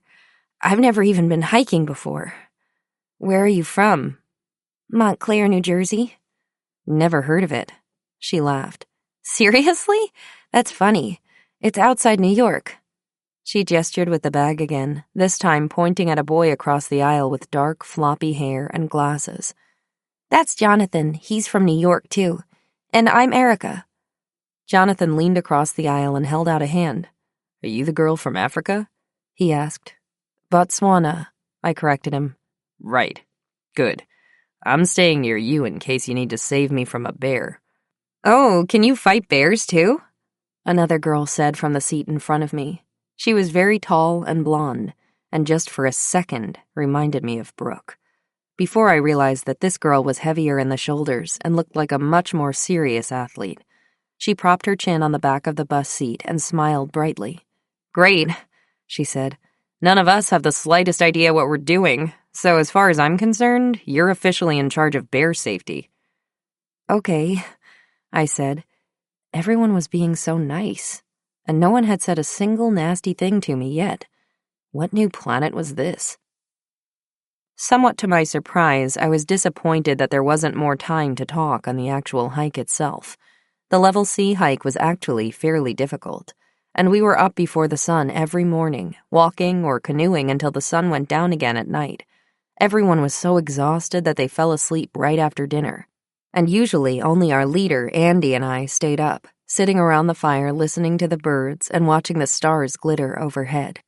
Though it was very hot during the day, it felt no different from Botswana in the dry season, and when the temperature fell at night, the air was crisp and cool. It took me a full 5 days to convince myself that there were no lions in the bushes and no hippos in the lakes. Every time we walked through the tall grass of a mountain field, every muscle in my neck went rigid, and my eyes darted from side to side, watching for movement against the wind, and listening for the alarm calls from francolins or vervet monkeys that meant there were lions nearby. My heart pounded, and even in the cool mountain air, I sweat through my t-shirt almost immediately. Every time we got into our canoes and set off across another body of water, I thought about just how epically stupid it was to paddle through the reeds where at any minute a hippo could rise up and bite our canoes in half. What were we thinking? Did we have a death wish? No one in the Okavango would ever be dumb enough to put themselves in this kind of danger. My jumpiness didn't go unnoticed, and I finally had to explain to my canoe mate, the tall blonde girl named Katie, exactly why I was so jittery when we were supposed to be having fun. There are no lions in Maine, Katie said. That's your new mantra. Just repeat it to yourself in your head every time you get freaked out. And that's what I did, over and over and over again as my canoe paddle sliced through the water and I tried to familiarize myself with a whole new world of trees and birds and plants that I didn't recognize. There are no lions in Maine. There are no lions in Maine. There are no lions in Maine. The last night of the trip, we camped on a rocky island in the middle of a lake. The wind had picked up during the day, and the waves on the lake rose almost to the sides of the canoes that rested on the shore. Andy was concerned about us being able to leave the island in the morning, and whispered anxiously to someone on the other end of a cell phone he'd been pretending he hadn't brought with him. He'd been too busy to make a fire, so I had done it, enlisting my new friends Erica and Jonathan to gather kindling, after I explained to them what kindling was. "What are you looking at?" Jonathan asked, jolting me out of my reverie. I'd been staring across the lake and watching a dark shape trundle along the shoreline. "Oh, there's a bear over there." "A what?" Jonathan scrambled backward off his rock and Erica grabbed my arm. "A bear? There's a bear over there?" she asked. I frowned. "Yeah, he's just moving along the shore doing his bear thing. Why? Are you scared?" "It's a bear!" Jonathan squeaked again. "What should we do? Where should we go?" "Nowhere," I said, smiling. "Don't worry. I promise he's not going to hurt you." "How do you know?" Erica said. "I know you know everything about animals, but there aren't bears in Africa." "That's true," I said. "But that bear is just looking for food. He's not going to come over here unless he knows we have food, which he doesn't, since Andy bear-bagged it. And even if the bear could smell our food, why would he swim across this cold lake to get it? There's plenty to eat where he already is." Jonathan climbed slowly back onto his rock, and Erica released her death grip on my arm. They were silent for a minute or two, watching the dark shape move along until it disappeared into the trees and out of sight. The stars twinkled and smoke from our campfire rose through air that smelled like stone and pine. "Well," Erica said finally, "you were right about that bear. But where there's one bear, there are more. Until we get back to Boston, you aren't leaving my side." Even after we get back, Jonathan added. Who knows what crazy stuff happens in college? We're going to need you around. "Absolutely," Erica said. Chapter 23. Extreme Driving in a Broken Toyota. One of the best parts about being in college was how early classes ended in the spring. At the beginning of May, I would wrap up my final exams and was ready to head back to Botswana, where my parents would meet me with Lucy. Despite the looming dread of my finals and the fact that I was still in a city, I found that I liked spring in Boston. People in New England were always so grateful for the end of the cold weather that as soon as anyone could physically wear shorts and flip-flops without getting frostbite, they all did, and then found every excuse to try to tan themselves on the quad in between melting piles of snow. I thought it was hilarious. One by one, my final exams passed in a haze of flashcards and Diet Coke, until, finally, on a chilly morning in May, I found myself standing in Boston's Logan International Airport with my dusty backpack, ready to head back to Botswana. "Can I check my bag to my final destination?" I asked the gate attendant. "I'm actually flying through Frankfurt and Johannesburg before I get to Maun in Botswana." "Mm-hmm," she said. "Frankfurt, Johannesburg, and back to Boston." "No, Botswana, not Boston." "Right, back to Boston." "No," I said. "I'm not coming back to Boston until September. I'm flying to Botswana, not Boston. It's a country in Africa." The gate attendant looked at me blankly. "It's a real place, I promise you," I said, trying to be helpful. "I go there all the time." "I need to get my supervisor," she said, and I fought not to roll my eyes. Finally, 2 hours later, I was on the plane and on my way back home, a crisp, fresh new Dragonlance novel in my backpack. As the sun set over Boston Harbor and I watched the coast of the U.S. slowly disappear behind me, I closed my eyes and let my head fall back against the seat. I took stock. How was I doing? Physically, I was okay. That was a good start. Mentally, I felt okay too. I had made a couple of friends and discovered that there were some parts about life in the U.S. that made me smile, even though they were hours away from school. It didn't matter so much that I couldn't see the mountains and streams and bears every day. Even knowing they were there if I needed them was good enough. I took a long, deep breath, opened my eyes, and grinned. Time to forget about all that stuff. Botswana Keena was on her way back home. Hell yeah. Though I was still planning to spend a lot of time in baboon camp that summer, especially on the weekends, I actually had a side project that would mean living in Maun for part of the time. We still didn't know where Mokupi was, and the HIV/AIDS epidemic in northern Botswana had only gotten worse. In 2002, the World Health Organization estimated that close to 40% of people in Botswana were HIV positive. But that number was probably closer to 50% in the Ngamiland province in the northwest, where Maun was. I couldn't wrap my head around that number. The idea that 1 out of every 2 people I saw in town could be sick with an incurable disease was unfathomable to me. I didn't know a lot of Botswana since we lived so far away from other people, but the few I did know had been friends of mine since I was 8 years old. When I read the local Maun newspaper online, Maun had a newspaper now, and it was online. All I saw were funeral announcements and stories of families driven apart by the stigma surrounding testing for HIV and caring for individuals who were sick. It was heartbreaking and did not at all fit into the image I held in my head of what Botswana really was. I recognized that this was just another example of real Botswana knocking on the door of what I had always thought Botswana to be, my idyllic bubble of baboon camp's game reserve. which existed a literal world away from the troubles of the country itself. I very badly wanted to understand this other world. I loved Botswana and its people too much to sequester myself in my magic kingdom and ignore what was going on outside its walls. Inasmuch as it was possible for a white American girl to understand what was going on in real Botswana, I wanted to. And I wanted to find Mokupi. I was worried about his health, and every day out with the baboons, I missed him. So I was going to spend 2 months in Maun, volunteering at an orphanage for children who had lost their parents to AIDS, and interviewing healthcare workers and doctors about the country's response to the epidemic, what was working, what wasn't, and what their concerns were for future intervention efforts. At this point, there were dozens of aid organizations working in Maun, and their programs overlapped so much that there was a great deal of confusion among the district health officials as to who was doing what, where, and with what resources.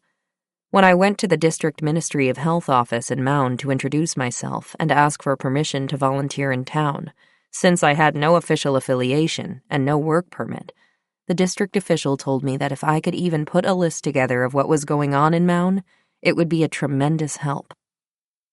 Mom and Dad said I could use our old Toyota truck for my project, since it was now a town car, being too beat up and structurally unsound to make the drive from Maun to camp in one piece. I had to sit on a cushion to reach the pedals and figure out how to drive a stick shift on the opposite side of the car from our Volvo in the U.S., but after lurching around the parking lot of the Maun airport for a while, I decided that I had it well enough figured out. The fact that it had no windshield wipers or door locks was a small problem, but something I would just have to deal with. I had also convinced our old friend Tico, who I had met more than 10 years before on our first boat trip to baboon camp, to allow me to camp out at his house. He kept a few cots available for the transient graduate students who worked at his wild dog research camp. Every morning, as the sun came up, I had a cup of tea with Tico and his wife, Leslie, and set off into town, starting at the orphanage where I volunteered. Though the orphanage was technically funded by a much larger non-governmental organization, it was clear that no money had been allocated for the center. The building was half-constructed and had no running water. The electricity was sporadic, though that wasn't surprising since electricity was spotty all over Maun. No staff was there on the first morning I arrived, and after making a few calls to the NGO that was supposedly funding them, I learned that no staff had arrived because they had no transportation to the center, and even if they got there, they had no way to pick up the children from their relatives' houses. A sleepy-sounding finance officer said they were discussing whether they had the resources to purchase a bus or a van, but that decision had been put off until the chief financial officer returned from vacation in 4 weeks' time. Until then, if I wanted the center open, I had to go pick everyone up. Fine. I asked where the staff members lived. "The lady in charge," the sleepy finance officer said, "lives in Butchabella Ward, down a long road and behind a house with a tin roof." "Do you have an address?" I asked. "Or maybe a phone number where I can reach her?" "If you want to phone her," the man said, "you will have to purchase a mobile phone for her, since she does not have one." "So you don't know how I can reach her and only kind of where she lives?" I asked. "The people over there, they know her," the man said. "You can ask." Off I went. Dodging herds of goats, cows, and donkeys, I swerved through town, holding my breath at every stoplight as cars and trucks careened through with no regard for signals or staying on their own side of the road. Overlander trucks teetered on tiny wheels and the minibus taxis raced between them at top speeds, with ticket collectors hanging out the window yelling for stops and fares. By the time I finally reached the center of town and found a cheap electronics store, I was drenched in sweat and covered in dust. The driver's side door didn't work properly since one of the baboons had snapped off the door handle, so whenever I stopped I had to climb in and out through the back seat, which was harder than I expected. I bought a mobile phone and a SIM card and asked the clerk where I could find Butchabella Ward. Without looking up from his own mobile phone, he gestured vaguely toward the airport and said I could ask someone over there.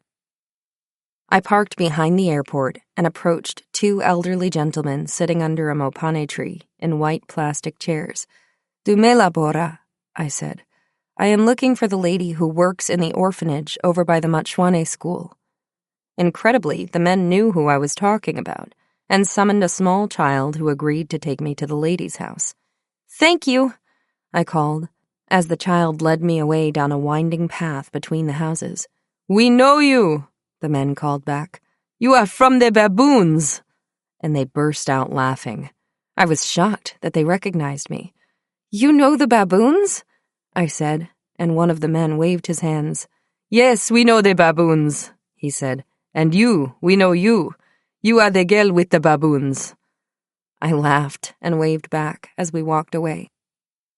It turned out to be quite a long walk to Ma Lesedi's house, and when I did finally get there, it was already early afternoon. She was glad to see me, if a bit confused, since she had been told that the center could not open until they secured the funds for a vehicle.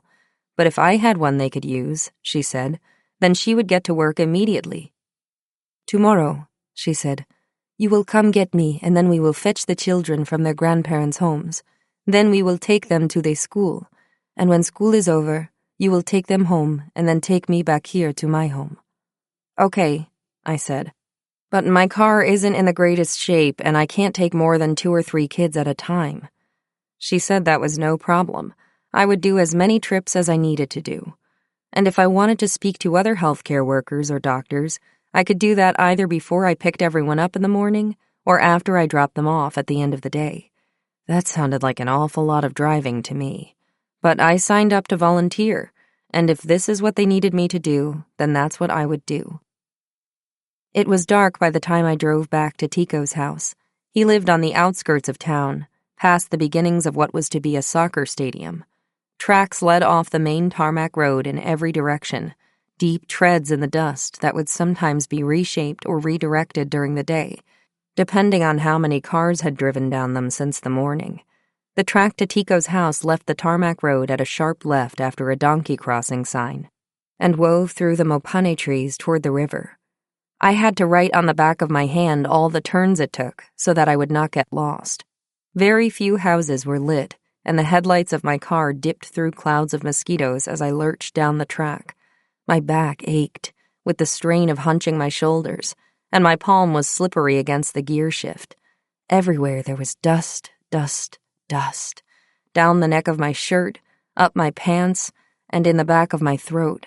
My eyes were full of the stuff. Finally, a small, cozy house pulled into view. I parked behind Tico's Land Rover, the vehicle bristling with antennae for tracking radio collars on wild dogs, and dented on one side from being charged by a hippo many years before. Tico thought it was a cool story, and had never gotten the dent fixed, which I appreciated.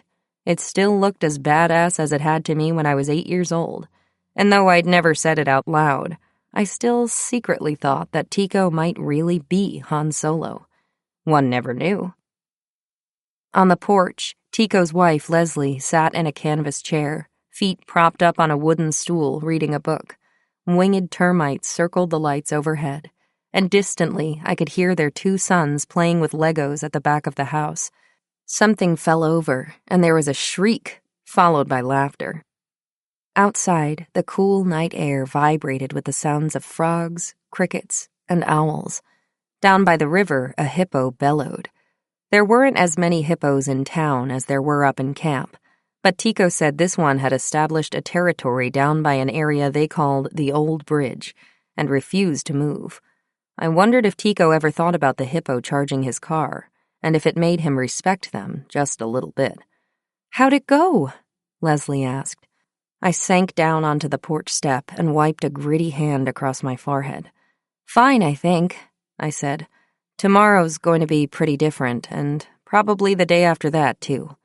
"I bet," Leslie said. Leslie worked for Tico's project, too, but her research was about working with local communities on ways to coexist with wild animals instead of hunt them. Predator species like lions, hyenas, and wild dogs were often poisoned by locals, who thought the animals might be a threat to their livestock. In the time I had known Tico, He had lost at least 3 dogs to poisoning, and in every case the social structure of the group had been completely shattered by the loss of that individual. It took years for them to rebuild their pack society. It was Tico and Leslie's hope that by getting local communities invested both financially and emotionally in the well-being of the wild animals, they would see that tourism and conservation were legitimate ways to earn a living that didn't come at the expense of an endangered species. It wasn't easy work, though, and Leslie was often shouted at or threatened by farmers who'd lost livestock and didn't want her or her agenda anywhere near their properties. I thought she was the coolest person on earth. "You want to help me make Easy Mac for the kids?" she asked. Before flying out, I'd emailed Tico and Leslie to ask what I could bring them from the U.S., and Easy Mac was at the top of their list, impossible to get outside the country, and something every American kid wanted. It was the ultimate cultural touchstone for anyone who wanted to be reminded of America, right down to its last delicious, fatty bite. After the day I'd had, the idea of sitting down with their kids and sharing some Easy Mac sounded both completely bizarre and immensely comforting. "I sure do," I said.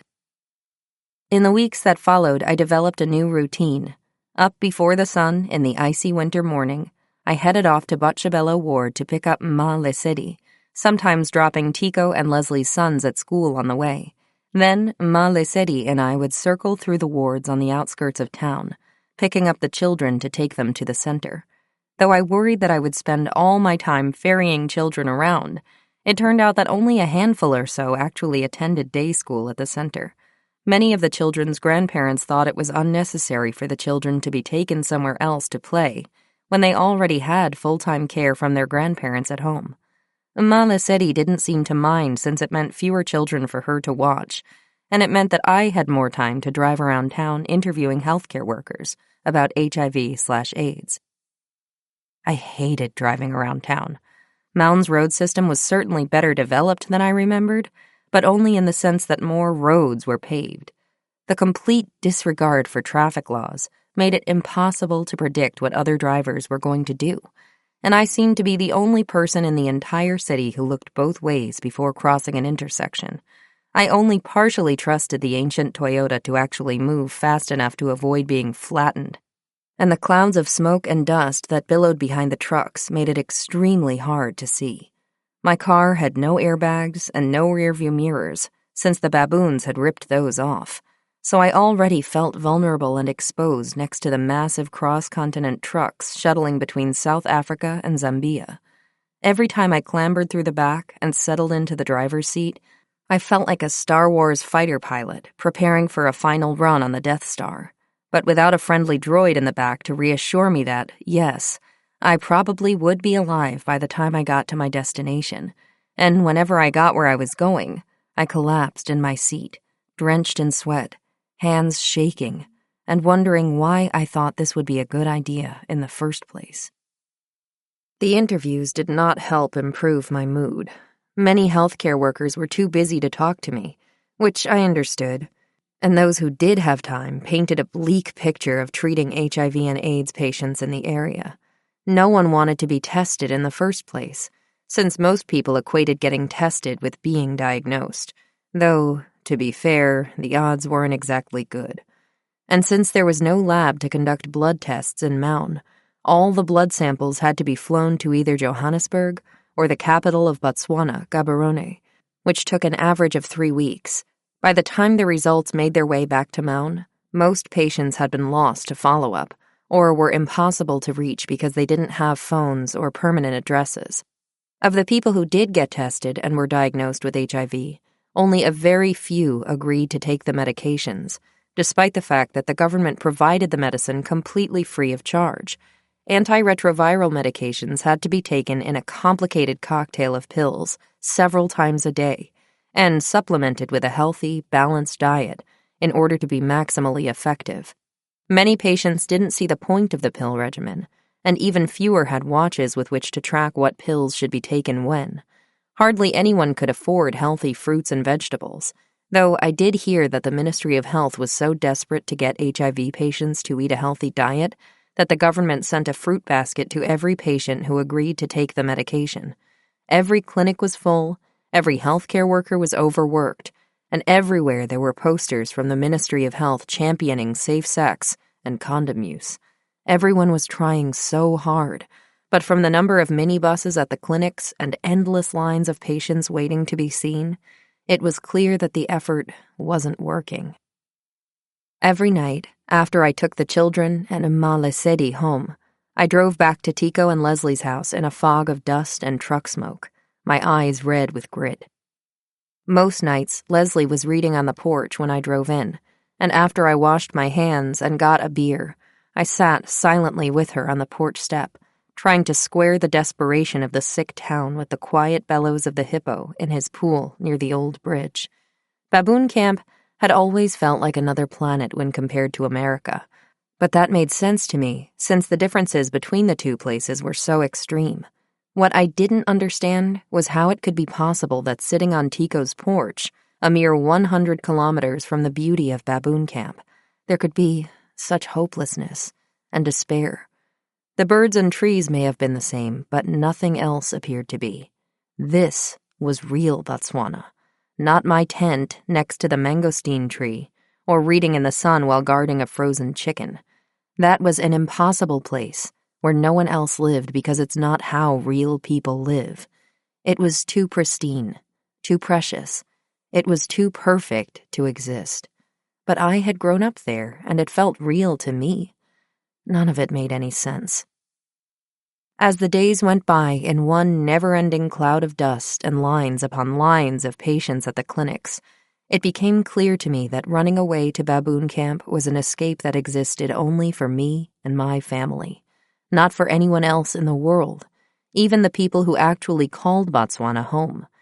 The reality of the country's people and their future was here, in the HIV support groups, and the patient nurses working night and day to get people the care they needed, not in a camp in a game reserve where only I, an American, was privileged enough to live. Reality seemed very close, and Baboon Camp so impossibly far away. Chapter 24. Blood and Dust and Botswana Sky. Dad wasn't spending much time in Baboon Camp either that summer.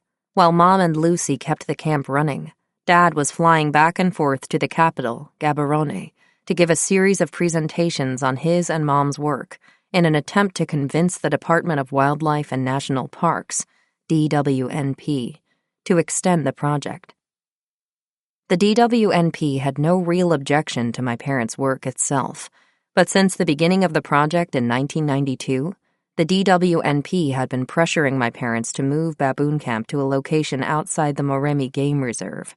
No other camp in Botswana was located inside a game reserve, including the tourist lodges, and we'd only been able to set up Baboon Camp because it had already been established by my parents' predecessor, Bill Hamilton, and was basically grandfathered in. Even Tico's wild dog research camp wasn't in a game reserve, and his research was much more high-profile and fancy than my parents', since for some reason people tend to think that wild dogs are more charismatic and sexy than baboons. In theory, it wouldn't have been terribly difficult to move Baboon Camp, since outside the game reserve was as close as across the river from where it already was. But logistically, it would have been a long, expensive mess. The area on the opposite side of the river was unleased as far as we knew, but at any time it could be rented by a tourism or hunting company that would also have to sign off on our location. More importantly, we'd already looked pretty hard and couldn't find any islands that would have been suitable for a campsite. A proper site had to be close enough to the river to allow easy access to the baboons, permanent enough that it wouldn't flood every year, and have enough big trees to provide shelter for the camp. All the structures would have to be moved and rebuilt, and a channel would have to be created to link our lagoon with the new campsite on the other side. We would waste a huge amount of time looking for the baboons, since we wouldn't be close enough to hear where they were in the morning, and we would be way too far away from camp to do anything if someone was attacked while in the field, as had happened with Press and the leopard. No one wanted to move. but it was starting to become our only option if we wanted to continue our work. The pressure from the DWNP was one reason why the time had come for my parents to make a decision about the future of Baboon Camp. But another was that my parents were having a problem with their research grant. The U.S. National Institutes of Health, NIH, had been the biggest funding source for my parents and their postdocs' research for many years. Keeping Baboon Camp operational required a lot of money. In addition to paying the postdocs' salaries, it had to support 2 cars, Makupi's and Mpitsang's salaries, and later presses, all the equipment and data analysis in Botswana and the U.S., as well as expensive travel to and from camp. In 2003, the NIH initially decided to renew my parents' grant, which was excellent news, and what prompted Dad's trip to Gaborone to talk about whether the camp would have to be moved. Dad had just returned from his trip, however, when we got the news that the director of the NIH had instead decided to rescind their grant. He declared that research with the baboons was not translational, a jargon term that meant it wasn't directly related to the development of a new human product, in this case, some kind of pharmaceutical product or therapy that could then be licensed and sold for a lot of money. Scientific studies into the evolution of human behavior fell outside that category, and my parents' grant was canceled. Just like that, their funding was gone. I don't know how my parents felt about losing their grant. I only heard about it through an email from Lucy, since at the time I was in Maun trying not to die. I never asked them, but I'm sure it was frustrating and demoralizing, though not entirely unexpected, given the U.S. administration's stance on research that didn't have a clear end goal, such as it was. Speculative research, or science purely for the general sense of advancing human knowledge and learning a little more about why we are the way we are, had always been a difficult sell to most people, particularly when taxpayer funding was involved. What upset me about this news was that their research was translational, if you actually let them explain it. Through their research with vocalizations and hierarchy manipulation, they added a crucial puzzle piece to the story of how humans developed awareness of each other as individuals, and how having to keep track of who everyone was and how they related to each other in a community as large as a baboon troop is one of the reasons our ancient relatives had to develop such large brains. Many times I'd overheard my parents say self-deprecating things about how silly it was to study monkeys when other people we knew were doctors or lawyers or doing other things to actually help people, but they worked so very hard at it. Despite the fact that their work was highly technical and involved a lot of data, in my mind, they had always fallen in the same category as painters or singers or writers, creative, thoughtful people whose passion helped make us become smarter, better humans. We needed those people, just as much as we needed anyone else. There was also a third reason why my parents had to finally sit down and think about the future of Baboon Camp. Walking around with the baboons was becoming much, much more dangerous. There had always been the risk of running into lions and buffalo, but by the early 2000s, the main danger was the elephants. Botswana had experienced an explosion in the elephant population since we arrived in the early 1990s, particularly in Chobe National Park and the Zambezi Basin to the northeast of the delta. As the number of elephants grew, they began moving south into the Okavango, where before they had been only in small numbers. It was relatively rare to see an elephant when I was little, but by 2003, we saw them every single day, and not just isolated males, but giant cow and calf herds of mothers and babies, too. Cow and calf herds are vastly more dangerous than lone males because the females charge humans to keep them away from the babies. The herds are enormous, and there is no way to skirt around them to keep up with the baboons. If the baboons went into an area where there was a cow and calf herd, we had to end the workday and go home. There were increasingly more buffalo and lions, too, as well as more hippos in the river.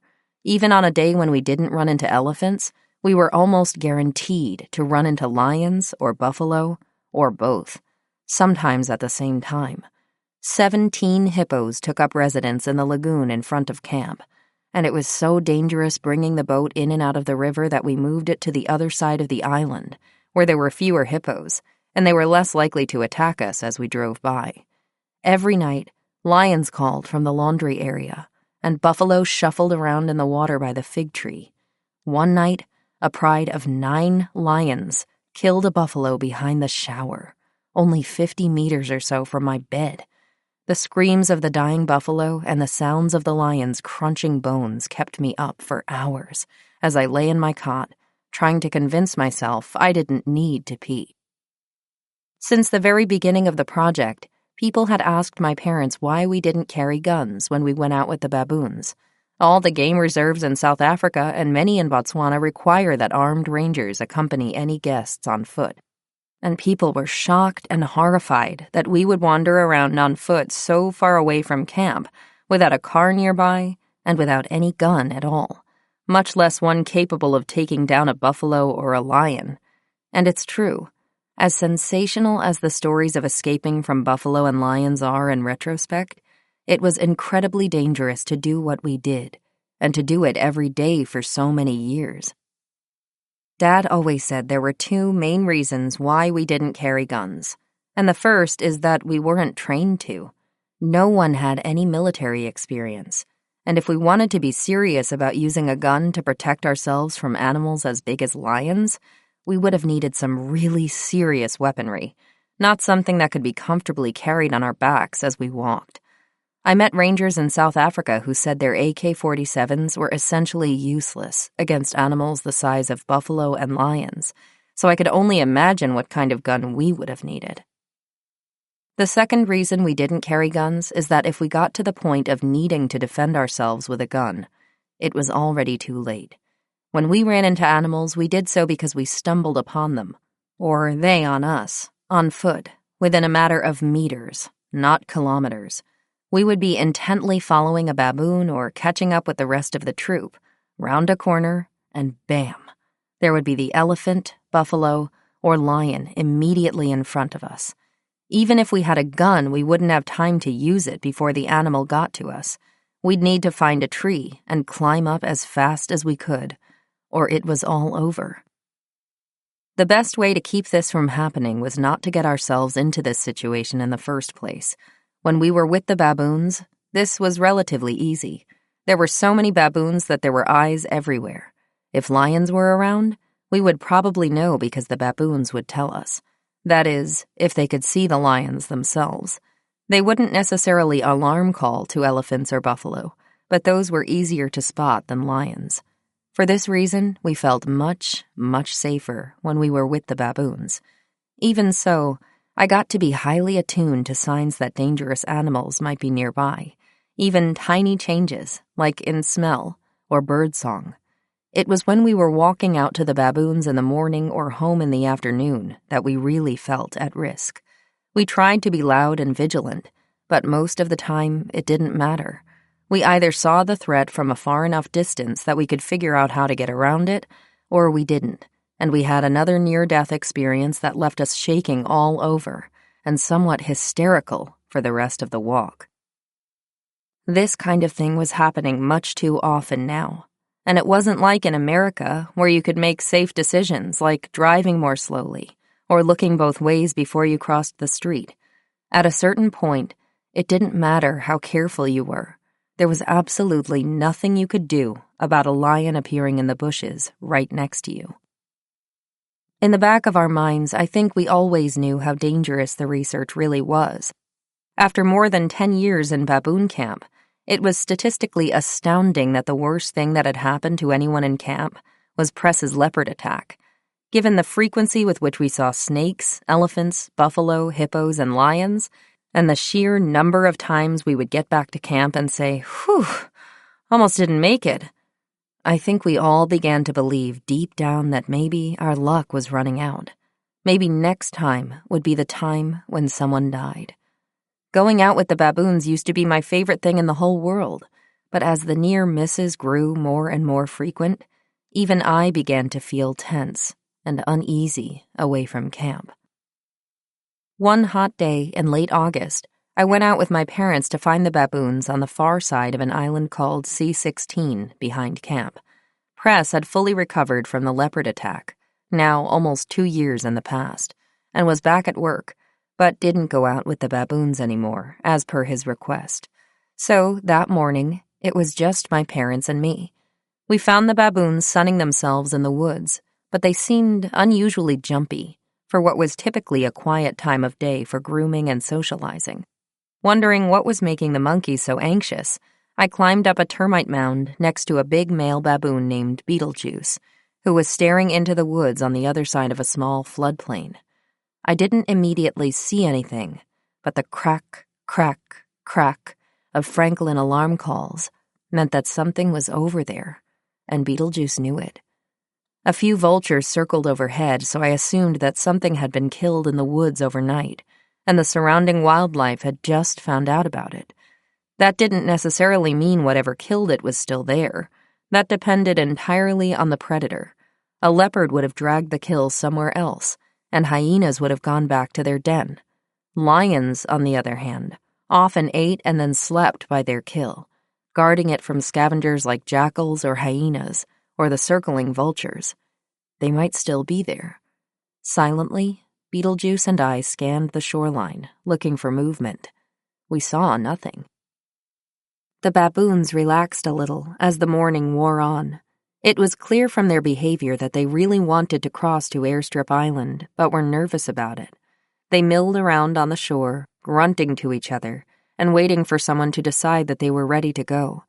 This was usually one of the older females, and when Sylvia eventually gave a chorus of grunts and began to cross the floodplain, the rest of the troop followed in a tidal wave of tails, feet, and fur, running after Sylvia as fast as they could and disappearing into the woods. I hated when the baboons did this, since it was impossible to keep up with them, and I inevitably got left behind and had to track them to wherever it was Sylvia decided to go.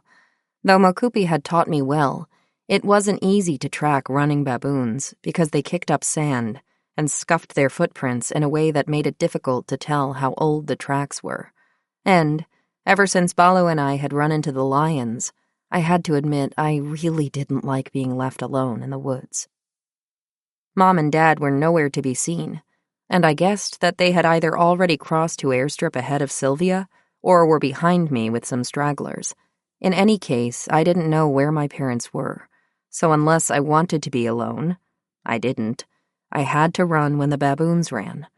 I yanked my backpack straps tight and took off with the troop, wading through water that was up to my knees and filled with spiny hippo grass.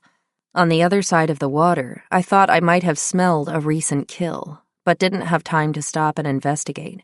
On we ran, down the narrow part of Airstrip and through the palm tree grove, all the way to the far side of the island where there was a particularly tasty jackalberry tree. Here, the baboons began to calm down and regroup. Mom and Dad, who had been behind me, finally arrived at the jackalberry tree almost an hour after I did. We had a normal, peaceful remainder of the morning with the baboons, and, as usual, began to walk home around 1:30 in the afternoon. The sun climbed high in the sky, and my t-shirt clung damply to my shoulders as we walked back toward camp. My legs were crisscrossed with dirt, scratches, and bruises from my sprint down Airstrip Island, and it was so hot by midday that my hair rested on my head like a helmet. After about an hour of walking, we reached the spot where we'd seen the vultures earlier that morning. I held up a hand, and Mom and Dad stopped behind me without a word. Vultures still perched in the leadwood trees all around us, and I sniffed to see if I could smell whatever it was I'd smelled before. There was a metallic blood scent in the air, but it was faint. Maybe the kill had just been a small animal. "What do you think we should do?" Mom asked. "There was definitely something here," Dad said. "But now, I don't know." "The vultures are still here," I said, "but I don't see any tracks. The baboons must have run over them earlier." We looked at each other in silence. Were the predators still nearby? "It's probably fine," Mom said. "I'm starving," I said. "Let's just be careful," Dad said. We decided to skirt around the patch of woods and cut through the leadwood trees to a trail that looped around the end of the island. I led the way, with Mom behind me and Dad bringing up the rear. Out in the full sun and away from the woods that smelled like blood, the day felt glorious. A cool breeze whipped through the waving yellow grass and sent ripples scurrying across the floodplains like water bugs in the lagoon.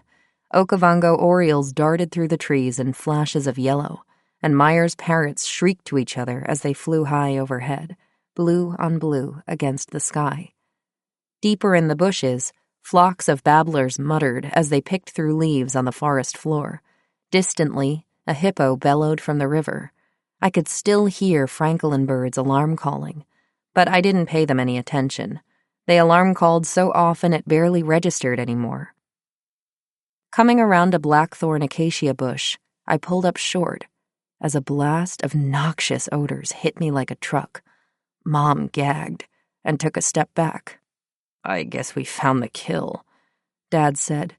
About 30 meters away, under another blackthorn acacia, a patch of wet, dark dust indicated where at least part of the animal had been eaten. I saw a few bone fragments but no hooves or horns to indicate what had been killed. "Oh, God, do you think it's that baby giraffe we saw here yesterday?" Mom asked. "That would be horrible." "Only one way to find out," I said. "Let me go check it out." "You sure?" Dad said. "Yeah, it's fine," I said brightly. "If something was still here, we'd know it by now." I slipped out of my backpack and crept forward quietly, stepping around tussocks of grass and moving slowly, closer and closer to the bush and the wet spot. I was more than halfway to the kill site when a young male lion exploded out of the bush and charged me. I knew it was a male because he had the start of a mane, and also because every single detail of that lion's appearance seared itself into my brain in one moment of pure terror. I instantly forgot everything I ever knew about not running from lions and stumbled backward, trying to get back to the path or my parents or a tree, though I knew there was nothing behind me but grassy plain without a tree in sight. The lion roared and charged again, tail whipping from side to side and claws extended, digging into the sand. I stumbled backwards again, but this time I felt my leg give way as I tumbled sideways into a warthog hole, wedging my sandal at the bottom. I tried to pull my foot out, but it was stuck. I couldn't move. I twisted my torso around and got one last look at fur and dust and bloody teeth against a perfect Botswana sky before I squeezed my eyes shut and prepared to die. My last thought was that the doctor back in America had been right. I wasn't invincible, after all. An eternity later, I opened my eyes. The lion had stopped about 3 meters away from me and just stood there, growling low and staring at me with his ears flattened against his head. And just as quickly as he'd charged, he turned away and walked back to the bush, where I now saw several other lions lounging around in the shade, sleeping with full bellies. Breathlessly, I twisted my foot around until I could pull my sandal out of the hole and limped back to my parents, who were standing exactly where I'd left them, faces white. "Let's get out of here," I said, shocked that I could speak at all. My throat was so dry. Quickly, quietly, we walked the rest of the way down Airstrip Island, crossed to C-16 where we'd found the baboons that morning, and back on to Camp Island. I thought about nothing as we walked.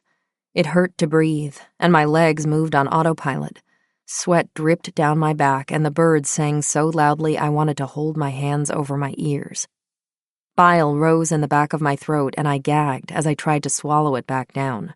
When we finally reached the shore of Camp Island, I sank to my knees in the dust and burst into tears.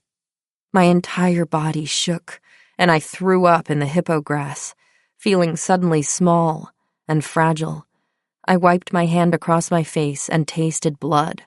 Where from, I didn't know.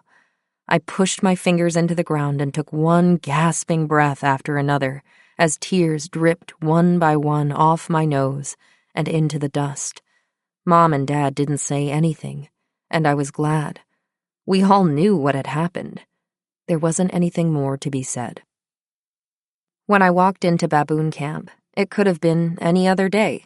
Press was sweeping the path and humming to himself. The kitchen door creaked as Lucy closed it behind her and carried a cup of tea to the table. Small purple flowers drifted down from the fig tree as starlings, orioles, and robins danced through the branches, and the occasional vervet monkey passed by, making the branches dip. The sand was soft and cool on my feet, and across the distant Malapo, giraffes walked through the water in graceful succession, dipping their heads with each step and carving delicate silhouettes against the bright blue sky beyond. My world was perfect, beyond what earthly perfection is meant to be. A magic castle for a brave little princess with a head full of pirates and dragons to live and run and sleep under the stars as the birds fly home to roost and the hippos call from the river. But it wasn't real, and I didn't belong there anymore. That fall, we closed baboon camp. Epilogue. Goodbye, Narnia. I still walk around with my head down. I'm not being unfriendly, I'm just looking for snakes. When a big truck comes around the corner, I still think it's an elephant, and my first reaction is to look for the nearest dumpster to hide behind. I don't like being predictable. Predictability in a daily schedule is how lions know where you're likely to be when it's dark outside, and makes it easier for them to hunt you. They're smart like that. Though I will happily spend hours at the zoo, I will never go into the reptile house, and you can forget the lion enclosure. I dream about lions almost every night, chasing me across the lacrosse field, stalking me during a final exam in graduate school, or lurking in my bedroom closet, twitching their tawny ears and growling so low and deep it makes my bones vibrate. I love it when it rains. At the beginning or end of a rainstorm, you can always smell that indefinable and unmistakable scent of rain on dust. It doesn't matter if there isn't any dust where you are. That's one of the magical things about this smell, that it reaches all over the world, even in the places where there is no dust and there are no songbirds to sing when the sun comes out. Baboon camp is where I lost my first tooth, shot my first snake, and learned about fractions. I've cleaned its paths, replaced its roofs, and moonwalked through it in the slippery mud after rainstorms when the Shangololo millipedes come out.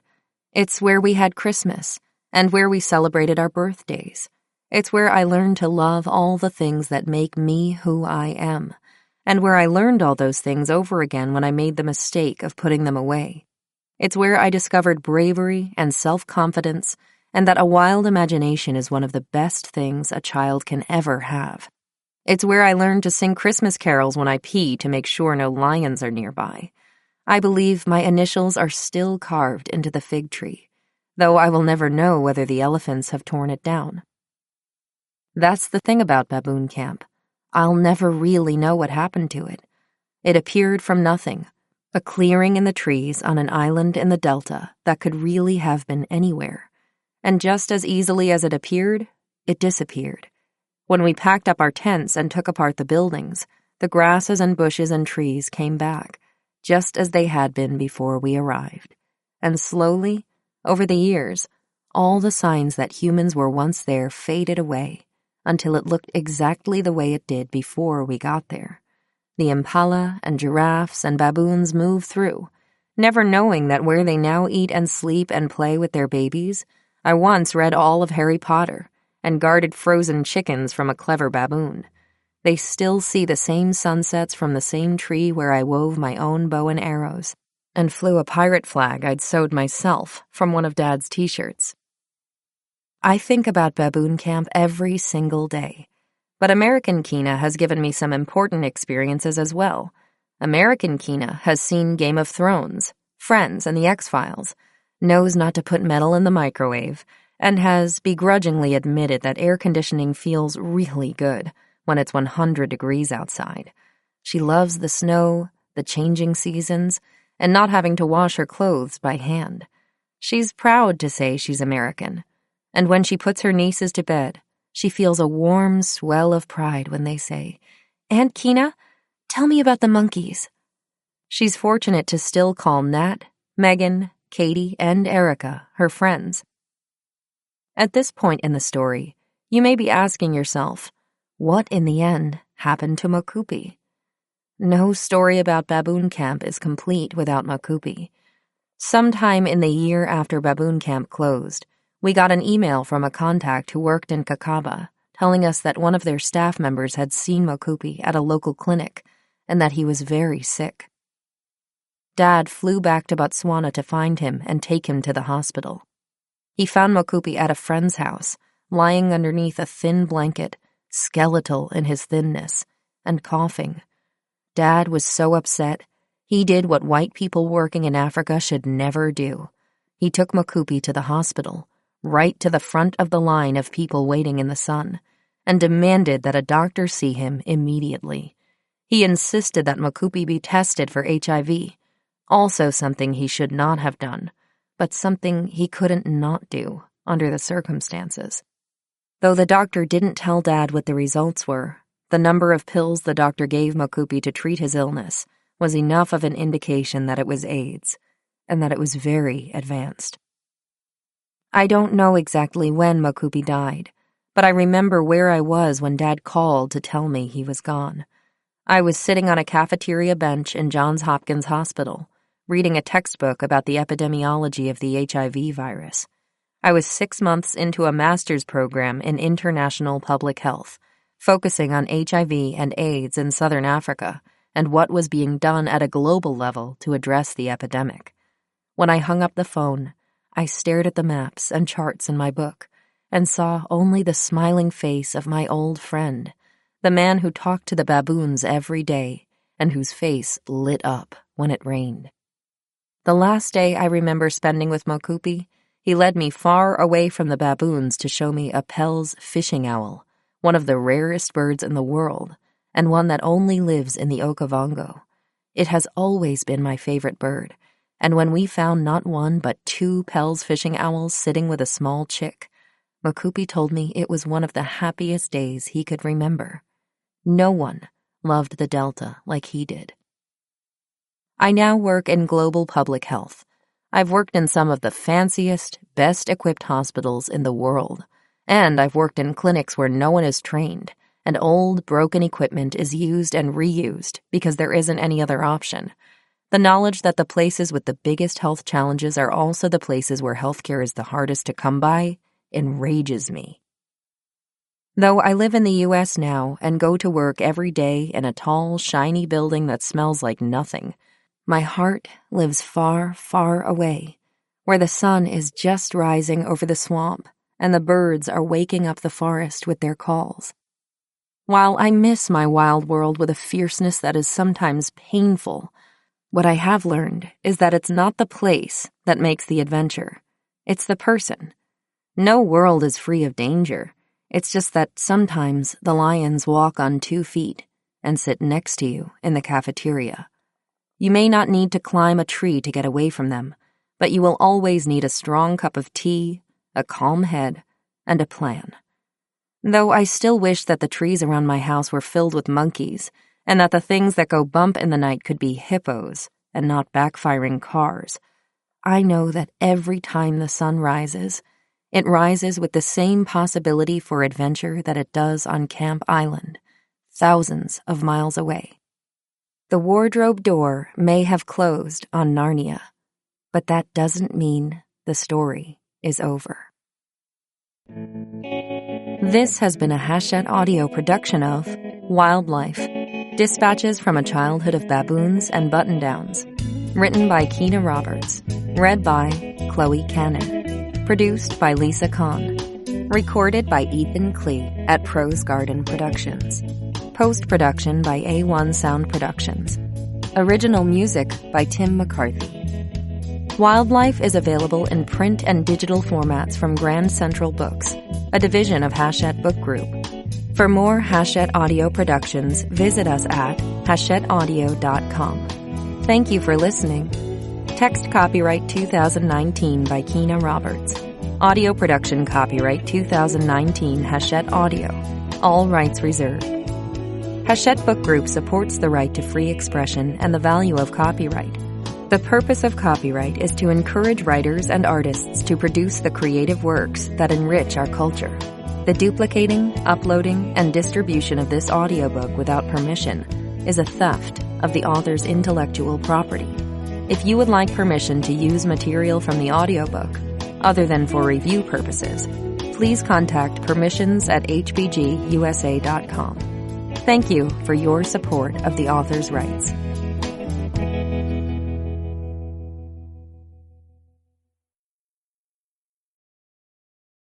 Audible hopes you have enjoyed this program.